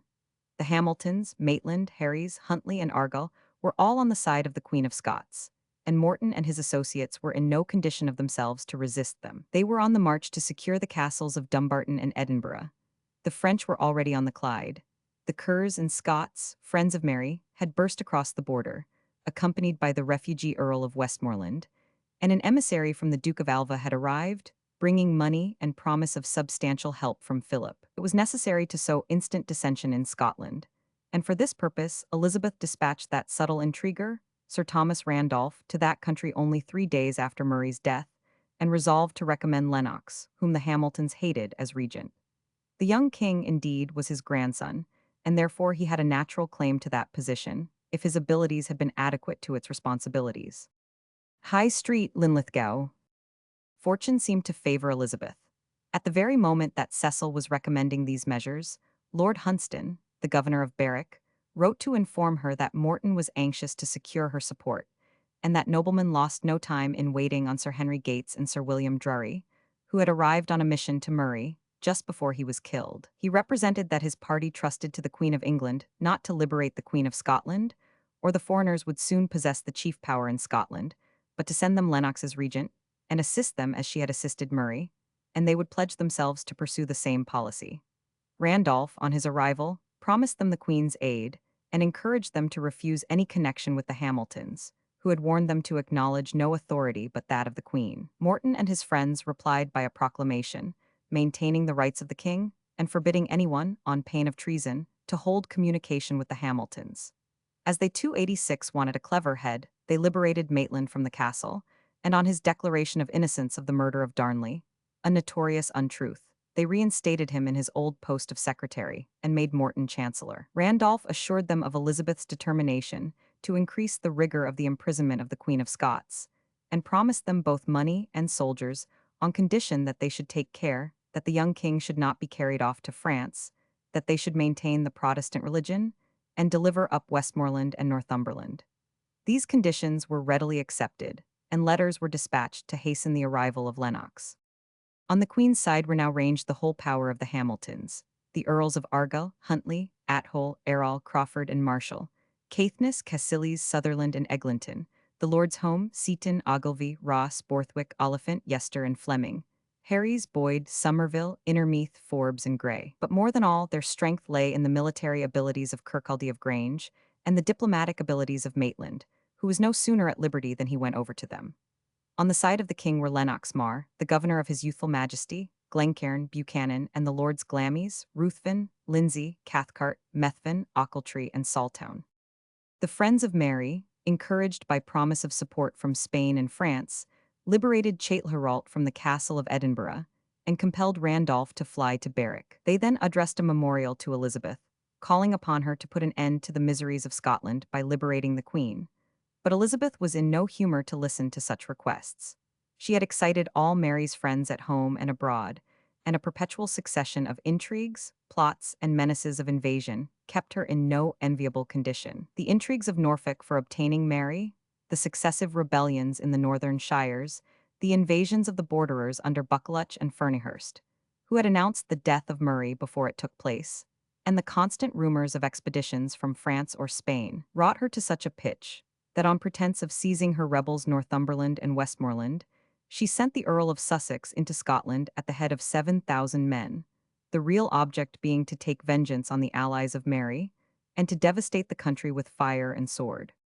This excessive fury so roused the indignation of all parties in Scotland, and such loud remonstrances were made by Maitland, the Bishop of Ross, and the French ambassador, that Elizabeth began to fear that she had gone too far, and instead of ruining Mary's party, had created her one out of her old enemies. She wrote to Sussex, commanding him to stop the siege of Dumbarton, and to Randolph, ordering him to proceed again from Berwick to Edinburgh, and to inform the two parties that, having reasonably chastised her rebels, she had listened to the request of Mary's ambassador, the Bishop of Ross, and was about to arrange at Chatsworth for the liberation and restoration of the Queen of Scots. On this, Sussex retired with his forces, and the commissioners for the adjustment of the terms with Mary proceeded to the Peak.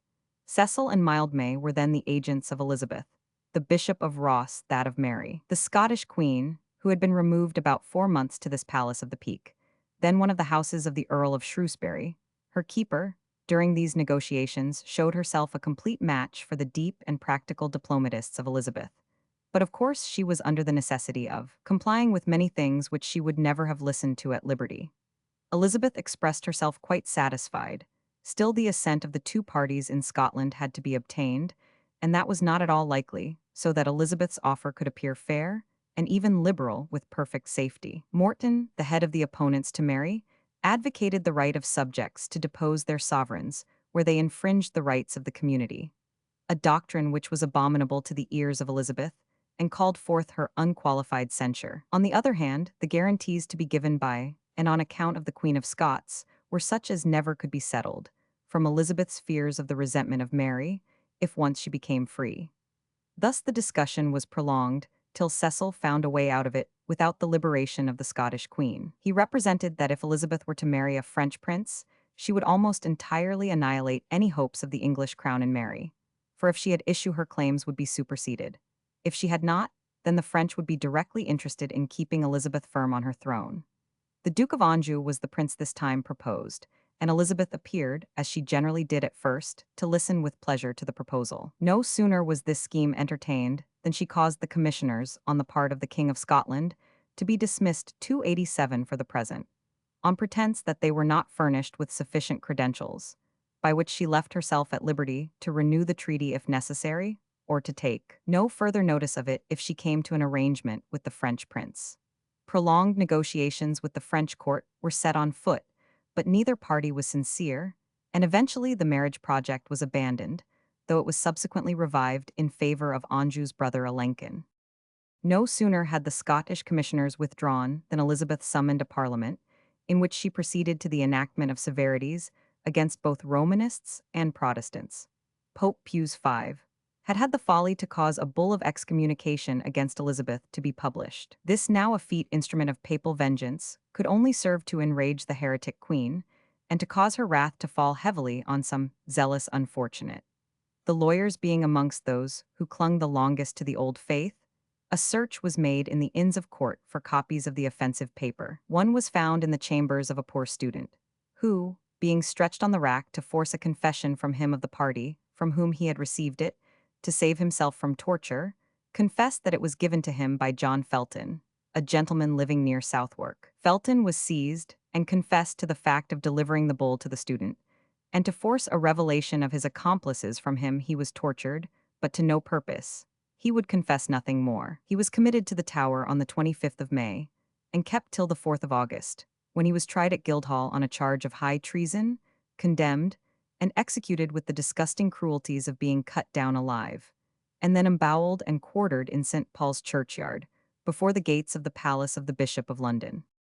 On the 2nd of April, 1571, Parliament met at Westminster. A subsidy of 2 shillings and 8 pence in the pound was granted by the Commons, and of 5 shillings in the pound by the clergy, towards defraying the charges of suppressing the rebellion in the north, and of pursuing the rebels and their abettors into Scotland.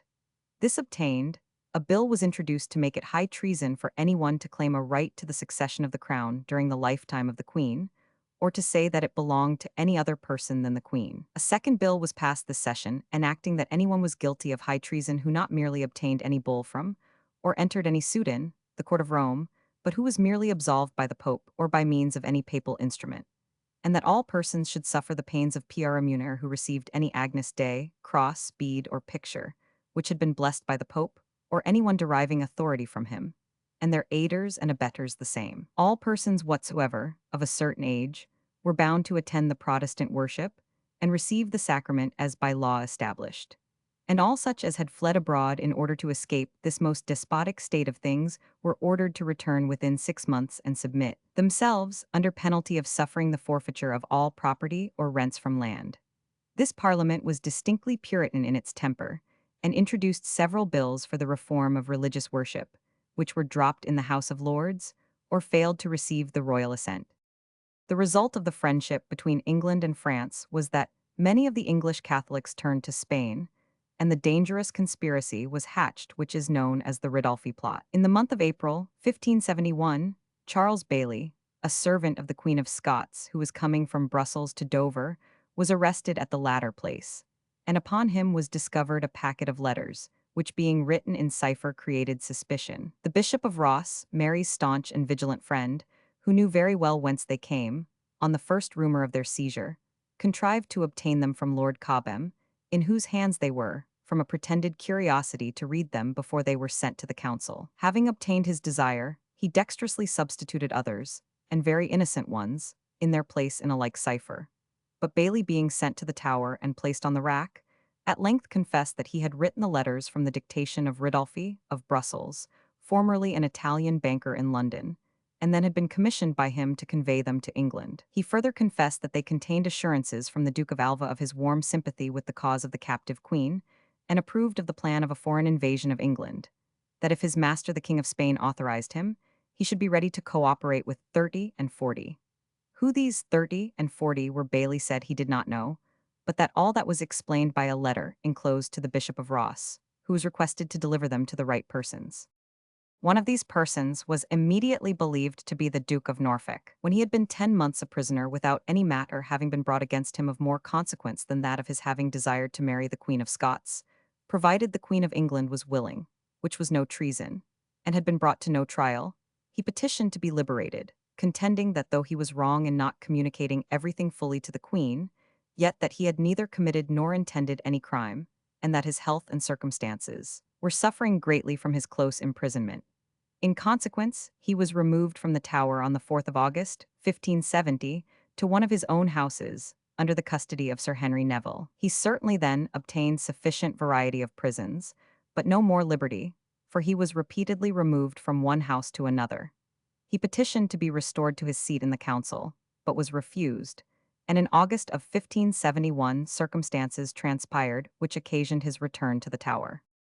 A man of the name of Brown, of Shrewsbury, on the 29th of August carried to the Privy Council a bag of money which he said he had received from Hickford, the Duke of Norfolk's secretary, to carry to Bannister, the Duke's steward.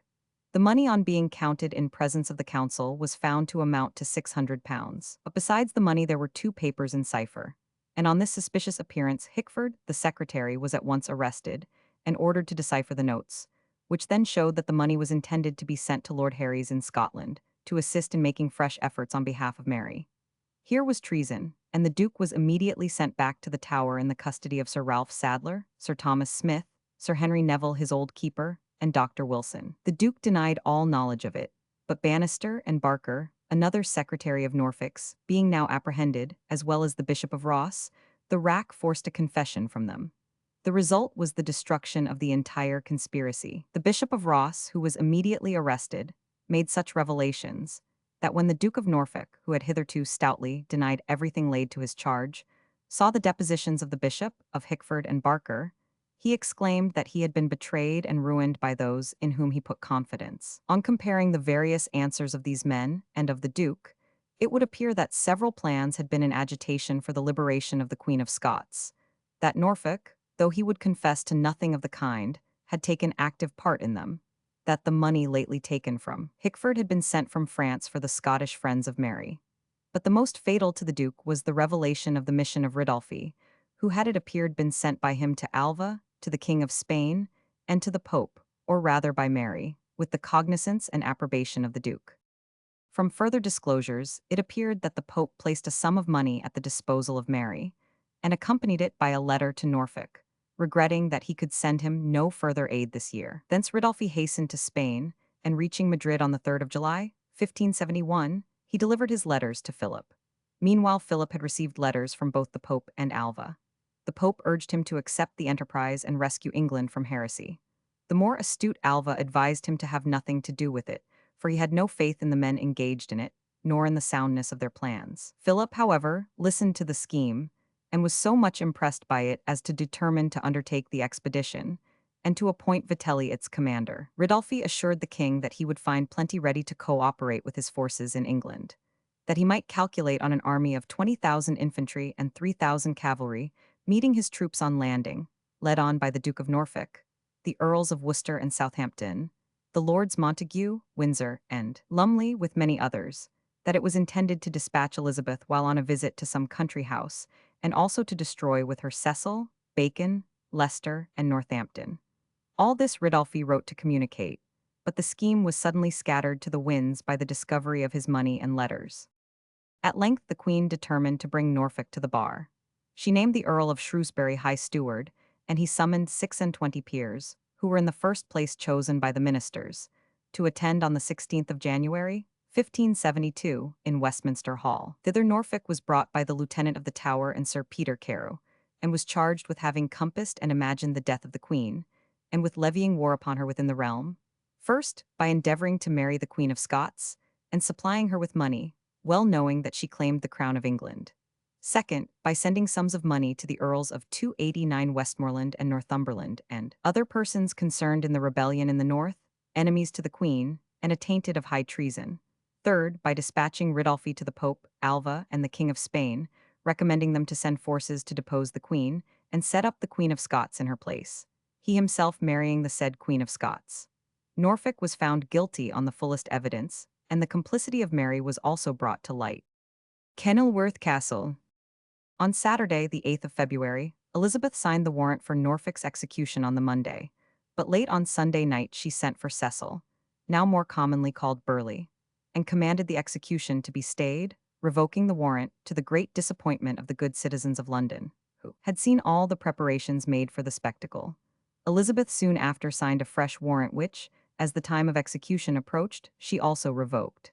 As she herself hung back, the preachers and the commons took it up, and demanded the Duke's death, for the security of both the sovereign and the state. When the public excitement had reached its height, then the Queen slowly and reluctantly yielded, and issued a third warrant, which she did not revoke, for now it was become the act of the nation rather than her own. On the 2nd of June, 1572, at 8 o'clock in the morning, the Duke was brought out of the Tower to a scaffold on Tower Hill, the drawing to Tyburn, and all its revolting accompaniments being dispensed with on account of his high rank. He addressed the people, confessing the justice of his sentence, though he still denied all treason. On being offered a handkerchief to bind his eyes, he refused, saying he was not afraid of death, and after a prayer he stretched his head across the block, and it was severed at a stroke. Meanwhile, Elizabeth had been making a gay procession amongst her subjects, and had been royally feasted at the castle of her favourite, Leicester, at Kenilworth, and was at Woodstock, on her return towards town, when she was met by one of the most horrible pieces of news which ever flew across affrighted Europe. This was the massacre of St. Bartholomew. The pacification which had been patched up 290 between the Romanists and the Huguenots in France had no sincerity in it. All the old hatred and resentment were fomenting beneath the surface. The Huguenots had no faith in the Papists, and the Papists longed to annihilate the Huguenots as heretics. None thirsted so much for their blood as the Queen Mother, Catherine de Medicis. She entered into the most subtle and daring schemes for their destruction, and the imbecile Charles IX was mere wax in her hands. Her plans ripened, the massacre broke out on St. Bartholomew's Day, August 24, 1572, and it continued until many Protestants of all ages had been cruelly murdered. A sensation of horror was diffused all over Europe by the news of this unexampled atrocity of bigotry, which was greatly augmented in England by the crowds of Protestants who fled thither for refuge. The body of the nation called for instant war, to avenge on the sanguinary French government this infamous treatment of the Reformed Church. The French ambassador hastened to apologize to the Queen of England for what he termed this unfortunate accident. Burleigh carefully impressed upon Elizabeth the necessity of the death of Mary as the only means of preventing her own deposition and murder. And Sandys, the Bishop of London, sent in a paper of necessary precautions to be adopted, the first and foremost of which was to forthwith cut off the Scottish queen's head. The nation also clamored for her execution. Elizabeth listened to the advice, but was too politic to imbrue her hands in the blood of the Queen of Scotland, without exerting herself first to transfer the odium to some other person.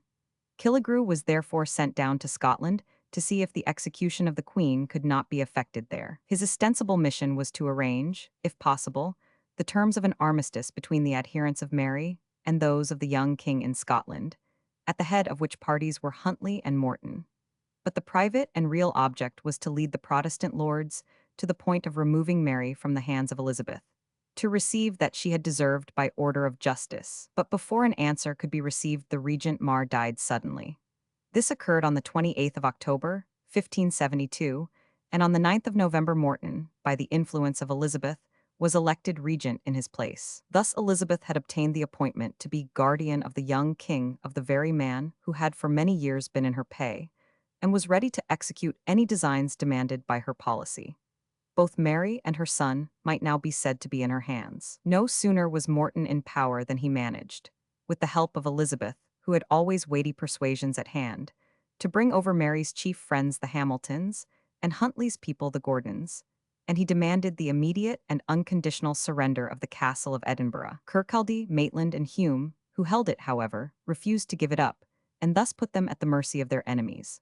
On this, Elizabeth ordered Drury, the Marshal of Berwick, to advance to Edinburgh with a strong force furnished with a powerful battering train, and, if necessary, lay the castle in ashes. In this extremity, the besieged lords, and Mary from her prison in England, implored the King of France to hasten to their assistance, and not to allow Elizabeth to extinguish the last spark of opposition in Scotland. But Charles replied that it was quite out of his power, for Elizabeth, on the very first movement, would send a fleet to La Rochelle, where he was besieging the Huguenots.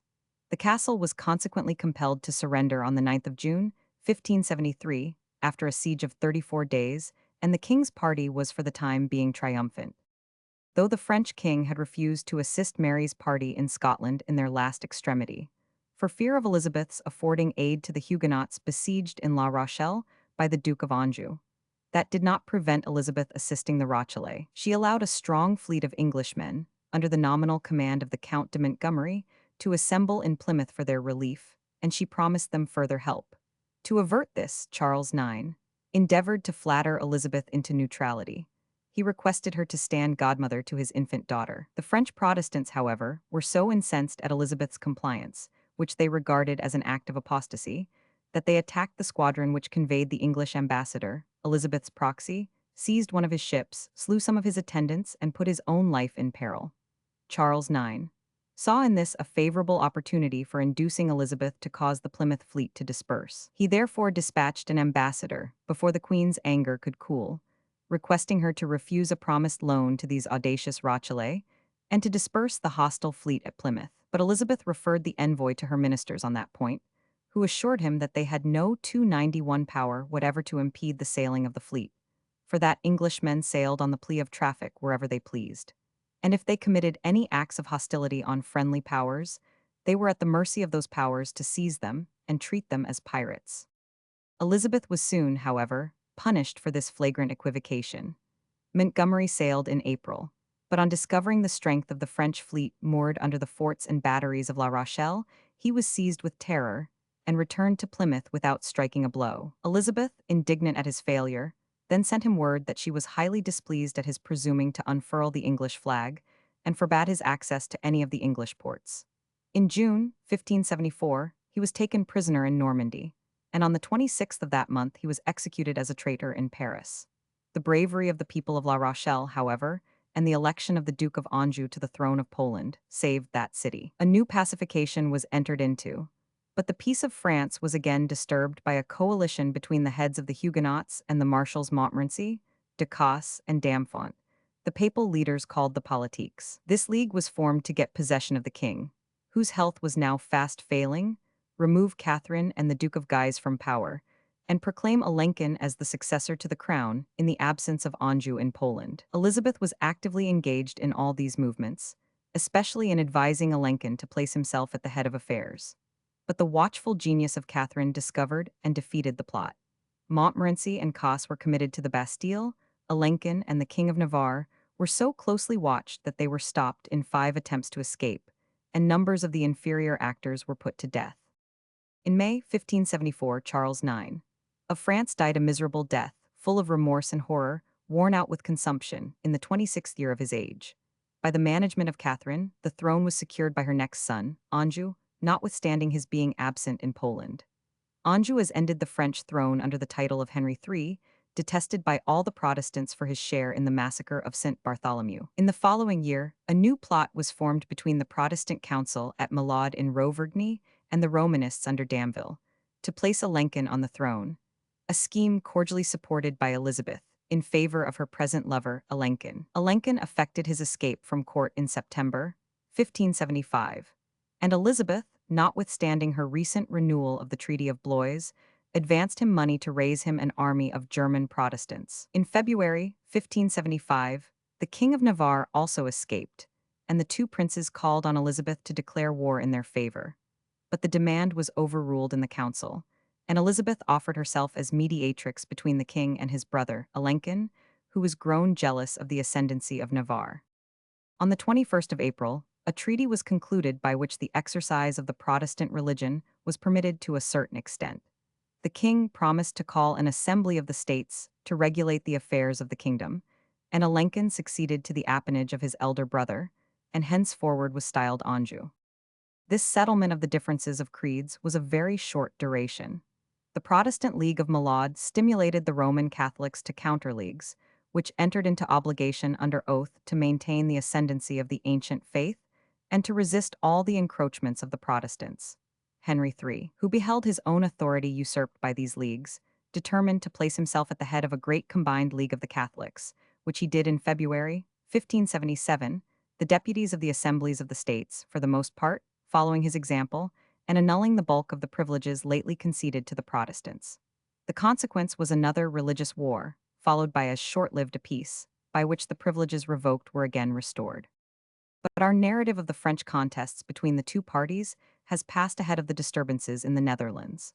A furious war had been raging there between the Protestant and Papist interests, which also represented the interests of the native Netherlanders and Spain. The Duke of Alva had waded through oceans of blood to maintain the bigoted and cruel power of his master, Philip, but the natives had found a resolute and skillful champion in the Protestant Prince of Orange. He succeeded in establishing the independence of Holland and Zealand, and Philip, angry with Alva for his want of success, recalled him and treated him with a stern neglect, which, however ungrateful in the king, was perhaps the best reward for the commission of such crimes as Alva had given himself up to work for him. In the place of Alva, Philip dispatched Requesens, who adopted a more conciliatory 292 policy towards the people, and thus weakened the influence of the Prince of Orange. In these circumstances, William applied to Elizabeth for help, but since he had assumed the government of Holland and Zealand, Elizabeth had begun to regard him with jealousy.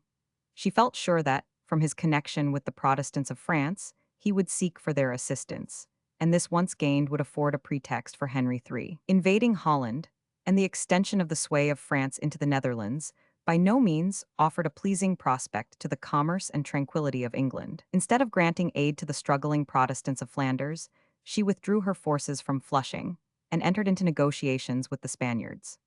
Requesens, rejoiced at this change, conceded what he could, agreed to expel the English refugees from the Netherlands, and obtained, in return, an order to arrest all the vessels of the insurgents in her ports, and for their exclusion from England.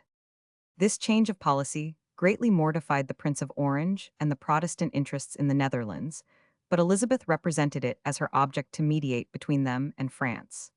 The Prince of Orange, however, would listen to no such mediation, till the civil war breaking out again in France put an end to all hope of assistance thence. To effectually secure the aid of Elizabeth, the prince sent over deputies to make her an offer of the sovereignty of Holland and Zealand, as the representative of the ancient princes of those countries, by descent from Philippa of Hainault.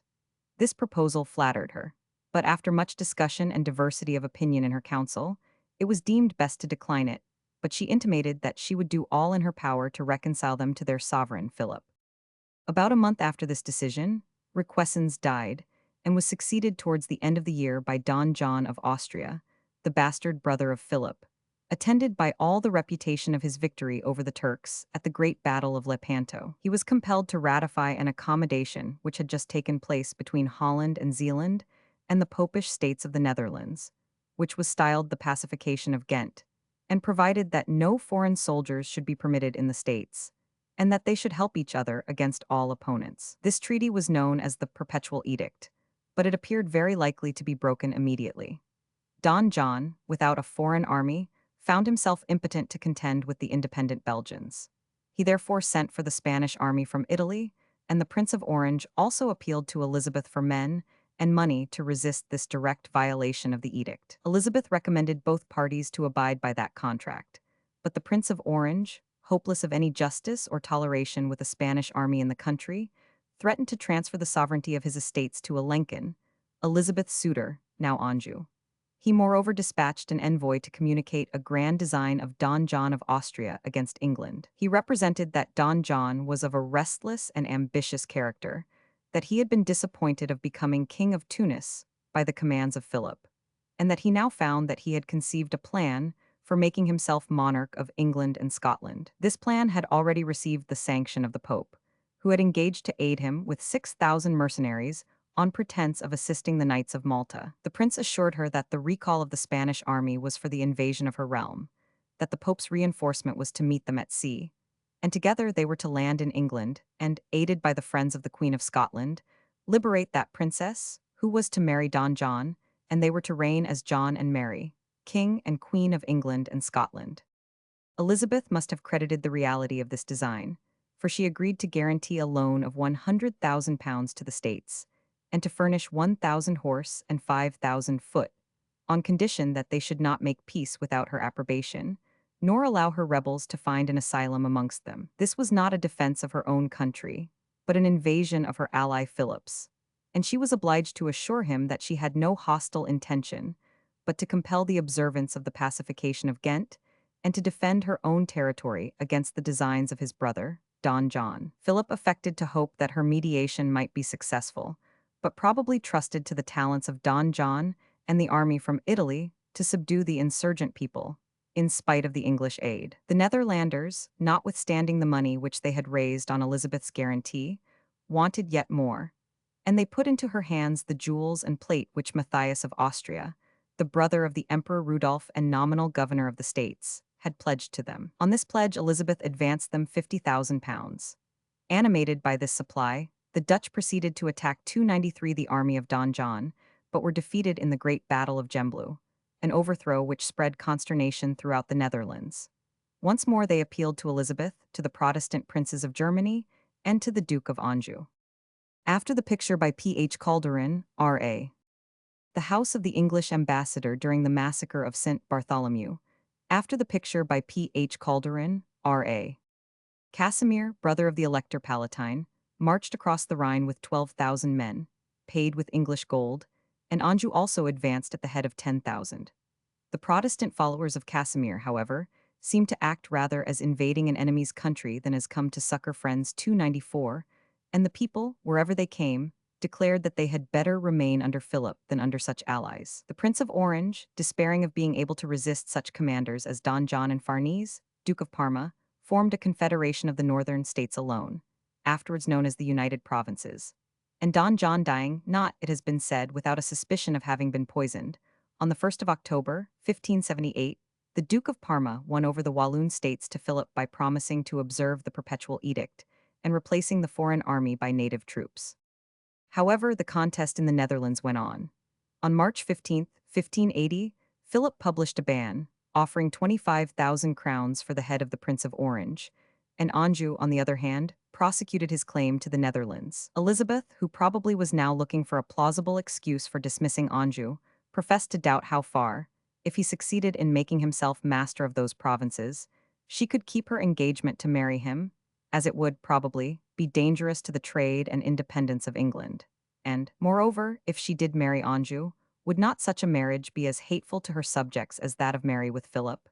Yet, immediately afterwards, she consented to his acceptance of the government of the Netherlands, and made him a present of 100,000 crowns, by means of which he put his army in motion.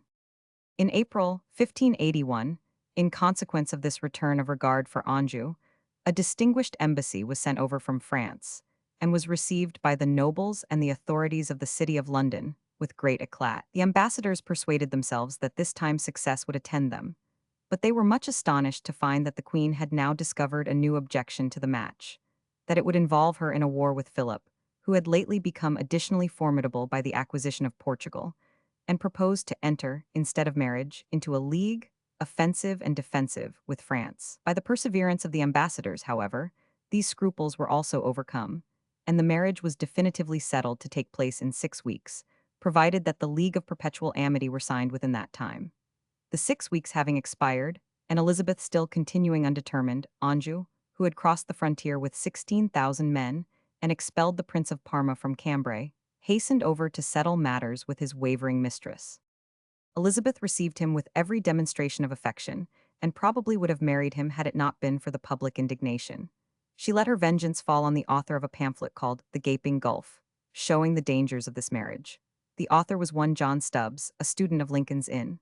Elizabeth laid hold on him, his printer and publisher, and had them condemned in the Court of Queen's Bench to have their right hands cut off. The printer was suffered to depart, but the sentence was executed on Stubbs and his publisher in the marketplace of Westminster, by driving a cleaver through the wrist with a mallet. The foolish Stubbs, the moment his hand was off, waving his cap with the left, cried, "Long live the Queen." At the end of 3 months, Anjou grew weary of this silly farce and announced his determination to depart. Even then, Elizabeth would not permit him to go without exacting a promise that he would soon return.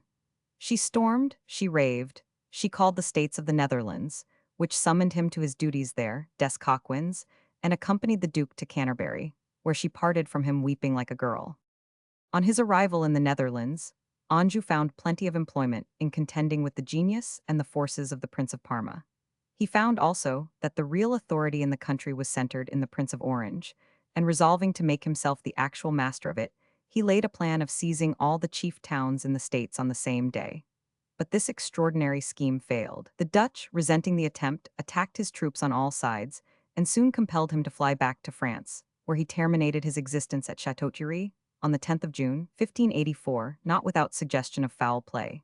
So great was Elizabeth's fondness for this prince, whom she might have married, and would not that even at this period no one dare for some time inform her of his death, which she appeared to bewail with all the symptoms of deep grief. Within 1 month of the death of Anjou, there fell a far more noble and important man. William the Silent, Prince of Orange, the great champion and founder of the independence of Holland, perished by the hand of an assassin. The ban of Philip had not failed to operate, though at a distance of 4 years. Balthazar Gerard, impelled by fanaticism and the 25,000 crowns offered by the unscrupulous Spanish king, shot him on the 10th of July, 1584. Chapter 14, Reign of Elizabeth continued. Affairs of Ireland. Shane O'Neill's Rebellion, Plantation of Ulster, Spanish descent on Ireland, Desmond's Rebellion, Religious Conformity, Campion and Parsons, the Anabaptists, Affairs of Scotland, Death of Morton, Success of the Catholics in Scotland, the Raid of Ruthven, Elizabeth's Position, Throgmorton's Plot, Association to Protect Elizabeth, Mary removed to Tutbury, Support of the Protestant cause on the continent, Leicester in the Netherlands, Babington's Plot, Trial of Mary, her condemnation, Hesitation of Elizabeth, Execution of Mary. It is now necessary to trace the course of events in Ireland during the years we have just passed over. A great work had been going on in that country, the object of which was to reduce the turbulent native chiefs to obedience, and to establish English settlers in the lands of those who were driven out or exterminated.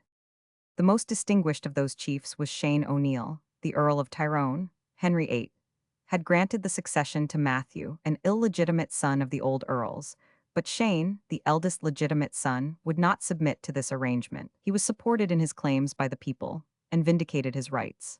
By the persuasion of the Earl of Sussex, at that time governor, he was induced to appear at the court of Elizabeth in 1562.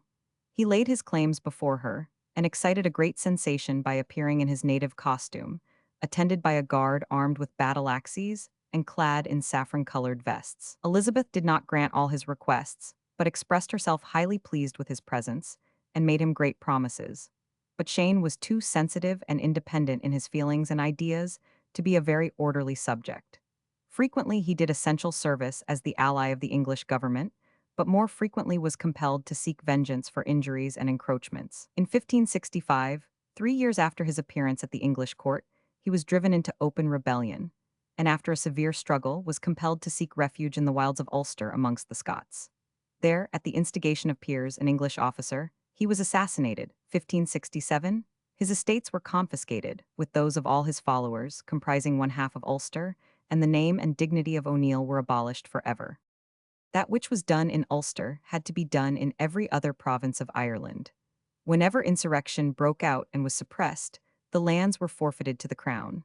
But so long as the crown held nominally these lands, the natives continued to hold them really. To remedy this, and to ensure a certain forfeiture by the rebels, and a reward to the English conquerors, Sir Thomas Smith proposed that these lands should be granted in various portions to English settlers, who, in prosecution of their own claims, would drive out the rebel natives and cultivate the soil. It needs no reflection to perceive that this system must be fruitful beyond conception in crimes, murders, and miseries.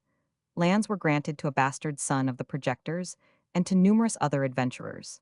They drove out the Irish, and these came back in infuriated numbers with fire and desolation. Under this frightful system, the country soon became a desert.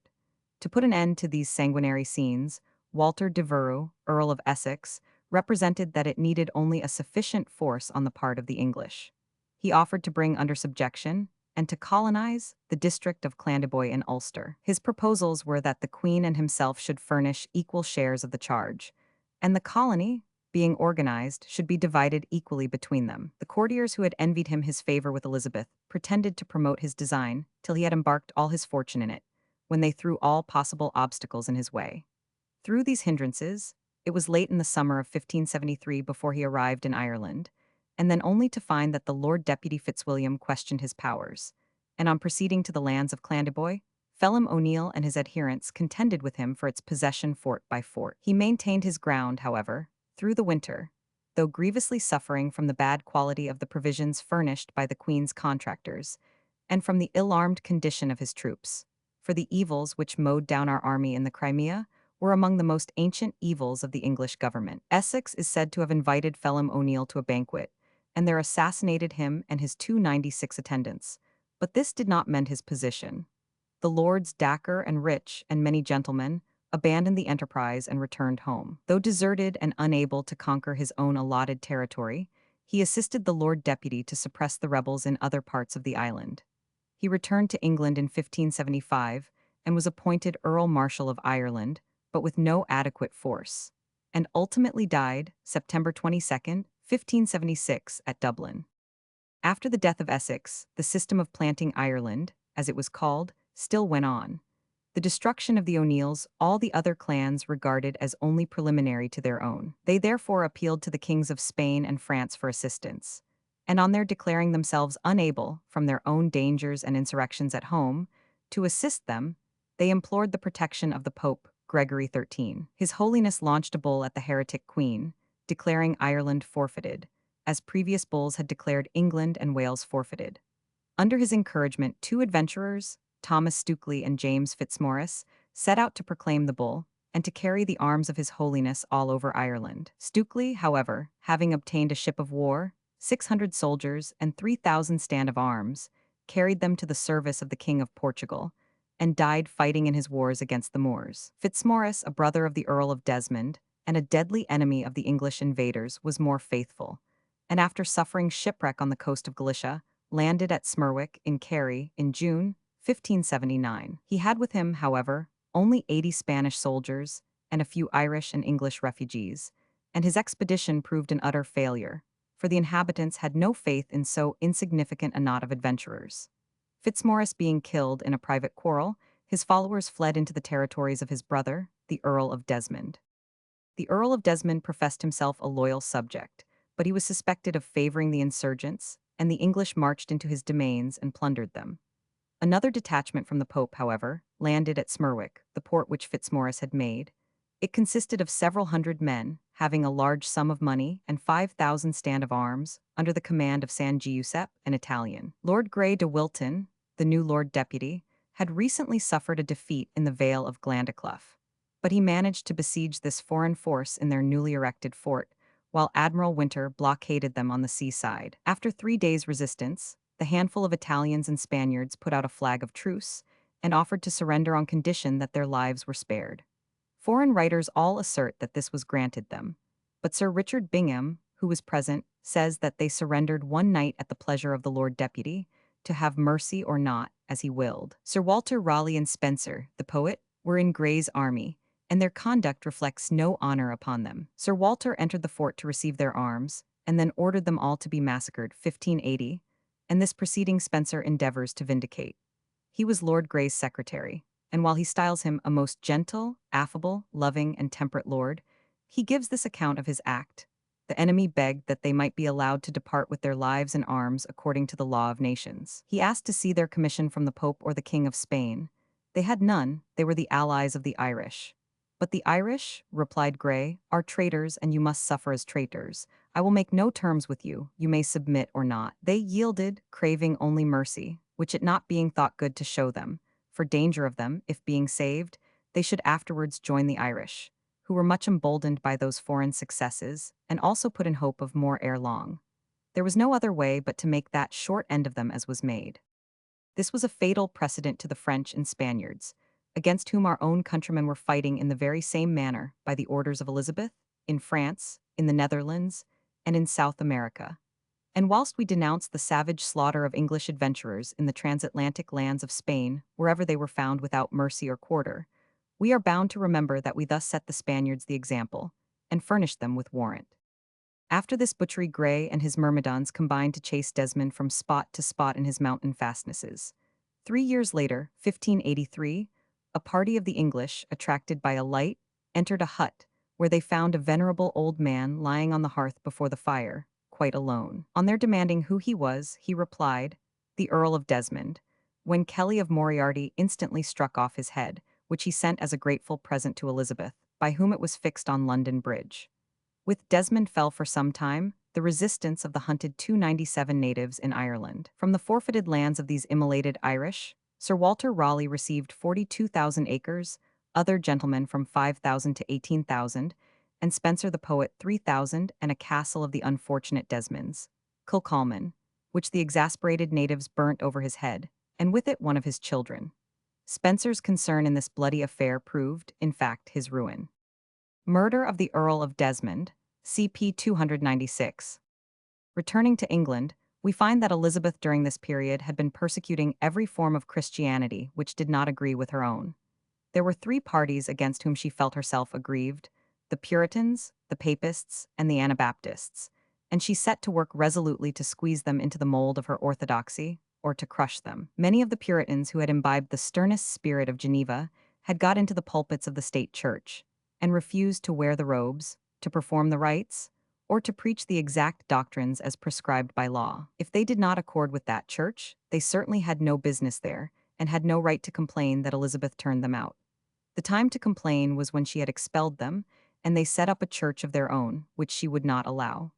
Their freedom was their birthright, but the Queen would not suffer them to exercise it. She had but one word in her religious vocabulary: conform, and this rigid conformity was carried out ruthlessly by the very ministers and clergy who had so manfully complained of compulsion in the last reign.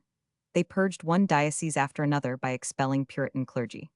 These acts of arbitrary power were loudly denounced in the House of Commons, where there was a strong Puritan party, and numerous bills were brought in to advance the Reformation. Out of doors, Parker, the old Archbishop of Canterbury, faithfully executed the will of the sovereign, and opinion, suppressed in the Church and in Parliament, where the Queen even sent personal and most dictatorial messages stopping all religious discussion, now burst forth through the press. Pamphlets of a most inflammatory nature and abusive style issued in shoals, and one Burchell, a student of the Middle Temple, became so inflamed by zeal that he murdered Hawkins, an officer, mistaking him for Hatton, 298, the Queen's new favorite. In prison he also killed his keeper under the delusion that he was Hatton, and though palpably insane, he was hanged for murder. Parker died in 1575 and was succeeded by Grindal, who, Elizabeth soon discovered, was too much of a Puritan himself to persecute them severely, and she suspended him, and harassed him to such a degree that he died in 1583. To him succeeded Whitgift, a man after Elizabeth's own heart, who framed a test of orthodoxy, which he put to all clergymen or others whom he suspected, which consisted of these three notable dogmas: the Queen's supremacy, the perfection of the Ordinal and Book of Common Prayer, and the complete accordance of the 39 Articles with the Scriptures. All those clergymen who refused to subscribe to this he expelled, and in defiance of clamor and intrigue in council or convocation, he held on his way immovably. Nor did the Queen long satisfy herself with mere expulsion. Thacker and Copping, two Brownists, were indicted for objecting to the Book of Common Prayer, which was treated as an attack on the royal supremacy, and were put to death. The persecution of the Catholics was still more severe than that of the Puritans. The fury of persecution in England stimulated the Roman Catholics abroad to a corresponding enthusiasm of martyrdom. Gregory XIII followed the example of William Allen, who had founded an English seminary at Douai and established a second English seminary in the hospital of Santo Spirito, in Rome, from which emissaries were dispatched into the heretical kingdom. First and foremost, the general of the Jesuits selected in 1582 Englishmen of distinguished abilities and sent them from this college. Robert Parsons and Edmund Campion arrived with a reputation, and with rumors of the dark conspiracy in which they were engaged, which roused all the alarm and the vigilance of the government. Rewards were offered for their discovery, and menaces of punishment issued for remissness in tracing them out. The Queen sent forth a proclamation, calling on every person who had children, wards, or relatives gone abroad for education to make a return of their names to the ordinary, and to recall them within 3 months. And all persons whatsoever who knew of any Jesuit or seminarist in the kingdom, and failed to give information, were to be punished as abettors of treason. As soon as Parliament met in January of 1581, still more stringent laws were passed for the punishment of Roman Catholics. It was made high treason merely to possess the power of absolution, or to receive any person into the Church of Rome. The fines for hearing or saying Mass were reenacted. Absence from church was made punishable at the rate of £20 per month, and, if prolonged to a whole year, besides the penalty, the offender must produce 2 securities for his good behavior of £200 each. The concealment of Roman Catholic tutors, schoolmasters, or priests entailed a year's imprisonment, a priest or tutor being also amenable to the same punishment, and the employer of them to a fine of £10 per month. There was but one step possible beyond this outrageous despotism, and that was to the stake, as in Mary's time, but the very fury of legal punishment defeated its own object. Parsons and Campion put into the hands of their friends written statements of their objects in coming into the country, which they declared to be solely to exercise their spiritual functions as priests, not to interfere with any worldly concerns or affairs of state. But they declared that all the Jesuits in the world had entered into a league to maintain the Catholic religion at the risk of imprisonment, torture, or death. This announcement excited the greatest alarm, and the most fiery persecution burst forth on the whole body of the Romanists, whilst every means was exerted to discover and secure these missionaries. The names of all the recusants in the kingdom, amounting to 50,000, were returned to government, and no man included in that number had any longer the least security or privacy in his own house. The doors were broken open without notice given, and the pursuivants, rushing in, spread themselves all over the dwelling. Cabinets, cupboards, drawers, closets were forced and ransacked, beds torn open, tapestry or wainscot was dragged down, and every imaginable place explored, for the purpose of obtaining evidence by vessels, vestments, books, or crosses of heretical worship. The inmates were put under strict watch, till they had been searched and interrogated, and many were driven nearly or wholly out of their senses by the rudeness and the insults which they received from brutal officers. Lady Neville was frightened to death in Holborn, and Mrs. Vavasor was deprived of her reason at York. In July, Campion was taken at Lifford, in Berkshire, and was committed to the Tower. And Parsons, seeing no prospect of long escaping 299 pursuit, contrived to get over again to the Continent. Campion was repeatedly racked, and under the force of torture and the promises that no injury should be done to his entertainers, he related the whole course of his peregrinations in Yorkshire, Lancashire, Denbigh, Northampton, Warwick, Bedford, Buckingham, and elsewhere, and the names of those who had given him hospitality. No sooner, however, had the council the names than they summoned all those who had harbored him, and fined some and imprisoned others. In November, Campion and 12 other priests and a layman were put upon their trial, and were charged with a horrible conspiracy to murder the Queen and to overturn church and state. Rome and Rheims were declared to be the places where this direful plot had been hatched. The astonishment of the prisoners, several of whom had never been out of England, was extreme. Not an atom of evidence was produced to authenticate these charges, yet the whole were pronounced guilty. One of them was saved by an alibi established by Lancaster, a Protestant barrister. The rest were executed as traitors, except those who were still kept prisoners. On the scaffold December 1, 1581, Campion lamented that the weakness of the flesh on the rack had forced him to disclose the names of some of his entertainers, by which they had been brought into trouble. The Anabaptists, who had created great scandals and disturbance in Germany, made repeated visits to London under pretense of belonging to the Dutch Church. They denied the propriety of infant baptism. They also denied that Christ assumed the flesh of the Virgin. They believed it wrong to take an oath or to accept the office of a magistrate. In some of these tenets, they resembled the Society of Friends which afterwards rose, and their creed did not interfere with the quiet of the state. Yet numbers of them were imprisoned, 10 of them were sent out of the kingdom, and 2, Peters and Turwert, were burnt in Smithfield in July 1575. Again, in 1579, Matthew Hammond, a ploughman, was burnt at Norwich. In no quarter had Elizabeth for a long time any security except in Scotland. There Morton was her faithful ally, inasmuch as she held fast the King of Scots, and so guaranteed the chief means of his own tranquil enjoyment of power. But Morton's rule was not such as any country would long tolerate.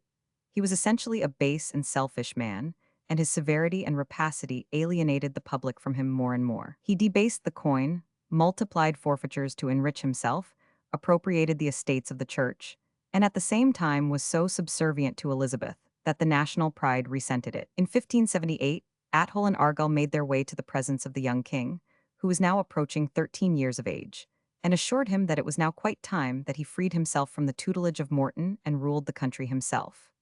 James readily listened to them, and sent Morton an order to resign, and to attend a council at Stirling, where the friends of Athol and Argyll were summoned. Morton, though taken by surprise, appeared to obey with perfect acquiescence, but he lost no time in intriguing with the Erskines, and in 3 months had again possessed himself of the person of the king, and resumed his authority in the state. Athol and Argyll mustered their friends to force the reins from the hands of Morton, who boldly met them in the field, when the ambassador of England appeared as a mediator, and persuaded them to a reconciliation. But it was not in the nature of Morton to forget the opponents of his power, although they now appeared as nominal friends. He invited Athol, the chief actor in his late fall, to a banquet from which he retired as Mar had done to die. Like Mar, he was poisoned. Secure as he now seemed, Morton let loose his vengeance on his enemies, and the Hamiltons, the friends of Mary, were compelled, in spite of the Treaty of Perth, to fly to England for security. And being freed from their restraint, he indulged freely his insatiable avarice at the expense of the country. But justice reached this minister of evil when it was least expected. Esme Stuart, the Lord of Aubigny, a son of the younger brother of the Earl of Lennox, who had become naturalized in France, returned to Scotland. With a handsome person and French accomplishments, he soon captivated the young monarch, who could not live at any period of his life without a favorite. He created Aubigny captain of the guard, first lord of the bedchamber, and finally Duke of Lennox, being the nephew of the late Earl and cousin of Darnley. Associated with Lennox was another and far more deep and designing Stuart, James, commonly called Captain Stuart, the second son of Lord Ochiltree. He was also related to the king, and lent essential aid to Lennox, not only from his genius for intrigue, but because Lennox was suspected of being an emissary of the Duke of Guise. Lennox and his friend Stuart, who was now 300 created by James Earl of Arran, instilled every possible suspicion into the king's mind against Morton, who, they averred, intended to convey him to England and give him up to Elizabeth. To seize Morton and arraign him for the multitude of illegal acts which he had perpetrated in his position of regent might not succeed, for the wily offender had taken care to procure bills of indemnity for whatever he had done. They determined, therefore, to accuse him of Darnley's murder, of which he was notoriously guilty in common with others. The Earl of Arran accusing Morton of the murder of Darnley, CP 300. One morning, therefore, Captain Stuart, now Earl of Arran, fell on his knees in the council, and charged Morton to the king with the murder of the king's father. Morton, thunderstruck at this bold and sudden act, stoutly denied the charge, but he was ordered to be guarded in his own house, and soon after sent off to the castle of Dumbarton. Morton dispatched a messenger to his trusty friend the Queen of England, who forthwith dispatched Randolph to intercede with the king, the council, and the Parliament for the precious life of this vile murderer. Elizabeth, as she had not been ashamed to countenance and support him, So neither was she now ashamed to plead for him, and to beg that he might be set at liberty as a special favor to her, in recompense of the many services she had rendered Scotland. She accused Lennox of being in league with the French government for the invasion of England, and Randolph produced documents to prove it. On examining these papers, the council pronounced them forgeries, and the trial was ordered to proceed. On perceiving his failure with the king and council, Randolph had recourse to his old arts of endeavoring to stir up sedition, and did his utmost to rouse Mar and the Earl of Angus to rise in arms for Morton's rescue. This becoming known, Randolph, who had been twice sent out of the country for his traitorous meddling, was now glad to flee for his life. To save this execrable villain, but very useful tool, Elizabeth induced the Prince of Orange and the King of Navarre to support the exertions of her ambassador on his behalf, but all in vain. James was firm in following out the advice given 301 him. Elizabeth ordered a body of troops to march to the border, as if she were resolved to invade Scotland for the rescue of Morton. But James, far from being intimidated, called all his subjects to arms, ordered Angus to retire beyond the Spey, Mar to surrender the charge of Stirling Castle, and demanded of Elizabeth whether she meant peace or war. Dumbarton Rock with view of Cassell. This bold attitude put an end to her efforts. Randolph suddenly found out that Morton was accused of murder with a fair show of proof, and Elizabeth then pretended to think that if it were so it did not become her any longer to defend him. Deserted by his great patron Elizabeth, the hoary criminal was brought to trial, and charged not only with the murder of Darnley, but that of Athole. Besides verbal and personal evidence of his guilt, his bond of manrent, or guarantee of indemnity for the murder, given to Bothwell, was exhibited, together with a paper purporting to be a confession of Bothwell made on his deathbed in Denmark, in which he accused Morton as a principal contriver of the murder and exonerated the Queen of Scots. Whether this paper were genuine or not, there was abundant proof without it. He was condemned by the unanimous verdict of the peers and executed June 3, 1581. The fall of Morton and the display of independence in the young King James opened up the most extravagant hopes in the minds of the friends of Queen Mary and of the papists in general. They were ready to believe that James would soon show his regard for his mother and a deep sense of her wrongs. Morton had been the stern adherent of Protestantism, scandalous as he was. But who should say that Aubigny, educated in France and with many friends and relatives there, would not incline to favor the papists, and that James, under his guidance, though educated by the disciples of Knox, might not, young as he was, return to the religion of his ancestors. Parsons, the Jesuit, was enthusiastic in this behalf, and he dispatched Waits, an English popish clergyman, to Holyrood, and soon afterwards Creighton, a Scottish Jesuit. These emissaries returned with the most flattering accounts of their reception by James and his ministers. Probably, in prospect of no very friendly relations with Elizabeth, the advisers 302 of James might adopt the policy of conciliating the Romanists, and thus securing the ancient support of France and also of Spain. Be that as it may, James professed to feel deeply the wrongs of his mother, and to cherish great filial affection for her. He assured them that he would always receive with favor such persons as came with an introduction from her, and he consented to receive an Italian Catholic into his court as his tutor in that language. Elated by these tidings, Parsons and Creighton hastened to Paris in May of 1582. There happened to be present an extraordinary number of persons interested in the cause of popery: the Duke of Guise, Cassell, the papal nuncio, Tassis, the Spanish ambassador, Beaton, Archbishop of Glasgow, Matthew, the provincial of the French Jesuits, and Dr. Allen, the provost of the seminary of Douai. They all agreed that Mary ought to be restored without deposing James, that they should reign jointly, and Parsons was sent to Spain to solicit assistance, and Creighton to the Pope for the same object. Both missions were successful. Philip gave 12,000 crowns to relieve the necessities of James, and the Pope engaged to pay the expenses of his bodyguard for 12 months. Both Mary and James assented to this proposal, Mary offering to leave all the exercise of power in James's hands. Successful as this scheme appeared, every movement in it had been watched by the court of England, and a counterplot of a most startling kind was set on foot. In August 1581, the Earl of Gary, the son of the murderer Ruthven, was induced to invite the king to his castle of Ruthven, when he made him prisoner. The government was then seized by the Earl of Mar, the Master of Glamis, the Lord Oliphant, and others. Lennox, the king's chief minister, escaped to France, but died soon after, as was suspected, from poison. Aaron, the successful destroyer of Morton, was thrown into prison. The pulpit was set to work to proclaim that there had been a plot to restore the limb of Satan, the lewd Queen Mary with all the ceremonial of the Mass, and that Lennox was at the bottom of it, though he died professing himself a staunch Protestant. But the position of affairs in Scotland was calculated to excite the utmost vigilance of both France and England. Henry III saw with terror the young King of Scotland in the hands of the English faction, and sent thither La Motte Fenelon and Maineville to encourage James to call together the estates, to insist by their means on his liberty, and on the liberation of his mother to govern with him. The English court, on the other hand, instructed its agents, Bowes and Davidson, to demand the dismissal of the French envoys, and to show him the danger of the measures which they proposed. James appeared to listen to both parties, and ostensibly in order to consult on their advice, he summoned a council of the nobility to meet at the castle of St. Andrews. Once in their midst, James felt his freedom, and to prevent any contest on the question, published a pardon to all who had been concerned in the raid of Ruthven, as it was called, or the conspiracy of Gary.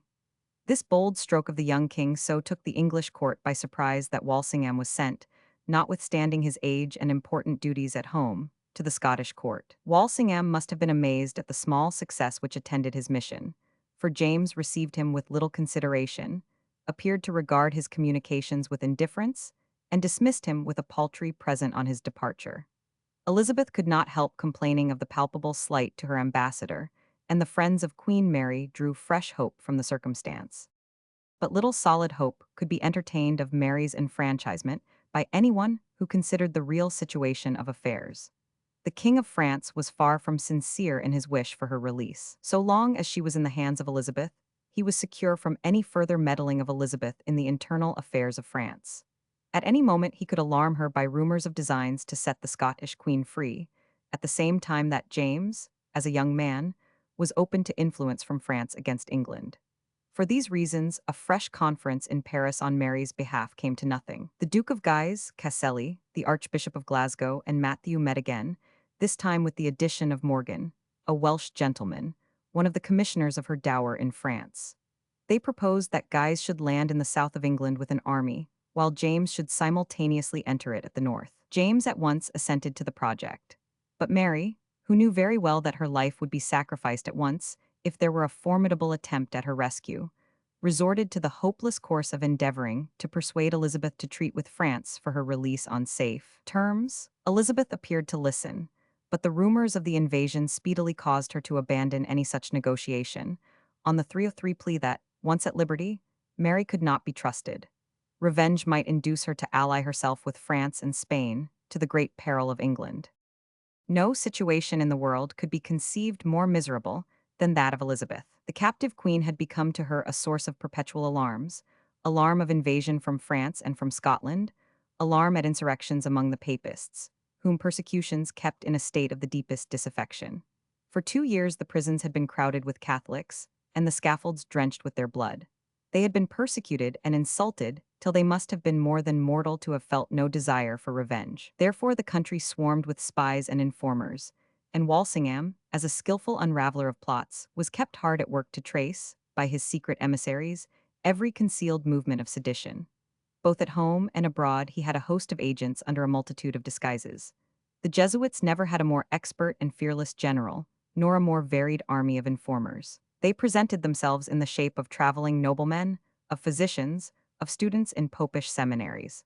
They swarmed in seaports lying between England and the different continental routes. There was scarcely a Roman Catholic gentleman or nobleman into whose house they had not found their way.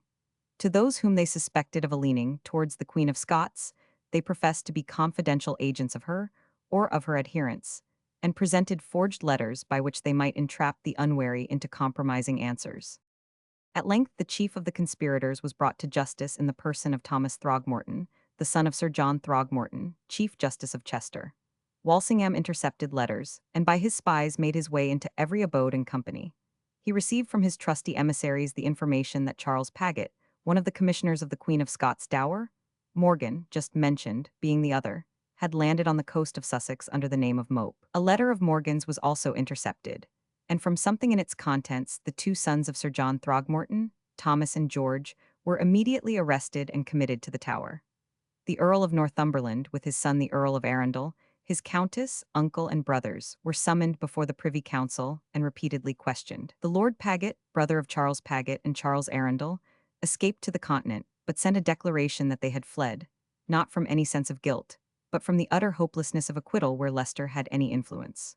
Northumberland and Lord Arundel, with their wives and relatives, stoutly denied all concern with plots or any species of disloyalty, and no proof could be brought against them. Meanwhile, it was asserted that the Duke of Guise was proceeding with his scheme of invasion, and that many English noblemen and gentlemen were cooperating in it, that a letter had been intercepted from the Scottish court to Mary, informing her that James was quite ready to perform his part of the scheme by invading the kingdom from the north, having had the promise of 20,000 crowns, but that he was desirous to know who were the influential persons in England that might be calculated upon for support. All this was soon wonderfully corroborated by the confession of Thomas Throgmorton, in whose trunks were found two catalogues, one of the chief ports and the other of the principal Romanists in the kingdom. He admitted that these were for the use of Mendoza, the Spanish minister, and that he had devised a plan with that ambassador to raise troops in the name of the Queen through the Catholics, who were then to call on her to tolerate Catholicism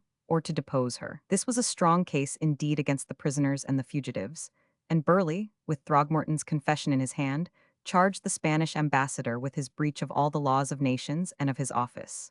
Mendoza had the impudence to deny the charges, but he was ordered to withdraw from England, and Throgmorton was hanged, 1583. From that hour war with Spain was inevitable. The patriotism of England was now awake. An association was formed, under the influence of the government, by which all the members bound themselves to pursue and kill every person who should attempt the life of the Queen, and every person for whose advantage it should be attempted. This palpably pointed at the Scottish Queen. The bond of association was shown to Mary as a means of intimidating her. At the first glance, she perceived that it was aimed at her life. But after a moment of astonishment, she proposed to sign the bond herself so far as she was concerned, which, of course, was not permitted, as it would have neutralized the whole intention, but it was industriously circulated for signature amongst those who dared not well do otherwise. The same object was pursued in the Parliament, which met on the 23rd of November, after the clergy had granted an aid of 6 shillings in the pound to be paid in 3 years, and the Commons a subsidy in 2/15. An act was passed condemning as traitors anyone who had been declared, by a court of 24 commissioners, cognizant of any treasonable designs against the Queen, and Mary and her issue were excluded from the succession in case of the Queen coming to a violent death. The Roman Catholics were also treated with increased severity, in consequence of the alleged plots. No popish clergyman was to be allowed to remain in the kingdom. If found there after 40 days, he was pronounced guilty of high treason. Anyone knowing of his being in the country, and not giving information within 12 days, was to be fined and imprisoned during the Queen's pleasure. And anyone receiving or relieving him was guilty of felony. All students in popish seminaries were called on to return to their native country within 6 months after proclamation. Parents sending their children to such seminaries without license were to forfeit for every such offense £100, and the students themselves forfeited all right to the property of their parents. To avoid, if possible, the fate which the bill of this session prepared for them, the Roman Catholics drew up an earnest and loyal memorial to the Queen, declaring it as their settled and solemn conviction that she was their sovereign de jure and de facto, that neither pope nor priest had power to license anyone to lift their hand against her, nor to absolve them were such a crime committed, and that they renounced and abominated anyone who held a contrary doctrine. All these transactions only tended to aggravate the situation of the Queen of Scots. She was now taken out of the hands of the Earl of Shrewsbury and consigned to the custody of Sir Amyas Paulet, a dependent of Leicester's, a man of a rigid, jailer-like disposition, but not destitute of honor.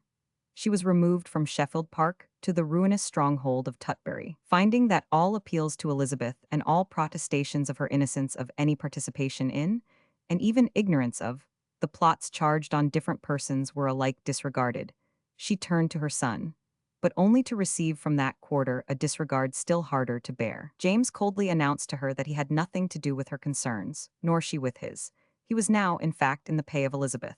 He bade her remember that she was only the Queen Mother, and enjoyed no authority in Scotland, though she bore the empty title of Queen. Abandoning all hope of assistance from him, Mary now demanded of Elizabeth to liberate her on any conditions she pleased. She asked only liberty and life, but her requests were unheeded. Meanwhile, Elizabeth was supporting Protestantism abroad. Henry of Navarre had become the next in succession to the crown of France by the death of the Duke of Anjou in 1584. Being well known as a Protestant, the Roman Catholics in France, with the Duke of Guise at their head, reorganized their league and compelled the French king to subscribe to it. The King of Spain, a member of the League, promised it all his support. On the other hand, Elizabeth, anxious to see a Protestant prince on the throne of France, sent Henry large remittances and invited him to make England his home in case his enemies should compel him to retreat for a time, when he could wait the turn of events. In all this, there was nothing to complain of. Henry had a clear right to the throne of France, and justice as well as the Reformed faith called upon her to support it. But not so honorable were her proceedings in the Netherlands. There she secretly urged to insurrection the subjects of a power with whom she was at peace, and maintained them by repeated supplies of money. Sympathizing as she did with the oppressed Protestants of the Netherlands, her course was quite obvious. She could call on Philip to give to them free exercise of their religion, and if he refused, she had a fair plea to break with him and to support the cause of the common religion. But Elizabeth had too much politic regard for the rights of kings, openly to support against them the rights of the people. And, what was still more embarrassing, she was practicing the very intolerance and persecution against her Roman Catholic subjects that Philip was against his Protestant ones. The primate, when appealed to, stated broadly this fact, and declared that Philip had as much right to send forces to aid the English Roman Catholics as Elizabeth had to support the Belgian Protestants. When, therefore, in June of 1585, the deputies of the revolted provinces of the Netherlands besought Elizabeth to annex them to her own dominions, she declined.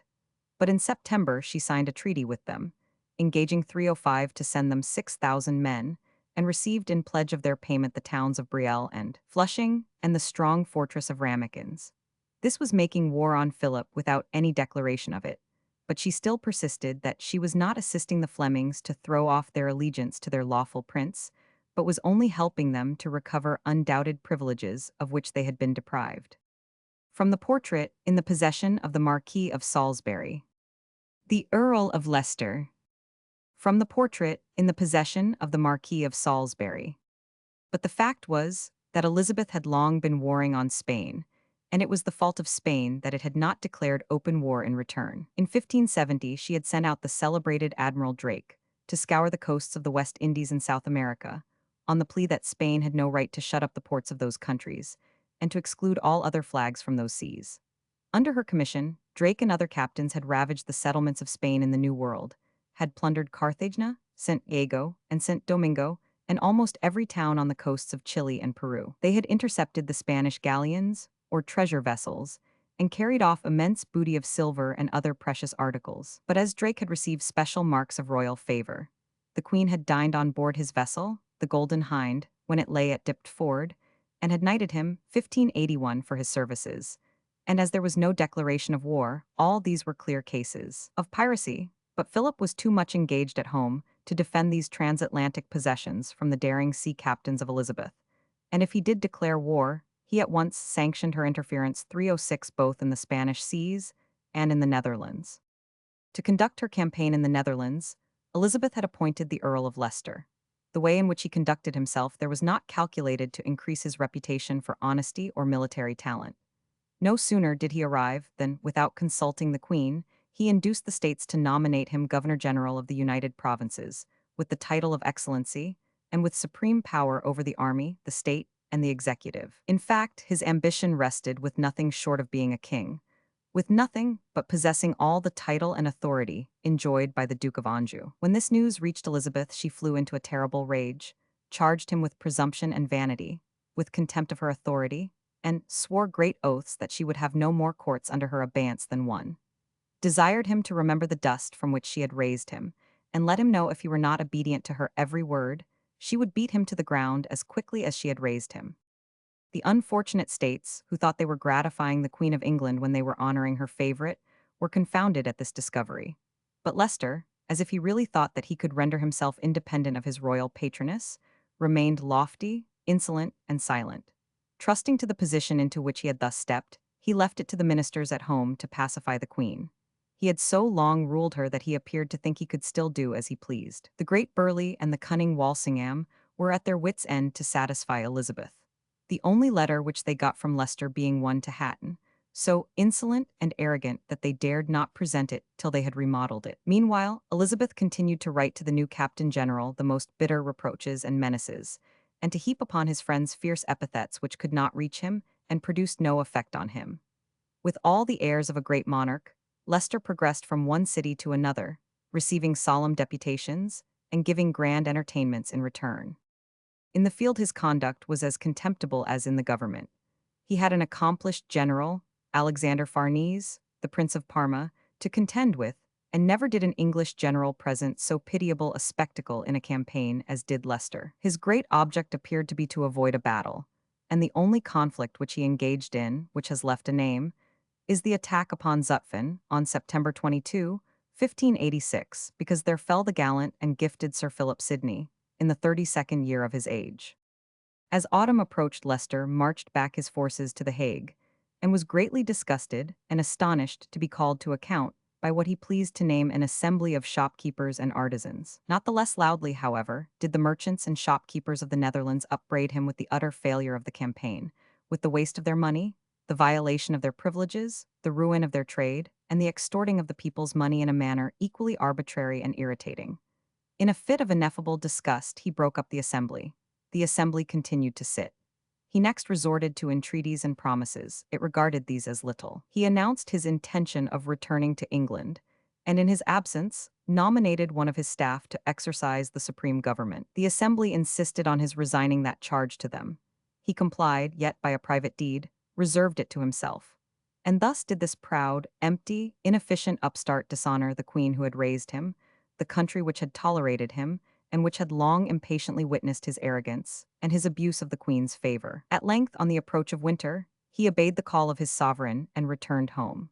Scarcely had he quitted the Netherlands when the officers whom he had left in command surrendered the places of strength to the Prince of Parma and went over to the Spaniards. The campaign was, from first to last, a scandal and a disgrace to the English name and government. Mary had now been removed, in the early part of this year, to Chartley Castle, in Staffordshire, under the care of Sir Amyas Paulet, and the gentlemen in England, whom the foreign adherents of the Queen of Scots had pitched upon to carry out their plan, were a young, enthusiastic papist, Anthony Babington of Dethick near Matlock in Derbyshire, and his friends and companions, all men of fortune, family, and education. Babington had long been an ardent admirer of the Queen of Scots, had corresponded with her whilst she was at Sheffield Park, and was ready to devote himself to the death in her cause. At the same time, he had such an idea of the peril of meddling with the government of Elizabeth, that he despaired of 307 accomplishing Mary's enfranchisement during Elizabeth's life. Ballard, a Jesuit, assured him that Elizabeth would be taken off by command of the Pope. That Savage, an officer who had served in Flanders and was exasperated at the death of Throgmorton, had determined to do it, and that the Prince of Parma would land simultaneously with that event and set Mary at liberty. The plan was made known to Mary and received her sanction. "When all is ready," she wrote, "the 6 gentlemen must be set to work." Walsingham, who had long been on the watch, was now in possession of all the evidence that he was likely to get, for Babington soon discovered that he had been betrayed by somebody, whom he could not tell. And though he remained in London as though there were no danger, he made preparations for the escape of Ballard to the Continent by procuring him a passport under a feigned name. Every moment might throw fresh light on the deception and allow the escape of the victims. On the 4th of August, therefore, Babington found his house entered by the pursuivants of Walsingham, and Ballard, who had not got off, was there seized. Babington escaped for the moment, but was arrested on the 7th, and was taken to the country house of Walsingham, but escaped from the servants into whose charge he was given. With his friends and accomplices, Gage, Charnock, Barnwell, and Donne, he concealed himself in St. John's Wood, till they were compelled by hunger to make their way to the house of their common friend Bellamy, at Harrow, who concealed them in his outhouses and gardens. But the cunning Walsingham had his agents on their trail the whole time, and on the 15th they walked into the premises of Bellamy, secured the concealed conspirators, together with their host, his wife and brother, and conveyed them, amid the shouts and execrations of the populace, and the universal ringing of bells, to the Tower, whither also were soon brought Abingdon, Tichborne, Tilney, Travers, the only one of the friends of Babington that escaped being Edward Windsor, the brother of Lord Windsor. On the 13th of September, Babington, Ballard, Savage, Donne, Barnwell, and Tichborne were put upon their trial, charged with a conspiracy to murder Elizabeth and raise a rebellion in favor of the Queen of Scots. They pleaded guilty to one or other of the charges, and 7 others pleaded not guilty. But all were alike convicted and condemned to the death of traitors. The greater part of them appear to have taken no part in the blacker part of the conspiracy, the design to murder Elizabeth. And some of them, as Tichborne and Jones, declared that they had taken no part whatever, but merely kept the secret for the sake of their friends. Bellamy was condemned for affording them an asylum. His wife escaped through a flaw in the indictment. Pooley, the decoy, was imprisoned as a blind, and then liberated, and Gifford was already in prison in Paris, where, 3 years later, he died. On the 20th and 21st of September, 1586, they were executed in Lincoln's Inn Fields because they used there to hold their meetings. Though no mention was made on the trial of any participation of the Queen of Scots in this conspiracy, nothing was farther from the intention of Elizabeth and her ministers than her escape. They had already prepared for her death by the bill, passed empowering 24 or more of the lords of the council and other peers to sit in judgment on anyone concerned in attempts to raise rebellion or to injure the Queen's person. To procure every possible evidence for this end, the following stratagem was used. The Queen of Scots was kept in total ignorance of the seizure of the conspirators, and on the copy of her letter to Babington being laid before the council, an order was sent down to Sir Amyas Paulet to seize all her papers and keep her in more rigorous confinement. Accordingly, one morning, Mary took a drive in her carriage, accompanied, as was her custom, by Paulet, but with a larger attendance. When Mary desired to return, Paulet told her that he had orders to convey her to Tixall, a house belonging to Sir Walter Aston, about 3 miles distant. Astonished and alarmed, Mary refused to go, and declared that if they took her there it should be by force.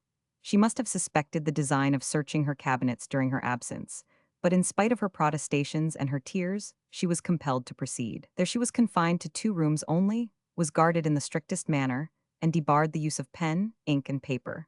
Meanwhile, Sir William Wade arrived at Chartley, and proceeded to break open the cabinets and take possession of all her letters and papers, as well as those of her secretaries. A large chest was filled with these papers, amongst which were Mary's own minute of the answer to Babington, and other damning proofs. It was determined to bring her to a public trial. Mary was now removed to Fotheringay Castle 308 in Northamptonshire, in preparation for her trial. It was first proposed to convey her to the Tower, but they feared her friends in the city. Then the Castle of Hertford was suggested, but that also was thought too near the capital. And Grafton, Woodstock, Coventry, Northampton, and Huntingdon were all proposed and rejected, showing that her enemies were well aware of the seriousness of the business they contemplated. On the 5th of October, a commission was issued to 46 persons, peers, privy councillors, and judges, constituting a court competent to inquire into and determine all offences committed against the statute of the 27th of the Queen, either by Mary, daughter and heiress of James V, late of Scotland, or by any other person whomsoever. The moment this was known, Chateauneuf, the French ambassador, demanded in the name of his sovereign that Mary should be allowed counsel, according to the universal practice of civilized nations. But Elizabeth sent him a message by Hatton that she did not require the advice or schooling of foreign powers to instruct her how she ought to act. On the 12th, the commissioners arrived at the castle. They were the Lord Chancellor Bromley, the Lord Treasurer Burleigh, and many other magnates.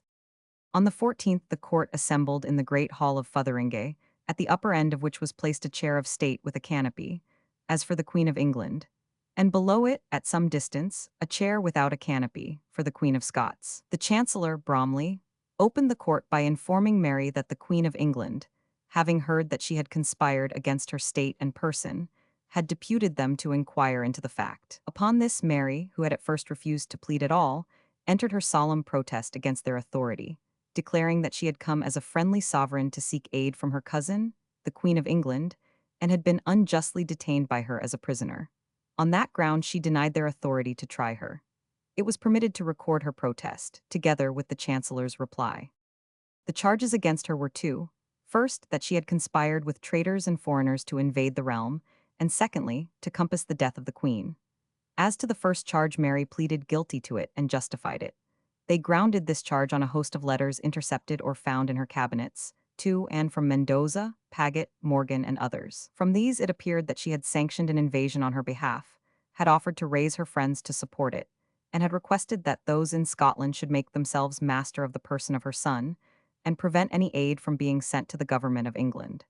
When they came to the second charge, the conspiracy to murder Elizabeth, She denied any participation in it totally, indignantly, and with tears. She called God to witness the truth of her assertion, and prayed him, if she were guilty of such a crime, to grant her no mercy. The proofs produced to establish her approval of this design were, first, the copy of the letter of Babington, in which was this passage: "For the dispatch of the usurper, from the obedience of whom, by the excommunication of her, we are made free, there be 6 noble gentlemen, all my private friends, who, for the zeal they bear to the Catholic cause and your Majesty's service, will undertake the tragical execution." Next there was a copy of 7 points, which were professedly derived from her answer to Babington, the 6th of which was, "By what means do the 6 gentlemen deliberate to proceed?"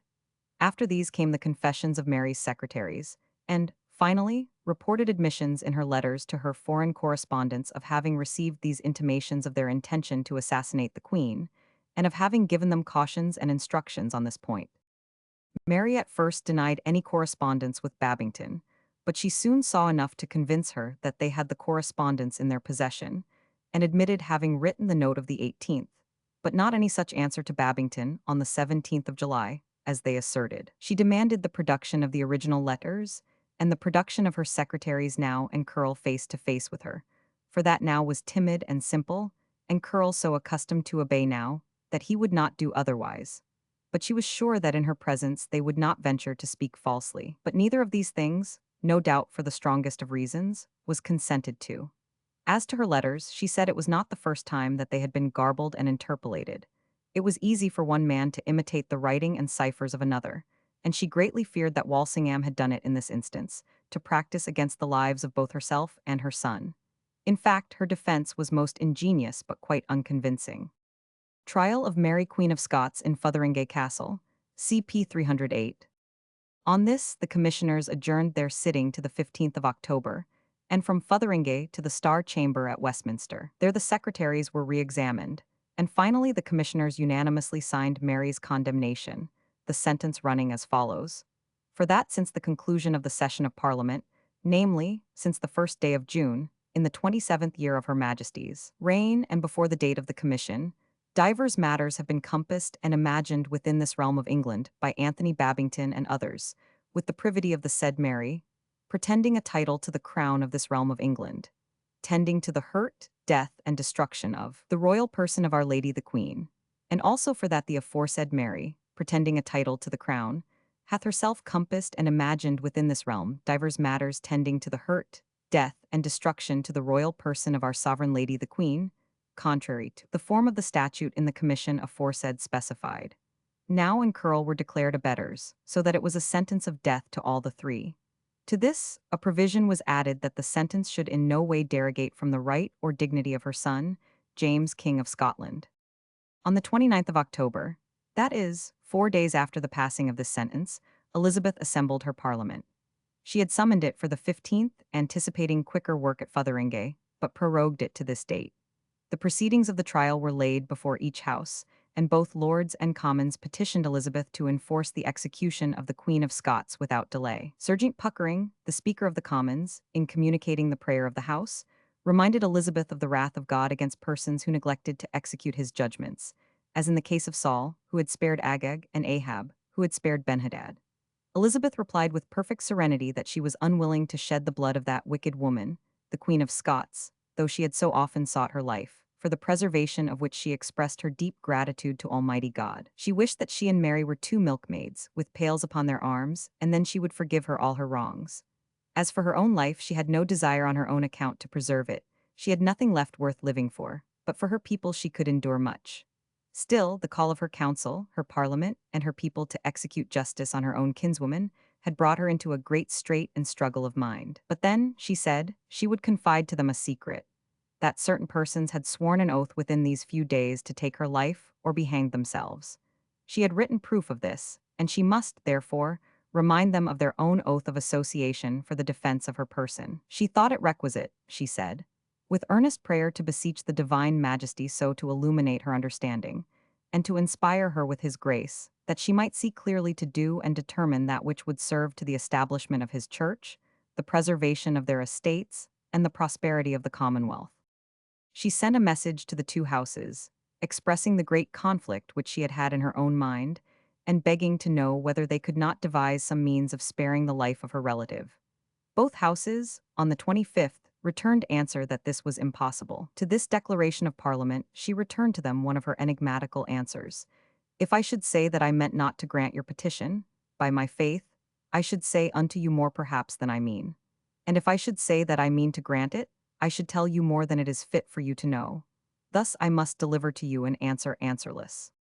On the 6th of December, proclamation of the judgment of the commissioners against the Queen of Scots was made through London by sound of trumpet, whereupon the populace made great rejoicings, kindled large bonfires, and rang the bells all day as if some joyful event had occurred.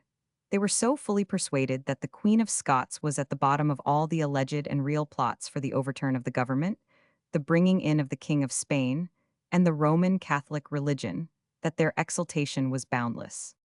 Meanwhile, in spite of the eagerness of the nation, Elizabeth hesitated to put Mary to death. Her conduct was tortuous, for she was devising to escape the opprobrium. At length Lord Howard of Effingham persuaded her that she could delay no longer. She went about continually muttering to herself, out for out fairy, ne feriere fairy, either endure or strike, strike lest thou be stricken. Instead of proceeding to sign the death warrant and let the execution take its course, she had it again debated in the council whether it were not better to take her off by poison. Walsingham, who saw that the responsibility 311 would be certainly thrown on somebody near the Queen, got away from court, and the warrant, drawn up by Burleigh, was handed by him to Davison, the Queen's secretary, to get it engrossed and presented to the Queen for signature. When he did this, she bade him keep it a while, and it lay in his hands for 5 or 6 weeks. But both Leicester and Burleigh were impatient for its execution, and directly after the departure of James's ambassadors in February, he was ordered to present it, and then Elizabeth signed it, bidding him take it to the Great Seal, and trouble her no more with it. Then, as if suddenly recollecting herself, she said, "Surely Paulet and Drury might ease me of this burden. Do you and Walsingham sound their dispositions." Burleigh and Leicester, to whom Davison showed the warrant, urged him to send it to Fotheringay without a moment's delay. But Davison had a feeling that he certainly should get into trouble if he did so. He therefore went on to Walsingham, and after showing him the warrant, they then and there made a rough draft of a letter to Sir Amyas Paulet and Sir Drew Drury, Mary's additional keeper, proposing that they should act on their own authority, as the Queen requested.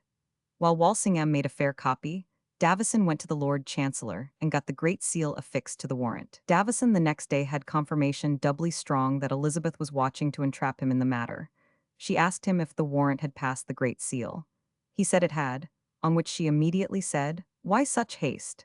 He inquired whether, then, she did not wish the affair to proceed. She replied, certainly, but that she thought it might be better managed, as the execution of the warrant threw the whole burden upon her. Davison said he did not know who else could bear it, as her laws made it murder to destroy the meanest subject without her warrant.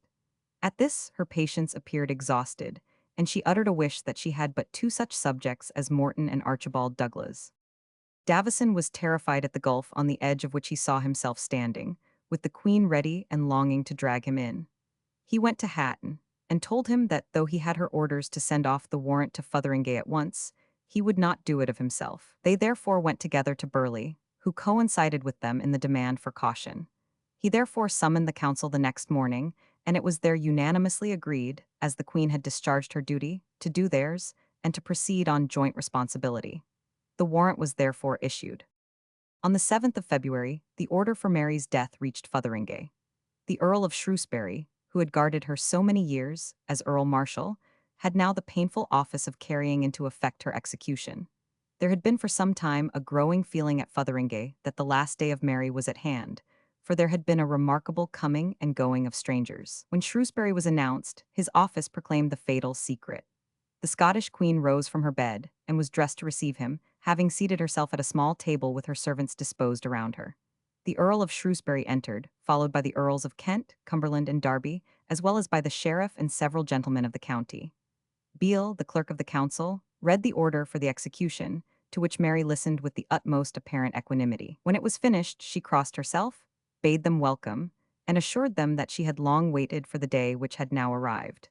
That 20 years of miserable imprisonment had made her a burden to herself and useless to others, and that she could conceive no close of life so happy or so honorable as that of shedding her blood for her religion.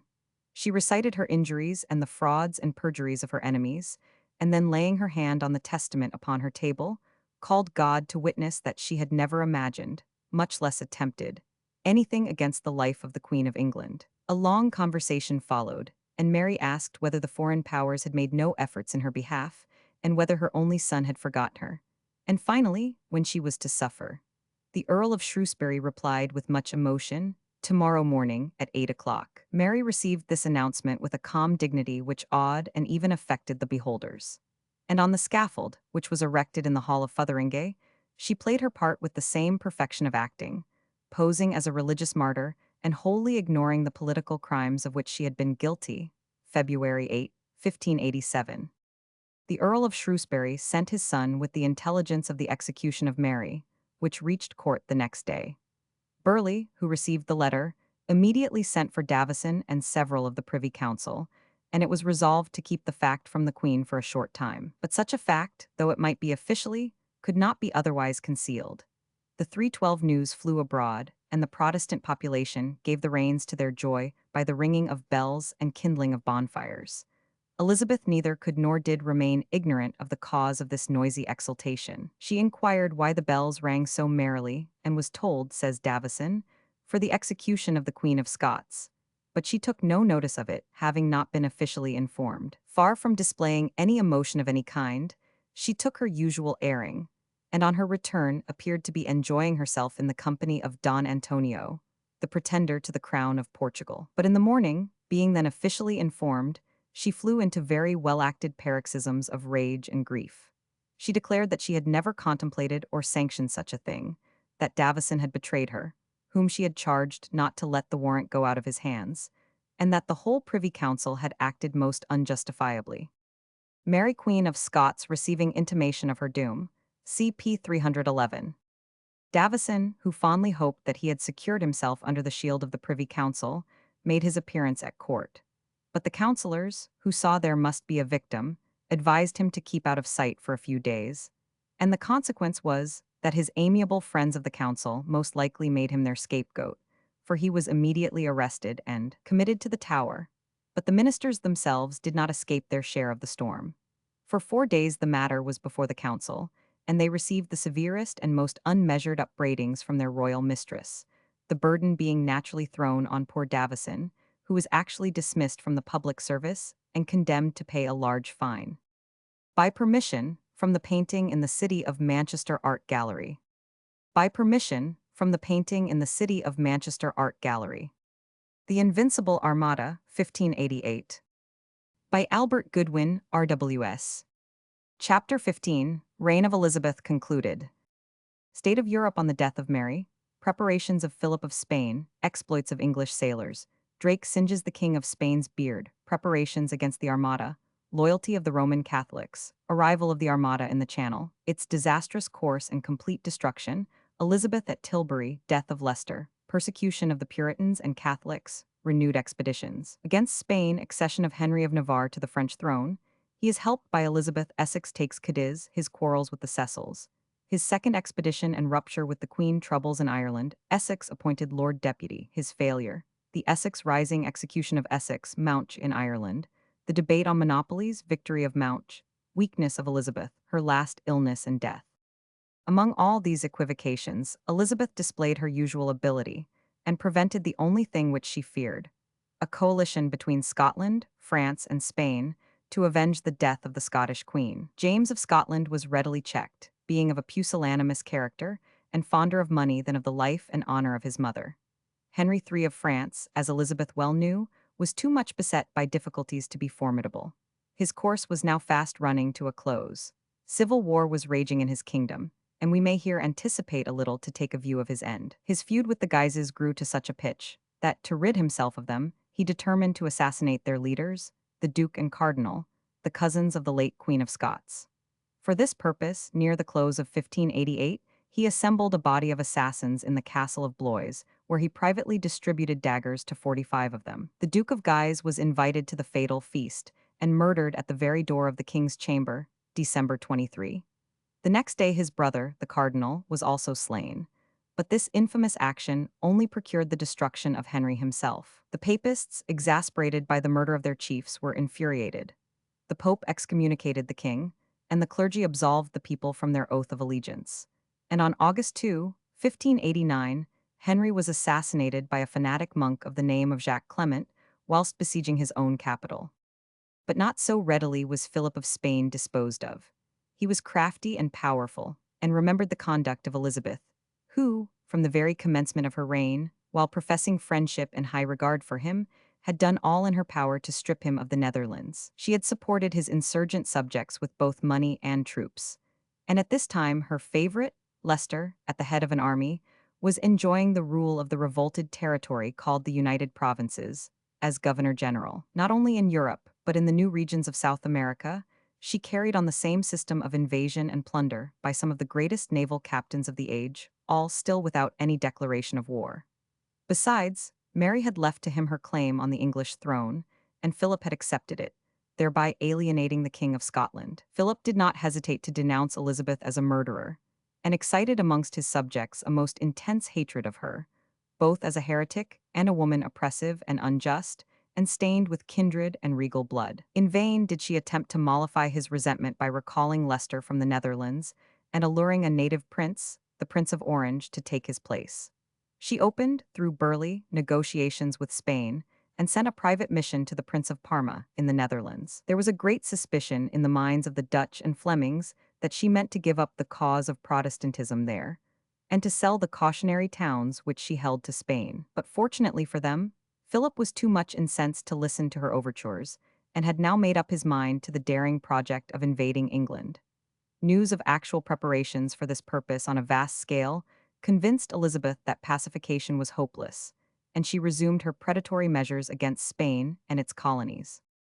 To obtain a clear idea of the causes which, independent of the continual attempts of Elizabeth to break the yoke of Spain in the Low Countries, had so exasperated Philip, we must refer to the marauding expeditions of Hawkins, Cavendish, and Drake, men whose names have descended to our day as types of all that is enterprising, daring, and successful in the naval heroes of England. They were men who, like most of the prominent persons of that time, had no very nice ideas of international justice or honesty, but had 314 courage which shrank from no attempt, however arduous, and ability to achieve what even now are regarded as little short of miracles. Whilst in Europe they were royal commanders, in the distant seas of America they were, to all intents and purposes, pirates and buccaneers. Sir John Hawkins has the gloomy fame of being the originator of the African slave trade, 1562. He made 3 voyages to the African coast, where he bartered his goods for cargoes of Negroes, which he carried to the Spanish settlements in America, and sold them for hides, sugar, ginger, and pearls. This traffic, which afterwards increased to such terrific and detestable dimensions, was so extremely profitable that Elizabeth fitted out 2 ships and sent them under his command. On this, his 3rd voyage, however, Hawkins was surprised by the Spanish admiral in the Bay of St. Juan de Ulloa. A desperate engagement took place, and Hawkins's fleet with all his treasure was captured or destroyed except 2, one of which afterwards went down at sea, the only one returning home being a little bark of 50 tons, called Judith, and commanded by one Francis Drake. Elizabeth, of course, lost her whole venture in the slave trade. This Francis Drake, destined to win a great name, could not rest under the defeat in the Bay of Ulloa and the loss of his booty. He obtained interest enough to fit out a little fleet, and also made 3 voyages, like Hawkins, to the Spanish-American settlements. In the logic of that age, it was quite right to plunder any people of a particular nation in return for a loss by aggrieved persons of another nation, and Drake felt himself authorized to seize Spanish property wherever he could find it. In his first 2 voyages, he was not eminently successful, but the 3rd, in 1572, made him ample amends. He took and plundered the town of Nombre de Dios, captured about 100 little vessels in the Gulf of Mexico, and made an expedition inland, where, ascending a mountain in Darien, he caught sight of the Pacific and became inflamed with a desire to sail into that sea and plunder the Spanish settlements there. He captured in March of 1573 a convoy of mules laden with gold and silver, and in October reached England with his plunder. This success awoke the cupidity of his countrymen. Elizabeth embarked 1,000 crowns in a fresh expedition, which was supported by Walsingham, Hatton, and others of her ministers. In 1577, Drake set out for the Spanish Main with 5 ships and 160 men. In this voyage, he pursued steadily his great idea of adventures in the Pacific, coasted the Brazils, passed the Straits of Magellan, and reached Santiago, from which place to Lima he found the coast unprotected, and took the vessels and plundered the towns at will.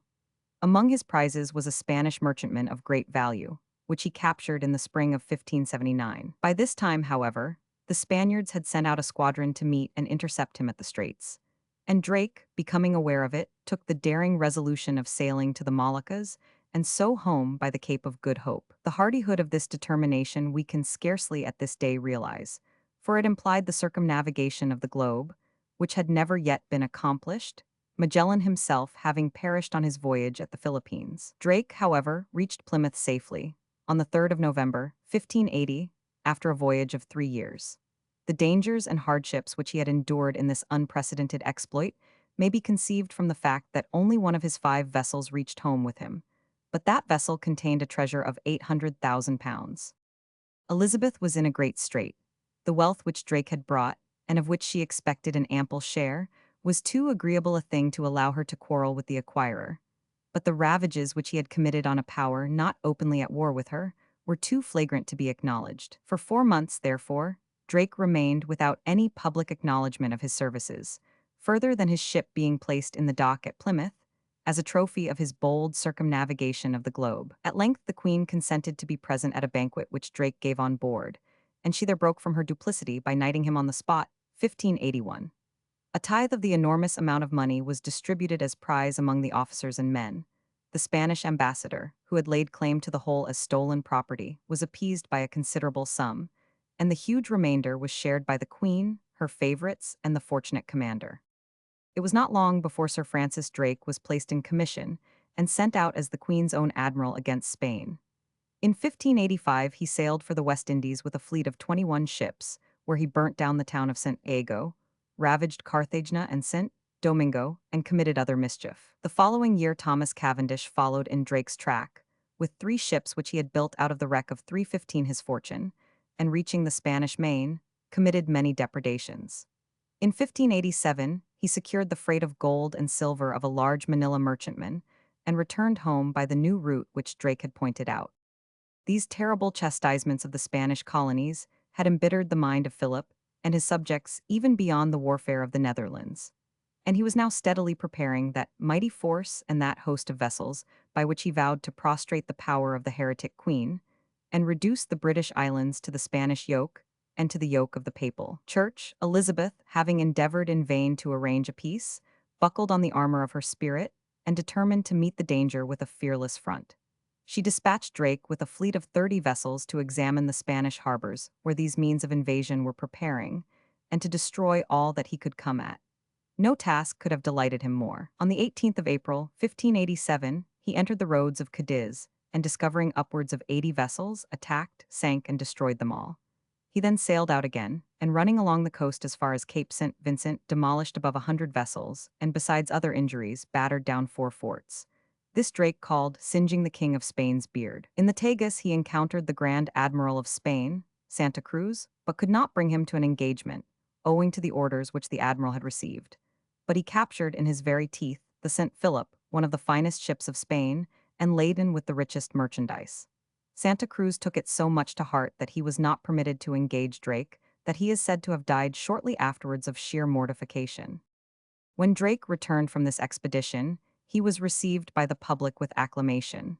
But Elizabeth was perfectly frightened by the extent of the calamities inflicted, believing that they would only rouse Philip to more inveterate hostility, and in that she was right. She actually made an apology to the Prince of Parma, Philip's general in the Netherlands, for the deeds of Drake, assuring him that she had sent him out only to guard against any attacks on herself.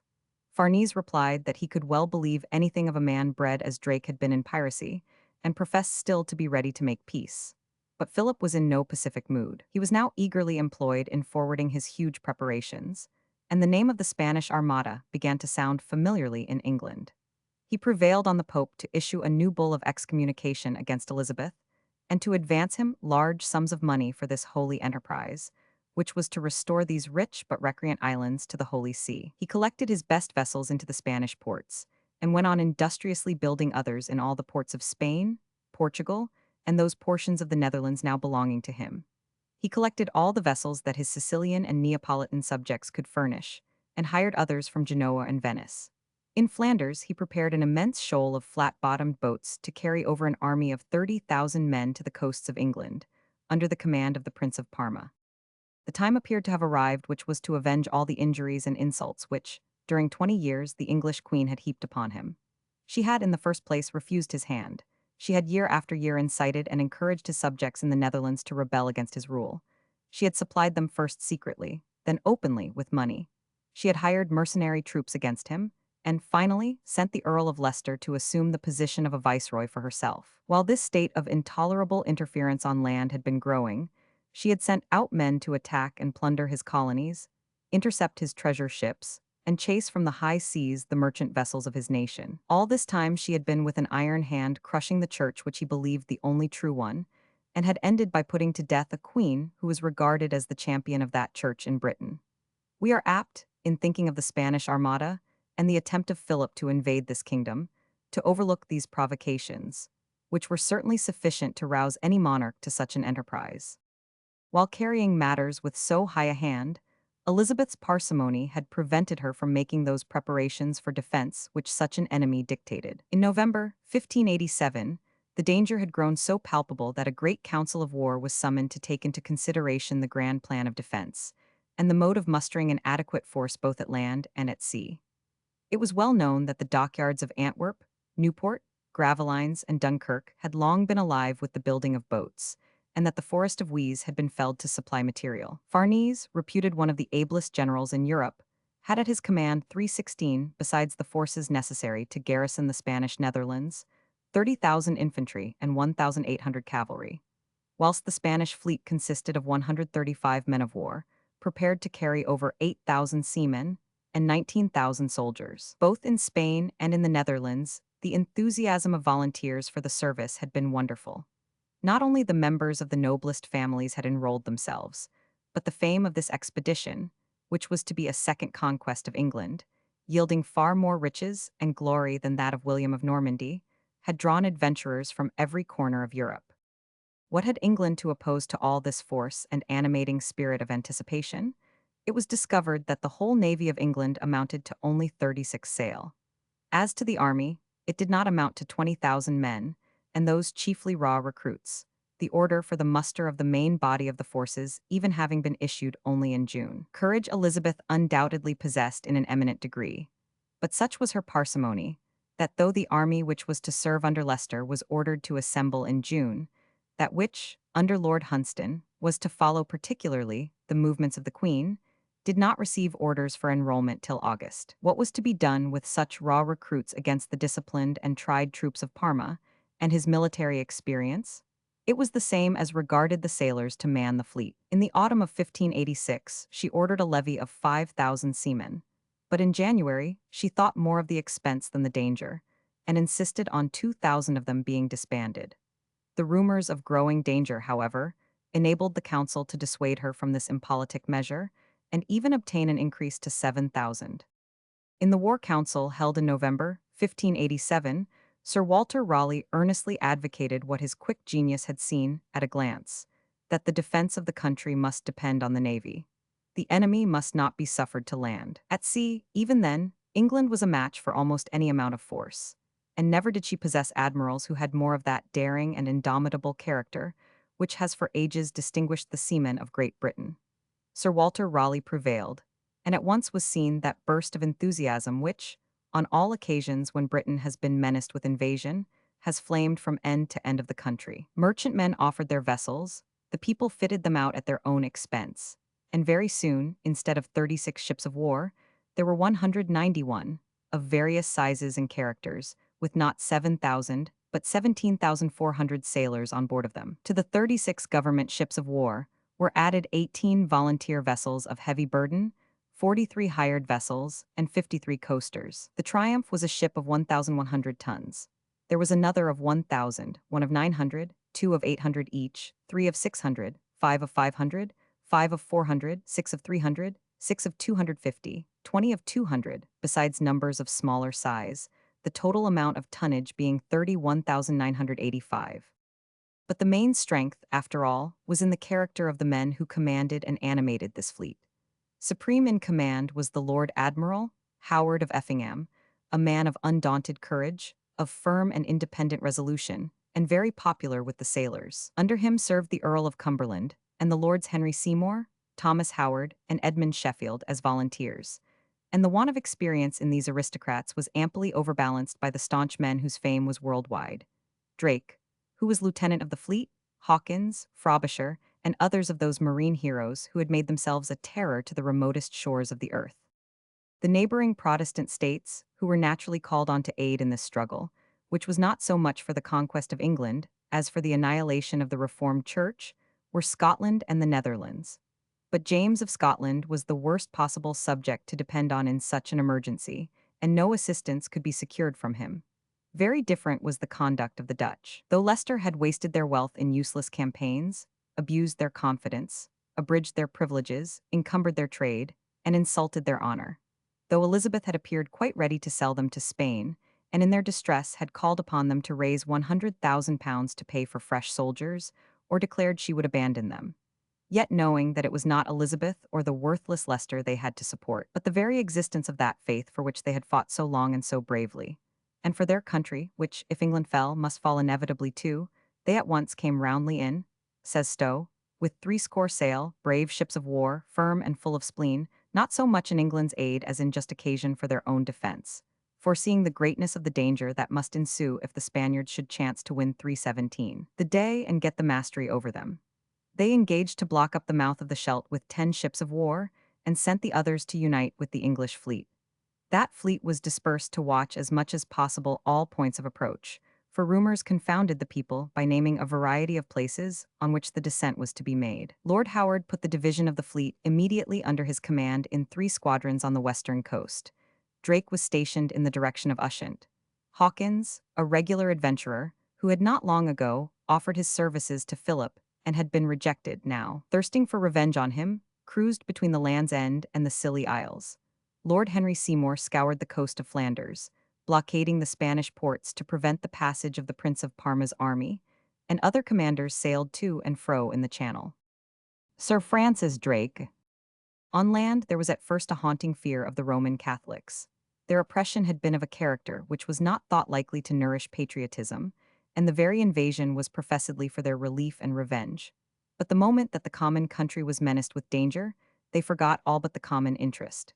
There was no class which displayed more zeal for the national defense. Yet to the very last moment, their loyalty was tried to the utmost. Few could believe that they would not seize this opportunity to retaliate those severities which had been practiced upon them. And there were those who even advised an English Saint, Bartholomew, or at least the putting to death of the leading Roman Catholics. This bloody project Elizabeth rejected, but they were, nevertheless, subjected to the most cruel treatment out of fear. A return was ordered of those suspected 318 of this religion in London, who were found to amount to 17,000. All such as were convicted of recusancy were put in prison. Throughout the land, the old domiciliary searches were made, and thousands of every rank and class, men and women, were dragged off to jail to keep them safe. While the Protestant clergy inveighed in awful terms against the designs of the Pope and the terrible intentions of the Papists. All commands, with few exceptions, amongst which were those entrusted to the Lord Admiral Howard and his family, were placed in the hands of Protestants.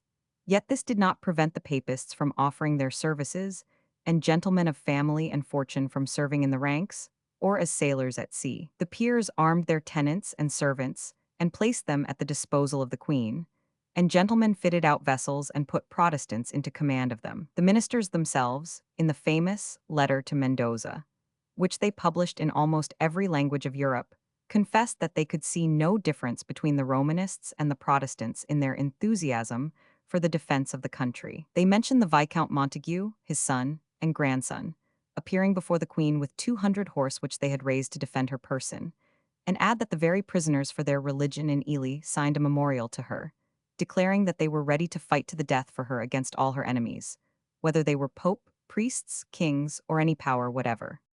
Meanwhile, the muster throughout the kingdom had brought together 130,000 men. True, the greater part of them were raw recruits without discipline and experience, and could not have stood for a moment before the veterans of Parma had he landed. But they were instructed to lay waste the country before him, to harass his march day and night by hanging on his skirts, and obstructing his way, and as not a town would have surrendered without a violent struggle, the event, with the dogged courage and perseverance of an English population, could only have been one of destruction to the invaders. This great but irregular force was dispersed in a number of camps on the east, west, and southern coasts. At Milford Haven were stationed 2,200 horse. 5,000 men of Cornwall and Devon defended Plymouth. The men of Dorset and Wiltshire garrisoned Portland. The Isle of Wight swarmed with soldiers and was fortified at all points. The banks of the Thames were fortified under the direction of a celebrated Italian engineer, Federico Gimbelli, who had deserted from the Spaniards. Gravesend was not only fortified, but was defended by a vast assemblage of boats, and had a bridge of them, which at once cut off the passage of the river and opened a constant passage for troops between Essex and Kent. At Tilbury, opposite to Gravesend, there was a camp for 22,000 foot and 2,000 horse, under the command of the Earl of Leicester, and Lord Hunsdon defended the capital with an army of 28,000 men, supported by 10,000 Londoners. Such were the preparations for the vaunted Invincible Armada. With all the courage of Elizabeth, however, she continued to negotiate anxiously for peace to the very last minute, and to the great chagrin of Leicester and Walsingham, who assured her that such a proceeding was calculated to encourage her enemies and depress her own subjects. Burleigh, with his more cautious nature, supported her, and even so late as February 1588, she sent commissioners to Berberg, near Calais, to meet the commissioners of Philip, and they vainly continued their negotiations for peace till the Armada appeared in the Channel. And now the time for the sailing of this dread fleet had arrived. The King of Spain, tired of delays, ordered its advance. It was in vain that the wisdom of further postponement seemed to be suggested by the sudden death of his experienced Admiral Santa Cruz and his excellent Vice-Admiral the Duke of Paliano.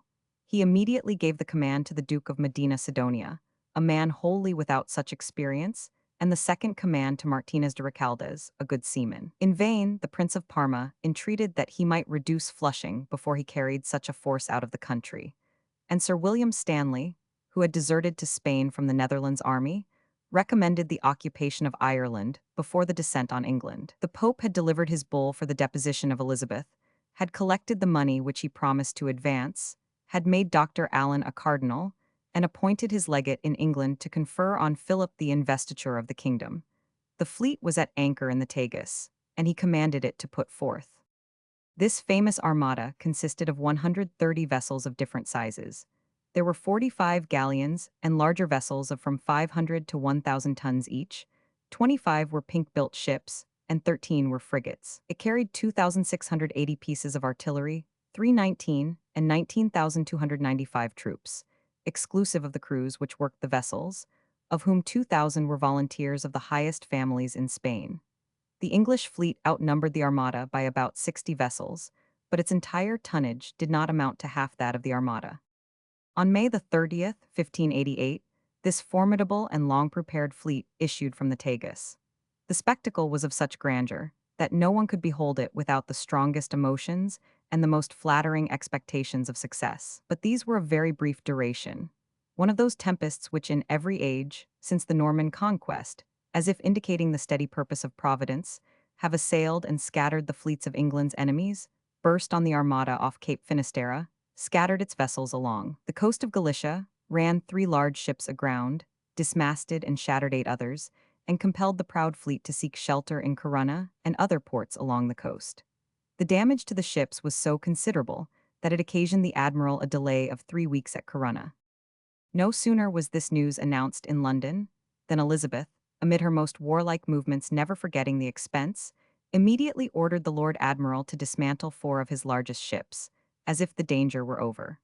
Lord Howard had the wise boldness to refuse, declaring that he would rather take the risk of his sovereign's displeasure and keep the vessels afloat at his own cost than endanger the country. To show that all his vessels were needed, he called a council of war and proposed that they should sail for the Spanish coast and fall on the fleet whilst it was thus disordered.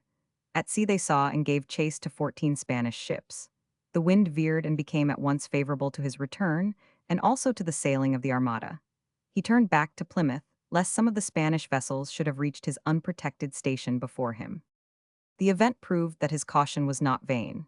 He had scarcely regained Plymouth and moored his fleet, when a Scottish privateer, named Fleming, sailed in after him, and informed him he had discovered the armada off the Lizard. Most of the officers were at the moment playing at bowls on the Hoe, and Drake, who was one of them, bade them not hurry themselves, but play out the game and then go and beat the Spaniards. The wind, too, was blowing right into harbor, but having with great labor warped out their ships, they stood off.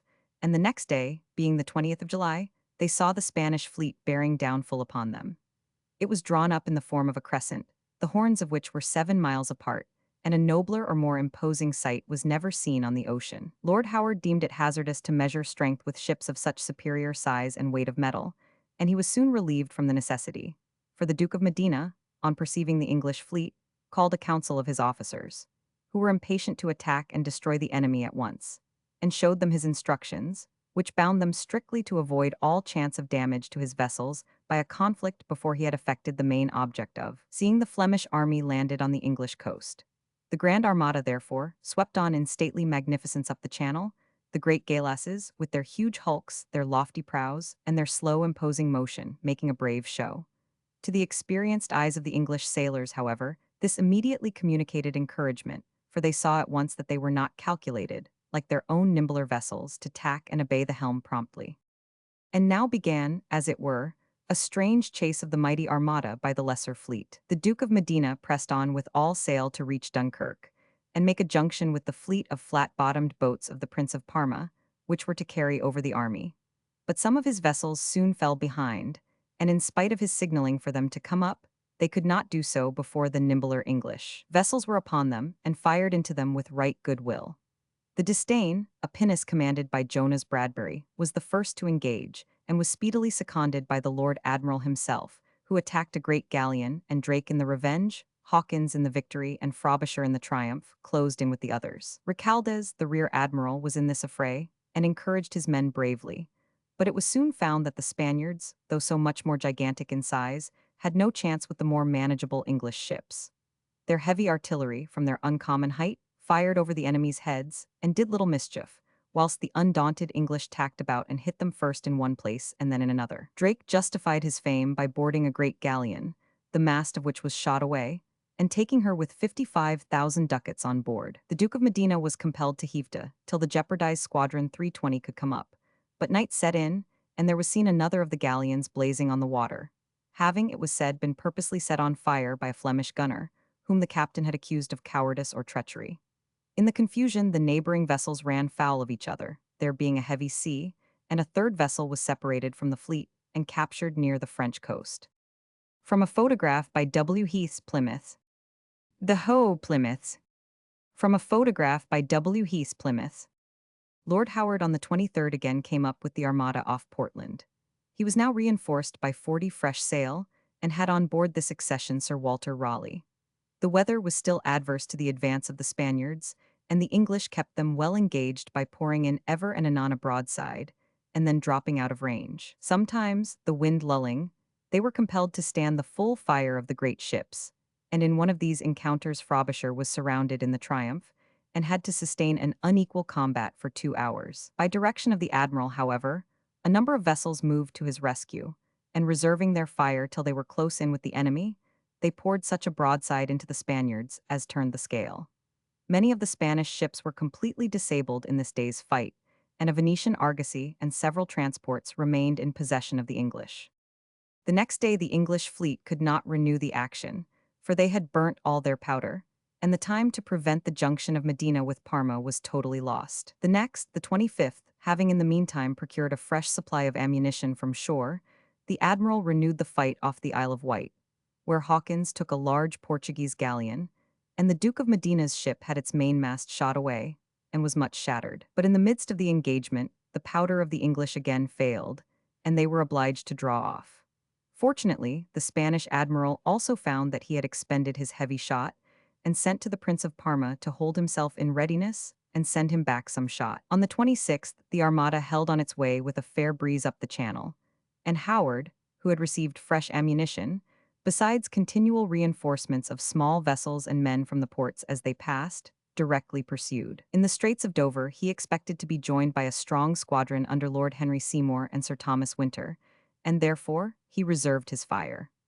On the following day, the Duke of Medina, instead of making at once for Dunkirk, as he wished, was prevailed on to cast anchor before Calais. It was represented that there was a Dutch and English fleet blockading Newport and Dunkirk, the only outlets for Parma's flat bottoms, and that the Armada would then be enclosed between the two hostile fleets. It was necessary first to beat off the fleet which hung on his rear, and he had already found it impracticable with his huge, unwieldy vessels.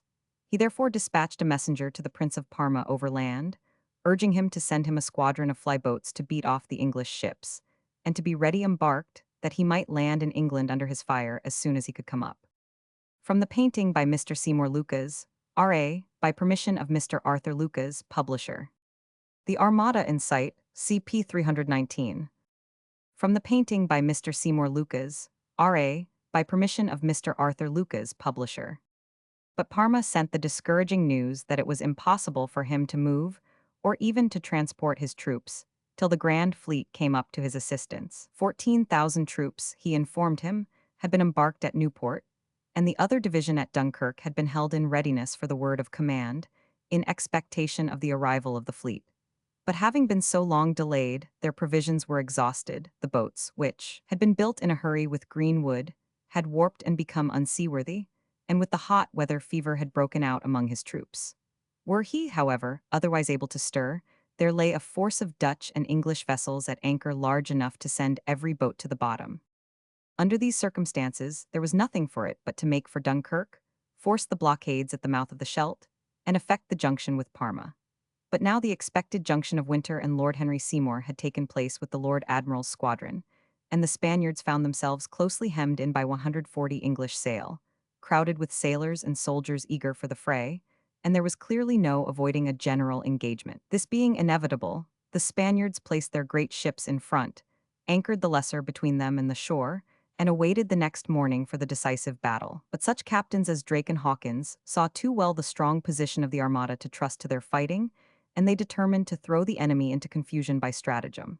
They therefore prepared 8 fireships, and the wind being in shore, they sent them, under the management of Captain Young and Prowse, at midnight, down towards the Spanish lines.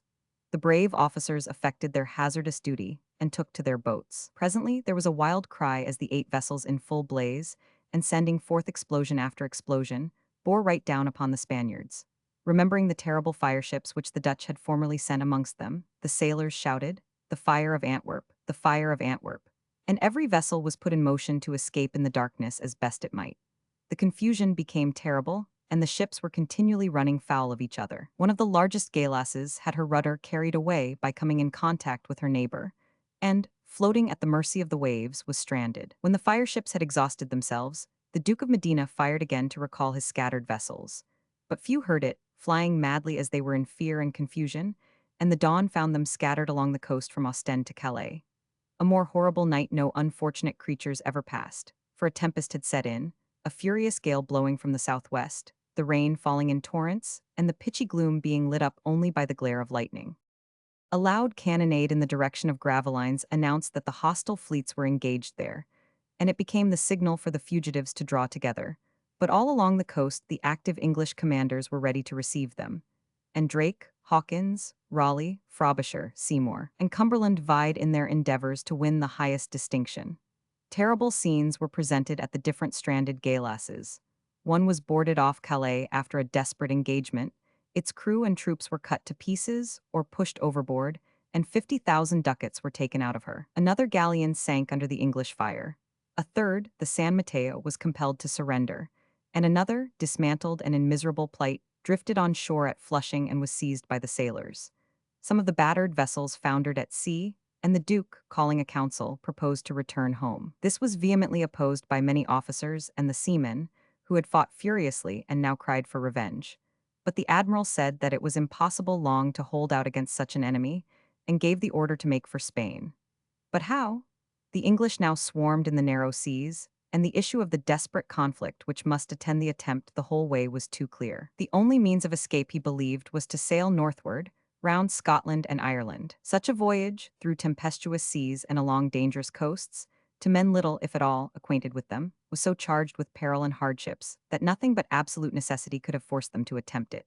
The fragments of the Armada, no longer invincible and already reduced to 80 vessels, were now, therefore, seen with a favorable wind in full sail northward. With such men as Drake and the rest, it might have been safely calculated that not a ship would ever return to Spain. A strong squadron sent to meet the Spanish fleet on the west coast of Ireland, and another following in pursuit, would have utterly destroyed this great naval armament.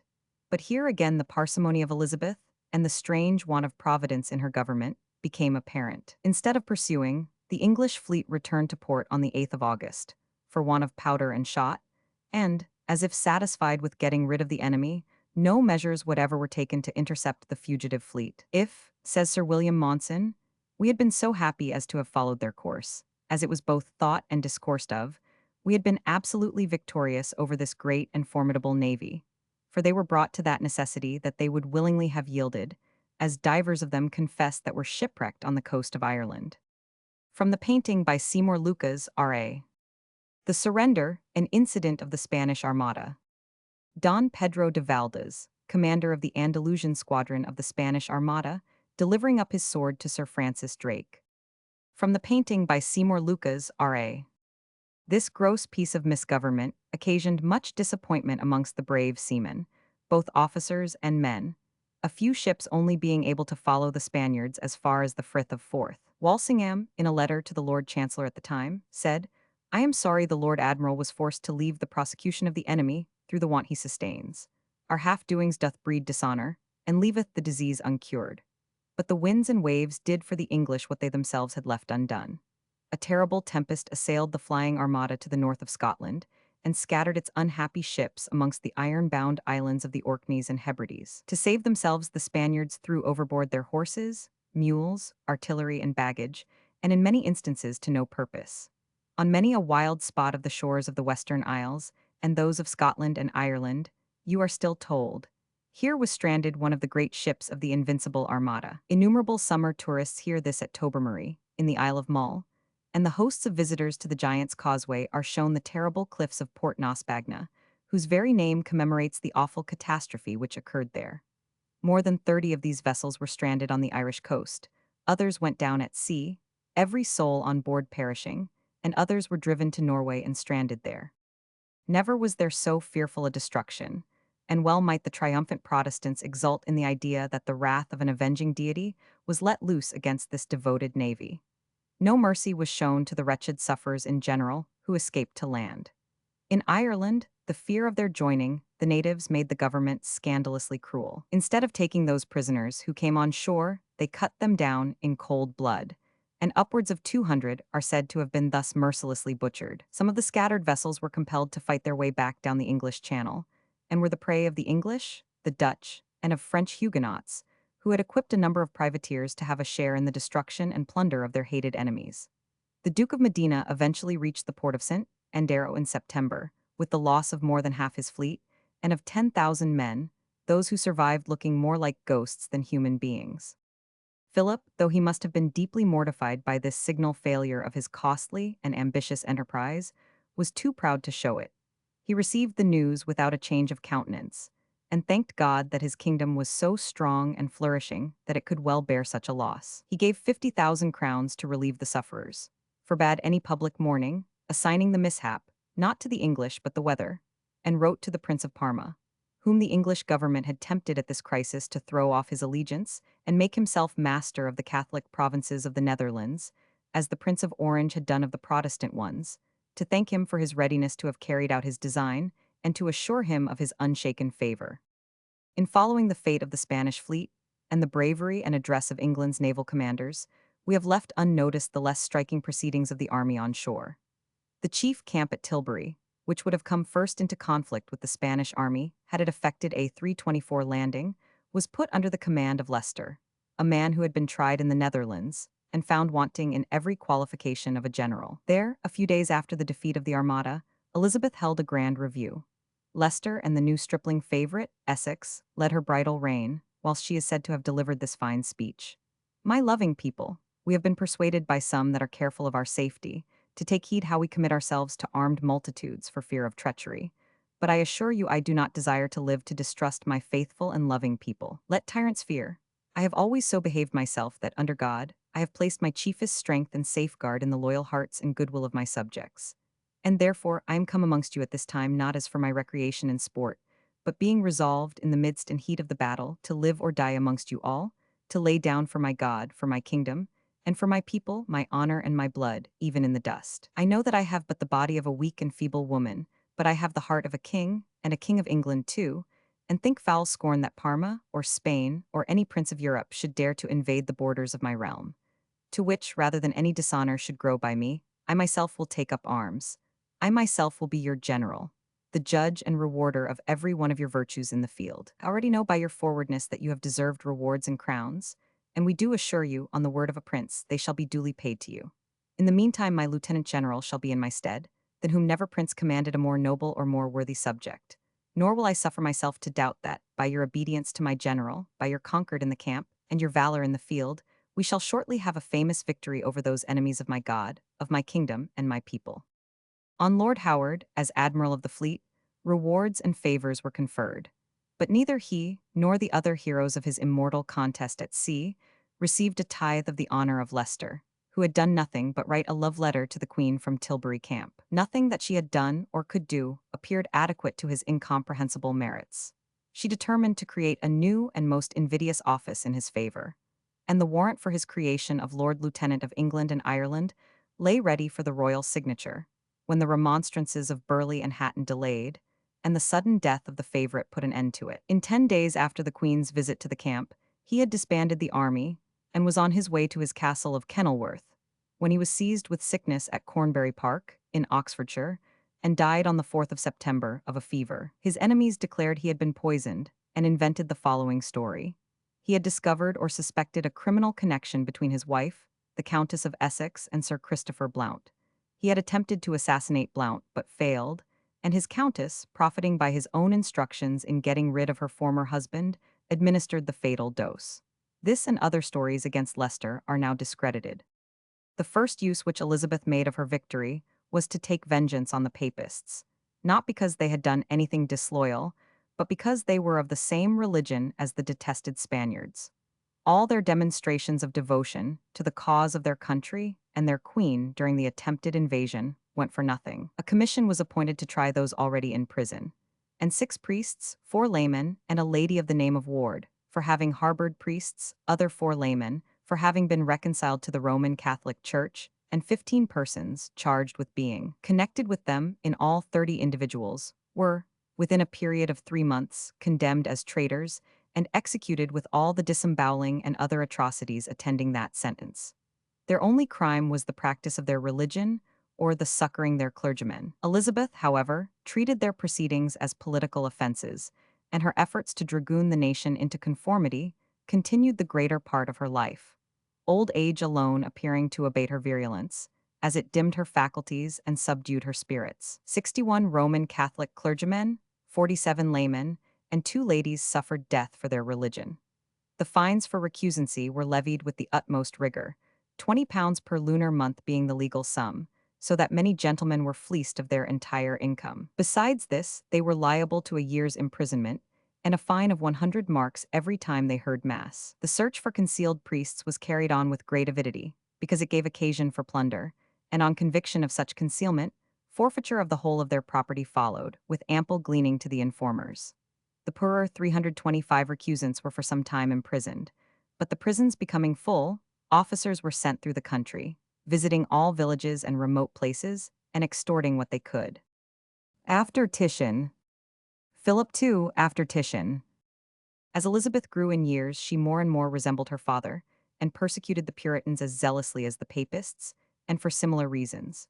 In these reformers, however, she found a sturdy class of men who would not endure so quietly her oppressions.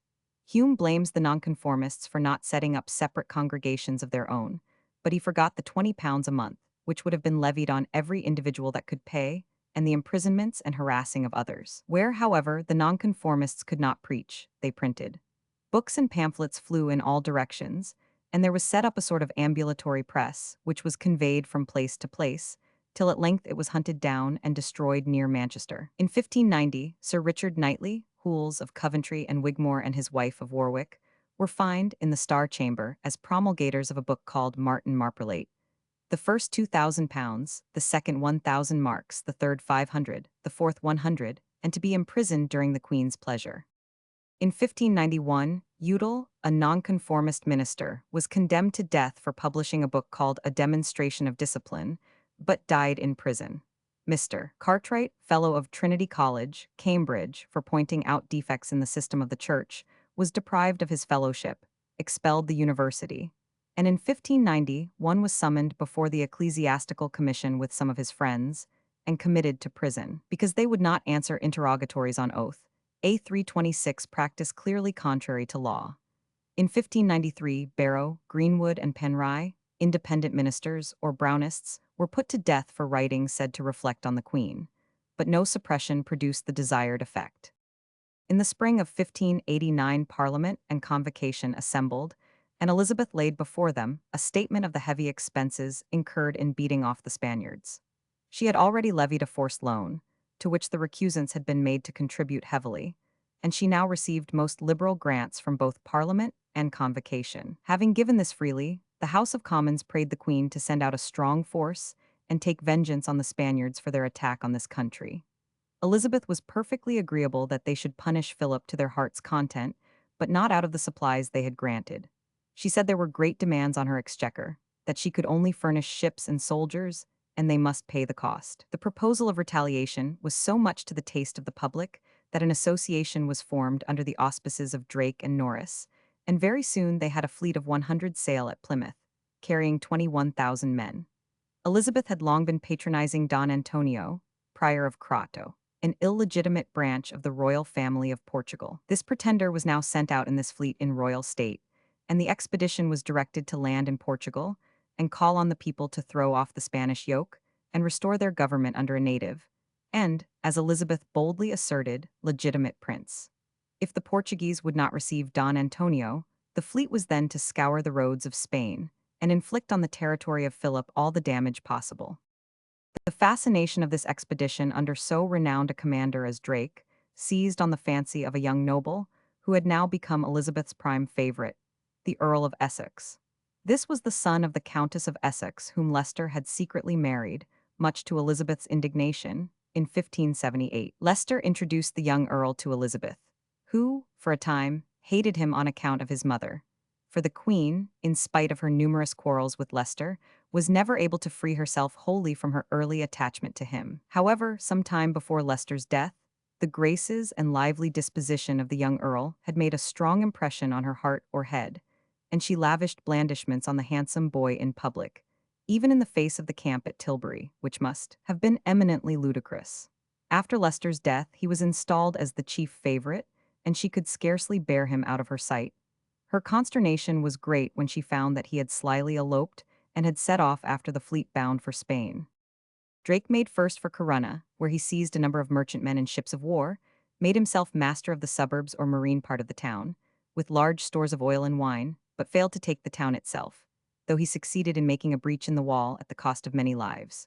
Norris, meantime, attacked the forces of the Conde d'Andrada, posted at the Puente de Burgos, and drove them before him for some miles, but sickness and shortness of powder compelled them to embark again. Drake and Norris, as famous for their bulletins as Napoleon in our day, wrote home that they had killed 1,000 of the enemy, with the loss of only 3 men. But Lord Talbot, writing at the same time to his father, said that they had lost a great number of men, quite as many as the Spaniards.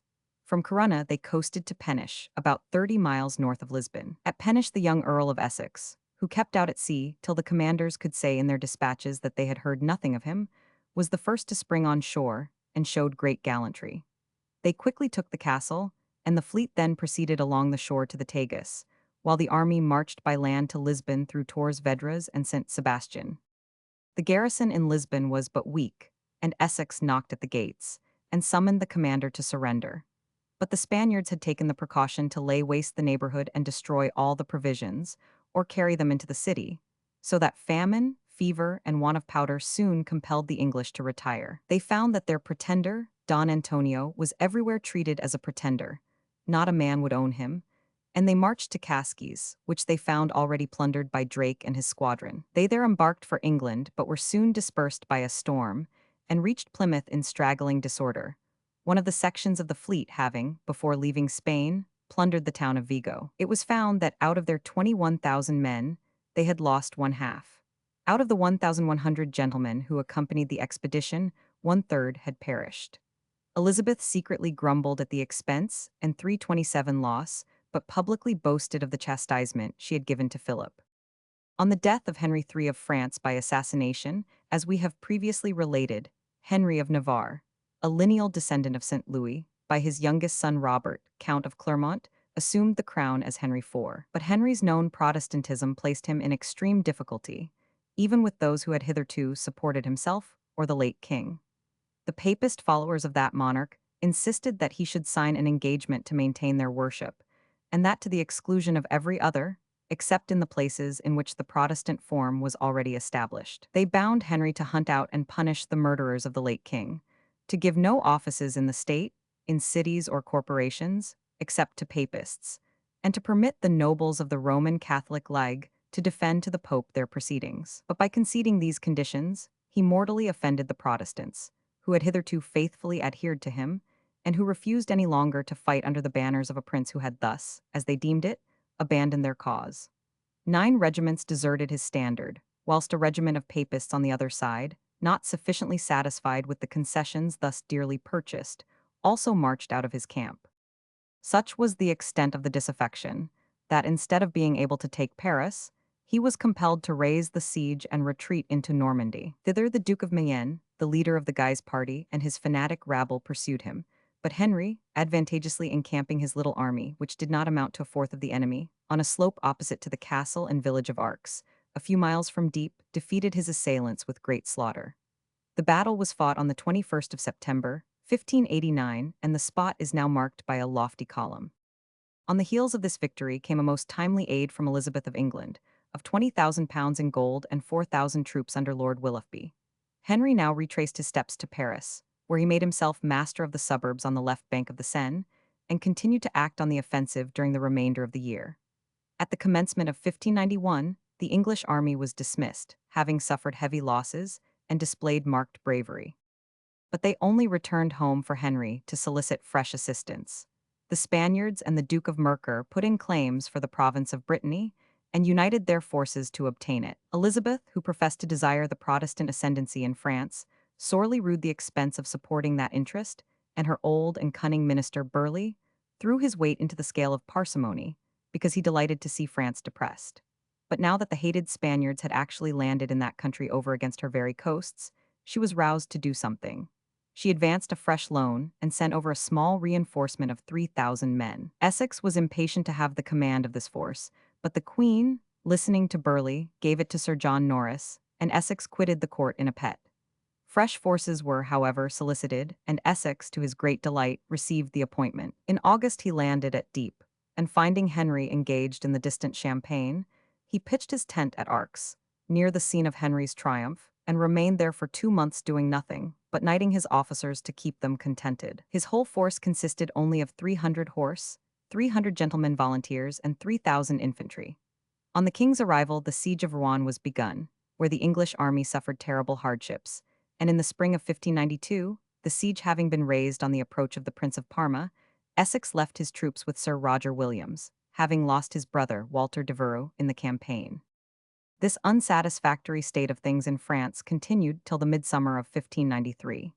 Henry was continually demanding fresh aid, fresh advances of money, fresh troops, which he did not employ, as was stipulated with Elizabeth, solely against the Spaniards, but against his rebellious subjects. Elizabeth was greatly enraged at his breach of faith, but still found it impossible to refuse him, lest the Spaniards should get the upper hand, and Henry, calculating on this, went on doing with her troops just what he pleased. Elizabeth was further incensed, and went into the worst of tempers on this account, and for this cause not only dealt sharp words, but heavy blows about her on her attendants. But worst of all came the news that Henry IV was about to embrace the Roman Catholic faith. The fact was he saw that it was impossible otherwise to maintain himself on the throne. She sent off a strong remonstrance composed by Burleigh, but before its arrival the deed was done, nor is it to be supposed that its arrival would have prevented it. Elizabeth's limited aid could not enable him to overcome the tremendous opposition arrayed against him. On the 15th of July, 1593, Henry publicly abjured 328 the Protestant and embraced, if not the Roman Catholic faith, the profession of it. On hearing that this was done, Elizabeth burst into one of her violent passions and heaped on him her choicest terms of abuse. She wrote to him after 4 months had somewhat abated her fury, but still in a strain of high remonstrance. Elizabeth, after getting over her resentment against Henry IV, on account of his lapse of faith, found it convenient to make a league offensive and defensive with him against Philip. The consequence was that the Spaniards speedily poured into France from the Netherlands. Velasco, the Constable of Castile, penetrated into Champagne and directed his attack against Franche-Comté. Fuentes marched into Picardy, defeated Henry's army, took Douarlens and Cambrai, and threw the King of France into the greatest alarm. In vain, he sent to demand aid of Elizabeth. She had heard of preparations in the Spanish ports for a second invasion of her kingdom, and so far from aiding Henry, she withdrew her troops from Brittany, complaining dreadfully of all the money and men which she had foolishly wasted on the apostate monarch of France. In March 1596, the Archduke Albert, who had become governor of the Netherlands, suddenly marched on Calais, pretending that his object was to raise the siege of La Fère. By this ruse, he was already under the walls of Calais with 15,000 men. The outstanding forts were soon won, and as Elizabeth was one Sunday at church at Greenwich, the distant report of the Archduke's cannonade on the walls of Calais was plainly heard. Elizabeth sprang up in the midst of the service and vowed that she would rescue that ancient town. She sent off post-haste to order the Lord Mayor of London to immediately impress 1,000 men and send them on to Calais. But the fit of enthusiasm was soon over, and the next morning she countermanded the order. When Henry's ambassadors urged her for assistance, she coolly proffered it on condition that she should garrison Calais with an English army. When the proposal was made to Henry, he was so incensed that he actually turned his back on her ambassador, Sir Robert Sidney, saying he would rather receive a box on the ear from a man than a fillip from a woman. In a few days, namely, on the 14th of April, the town was carried by storm, and Elizabeth had the mortification of seeing the Spaniards in possession of a port so calculated to enable them to invade England. Henry, on his part, was excessively enraged at her duplicity and selfishness, and spoke in no sparing terms of her. Nevertheless, his necessities soon compelled him to lower his tone, and even to condescend to flatter her in the most extravagant manner of the age, with the result that 2,000 troops were sent to garrison Boulogne. The hostile preparations in the ports of Spain at this time occupied all the attention of Elizabeth and her government, and the more so as during the past years she had lost her two famous commanders, Drake and Hawkins. They had been sent out on one of their predatory expeditions against the Spanish settlements in South America and the West Indies. But circumstances in these quarters had become greatly changed. The colonies had acquired population and strength. The former ravages of these commanders had put the people and the government on their guard. Wherever the English fleet appeared, it found the ports and coasts well guarded and defended. Their attacks were repulsed, and such was the deplorable failure of the expedition, and the contrast of their former profitable and splendid exploits, that both commanders sank under their mortification. Hawkins died in 1595, and Drake in the following year. The survivors only returned to experience the anger of the Queen, who felt with equal sensibility the loss of reputation and of the accustomed booty.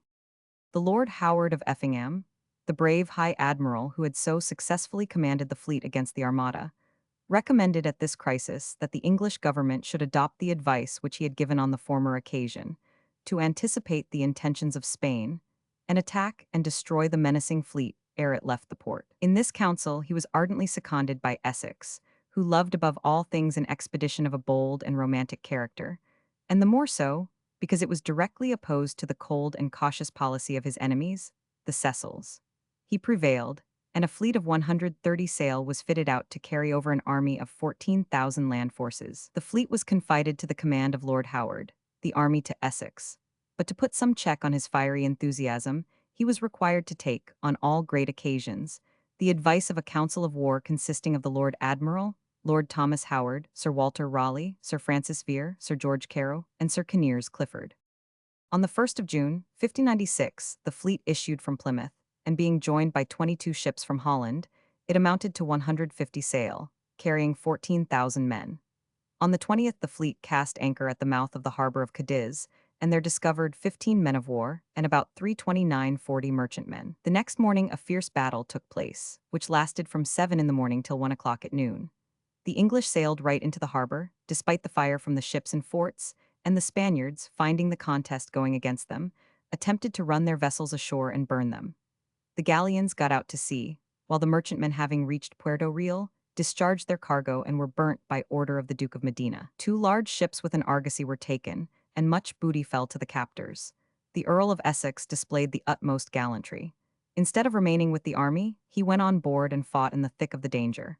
The sea fight over, he landed 3,000 men and marched into Cadiz. A body of horse and foot was posted to oppose his progress, but fled at his approach. And, finding that the inhabitants in their terror had closed the gates, they made their way over a ruinous wall, and the English without delay followed them. In spite of the fire kept up from the tops of the houses, Essex led his men to the marketplace, where they were speedily joined by the Lord Admiral, who had found his way through a portal. The city capitulated, paying 120,000 crowns for the lives of the people, the town and all its wealth being abandoned to the plunder of the troops. Beauchamp Tower, warders' houses, and yeoman jailers' lodgings, Tower of London. Essex proposed to strike a great blow, while the panic of their victory paralyzed the country. He recommended that they should march into the heart of Andalusia. And such was the destitution of disciplined troops from the drain, which the wars of France and the Netherlands had occasioned. Such were the discontent of the nobles and the disaffection of the Moriscos, that much mischief might have been done before they could have been successfully opposed. The plan, however, was resisted by the other commanders, and Essex then offered to remain in the Isla de Leon with 4,000 men and defend it against the whole force of the enemy. But the other leaders would hear of nothing but hastening home. They had laid the town in ruins, with the exception of 2 or 3 churches. They had nearly annihilated the fleet, had collected a vast booty, and inflicted on the Spaniards a loss of 20 million ducats. The conquerors returned home, having dealt the severest blow at Spain that it had received for generations. They had raised the prestige of the English arms, amply avenged the attempt at the invasion of their country, and sunk the reputation of Spain in no ordinary degree. Foreigners regarded the exploit with wonder, and the people raised thunders of acclamations as the victorious vessels sailed into port. But the gallant and magnanimous deeds of Essex had been gall and wormwood to the Cecils, and they had neglected no means of injuring him in his absence. Essex had succeeded ever since the death of Walsingham, that is, for 6 years, in preventing the dearest wish of Burleigh's heart to see his son, Sir Robert, established in his post. While Essex was away, he carried this point with the Queen, and the courtiers, now auguring the ascendancy of the Cecils, united in defaming Essex to win favor with them. They talked freely of his vainglory, rashness, extravagance, and dissipation. Day after day, the Queen subjected Essex to the scrutiny and cross-questioning of his enemies in the council, till, luckily for him, there came the news that the Spanish treasures from the New World had just arrived safely in port with 20 million of dollars. This put the climax to Elizabeth's exasperation. And Essex, who, since his return from the expedition, as if to take away every ground for the censure of the courtiers, had assumed a totally new character, and was no longer the gay and pleasure-seeking young nobleman, but the grave and religious man, who lived at home with his countess, attended her to church, and exhibited the most pious demeanor, who, instead of his haughty and irritable temper, had displayed the utmost patience and forbearance under the galling examination of the council, now broke out at once with the declaration that he had done everything in his power to persuade his colleagues to permit him to sail to Terceira to intercept this very fleet, that the creatures of the Cecils had opposed him resolutely, defeated the enterprise, and robbed the Queen of this princely treasure. Instantly, the whole current of Elizabeth's feelings underwent a change. It was deemed necessary to send out an expedition to Spain to hunt up the hostile fleet and destroy it as before.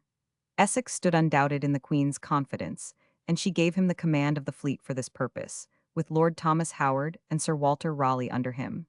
This time there was no subjection to a council of war. On the 11th of July, 1597, the fleet set sail, but had not sailed more than 40 leagues when it was driven back by a tempest, which raged for 4 days. Essex himself disdained to turn back, but, with his utter contempt of danger and dogged obstinacy, he, to use his own words, beat up his ship in the teeth of the storm, till it was actually falling asunder, having a leak which obliged them to pump 8 tons of water per day out of her, her main and foremast being cracked, and most of her beams broken and reft. The gentlemen volunteers were so completely satisfied with sailing with such a man, that on reaching land at Falmouth they all stole away home. But Essex himself was as resolved as ever to prosecute the voyage, though the Queen would advance nothing more for refitting the fleet. He got as many of his ships into order as he could, and on the 17th of August was enabled to sail again, though the men by this time had consumed most of their provisions. He made now not for the coast of Spain, but the Azores, where they took Fayal, Graciosa, and Flores, useless conquests as they could not keep them, and which led to immediate quarrels. For Raleigh, with his indomitable ambition, took Fayal himself without orders, which Essex, deeming an honor stolen from him, resented greatly. He ordered several of the officers concerned to be arrested, but when he was advised to try Raleigh by a court-martial, he replied, "So I would had he been one of my friends." What was worse than this dispute, however, was that the Spanish treasure vessels returning from America, which Elizabeth had expressly ordered them to lay wait for, had escaped into Terceira, and they were obliged to return with the capture of 331 Spanish ships and other plunder, valued at £100,000. Essex, on landing, hastened to court, but the Queen was in the worst of humors at the missing of the treasure ships, and complained that he had done nothing to discharge the expenses of the expedition. She laid all the blame of failure on him, and gave all the credit to Sir Walter Raleigh, whom she accused him of oppressing and insulting. With his usual choleric petulance, he hastily left the court and retired to his own house at Wanstead. He was so far from admitting that he was in the wrong that he demanded satisfaction for the injuries which he considered had been done him in his absence. The chancellorship of the Duchy of Lancaster, which he had asked for a dependent, had been conferred on Cassell, and the Lord Admiral Howard had been created Earl of Nottingham, and thus had obtained an official precedency over him. Worse still, and more unjust, the honor of the capture of Cadiz was allowed to be usurped by Lord Howard in his new patent, though it really belonged to Essex. The passionate favourite was so enraged that he offered to fight Nottingham in vindication of his claim, or one of his sons, or any gentleman of the name of Howard. However, he bridled his resentment, and on the 18th of December all was made smooth, and Essex again appeared at court, being created Earl Marshal, by which he regained precedency over the new Earl of Nottingham. The King of France, in the commencement of the year 1598, announced to the Queen of England his intention to seek peace with Spain. This was news by no means agreeable to Elizabeth, as such a peace would leave Philip at liberty to pursue his designs against her, and she endeavored by her ambassador to dissuade Henry from such a measure. But Henry had now for 13 years been harassed by the cares of a kingdom, involved on two sides in war with Philip, and rent in every quarter by religious dissension. The death of the Guises had broken up, in a great measure, the Roman Catholic League, but the spirit of opposition was still as much alive as ever, and was fanned into flame by a Protestant League, formed on the same principles. He longed intensely for peace, that he might more fully exert himself to abate this religious discord. His anxiety for it had been doubled by the capture of Amiens by the Spaniards in February 1597, and his recovery of it in the following September only rendered him the more willing to treat, because he could do it on better terms. It was necessary to send over Sir Robert Cecil as ambassador extraordinary to attend the negotiations, and fearing the influence of Essex in his absence, the cunning minister had been induced to favor his advancement to the post of Earl Marshal, and he sought to win the Earl over more completely by moving the Queen to present Essex with a cargo of cochineal worth £7,000 and a contract for the sale of a much larger amount out of the royal stores. Greatly pleased by these instances of Cecil's friendship, as he deemed it, Essex transacted the business of the secretaryship for Sir Robert in his absence, and that politic gentleman took his departure for France on the 10th of February, 1598. At the conference, both Cecil and the Dutch deputies did everything in their power to prevent the peace, but in vain. Henry was resolved on giving tranquillity to his kingdom, and when reproached by Cecil for deserting Elizabeth, he replied that in aiding him she had served her own interests. On the 20th of April he published the Edict of Nantes, giving security and toleration to the Protestants, and on May the 2nd he signed, at Vervins, the treaty with Spain, which was so advantageous that he recovered Calais and all places which had been taken during the war. Elizabeth was in reality a gainer, for she thus became free from a charge of £126,000 per annum in holding the cautionary towns, and the states gave an acknowledgment of a debt of £800,000, which they engaged to pay by installments. On the return of Cecil, he submitted to the Queen the proposals which Philip had made for the extension of the peace to England, and Burleigh and Sir Robert contended that Spain having made peace with France, it was wise for this kingdom to do the same. Essex, on the contrary, contended for war, and for still punishing the Spaniards for their attempt at invasion. In the midst of one of the debates in the council, Burleigh put his pocket Bible gently before him, open at these words in the Psalms, "Bloodthirsty men shall not live out half their days." Essex took no apparent notice of it, but after his death the circumstance came to be looked on as prophetic. The council was in favor of peace. The nation sympathized with Essex, and especially the army and navy, who hated the Spaniards and thought Essex stood up for the honor of the country. But if Essex's favor rose with the people, it was in utmost peril at court. A scene soon occurred in the council chamber 332, which hastened the rupture. There was a warm debate on the appointment of a new Lord Deputy for Ireland. That country was in such a cruelly distracted state, and the population, both English and Irish, so hostile to the English government, that no one would willingly accept the office. At this moment the Cecils were warmly recommending Sir William Knollys to that unenviable post, Essex still more vehemently urging the appointment on Sir George Carew. But each party was not striving to confer the post as a favor, but as an annoyance. Sir William Knollys was the uncle of Essex, and therefore, when the Queen named him, the Cecils supported the nomination, and Essex, on the contrary, named Sir George Carew as a partisan of the Cecils. The debate grew vehement, and Essex, without regard to the wishes of the Queen, spoke violently against the appointment of Sir William. The Queen made a sarcastic observation on Essex's advocacy, and the petted favourite turned his back upon her with an expression neither respectful nor prudent. The soul of the great Queen rose in all its Tudor fury, and she fetched the rash and forgetful youth a sound buffet on the ear. Instead of being called to his senses by this action, the fiery Earl started to his feet and clapped his hand on his sword. But the Lord Admiral threw himself between the ungallant Earl and the Queen, and Essex exclaiming that it was an insult which he would not have taken from her father, much less from a king in petticoats, rushed out of the room. The quarrel between Elizabeth and the Earl of Essex, CP 332. The rupture took place in June, and not till the 6th of November did the haughty favourite and the offended Queen become reconciled. And it is not probable that the reconciliation was ever sincere on the part of Elizabeth. Meanwhile, death had removed two persons of great consequence in the history of Elizabeth, her aged minister Burleigh, and Philip of Spain, 1598. Sir Robert Cecil, Burleigh's son, succeeded him in the councils of the Queen, much to the disgust of Essex, and perpetuated his father's cautious principles.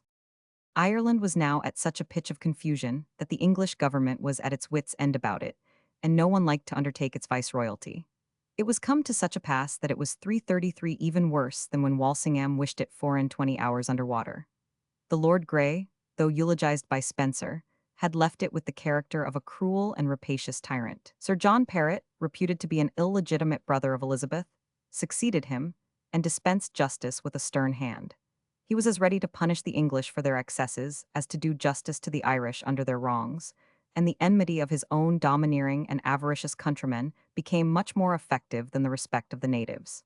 In 1592, the clamors and intrigues of his enemies occasioned his recall. At home, however, he suffered himself to speak incautiously of the Queen and of Chancellor Hatton, and a secret inquiry was instituted into his late administration of Ireland. All sorts of charges of a treasonable nature were advanced against him by those whose rapacity he had punished during his deputyship, such as favoring the Roman Catholic clergy, plotting with Parma and the Spaniards, and encouraging the insurrections of the O'Rourkes and the Burkes. They could establish none of these, but they managed to touch him in a still more dangerous quarter. They proved that in his irritation at the obstructions thrown in his way by the court, he had spoken sometimes freely of the Queen and her ministers. Essex, whose sister Perrot's son had married, exerted all his influence in his favor, but where Elizabeth's vanity was wounded she was unforgiving. Sir John was condemned to death, and soon after died in the Tower from chagrin at his unjust treatment, or, as was suspected, from poison. From the portrait by Isaac Oliver. The Earl of Essex. From the portrait by Isaac Oliver. The most formidable Irish chieftain with whom the English had to contend was Hugh, the son of the late Baron of Dungannon. This active and ambitious chief, who had been rewarded for his services in the war against the Earl of Desmond with the earldom of Tyrone, soon proclaimed himself not merely the successor to the earldom of O'Neill, but the genuine O'Neill himself. The natives of Ulster, in need of such a champion, admitted his claims and were ready to support him in all his pretensions. As these were not admitted by the English, he became their enemy, and by his 334 military talents proved a terrible thorn in their side. He demanded for the natives liberty of conscience, and all their old lands, rights, and privileges, and the successive deputies found themselves engaged in a most harassing and destructive war with this subtle chief and his followers, in which he wore them out by constant skirmishes and surprises amongst the woods, bogs, and mountains of his wild territories. Sir John Norris, who had served with so much honor in the Netherlands and France, sank under it, and in August of 1598, Sir Henry Bagenal was defeated and slain in a pitched battle at Blackwater, in Tyrone, his baggage and artillery being lost, and 1,500 men killed. The consequence of this victory was that nearly all Ireland rushed into a state of open rebellion, and the great question in the English cabinet was, who was the man capable of reducing the insurgents? It required no common man, for the Irish everywhere proclaimed the Earl of Tyrone the savior of his country, and looked to him to drive the English wholly out of Ireland. The Earl of Essex dwelt so much in the council on the necessary bravery and address of the man who should be appointed, that the Cassels, anxious to remove him to a distance from the court, declared that he himself was by far the most fitting for the office. His friends warned him of the dangers and difficulties of a government which had been the ruin of so many. But the Queen, seconding the recommendations of the Cassels to induce him to accept the post, remitted him a debt of £8,000 and made him a present of nearly 3 times that sum. He was furnished with an army of 18,000 men, many of them veteran troops who had fought in the Netherlands, and with the fullest powers that had ever been conferred on any Irish deputy. He had full authority to continue the war or to make peace, to pardon all crimes and treasons at his pleasure, and to determine all his own appointments. Such were the terms of his commission, but in one particular the Queen had laid a strict injunction upon him, in conversation, which was, that he should not give the command of the cavalry, as he wished, to his friend and the friend of Shakespeare, the Earl of Southampton, with whom Elizabeth had the old cause of quarrel, that of presuming to marry without her consent. In March 1599, Essex marched out of London, surrounded by the flower of the young nobility, and followed by the acclamations and good wishes of the populace, of whom he was the idol for his military reputation and his frank and generous disposition. No sooner did he arrive in Ireland than he set at defiance the orders of the Queen, and placed Southampton at the head of the horse. Elizabeth sent an angry command for his removal, and Essex reminded her of the terms of his commission, and wished to know whether she meant to revoke it. Worse was to follow. Sickness, from the wretched and unwholesome supplies of provisions, the worst enemy of the British soldier in all ages being frequently the commissariat officers, soon decimated them, and by the month of August his 18,000 men showed no more than 3,500 foot and 300 horse. He was compelled to demand a reinforcement of 2,000 men before he could march into Ulster, the chief seat of the rebellion. The Queen sent the soldiers, but accompanied the order by very bitter letters, complaining of his waste of her troops, her money, and of her time, which was so precious. Essex defended himself by representing the difficulties of the task which he had to encounter, and which had mastered so many before him. He assured her that he acted entirely by the advice of the lords of the Irish Council. But these rebels, he said, are far more numerous than your Majesty's army, and have, though I do unwillingly confess it, better bodies and more perfect use of their arms than those men your Majesty sends over. He added that for his part he received nothing from home but discomfort and soul wounds. When he came up with Tyrone on the 5th of September, encamped with his whole army in the county of Louth, that chief demanded a parley, and instead of a battle, as was expected, an armistice was agreed upon for 6 weeks, which was to be renewed from 6 weeks to 6 weeks till the following May, to give time for full inquiry. His enemies thereupon insinuated that Essex was at heart a traitor, and was in collusion with the Irish to betray his trust and make himself independent. Still worse, they declared that he was waiting for a descent of the Spaniards on the island to assist in the design. Certain that his destruction was determined upon by his foes, and that no justice was to be expected whilst he was at such a distance, he formed the sudden resolve to hasten to London and defend his policy in person. His first idea was to take with him such a body of troops as should overawe the adverse party and secure his own person.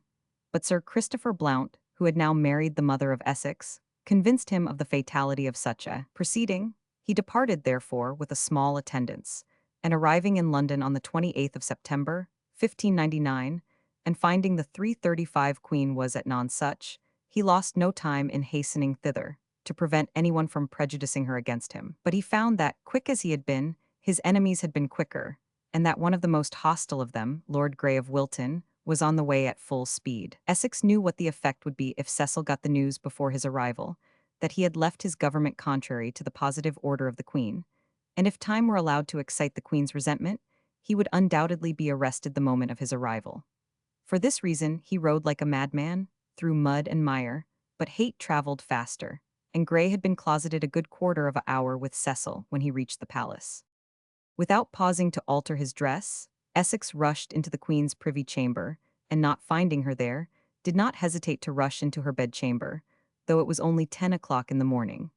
The Queen was just up, and sat with her hair all about her face in the hands of her tirewoman. She was naturally excessively astonished at this unexpected apparition, but Essex threw himself on his knees before her, covered her hands with kisses, and did not rise till she had given him evidence of her goodwill. He retired to make his toilet in such good humor at his reception that he thanked God that after so many troublous storms abroad, he found a sweet calm at home. Within an hour he returned, and had a long interview with Her Majesty, who was so kind and gracious that the courtiers, who had carefully watched how this rude entrance would be taken, persuaded themselves that love would carry the day against duty with the Queen, and they all, except the Cecil party, were very courteous towards him. But by the evening, the poison of the venomous minister had been instilled and done its work. Essex was received by the Queen with a stern and distant air, and she began to demand of him why he had thus left Ireland without her permission, affairs being in so disordered and dangerous a state. He received an order at night to consider himself a prisoner in his room, and the next day, at 2 o'clock in the afternoon, he was summoned to give an account of himself to the council. On entering the council, the lords arose and saluted him, but reseated themselves, leaving him standing at the end of the board. It was demanded why he had left his charge in Ireland without leave, why he had made so many knights there, contrary to the express desire of the Queen, why he had written such presumptuous letters to Her Majesty, and how he had dared to enter Her Majesty's bedroom. After a while, he was allowed a certain amount of freedom, but the Queen never saw him again. In June of 1600, she put Essex on his trial before a court of 18 commissioners, whom she empowered to pass censure, but not judgment. The result of this trial was that Essex was condemned to forfeit every office which he held by patent from the Crown, and to remain a prisoner at the royal pleasure. Elizabeth trusted that now she had broken the proud spirit of the Lord Deputy, and that the sentence of the court would bring him humbly to sue for forgiveness. But the great failing of Essex was his high spirit, his indignant sense of wrong, and his obstinate refusal to surrender his own will when he felt himself right, though there was no other way of appeasing his equally self-willed sovereign. He only begged to be dismissed, and that she would let her servant depart in peace. He declared that all the pleasures and ambitions of this world had palled upon his mind, that he saw their vanity, and desired only to live in retirement with his wife, his friends, and his books in the country. Had that wish been real, few men were better qualified, by their refined and elevated taste and their love of literature, to have adorned such a life. But Essex, if he truly longed for private and domestic life, did not know himself, for he was one of those restless and quick spirits of whom the poet said, "Quiet is a hell." However, on the 26th of August he was released from custody, but informed that he must not appear at court. Essex, once at large, cast off his pretenses of retirement and contempt of the world, and petitioned the Queen for a continuation of his patent for a monopoly of sweet wines. Elizabeth replied that she would first inquire into the value of this privilege, which she understood was worth £50,000 per annum. She accompanied this message with an ominous remark that when horses became unmanageable, it was necessary to stint them in their corn. Accordingly, she refused his request, and appointed commissioners to manage the tax for herself. Essex now became beside himself. Hitherto he had lived in privacy, but now he came to Essex House, in the Strand, where he gave free entertainment to all sorts of people. His secretary Cuff and other dangerous persons encouraged him in the belief that by his popularity with the people 336, it would be no difficult matter to force Cecil, Raleigh, and his other enemies from office, and that once removed from the Queen, all would be right. He therefore kept open house, and was soon surrounded by crowds of military men and adventurers, by Roman Catholics and Puritans. His military friends formed themselves into a sort of guard, and it was remarked that many of the nobility also visited him, as the Earls of Worcester, Southampton, Sussex, Rutland, and Bedford. There were daily preachings in his house, and he proposed to some of the theologians the question whether it were not lawful, in case of maladministration, to compel a sovereign to govern according to law. He moreover sent to the King of Scotland assuring him that there was a design at court to exclude him in favor of the Infanta of Spain, and urged James to send an ambassador to demand a distinct declaration of his right to the succession. James, who was in great anxiety on this head already, appears to have listened to the advice of Essex, and to have taken measures to act upon it. Essex was now stimulated by his passions into a most perilous position. He was actively engaged in dangerous courses, and though some pains were taken to conceal his real designs, by the chief coadjutors in the conspiracy meeting at the Earl of Southampton's, and communicating privately by letter with Essex, the proceedings could not escape the ever-open ears of Cecil and his party. The conspirators had concluded that the safest thing to do in the first instance was for Sir Christopher Blount, Sir John Davis, and Sir Charles Davers to head three parties, and to take possession of the gate of Westminster Palace, the guard, and the presence chamber, whilst Essex threw himself on his knees before the Queen, and refused to rise till she had complied with his petition, and dismissed the obnoxious ministers. But while they were planning, Cecil and his friends acted. The Secretary Herbert arrived with a summons for Essex to appear before the council. He replied that he was too unwell to attend, and while he was thus evading the summons, he received an anonymous note warning him to escape as he valued his life. And this was immediately followed by the intelligence that the guard had been doubled at the palace. It was high time now to act, as his arrest was certain. In the night he dispatched messages to collect his friends, and it was resolved that the next morning, which was Sunday, the 8th of February, 1601, the Earls of Southampton and Rutland, the Lords Sandys and Mounteagle, and about 600 gentlemen should enter the city with Essex during sermon time, and assembling at St. Paul's Cross, where the Lord Mayor, aldermen, and companies were wont to attend, to call upon them to accompany them to the palace to assist in obtaining the removal of the pernicious advisers of the crown. When they were on the point of executing this plan, they were interrupted by a visit from the Lord Keeper Egerton, the Earl of Worcester, Knollys, the Controller of the Household, and the Lord Chief Justice.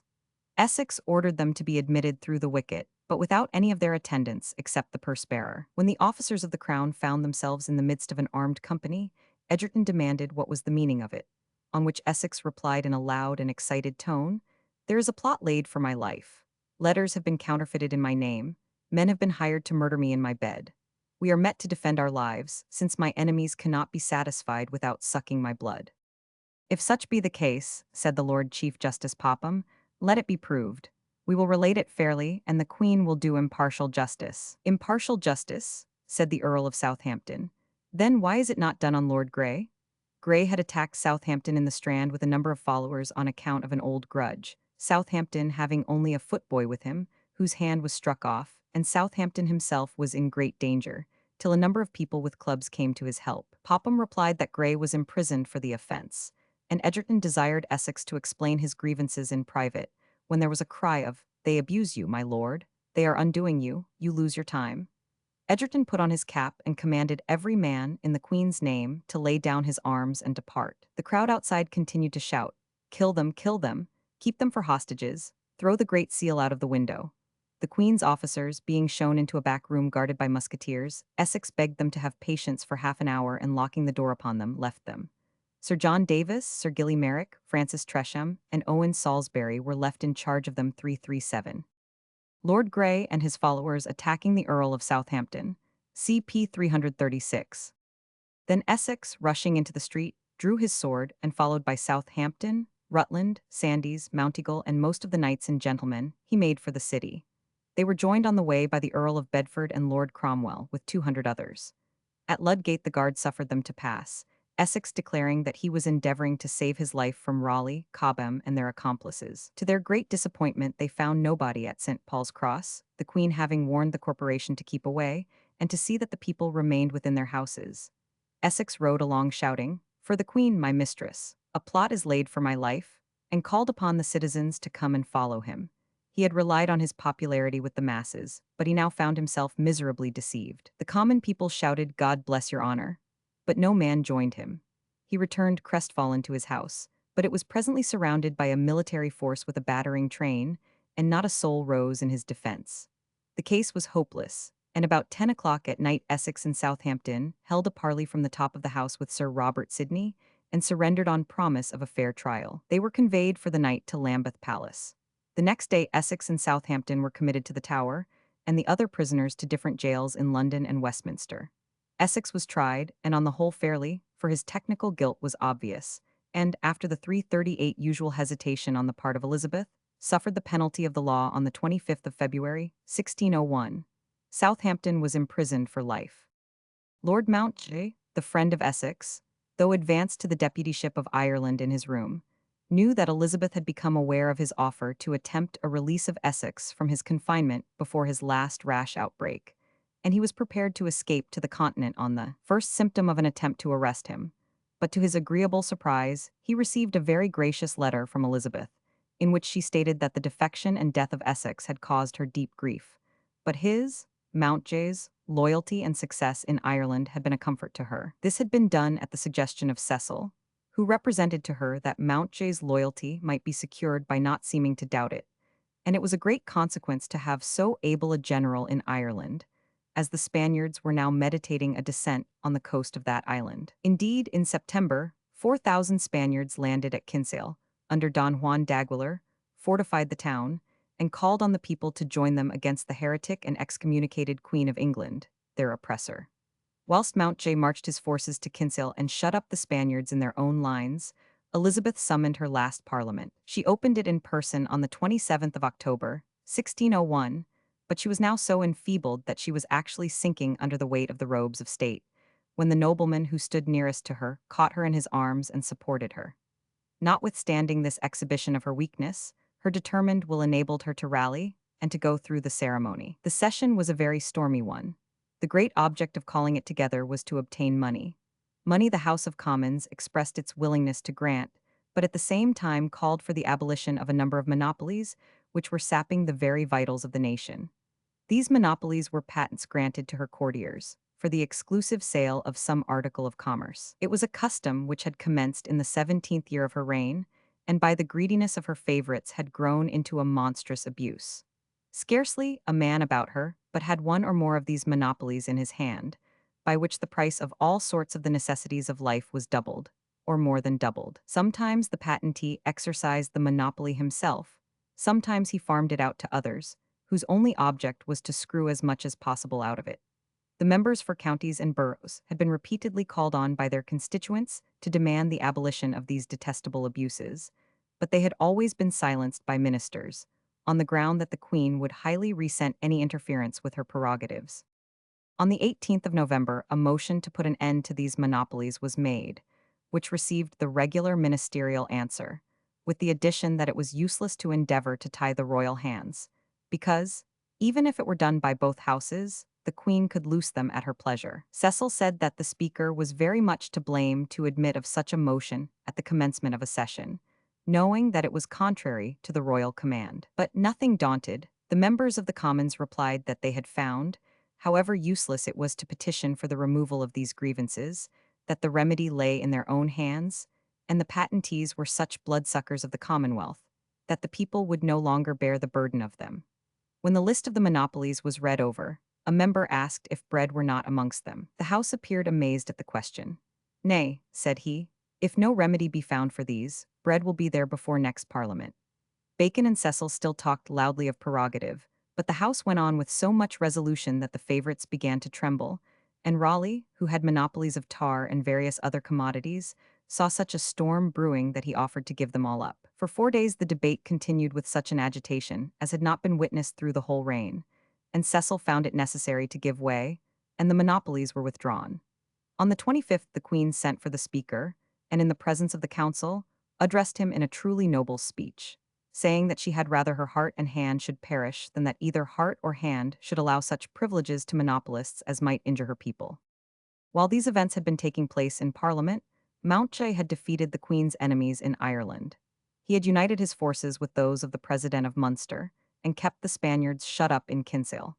On Christmas Eve, the Earl of Tyrone advanced to the assistance of the besieged, with 6,000 Irish and 200 fresh Spaniards, who had landed at Castlehaven under the command of Ocampo. His plan was to surprise the English before daylight, and to have a second division of his army ready, with a supply of provisions to throw into the town. But Mountjoy was already aware of his approach, which was delayed by the fears of Ocampo, only too well founded, of the fatal want of discipline amongst the natives, and by his endeavors to bring them into some regularity.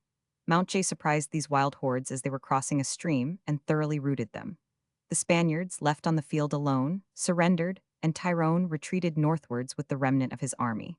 About 500 Irish were killed. From the picture by Seymour Lucas, R.A. A Story of the Spanish Main. From the picture by Seymour Lucas, R.A. The Spaniards in Cassell yielded the place on this defeat of their allies, on condition of being allowed to return home with their arms and ammunition. Tyrone was then pursued by Montjay with great vigor, and after a number of defeats retired still more northward. Munster was reduced, and Tyrone offered to submit on favorable terms, but Montjay could obtain no such terms from the Queen. She insisted on unconditional surrender. Her ministers strongly advised her to concede and settle the state of Ireland, which was now costing her £300,000 a year to defend it against the natives. Sometimes she appeared disposed to comply, and then again was as obstinate as ever.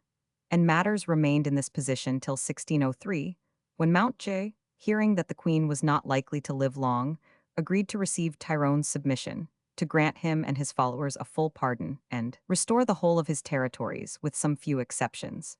Tyrone then accompanied Montjay to Dublin, where they heard of the death of Elizabeth, and Tyrone burst into tears and regretted his too hasty surrender. The deed, however, was done, and tranquility ensured to Ireland for a short time.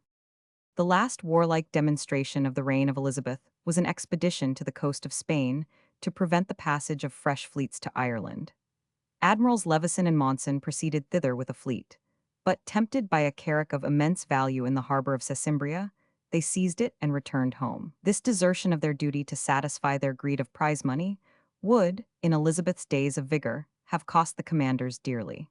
While they were guarding their treasure homewards, the Spanish fleet might have made sail. Therefore, no time was lost in sending back the fleet under Monson, who found 6 Spanish galleys out and stealing along the French coast.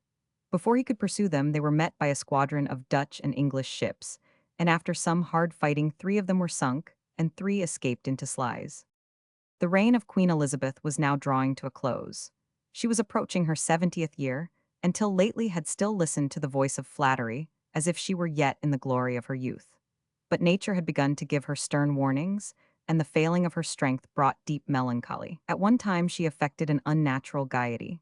At another she withdrew into solitude and was often found in tears. One of her household says in a letter, "She sleepeth not so much by day as she used, neither taketh rest by night. Her delight is to sit in the dark, and sometimes with shedding tears to bewail Essex." Yet she still strove against the advancing infirmities of age. She would insist to the last on making her annual progress and on hunting. Only 5 months before her death Lord Henry Howard wrote to the Earl of Mar, "The Queen our sovereign was never so gallant many years, nor so set upon jollity." A letter of April 7th, 1602, says, "The Queen walks often on Richmond Green with greater show of ability than can well stand with her years.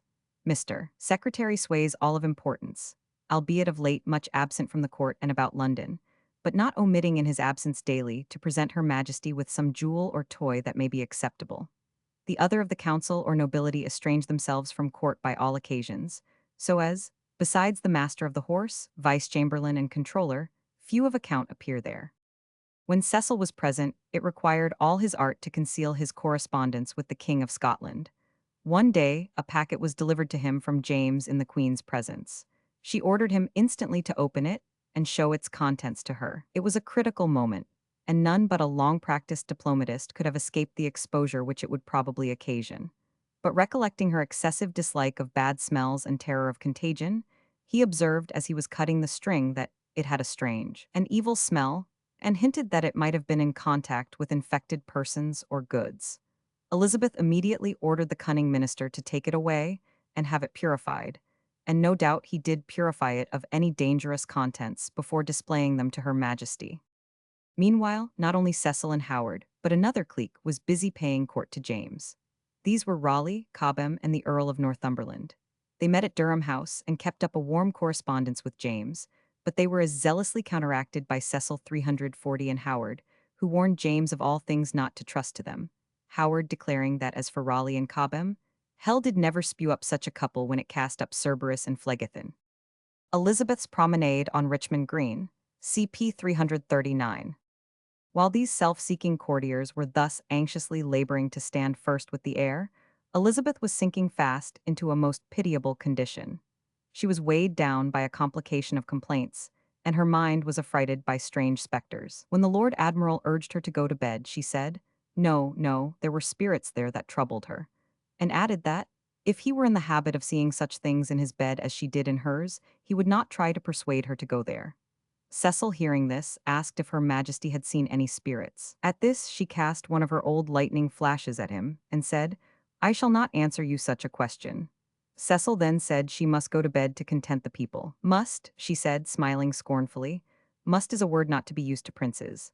Adding, little man, if your father had lived you durst not have said so 341 much, but you know I must die, and that makes you so presumptuous." She now saw Cecil's real character, and ordering him and all the rest except the Lord Admiral out of her chamber, she said, "My lord, I am tied with a chain of iron round my neck." He endeavored to dissipate the idea, but she only said, I am tied, and the case is altered with me." Richmond Palace, CP 382. "The Queen," says Lady Southwell, "kept her bed 15 days, besides the 3 days she sat upon a stool, and one day, when, being pulled up by force, she obstinately stood upon her feet for 15 hours. What a most miserable scene was the deathbed of this glorious woman! Surely nothing was ever more melancholy and terrible in its mixture of mental decay, dark remorse, and indomitable hardiness and self-will. At one and the same time around her bed were men urging her to take broth, to name her successor, and to hear prayers. The kings of France and Scotland were mentioned to her, but without eliciting the slightest notice. But when they named Beauchamp, the son of the Earl of Hertford and Catherine Grey, one of Elizabeth's victims, she fired up and exclaimed, "I will have no rascal's son in my nest, but one worthy to be a king."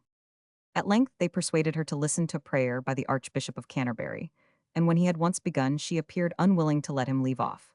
Half hour after half hour she kept the primate on his knees. She then sank into a state of insensibility, and died at 3 o'clock in the morning of the 24th of March, 1603, in the 70th year of her age, and the 45th of her reign. Robert Carey, afterwards Earl of Monmouth, was anxiously waiting under the window of Elizabeth's room at Richmond Palace for the first news of her death, which Lady Scrope, his sister, communicated to him by silently letting fall, as a signal, a sapphire ring, afterwards celebrated as the Blue Ring, which he caught, and the moment after was galloping off towards Scotland to be the first herald of the mighty event to the expecting James. 3 hours later Cecil, the Lord Keeper, and the Lord Admiral were with the Council in London, and it was resolved to proclaim James VI of Scotland James I of England. Chapter 16. The Progress of the Nation in the 16th Century. The Tudors and the Nation. The Church, Population and Wealth, Royal Prerogative, Legislation of Henry VIII. The Star Chamber, Beneficial Legislation. Treason Laws, Legislation of Edward and Mary. Elizabeth's Policy. Religion and the Church, Sketch of Ecclesiastical History under the Tudors. Literature, Science and Art. Greatness of the Period, Foundation of Colleges and Schools. Revival. Learning, its temporary decay, Prose Writers of the Period. The Poets, Scottish Bards, Music, Architecture, Painting and Sculpture. Furniture and decorations, arms and armor, costumes, coins and coinage, ships, commerce, colonies and manufactures, manners and customs, condition of the people. The century of which we have just traced the events was a period marked by vast progress, and by changes, which were the springs of still more wonderful progress in after ages. Though the character of the Tudors was absolutely despotic, no dynasty since the days of Alfred and Magna Charta wrought out such revolutions in the Constitution of England. These revolutions were partly affected by the very efforts of the Tudor monarchs to establish their own power and gratify their own self-will, but were due also to the fact that the Tudor despotism was essentially popular and encouraged manifestations of the national will. These revolutions extended not only into the political constitution of the nation, but into its religious one, into its literature, its philosophy, and its morals, and that simply because the spirit of the age was of that tone and strength that, though outward powers could agitate it, nothing but its own momentum could direct its tendency. Henry VII, with an indifferent title, succeeded to the crown, because the nation was weary of the conflicts of the York and Lancaster monarchs, and longed for peace, which his disposition promised. Cold, cautious, and penurious, he took care not to raise a fresh race of powerful barons in place of that which the Wars of the Roses had destroyed, but hoarded up money, and beyond the injustice practiced in its collection, left his people to pursue their trades and their agriculture and thus renew their strength. Henry VIII. Violent, passionate, sensual, and intensely arbitrary, but fond of parade, and in his youth boastful of his prowess, gratified the pride of the nation, whilst he ruled it with a rod of iron. In the gratification of his lusts, he did not hesitate to renounce allegiance to that great spiritual power which for above 1,000 years had ruled haughtily over Europe and all its kings and warriors. By this act, he set free forever the mind and conscience of England. In vain did he endeavor to bind the nation in a knot of his own making. Though he hurled his fiercest terms against those who claimed a universal liberty which he intended only for himself, he had broken the mighty spell of ages, a power and a mystery before which the world had bowed in impotent awe, and no chains which he could forge, no creed which he could set up, no hierarchy which he could frame, could possess more than the strength of the fire-scorched flax against the will of the enfranchised people. The moment that Henry perished, the soul of the nation showed itself alive. The very reformers around his throne, who had cowered beneath the fell and deadly ire of the tyrant, rose, with Cranmer at their head, and under the mild auspices of the religious Edward, gave free vent to the spirit and the doctrines of the Reformation. The return of theologic despotism under Mary only added force to the spirit of reform, by showing how terrible and bloody was the animus of ancient superstition. The fires of Smithfield lit up the dark places of spiritual tyranny to the remotest corners of the nation, and gave the blow to the tottering Bastille of restringent faith in Great Britain. Elizabeth, with all the self-will of her father, lived to see both in people and parliament, a spirit that made her lion heart shrink with awe, and own, however reluctantly, a power looking already gigantically down upon her own. She felt more than once, in the pride of her might, the terror of that national will which, in less than half a century from her death, shattered the throne of her successor, and gave to the world the unheard-of spectacle of a king decapitated for treason to his people. The grand underlying impulse of the forward movement of this age was that of the general progress of the world in knowledge, knowledge of its rights, and of the force inherent in popular association. The restoration of classical literature, and especially of the Greek, had rekindled the 343 lofty and independent sentiments of antiquity. But still more, the knowledge of the doctrines, principles, and promises of the Bible, which had been disseminated among the people by the reformers, had spread like a flame amongst them, and had given them totally new ideas of human prerogative and dignity. Henry VIII, after being induced to make public the Scriptures, saw so clearly their effect that he withdrew the boon as far as was possible, and pronounced the severest penalties on any of the common people who should consult that divine fountain of truth and freedom. Throughout the civilized world, far even beyond the countries in which the Reformation had established itself, the stimulating boon of this knowledge was diffused, and gave a perilous and uneasy feeling to the most slavish nations and the most despotic sovereigns. But in England, many other causes had cooperated to raise the power and condition of the people. The long civil wars had, by the time of the accession of Henry VII, reduced the old nobility to a mere fragment. Such extraordinary specimens of baronial wealth and dominion as the Warwicks, Beauchamps, and Shrewsburys no longer existed. In the first Parliament of Henry VII, the peers amounted to only 28, in that of Henry VIII. They had risen only to 36. With their extinction had lapsed their vast estates to the crown, and this property had in part been sold to defray the costs by which the throne had maintained its straggles against various claimants and their factions. Henry VII, as we have said, carefully kept down this haughty class to the limits into which it had fallen. His son, Henry VIII, like him, pursued the policy of Edward IV, who had established a system of fine and recovery to cut off entails, and by liberal use of attainders, with their consequent forfeitures of title and estate, made the nobility entirely subservient to the crown, which augmented its wealth and power on their ruin, by conferring their estates in part on new aspirants to the peerage from the families of the lesser gentry, and in many cases, as in those of Wolsey and Cromwell, from the ranks of the common people, he divided the aristocracy against itself, and thus added fresh influence to the throne. This predominance of the crown once established, Henry VIII proceeded to a still more startling blow at a power hitherto equal and often paramount to that of the crown, the Church. To the terror and astonishment of the whole of papal Christendom, he stretched his hand not only against the supreme rule, but the vast property of that august and time-honored institution. In 1532, he abolished the annats, or first fruits, before that time paid to the court of Rome, an act in itself proclaiming his independence of that court.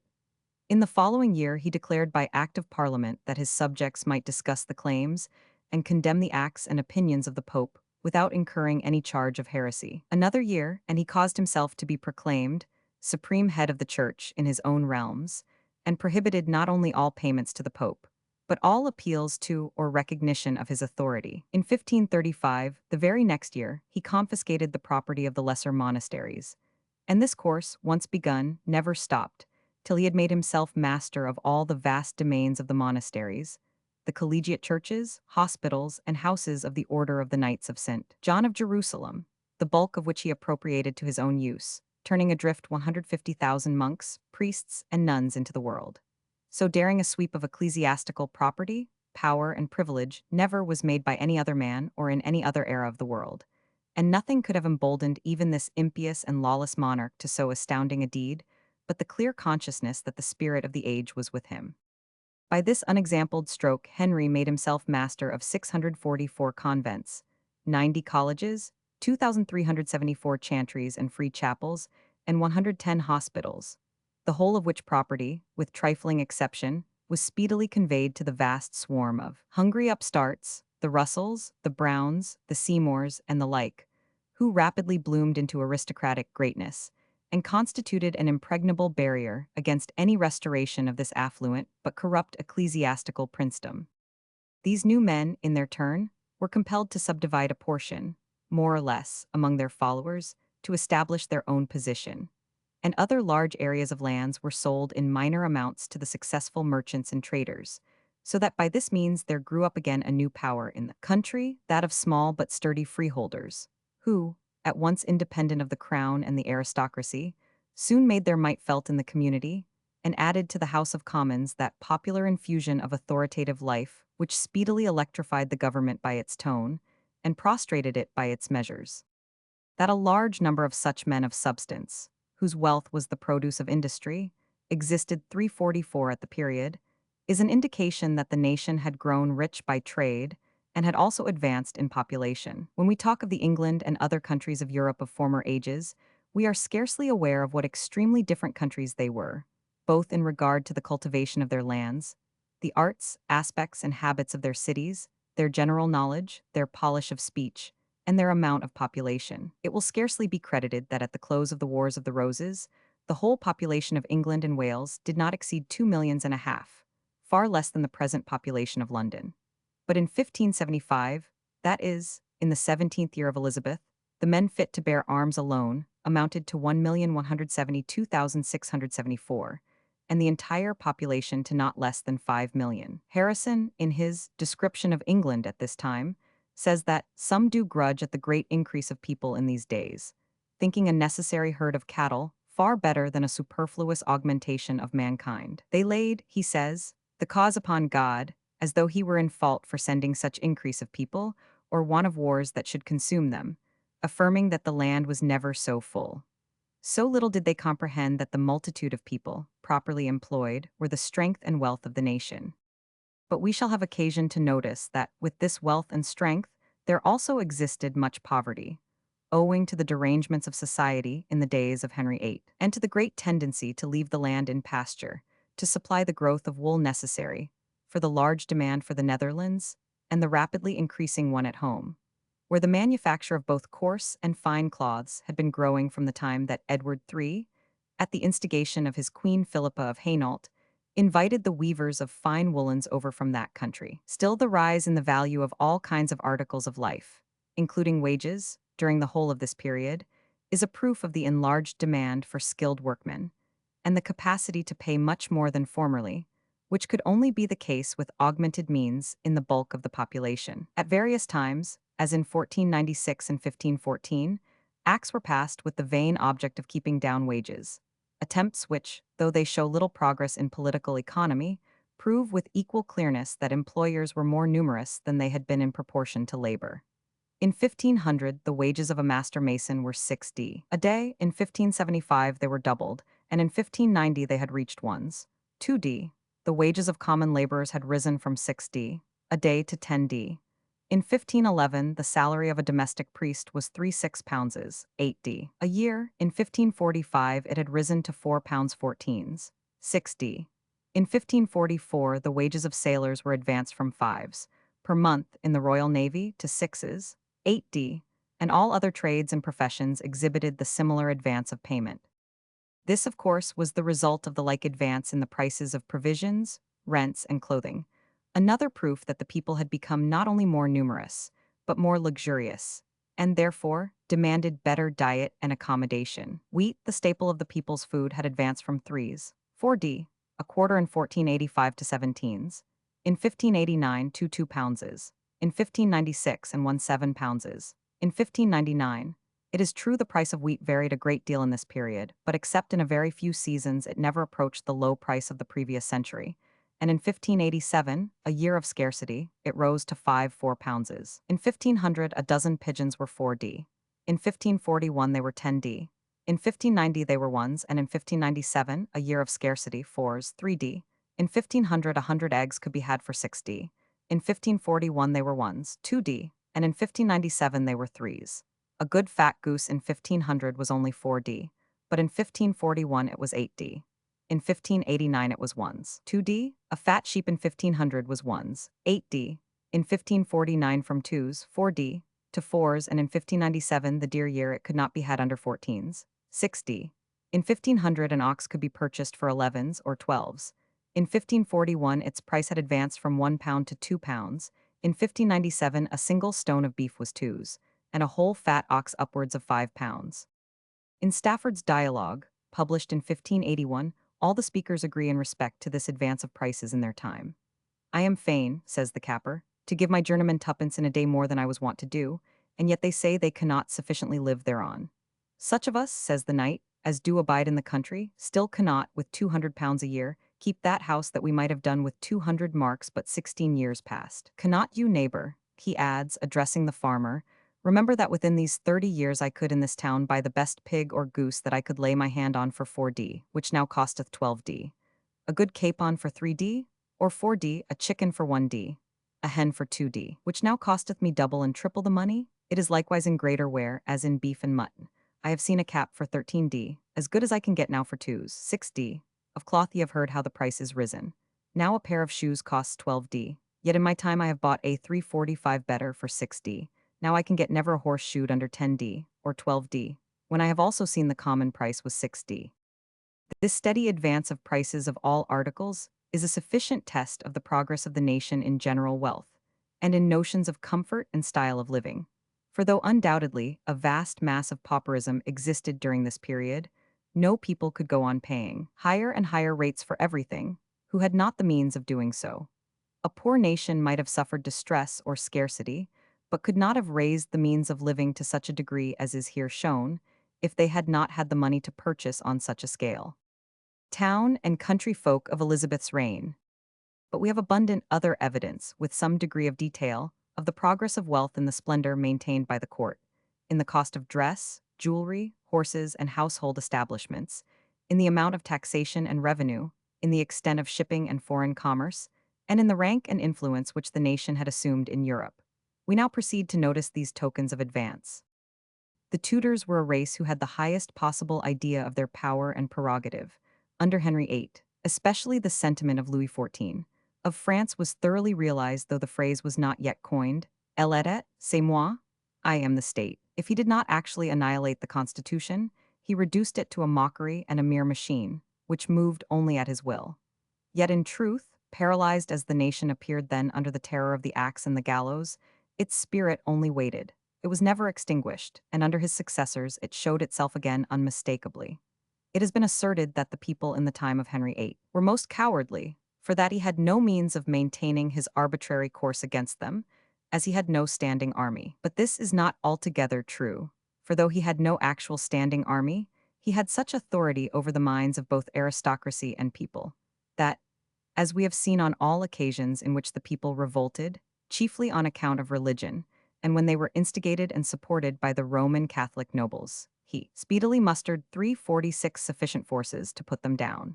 In contemplating the strange mystery of the base submission of the Parliament and people to the reckless caprices and bloodthirsty despotism of Henry VIII, we must ever bear in mind that the whole nation was rent into two most antagonistic parts by the schism in religion. The Roman Catholics feared the loss of their estates, the Protestants were eager to secure them. Of the few noblemen remaining in the country from the sanguinary decimation of the civil wars, some of the wealthiest were still staunch Roman Catholics, and were watched with greedy eyes by the host of poor but ambitious adventurers who were ready to second every scheme of spoliation meditated by the monarch.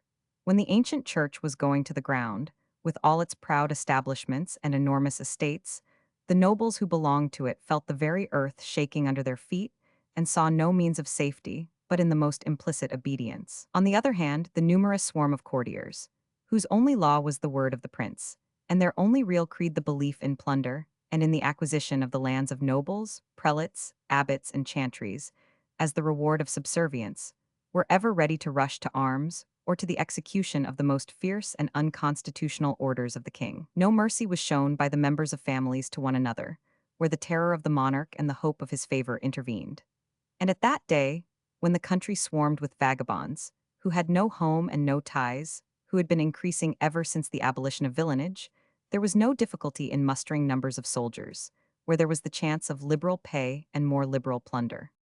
This state of things, this facility of drawing forces to the field on the shortest notice, and on the most certain basis, was particularly provided for by Henry VII. He took care to save money by all means, and to hoard it so that though no man was more reluctant to spend, and none ever incurred so much odium by his parsimony, where the military fame of the nation was concerned.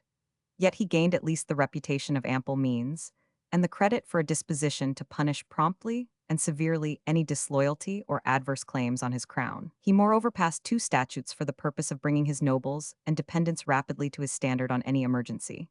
By the Acts 2 Henry 7 100 and 19 Henry 7 100, everyone who possessed an office, fee, or annuity, by grant from the crown, was required to attend the king whenever he went to war, under penalty, in case of failure, of forfeiture of all such grants. There were, of course, certain exemptions. Some obtained the king's license, for an equivalent consideration, to remain at home, and such as could prove any disqualifying infirmity were excused. The clergy, as a matter of course, were exempt, also the judges and principal officers of the law, and by the latter act this privilege was extended to the members of the king's council, to such persons as had bought their patents for a certain sum, and to all persons under 20 and above 60 years of age. The exemptions extended to comparatively a small number of persons, the fear of forfeiture applied to the majority. To render this more effectual, Henry VII was rigorous in prohibiting a large array of retainers by the nobles, whilst he was strenuous to enforce the attendance of the fefis of the crown. This process was carried farther by Henry VIII, by the free use of attainders, by which, at will, he struck down the most wealthy and exalted nobles and appropriated their domains, so that eventually there was not a foot of land in the kingdom, nor an individual life which was not held at the king's mercy. But still more than by the passing of attainders were the lives, liberties, and property of the nobles submitted to the will of the king, by the institution of the Court of the Star Chamber. This court set aside all other courts at will, and by abandoning the use of juries in it, laid Magna Charta and the life and fortune of every man at the foot of the throne. From the moment, in fact, that this court was formally erected by the 3 Henry 7, 100, there was an end of the Constitution, the privilege of habeas corpus was suspended, and Parliament legislated in vain. The king was the state, and ruled in this arbitrary court by the officers of his privy council. This court was so called from the stars which ornamented the ceiling of the room in which it met. Henry VII, in his original enactment, plainly avowed his reason for establishing this court to be that he might reach and punish such persons as by one means or another escaped sentence in the ordinary courts, through the bribery or remissness of juries, and check the evils of maintenance, or the overriding of justice through the assistance of a powerful neighbor, and the granting of liveries for the same purpose. The court was, therefore, directed against the license of the nobility, and though arbitrary was at first 347 popular, it consisted in its original form of the chancellor, treasurer, and keeper of the privy seal, or any two of them, with a bishop and a temporal lord of the council, and the chief justices of the king's bench and common pleas, or two other justices in their absence. Ultimately, it developed into a mere gathering of privy councillors, and its jurisdiction, at first accurately defined, and for the most part beneficial, became extremely vague and was exercised at haphazard. In the reign of Henry VII, the privilege of benefit of clergy was greatly modified. This privilege, which originally exempted all clergymen from the authority of lay tribunals, had become extended to all such laymen as could read, and were therefore capable of becoming clerks. To restrict this abuse, Henry VII, in 1488, enacted that such privilege should be allowed to laymen only once, and afterwards, when a man had murdered his master, a statute was passed to deprive all murderers of their lords and masters of benefit of clergy. Where it was admitted, the culprit, if a layman, did not entirely escape punishment, for he was burnt with a hot iron in the brawn of the left thumb. The statutes in this reign were drawn up in English, and printed as they came out, by de Word, Pinson, and Fax, a signal step in progress towards a public knowledge of the laws. Under Henry VIII, the principle of arbitrary government arrived at its culmination. The freedom from restraint which his father had prepared for him, the passionate and imperious nature of this prince, led him to exercise to the utmost, by the means which we have described, terror of death to those who offended, and participation in the spoils of nobles and the church, and hope of new honors to those who served him regardless of law or conscience. He put himself above all control of parliament or statute, and ruled as royally, according to his own fancy, as any Eastern despot. Out of this monstrous evil came, nevertheless, much good to the nation. By his own daring act, he broke up the ancient system of the Church, with its accumulated wealth, superstitions, and abuses, and cleared the ground for a new and more liberal state of things. By the distribution of this property, he founded a new and influential class of freeholders, and enabled the affluence of trade to flow into land, and to give to the mercantile class a new status and influence. His motive was his own selfishness, but the result was the public good. Among the useful statutes which he passed may be mentioned the Statute of Uses and the Statute of Bankruptcy. By the former, he put an end to a most mischievous practice of conveying property for the use of certain parties or corporate bodies, which had been introduced to evade the Statute of Mortmain. So many secret modes of conveyance, so many legal fictions had been introduced into the transfer of this property, that it was difficult to ascertain the real owner, and creditors thus became defrauded, widows were deprived of their dowers, and husbands of their estates by the courtesy. But the great feudal lords also were defrauded of their dues on wardships, marriages, and reliefs. By an act of the 27th year of his reign, 1536, it was decreed that whoever was found in the possession of such property should be deemed its bona fide owner, and liable to the charges leviable upon it. By this means, the dubious and fraudulent practice of uses was abolished, and the lawyers were compelled to resort to the more tangible theory of trusts. The nature of the tenure still remained the same, for the use was but a trust, but it was simplified and brought more into the region of common sense and common observation.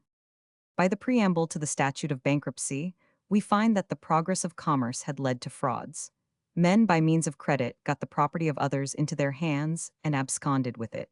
In the 34 and 35 of Henry VIII, therefore, it was enacted that the Chancellor or Keeper of the Great Seal, with the Lord Treasurer, Lord President, Privy Seal, and others of the Privy Council, and Chief Justices or any three of them, the Chancellor, Keeper, President, or Privy Seal being one, should have power to constitute a court, before which, on complaints from a party aggrieved, they should summon the defaulter, should take possession of all his property, should hear all necessary evidence on oath, and should make a distribution of his effects amongst the creditors according to their claims.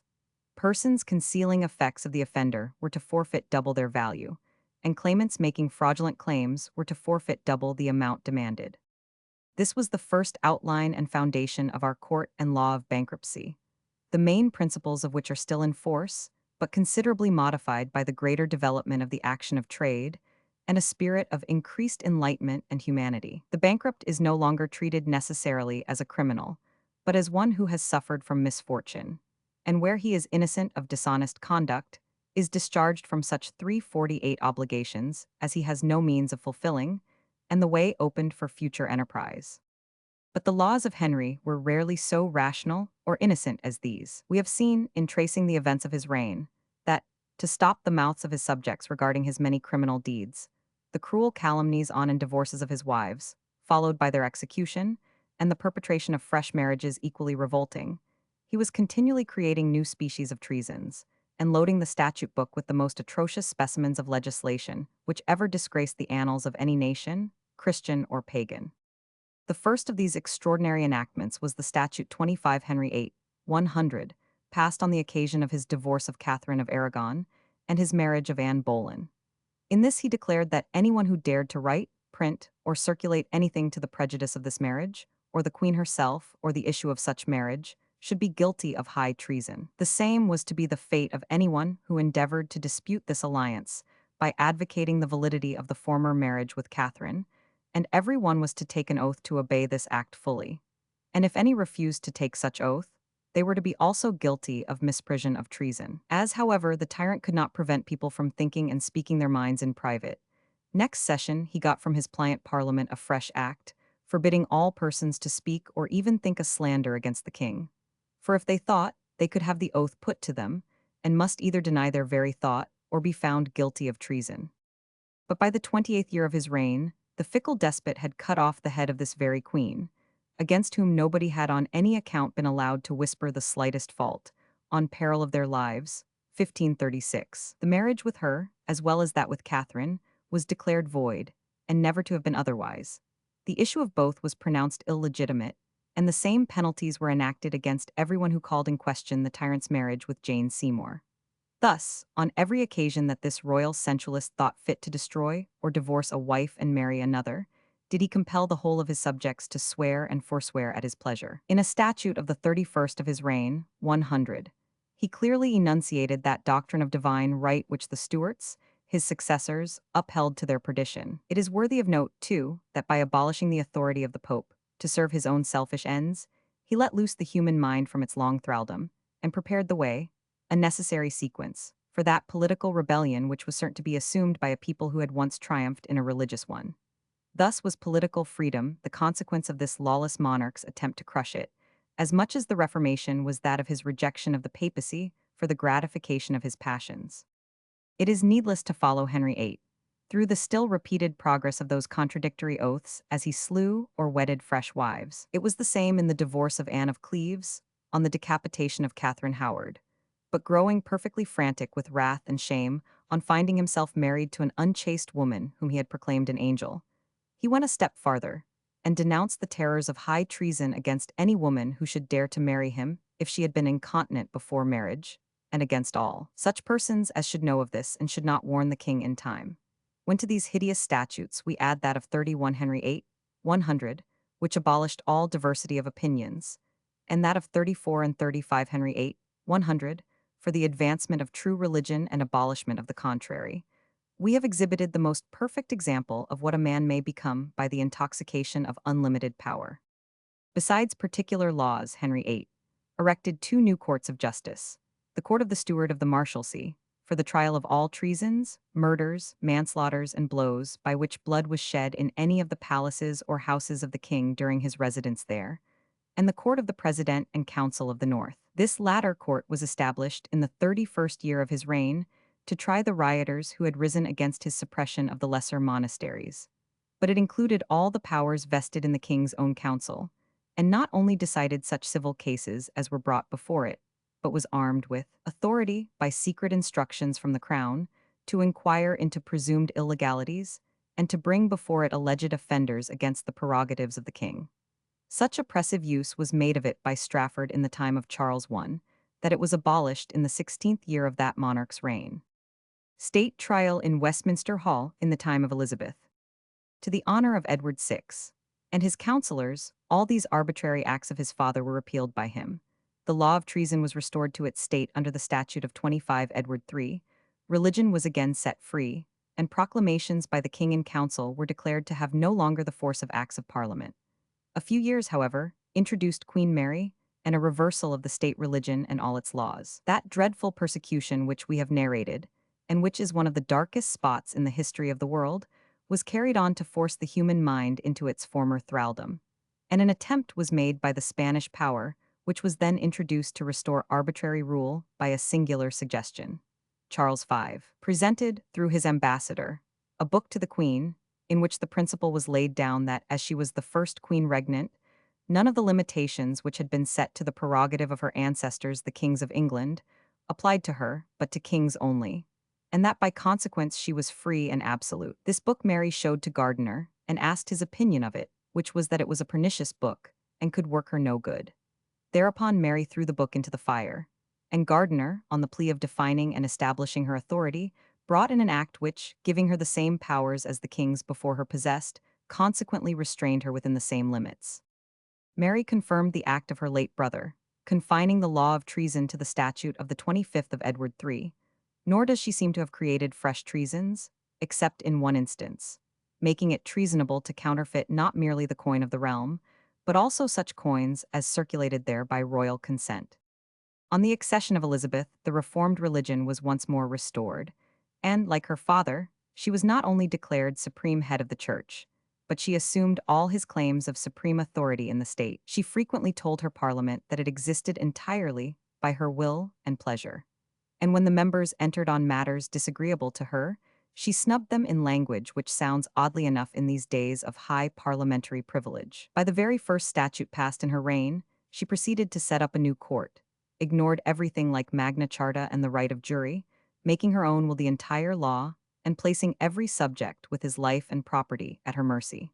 This was the Court of High Commission, which assumed all the pretensions of the Star Chamber, but was directed more especially to ecclesiastical affairs. The Queen was empowered to appoint by letters patent, whenever she thought proper, such persons, being natural-born subjects as she pleased, to execute all jurisdiction concerning spiritual matters, and to visit, reform, and redress all errors, heresies, schisms, abuses, offenses, and 100, which by any ecclesiastical authority might be lawfully ordered or corrected. The reformers were only too eager to put this formidable engine into her hands, because it was to crush the Romish hierarchy.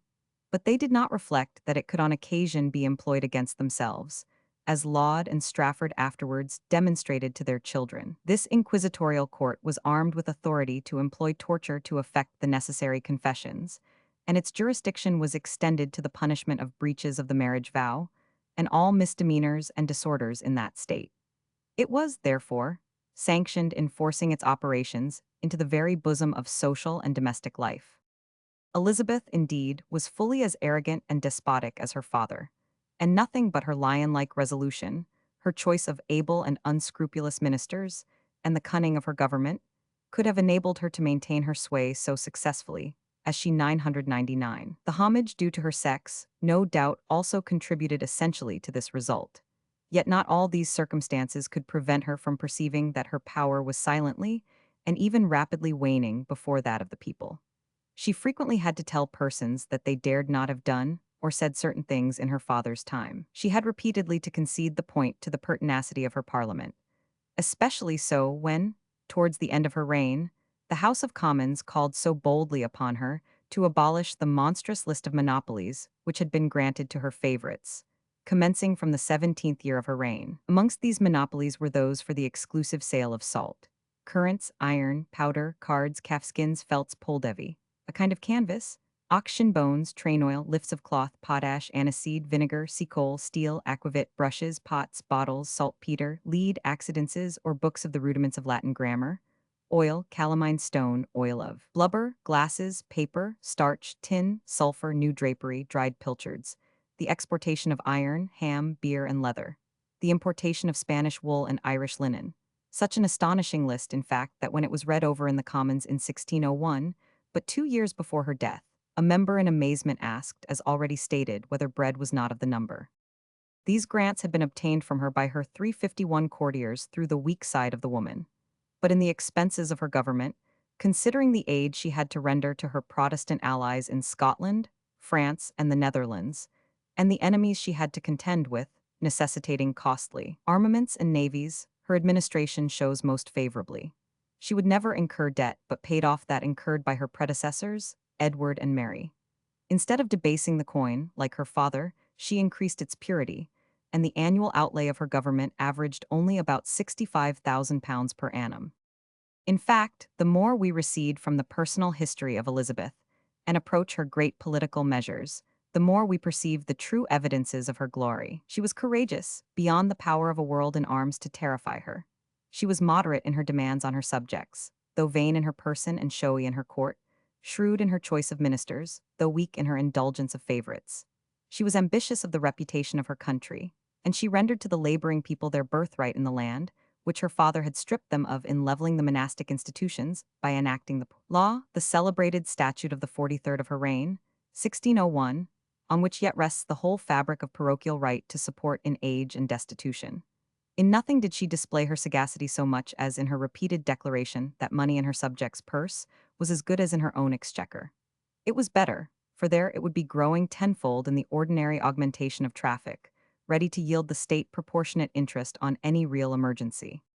The great struggle between the papacy and the growing Protestant forces was nearly ended, but complete and terrible as was the overthrow of the ancient hierarchy in England and Scotland, it came at last with a rapidity which astonished even the friends of the change. From the time of Richard II, hatred of the papacy had been afloat among the people, and even in his day had availed to shake the throne and fill the public mind with prognostics of papal decay. Yet reign after reign had passed, and the Church had not only maintained its position, but had seemed to crush with a successful hand the Protestant schismatics. The fires which consumed the more daring advocates of the new opinions seemed to scare the rest into obscurity. The triumphant Church of Rome still presented a front of determined strength, and lorded it over the land with a magnificence which seemed destined to endure forever. Henry VII was a firm upholder of the Roman Catholic hierarchy. He advanced churchism, says Bacon. He was tender of the privileges of sanctuaries, though they did him much mischief. He built and endowed many religious foundations, besides his memorable hospital of the Savoy, and yet he was a great almsgiver in secret, which showed that his works in public were rather dedicated to God's glory than his own. The fact was that Henry VII was too cautious a man to become a reformer.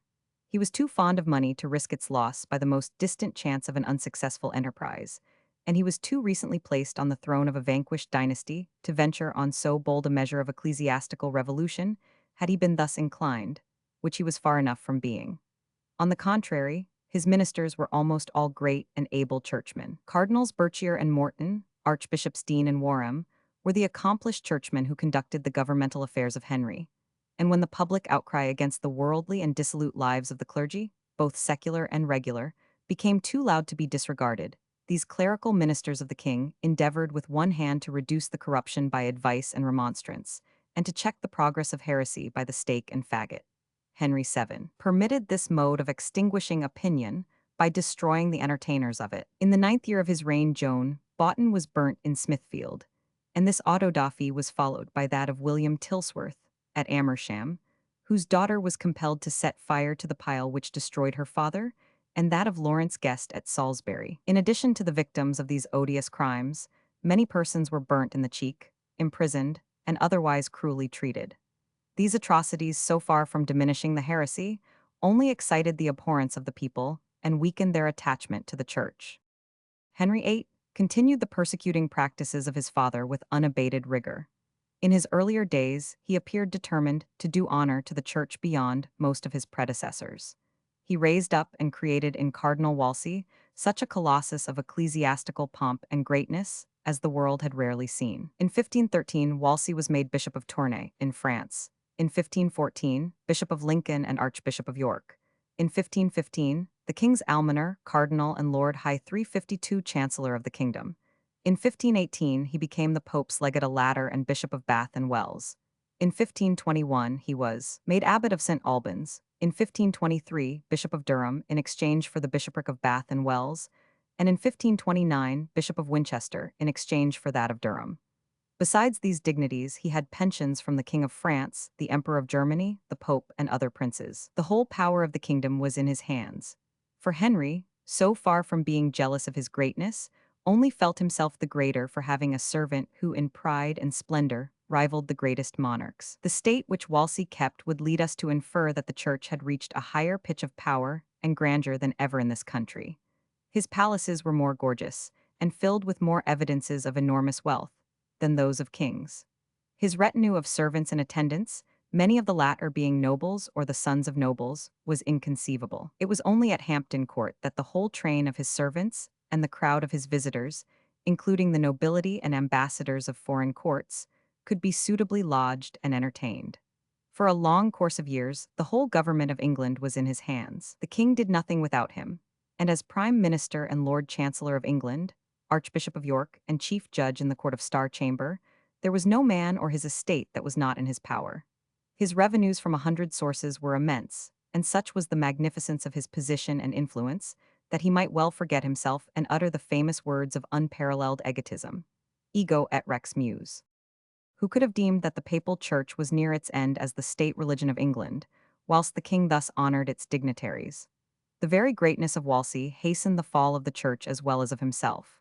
The arrogance, the rapacity, and the frequent injustice of the proud minister made for him and his church deadly enemies. For, says Strype, he disobliged not only the inferior sort by his pride and haughty behavior, but by laying his hands upon the rights, privileges, and profits of the gentry and clergy, he made them his implacable enemies too. He took upon him to bestow benefices, though the real right of patronage lay in others. He called all offending persons before him, whether of the laity or clergy, and compelled them to compound as his officers thought fit. But in spite of all his grandeur, Wolsey was but the creature of the most violent and capricious of men. A single word and he fell headlong, assuredly shaking in his fall the great hierarchy of which he had seemed the most gorgeous pillar and ornament, for the whole system was corrupt and rotten to the core. The wealth of the monastic orders had especially demoralized them. Both the regular and secular clergy were accused of not only spending their time in taverns and gambling houses, but of abandoning in such resorts the very costume which distinguished them from the laity, of wearing daggers, gowns, and hoods of silk and embroidery, and of letting their hair grow long and fall on their shoulders. The interiors of the monastic houses were described as dens of licentiousness, both in monks and nuns. We have it, on the evidence of one of the letters of reproof addressed by Archbishop Morton to the abbot of St. Albans, that famous abbey was filled with every species of vice and sensuality. He further charges them with cutting down the woods, wasting and embezzling the property of the church, stealing the plate, and even picking out the jewels from the shrine of the patron saint. While such was the corruption of the clergy, these infatuated men fell to quarreling amongst themselves. The most remarkable circumstance, moreover, in this schism, is the very question which in these latter days has furnished such a fiery theme of discussion in both Romanist and Protestant churches, the Immaculate Conception of the Virgin. With the blind tenacity which often induces falling bodies to assert their prerogatives with arrogant obstinacy, the Church, in the fourth year of Henry VIII, commenced a daring opposition to the government, in defense of the benefit of clergy. Henry VII, as we have stated, had limited this much abused privilege, by his statute ordering such laymen as claimed it under charge of murder, to be burnt in the brawn of the thumb with the letter 1000. Henry VIII had a bill introduced into Parliament for the purpose of still further limiting this mischievous right, and denying benefit of clergy to all murderers and robbers whatever. This the clergy opposed in Parliament and preached against in the pulpit. The Lords and Commons were unanimously in favor of the bill as well as the people, but the clergy determined not to yield. Whilst the public mind was in a ferment on this subject, a tailor of London, of the name of Hun, was brought into conflict with the incumbent of his parish, on 353 account of mortuary dues, being sued in the spiritual court, with a boldness which marked the rising spirit of the times and which the clergy ought to have noted seriously. He took out a writ of praemunire against his prosecutor, for appealing to a foreign jurisdiction, the spiritual court, still under the authority of the Pope. Enraged at this audacity, they put the tailor into prison on a charge of heresy, and there he was discovered hanging dead. A coroner's inquest found the officers of the prison guilty of murder, and it appeared that the Bishop of London's Chancellor, the Sumner, and Bellringer had perpetrated the crime. This threw the deepest odium on the clergy and alienated the people from them. Yet they did not cease to prosecute their claim of privilege, and after much contest, Wolsey prayed the king to refer the matter to the Pope. But even then Henry showed that he was tenacious of his power and gave a striking foretaste of what he would one day do. He replied, "By permission and ordinance of God, we are King of England, and the King of England in times past hath never had any superior but God only. Therefore know you well that we will maintain the right of our crown, and of our temporal jurisdiction, as well in this as in all other points, in as ample a manner as any of our progenitors have done before our time." From a portrait of the period. John Knox, from a portrait of the period. Whilst Edward VI thoroughly established Protestantism, Mary as completely reinstated popery, and with a series of horrors which forever stamped terror and aversion of Roman Catholic ascendancy deep on the spirit of the nation. The number of persons who died in the flames in that awful reign, for their faith and the freedom of 354 conscience, is stated to have been 288. But Lord Burleigh estimated those who perished by fire, torture, famine, and imprisonment at not less than 400. Besides these, vast numbers suffered cruelly in a variety of ways. Some of the professors, says Coverdale, were thrown into dungeons, noisome holes, dark, loathsome, and stinking corners, others lying in fetters and chains, and loaded with so many irons that they could scarcely stir. Some tied in the stocks with their heels upwards, some having their legs in the stocks with their necks chained to the wall with gorgets of iron, some with hands and legs in the stocks at once. Sometimes both hands in and both legs out. Sometimes the right hand with the left leg, or the left hand with the right leg, fastened in the stocks with manacles and fetters, having neither stool nor stone to sit on to ease their woeful bodies, some standing in Skevington's gyves commonly called Skevington's daughter, which were most painful engines of iron, with their bodies doubled, some whipped and scourged, beaten with rods and buffeted with fists, and some having their hands burned with a candle to try their patience and force them to relent, some hunger-pined and some miserably famished and starved. The leading reformers fled out of the kingdom, chiefly to Frankfurt and to Switzerland, and 800 or more lived to become the heads of the restored church under Elizabeth.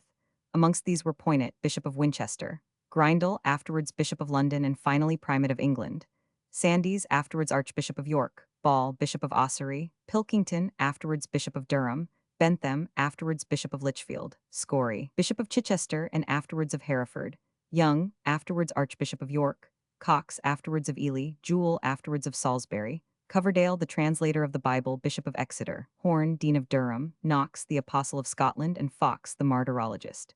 Besides these eminent men, there were Sir John Cheek, the famous Greek scholar, Sir Anthony Cook, and Sir Francis Knollys, afterwards Elizabeth's vice-chamberlain. On Elizabeth's accession to the throne, she was by no means disposed to go so far as her brother Edward had gone, much less as far as the refugees, who now flocked back again from Geneva, would have carried her. They had imbibed the rigid independent notions of Calvin and Zwinglius, and that probably before their departure from England, a circumstance which there is little doubt directed their course to Switzerland, for the reformers who resorted to Frankfurt were much nearer to her standard, a standard very much the same as that of her father. She renounced all allegiance to the Pope and the Church of Rome, though she hesitated to declare herself the supreme head of the Church till it was conferred on her by Parliament. She issued orders to restrain the zeal of the Protestants, who began to pull down the images, and to restore the service to its state in King Edward's time. She gave directions that a part of the service should be read in English, and forbade the elevation of the host, but at the same time she suspended all preaching. Parliament, on meeting, passed an act asserting the supremacy of the crown over the Church, revived the acts of Henry VIII, which abolished the power and jurisdiction of the Pope in England, and authorized the use of King Edward's Book of Common Prayer, with some alterations, chiefly in the communion service. Thus they cast off the Roman Catholics who would not conform, but did not go far enough for the more zealous reformers. The oath of supremacy was presented to the bishops, and it had the effect of clearing the church of all but Kitchen of St. Asaph. The inferior clergy, however, were not so firm, and only 6 abbots, 12 deans, 12 archdeacons, 15 heads of colleges, 50 prebendaries, and 80 rectors refused compliance. The monks returned to secular life, but the nuns mostly went abroad. The clergy were ordered to wear the habits in use in the latter part of King Edward's time, and their marriages, against which the Queen showed a strong repugnance, were put under stringent regulations. The press also was laid under the most rigorous restrictions, and no book was to be printed or published without the license of the Queen, or of 6 of her privy council, or of her ecclesiastical commissioners, or the 2 archbishops, the Bishop of London, the chancellors of the universities, and the bishop and archdeacons of the place where it was produced. All persons were commanded to attend their parish churches under severe penalties. In 1562, the Articles of Religion of King Edward were reduced from 42 to 39. In 1571, they underwent a further revision, and were made binding on the clergy before they could be admitted to orders. Like her father, the longer she lived the more resolute she became to enforce her own dogmas on the whole body of her subjects. In the 23rd year of her reign, the penalty for non-attendance of the established church was raised to £20 per month. In the same year another act was 355 passed, declaring it high treason to attempt to draw anyone to the Church of Rome, and the persons thus drawn were equally guilty of treason, and all their aiders, abettors, and concealers were made guilty of misprision of treason. These arbitrary laws against the freedom of opinion went on increasing in severity. In 1585, an act was passed which made traitors of all Jesuits and other popish priests who had been ordained abroad, and of all subjects whatever educated in papal seminaries, who did not immediately return home and take the oath of supremacy. The receivers of any such persons were declared felons without benefit of clergy. Whoever sent money to any foreign Jesuits or priests was liable to PR immunere, and parents sending their children to school abroad without license from Her Majesty were liable to a penalty of £100. Fresh acts were added in 1581 and 1593, the former to make void all conveyances of property by popish recusants, with the object of escaping the penalties imposed upon them, and to decree that the penalty of £20 a month for non-attendance at church should be levied by distress to the extent of all the offenders' goods and two-thirds of their lands. The latter ordered all popish recusants above 16 to repair to their proper places of abode, and never more to go more than 5 miles from them, without special license from the bishop of the diocese or lieutenant of the county, under penalty of forfeiture of their goods and of the profits of their lands for life, those having no goods or lands to be deemed felons. But if the atrocities committed by the Roman Catholics in the reign of Mary, and the fears of their recurrence should the papists regain the power, afforded some plea for these persecutions, what is to be said of the same rigors applied to the reformers, who simply desired to form their religious opinions on the Bible, the divine charter of humanity? Thousands of these, from the earliest days of the Reformation, had claimed this privilege as their birthright, and many of those who came back from the continent on the termination of the Marian persecution were surprised and discouraged to find themselves equally excluded with the Catholics from the exercise of their own judgments by a Protestant queen. They were required to attend the preaching of those against whose doctrines they protested, and suffered the same monstrous fines if they absented themselves. Instead of that glorious liberty of the gospel, which they had promised themselves, they had to accept with all homage the cut-out and prescribed pattern of opinion dictated by an autocratic woman who made a desperate stand against the removal of images from the churches and practiced many popish ceremonies in her own private chapel. Instead of the form of service which the English refugees had established at Geneva, in which there were no litany, no responses, and scarcely any rites or ceremonies, they were commanded to adopt a form which appeared to them little removed from popery. The Genevan refugees, who, from their demand for the utmost purity and primitive simplicity in worship, were styled Puritans, would, had they been permitted, have planted a church far more like the church as it came to exist in Scotland than that which was established for England. They opposed the claims of the bishops to a superior rank or authority to the presbyters. They denied that they possessed the sole right of ordination and exercise of church discipline.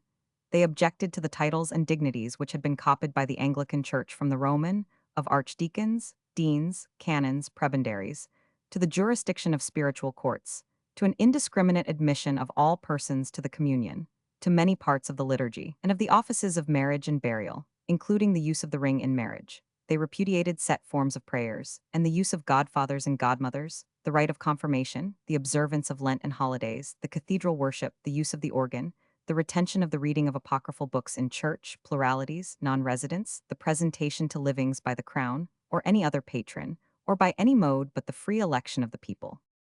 But in that age, no conception of religious liberty was entertained. The Puritans were as resolute in their ideas of conformity to their notions as Elizabeth was to hers, and had they had the power, would have used the same compulsion. Knox exhibited that spirit of exclusiveness to the extreme in Scotland, even calling for the deposition of the Queen as a Jezebel and an idolatress, because she would not adopt his peculiar tenets and view of things. The Puritans exhibited the same spirit long after in America for the exercise of their faith. In fact, the great and divine principle of the entire liberty of the gospel was too elevated to be arrived at suddenly, after so many ages of spiritual despotism, and required long and earnest study of the spirit and example of Christ. Severe struggles, bloody deaths, and incredible sufferings in those who came to see the truth had to be undergone before the 356 battle of religious freedom was fought out, and all parties could admit the plain fact which had revealed itself to Charles V. After his abdication of the throne, when he amused himself with clock-making, that as no two clocks can be made to go precisely alike, it is folly to expect all men to think precisely alike. Both parties, says Neal, in his History of the Puritans, agreed too well in asserting the necessity of a uniformity of public worship, and in using the sword of the magistrate for the support and defense of their respective principles, which they made an ill use of in their turns whenever they could grasp the power in their hands. The standard of uniformity, according to the bishops, was the Queen's supremacy and the laws of the land. According to the Puritans, the decrees of provincial and national synods, allowed and enforced by the civil magistrate.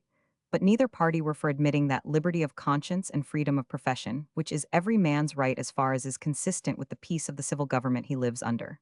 Heresy was, in fact, punished by the government as a purely political offense.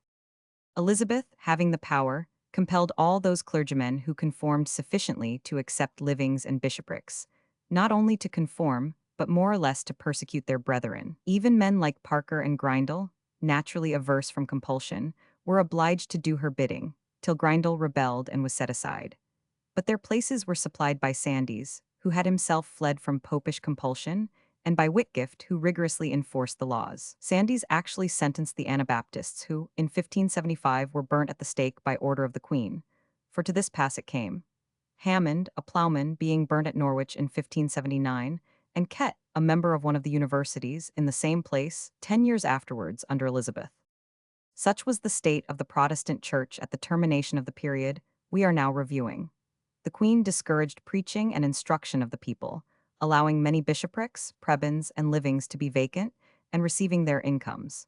She declared that one or two preachers in a county was enough, probably fearing the prevalence of the more advanced opinions. Parker in his time had been ordered to enforce strict compliance with the rubric, and numbers of the most eminent and eloquent clergymen resigned their livings and traveled over the country, and preached where they could, as if, says Bishop Jewell, they were apostles, and so they were with regard to their poverty, for silver and gold they had none. Being, however, continually brought before the authorities and fined and otherwise punished, they determined to break off all connection with the public churches, and form themselves into an avowed separate communion, worshipping God in their own way, and being ready to suffer for his sake. Here, then, commenced the great cause of nonconformity, and the formation of all those sects which from time to time have since appeared, each claiming, and justly, the right to worship God and to regulate their particular church as seems conformable to their understanding of the Scriptures. These separate assemblies, however, were stigmatized as conventicles, and from this time many were the laws passed to put them down, as we shall hereafter find. Among the nonconformists, a most zealous and resolute sect arose called Brownists, from Robert Brown, a preacher in the Diocese of Norwich, a man of good family, and said to be a relative of Lord Burleigh. His followers soon acquired the name of Independents, which they afterwards changed for that of Congregationalists, from their denial of all ecclesiastical dignities and authority whatever, asserting that each congregation constitutes a complete church, with the right to nominate their own minister and conduct their own affairs. This body of Christians, at this day so extensive and respectable, of course felt the especial weight of the persecution of the established church, with which it refused to hold the slightest communion. Yet to such a degree did it flourish. A proof of the onward spirit of the time, that Sir Walter Raleigh declared in Parliament that there were before the death of Elizabeth not less than 20,000 members of that body in Norfolk, Essex, and the neighbourhood of London. Reduced facsimile of the title page of the Great Bible, also called Cromwell's Bible. In the narration of the struggles of this period in Scotland, we have sufficiently traced the persecution of the Protestants by the Romish Church, the martyrdom of Patrick Hamilton, George Wishart, Walter Mill, and others, the murder of Cardinal Beaton, and the final triumph of Knox and his compeers, from which period the organization of the Protestant Church of Scotland went on rapidly. In 1560, the lords of the congregation entered Edinburgh in arms, and Parliament assembling, abolished forever the Pope's jurisdiction, abolished the celebration of Mass, and authorized the confession of the faith and doctrine believed and professed by the Protestants of Scotland. An act also was passed to pull down all cloisters and abbey churches still left standing.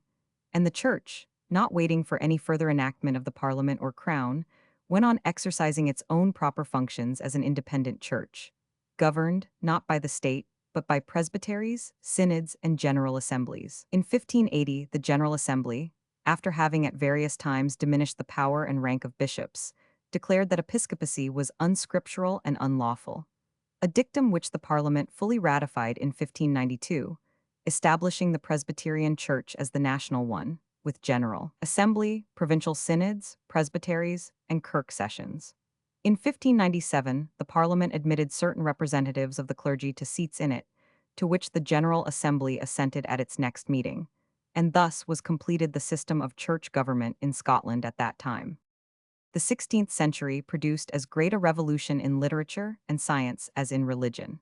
We still look back to this era for some of the greatest names and greatest works which have adorned and enlightened not only our own country, but the whole civilized world. When we enumerate Sir Thomas More, Lord Surrey, Roger Ascham, Spencer, Sir Philip Sidney, Shakespeare, Marlowe, Bacon, Buchanan, Gowan Douglas, Dunbar, and Sir David Lindsay, we remind our readers that we are moving amid a constellation of genius, than which time has scarcely any brighter. But in the two words Shakespeare and Bacon, We pronounce the names and glorious births of dramatic and philosophically genius, which have placed England on the summit of intellectual fame, by works never surpassed before or since in any nation, and by discoveries in science and art which have flowed from the novum organum of Bacon, as from an eternal and ever-strengthening fountain. True it is both men belong, by their works, rather to the succeeding period than to the present. But Bacon had, long before the death of Elizabeth, sketched out the plan of his immortal work, though he had not dared to publish it. And Shakespeare had not only written his poems, but had also written and acted in many of his most brilliant and original plays. By these great writers, the English language was established as a classical language.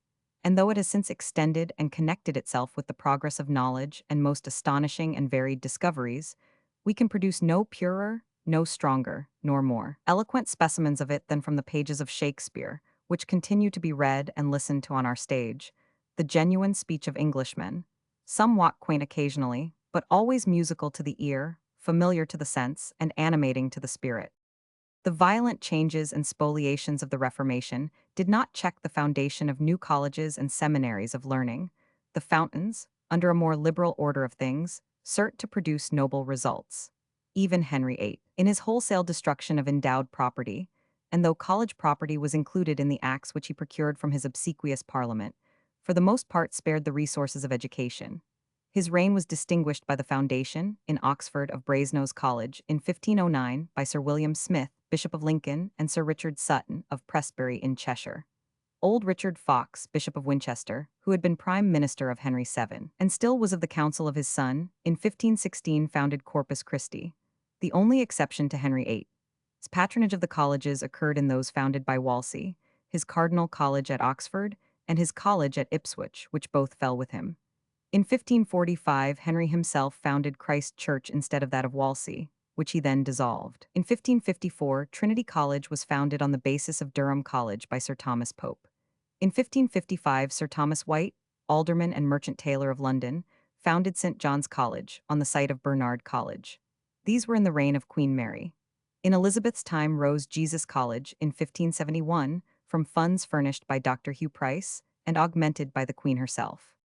In Cambridge, 3 colleges arose during the reign of Henry VII, the only educational endowments of any note during that period.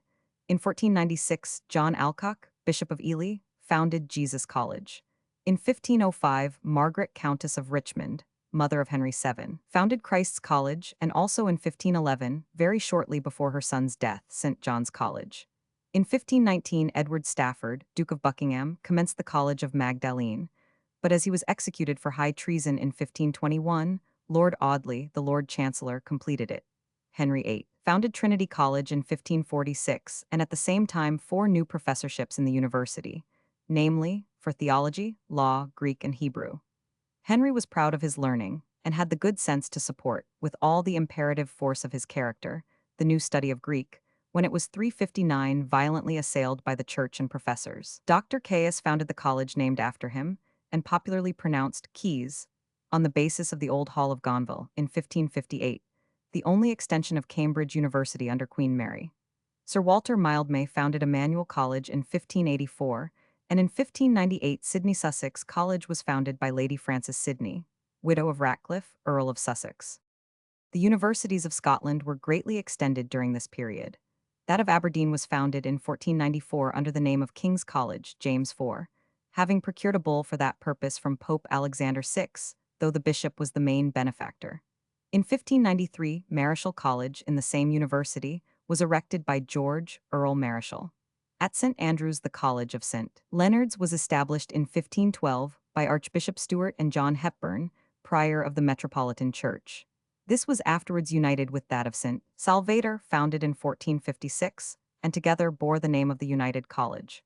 St. Mary's, in the same university, was founded in 1537 by Beaton. In 1582, James VI founded the University of Edinburgh. In 1591, Elizabeth founded in Dublin the University of Trinity College. Contemporaneous with these colleges and universities rose a great number of grammar schools, designed to extend the knowledge of Latin to the mass of the people. Among the magnificent endowments, since too much withdrawn, by the influence of wealth from the poor and the orphan, for whom they were designed, and devoted to the use of the affluent, for whom they were not designed, we may name St. Paul's School, London, founded by Dean Colet in 1509, Christ's Hospital, London, founded by Edward VI. In 1553, the year of his death, Westminster School, established by Elizabeth 1560, and Merchant Taylors' School, founded by that guild in 1561. In Scotland, the High School of Edinburgh was founded by the magistrates of that city in 1577. It is a curious fact that the revival of the Greek language and literature was coincident with the Reformation. Widely opposed as the spirit of Christianity and of the Greek mythology are, yet in one particular they are identical, in breathing a spirit of liberty and popular dominance, which were not long in showing their effects in Great Britain. The scriptures were now translated and made familiar to the people, at least by means of Puritan preachers, who were thus proclaiming that God had made of one blood all the nations of the earth, and that he was no respecter of persons, thereby laying the foundations of eternal justice in the public mind, and teaching, as a necessary consequence, that the end and object of all human government was not the good of kings or nobles, but of the collective people. The poets, the historians, the dramatists, and the philosophers of Republican Greece were made to bring all the force of their fiery eloquence, their glowing narratives, and their subtle reasoning to bear upon the same theme, presenting not only arguments for general liberty and a popular polity, but examples of the most sublime struggles of a small but glorious people against domestic tyrants and the vast hordes of barbarism without, of noblest orators thundering against the oppression of the mighty, of awful tragedians steeping their stage in the imaged blood of tyrants and of traitors, of patriots perishing in joy for the salvation of their country. It was not to be wondered at that, on the bursting of these novel elements like a sudden and strong torrent into the arena of human life, there should arise a fearful struggle and combat between the old intellectual ideas and the new, the twofold inundation pouring from the hills of Palestine and of Greece, and in united vastness deluging Europe, threatened to destroy all the old landmarks of the schoolmen, and to drown Duns Scotus and Aquinas, along with the owls and bats of the monkish cells and dream chambers. It was soon seen that this new language was the language of the very book from which the reformers drew their words winged with the fire of destruction to the ancient slavery of popular ignorance and popular dependence on priests and popes, and no time was lost in denouncing it as a gross and newfangled heresy. It was a heresy from which not only freedom in church but in state was to spring. The seed from which grew, in the next age, are Hampdens, Marvells, Pyms, Prynnes, Cromwells, and Miltons. Yet it is only due to Henry VIII, to his ministers Wolsey, Fox, and More, and to other eminent dignitaries, amongst them Cardinal Pole in Queen Mary's reign, to state that they were zealous advocates and promoters of the Greek learning. The very first public school in which Greek is said to have been taught in England was the new foundation of Dean Colet, St. Paul's School, where the celebrated scholar William Lilly, who had studied in Rhodes, was the master. Wolsey 360 introduced it into his new colleges, and Henry VIII, being at Woodstock and hearing of a furious harangue made at Oxford against the study of the Greek Testament in the university, immediately ordered the teaching of it and established a professorship of it also in Cambridge. Notwithstanding, a violent opposition arose against the study of Greek, in consequence of the authority it gave to the doctrines of the Reformers, rendering an appeal to the original text invincible. Erasmus informs us that the preachers and declaimers against his edition of the Greek Testament really appeared to believe that he was by its means attempting to introduce some new kind of religion. The book was prohibited in the University of Cambridge, and a heavy penalty decreed for anyone found with it in his possession. Erasmus attempted to teach the Greek grammar of Chrysoloras there, but a terrible outcry was raised against him, and his scholars soon deserted his benches. As the contest went on, however, the universities, both here and abroad, became divided into the factions of the Greeks and Trojans, the Trojans being those who were advocates for Latin, but not for Greek. The Greeks, however, victorious as of old, expelled the works of the famous Duns Scotus from the schools.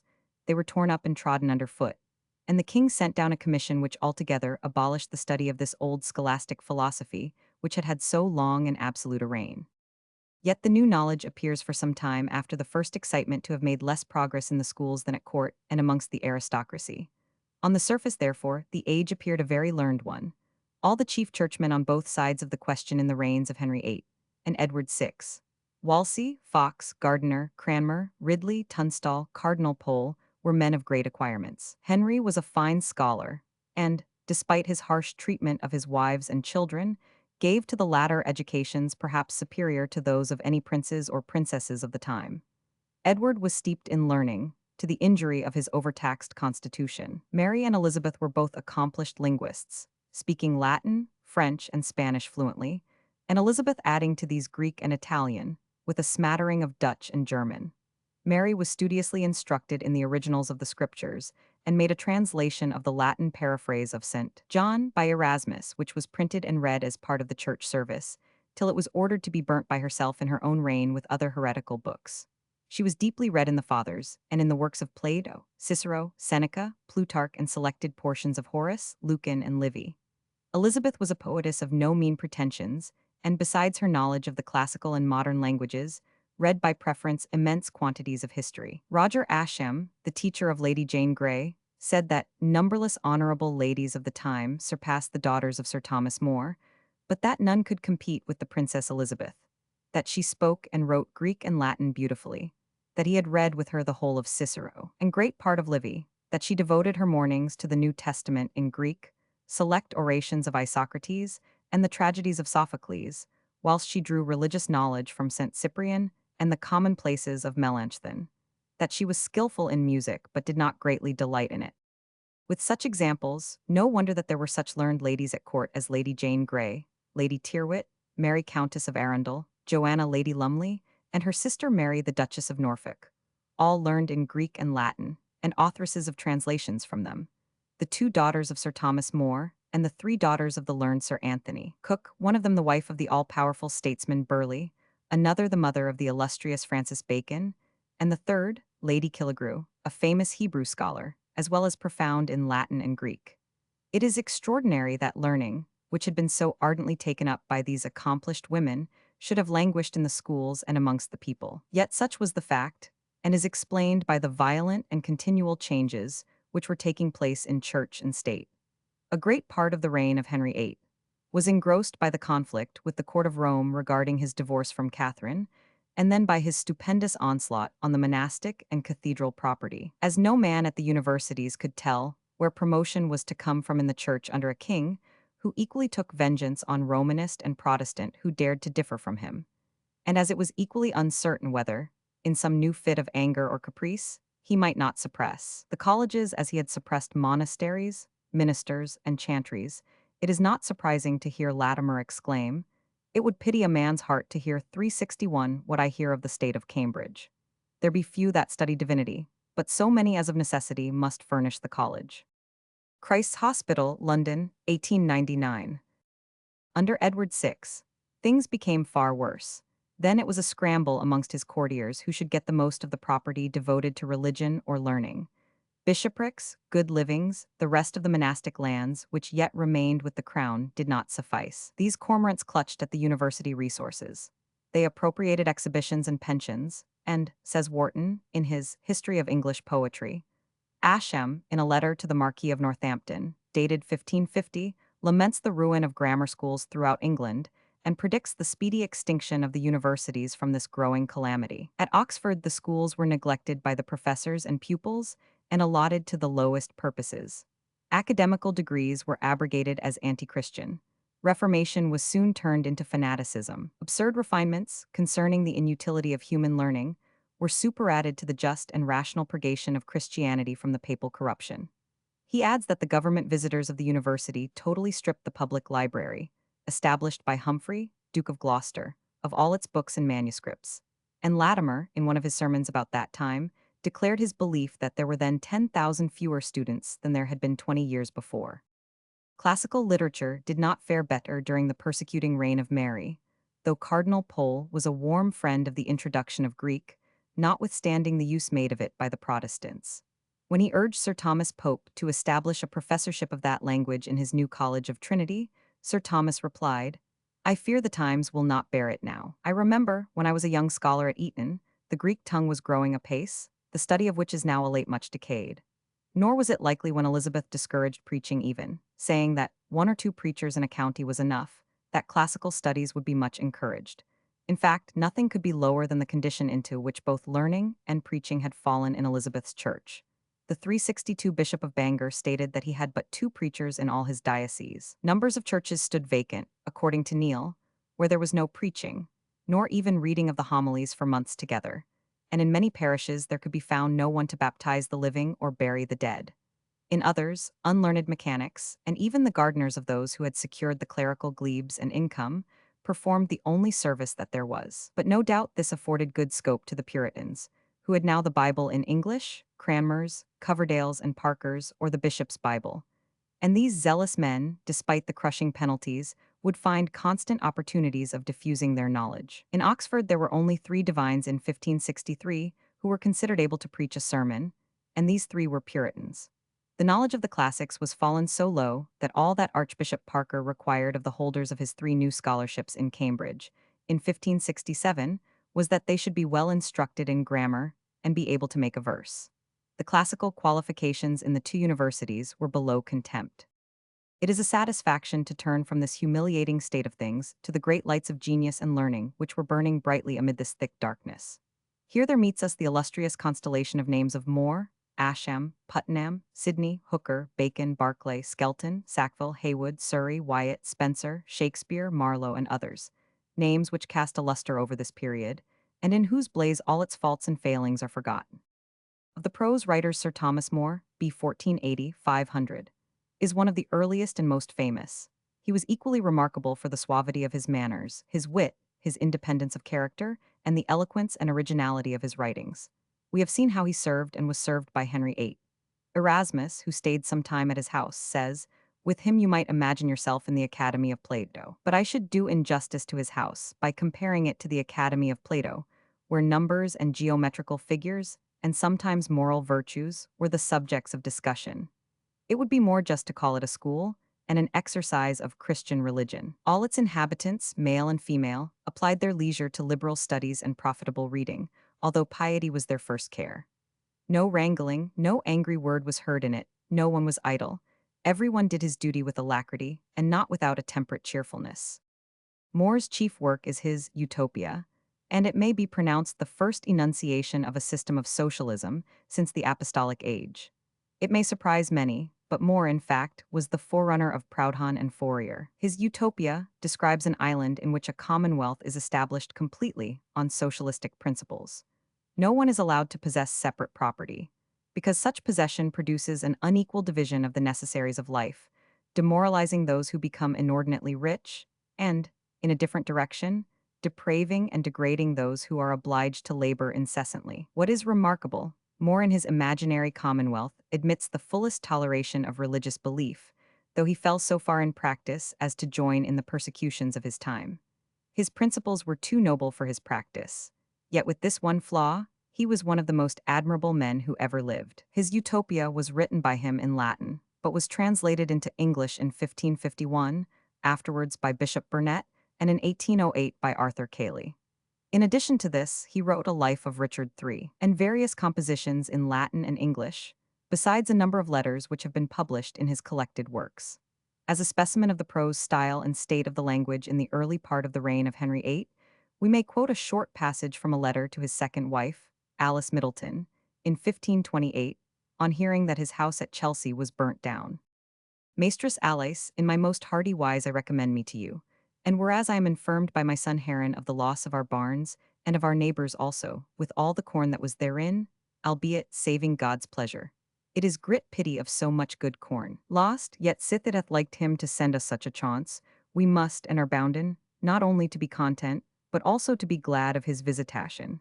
He sent us all that we have lost, and sith he hath by such a chance taken it away again, his pleasure be fulfilled. Let us never grudge thereat, but take in good worth, and heartily thank him, as well for adversity as for prosperite. And peradventure we have more cause to thank him for our loss than for our winning, for his wisdom better seeth what is good for us than we do ourselves. Therefore I pray you be of good cheer, and take all the household with you to church, and there thank God, both for what he hath given us, and for that he hath taken from us, and for that he hath left us, which, if it please him, he can increase when he will, and if it please him to leave us yet 363 less, at his pleasure be it. I pray you to make some good in search what my poor neighbors have lost, and bid them take no thought therefore. For an I should not leave myself a spawn, there shall no poor neighbor of mine bear a no loss by any chance happened in my house. I pray you be with my children, and your household Murray in God." Latimer, b. 1470-500, was the son of a Leicestershire farmer, and rose to be Bishop of Worcester, and to the far higher rank of a martyr for his faith. He has been pronounced by writers of this age as a good but not a great man. To our mind, he was a very great man, not in worldly wisdom, for he was simple as a child, but he was a genius, true, racy, and original.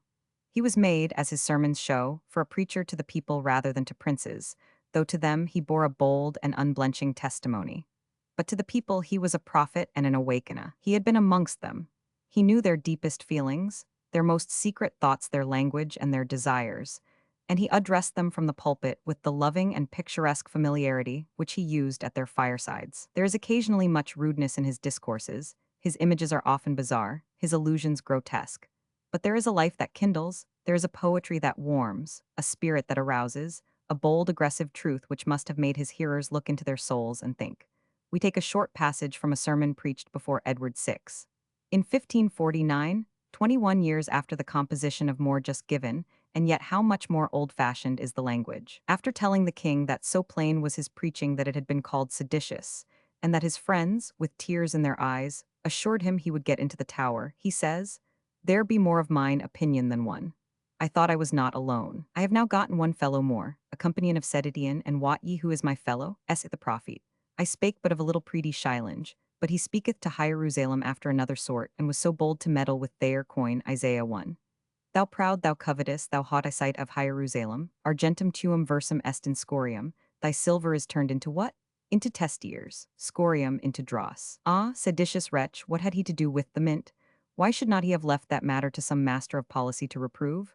Thy silver is dross, it is not fine, it is counterfeit, thy silver is turned, thou hadst good silver. What pertain that to essay? Mary, he espieth a piece of divinity in that policy. He threatened them God's vengeance for it. He went to the root of the matter, which was covetousness. He espied 2 points in it, that either it came of covetousness, which became him to reprove, or else that it tended to the hurt of the poor people, for the naughtiness of the silver was the occasion of dearth to all thinges in the realmy. He imputeth it to them as a great crime. He may be called a maester of sedition indeed. Was this not a seditious varlet to tell them lies to their beards, to their face?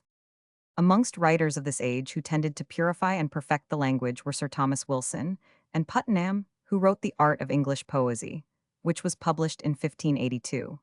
Wilson, b. 1520, 500, wrote his Art of Rhetorique 30 years before, only 3 years later than the Sermon of Latimer's just quoted. Yet what an advance in both style and orthography! What maketh the lawyer to have such utterance? Practice. What maketh the preacher to speak so soundly? Practice. Yea, what maketh women go so fast away with their words? Marie, practice, I warrant you. Therefore in all faculties, diligent practice and earnest exercise are the only thinges that make men prove excellent. Contemporary with More was Sir Thomas Eliot, b. 1495, 500, whose treatise called The Governor is a fine example of vigorous English. Cranmer and Ridley were not less distinguished for their fine style than for their liberal principles, and Roger Ascham, b. 1515, 500, the instructor of Lady Jane Grey and Queen Elizabeth, was equally famed for his calligraphy, his musical talents, his proficiency in the new learning, Greek for his classical Latin, and his English composition. To relieve the severities of study he practiced archery, and wrote his Toxophilus, the Scroll of Shootinge, to recommend that Old English art. In it he strongly advocated the Old English language and the abstinence from foreign terms, a recommendation which succeeding generations wisely declined, to the vast enrichment of the language. But Ascham was a genuine Englishman, and advised his countrymen to follow the counsel of Aristotle, and speak as the common people do, but think as wise men do. His next principal work was the Schoolmaster, a plain and perfect way of teaching children to understand, write, and speak the Latin tongue, a work which has become more known than any other of his, because in it he mentions his visit 364 to Lady Jane Grey at Bradgate Park near Leicester, where he found her deep in Plato's PhDO, while the rest of the family were hunting. But besides these works he wrote on the affairs of Germany, and Latin poems, Latin letters, and his celebrated apology for the Lord's Supper, in opposition to the Mass. From a woodcut in Fox's Martyrs, 1563. Latimer preaching before Edward VI. From a woodcut in Fox's Martyrs, 1563. As a prose writer, Edmund Spenser, b. 1553, 500, the author of The Faerie Queene, must be mentioned for his View of the State of Ireland, which contained many judicious recommendations for the improvement of that country, and presence in its serious statesmanlike views a curious contrast to the allegorical fancy of his great poem. But far greater as prose writers of the latter portion of this period stand forth Sir Philip Sidney and the judicious Hooker. Sir Philip Sidney, b. 1554-500, who was celebrated as the most perfect gentleman of his time, or as, in the phrase of the age, the mirror of courtesy, was killed at the age of 33 at Zutphen. Yet he left behind him the Arcadia, a romance, the Defense of Posse, and various minor poems and prose articles, which were published after his death. The person and writings of Sidney have been the theme of unbounded panegyric. He was a gentleman finished and complete, in whom mildness was associated with courage, erudition mollified by refinement, and courtliness dignified by truth. He is a specimen of what the English character was capable of producing when foreign admixtures had not destroyed its simplicity, or politeness debased its honor. In his own day, he was the object of the most enthusiastic praises, and has been lauded in the most vivid terms by writers of every period since. Near his own times, Nash, Lord Brooke, Camden, Ben Jonson, Naunton, Aubrey, Milton, and Cowley were his eulogists. Wordsworth and the writers of our own day are equally complimentary. Perhaps, after so continuous and high-toned a hymning, a modern reader, taking up his Arcadia for the first time, would find it stiff, formal, and pedantic. He might miss that fervid spirit which animates the fictions of the great masters of our own age, and wonder at the warmth of so many great authorities upon what failed to warm him. In fact, it must be confessed that it is a noble specimen of what pleased the taste of the time in which it was written. It displays imagination, though often on stilts instead of on wings, and breathes the spirit which animated its author, of a refined nature, a chivalrous temperament, a generous heart, and the instincts of the perfect scholar. Of that period it is a noble monument. In this it is a unique work of art, which, however, strikes us as fair, mild, and antiquated. The Defense of Posse, with much of the same mannerism, is worthy of a poet, and of a man whose life was the finest poem, from its generous patronage of talent, its high literary taste, and the hero's death, in the very agonies of which he gave from his own scorched lips the 365 draught of cold water to the dying soldier at his side. Roger Ascham's Visit to Lady Jane Grey, CP 364. The list of the prose writers of this period presents no more honorable name than that of the great champion of the Church of England, Richard Hooker, b. 1553-500, whose composition is as remarkable for its cogent reasoning and elevated style, as Sidney's is for fancy and grace of sentiment. His ecclesiastical polity, in 8 books, is regarded as the most able defense of church establishments that ever appeared. From the breadth of its principles it drew the applause of Pope Clement VIII, as well as of the royal pedant James I. To those who study it as an example of the intellect, learning, and language of the time, it presents itself, even to such as dissent from its conclusions, as a labor most honorable to the country and age which produced it. A still greater man was yet behind. Bacon, b. 1561-500, was figuring as the great lawyer, the eloquent advocate and senator. But under the duties of these offices hid the master who was to revolutionize philosophy and science, the father of the new world of discovery, and the most marvelous career of social and intellectual advance. To this period he is the sun sending its rays above the horizon, but not yet risen. His speeches, his essays civil and moral, and maxims of law, already foretold his fame. A very different writer was John Lyly, the Euphuist b. 1553-500. Lyly was a poet and dramatist of repute, but in 1579 he published Euphues, or Anatomy of Wit, which was followed in 1581 by a second part called Euphues and His England. In this he invented a style and phraseology of his own, which seized the fancy of the public like a mania, and set the court, the ladies, the dandies, and dilettanti of the day speaking and writing in a most affected, piebald, and fantastic style. Sir Philip Sidney, in his Arcadia, ridiculed it, not without being in a considerable degree affected by it himself. Shakespeare, in Love's Labour's Lost, and Sir Walter Scott, in his Sir Piercy Shafton, in The Monastery, have made the modern public familiar with it. Yet, after all, probably Lyly was only laughing in his sleeve at the follies of others, and was, as has been asserted, aiming at the purification of the language. For in his dramas his diction is simple enough, considering the taste of the age.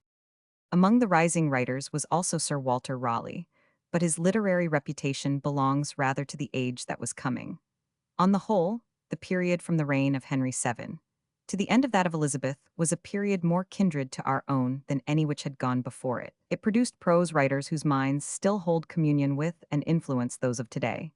Its philosophy had assumed a more practical stamp and was full of the elements of change and progress. Its poetry, which we have now to consider, reached the very highest pitch of human genius. The earliest poet who has left any name of note is Stephen Hawes, whose principal work was The Pastime of Pleasure, which was printed by Wynkyn de Worde in 1517. Hawes was a native of Suffolk, had traveled much, and by his proficiency in French and French literature acquired the favor of Henry VII. Another poem, The Temple of Glass, has been ascribed to Hawes, but is most probably Lydgate's, who, Hawes tells us, composed such a poem. Next to Hawes comes Alexander Barclay, the author of numerous works in prose and poetry, as The Cassell of Labour, wherein is richesse, virtue, and honour, an allegorical poem translated from the French. The Scheip of Foals of the Worlde, translated from Sebastian Brant's German poem Des Narren Skiff. Eglages, or The Miseries of Courts and Courtiers, a treatise against Skelton the poet, a translation of Livy's Wars of Jugurtha, Life of St. George, and 100. And 100. The work, however, which has handed down his name to posterity, is The Ship of Fools, which, by interspersing it with original touches on the follies of his countrymen, he made in some degree his own. But the chief merit of the poem in our time is the evidence of the polish which the English language had acquired, and to which Barclay probably contributed, for he had traveled through Germany, Holland, France, and Italy, studying diligently the best authors of those countries. He was successively a prebendary of the College of Ottery St. Mary, a Benedictine monk, vicar of Great Barlow, in Essex, of Woke, in Somersetshire, and rector of All Hallows, London, terminating his life at Croydon. A stanza or two will suffice to show the state of the language at the close of the reign of Henry VII. A man in orders is speaking. Etch is not letted that no is made a lord, nor etch a clerk that hath a benefice. They are not all lawyers that please do record. All that are promoted are not fully wise. On such chaunce no fortune throws her dice.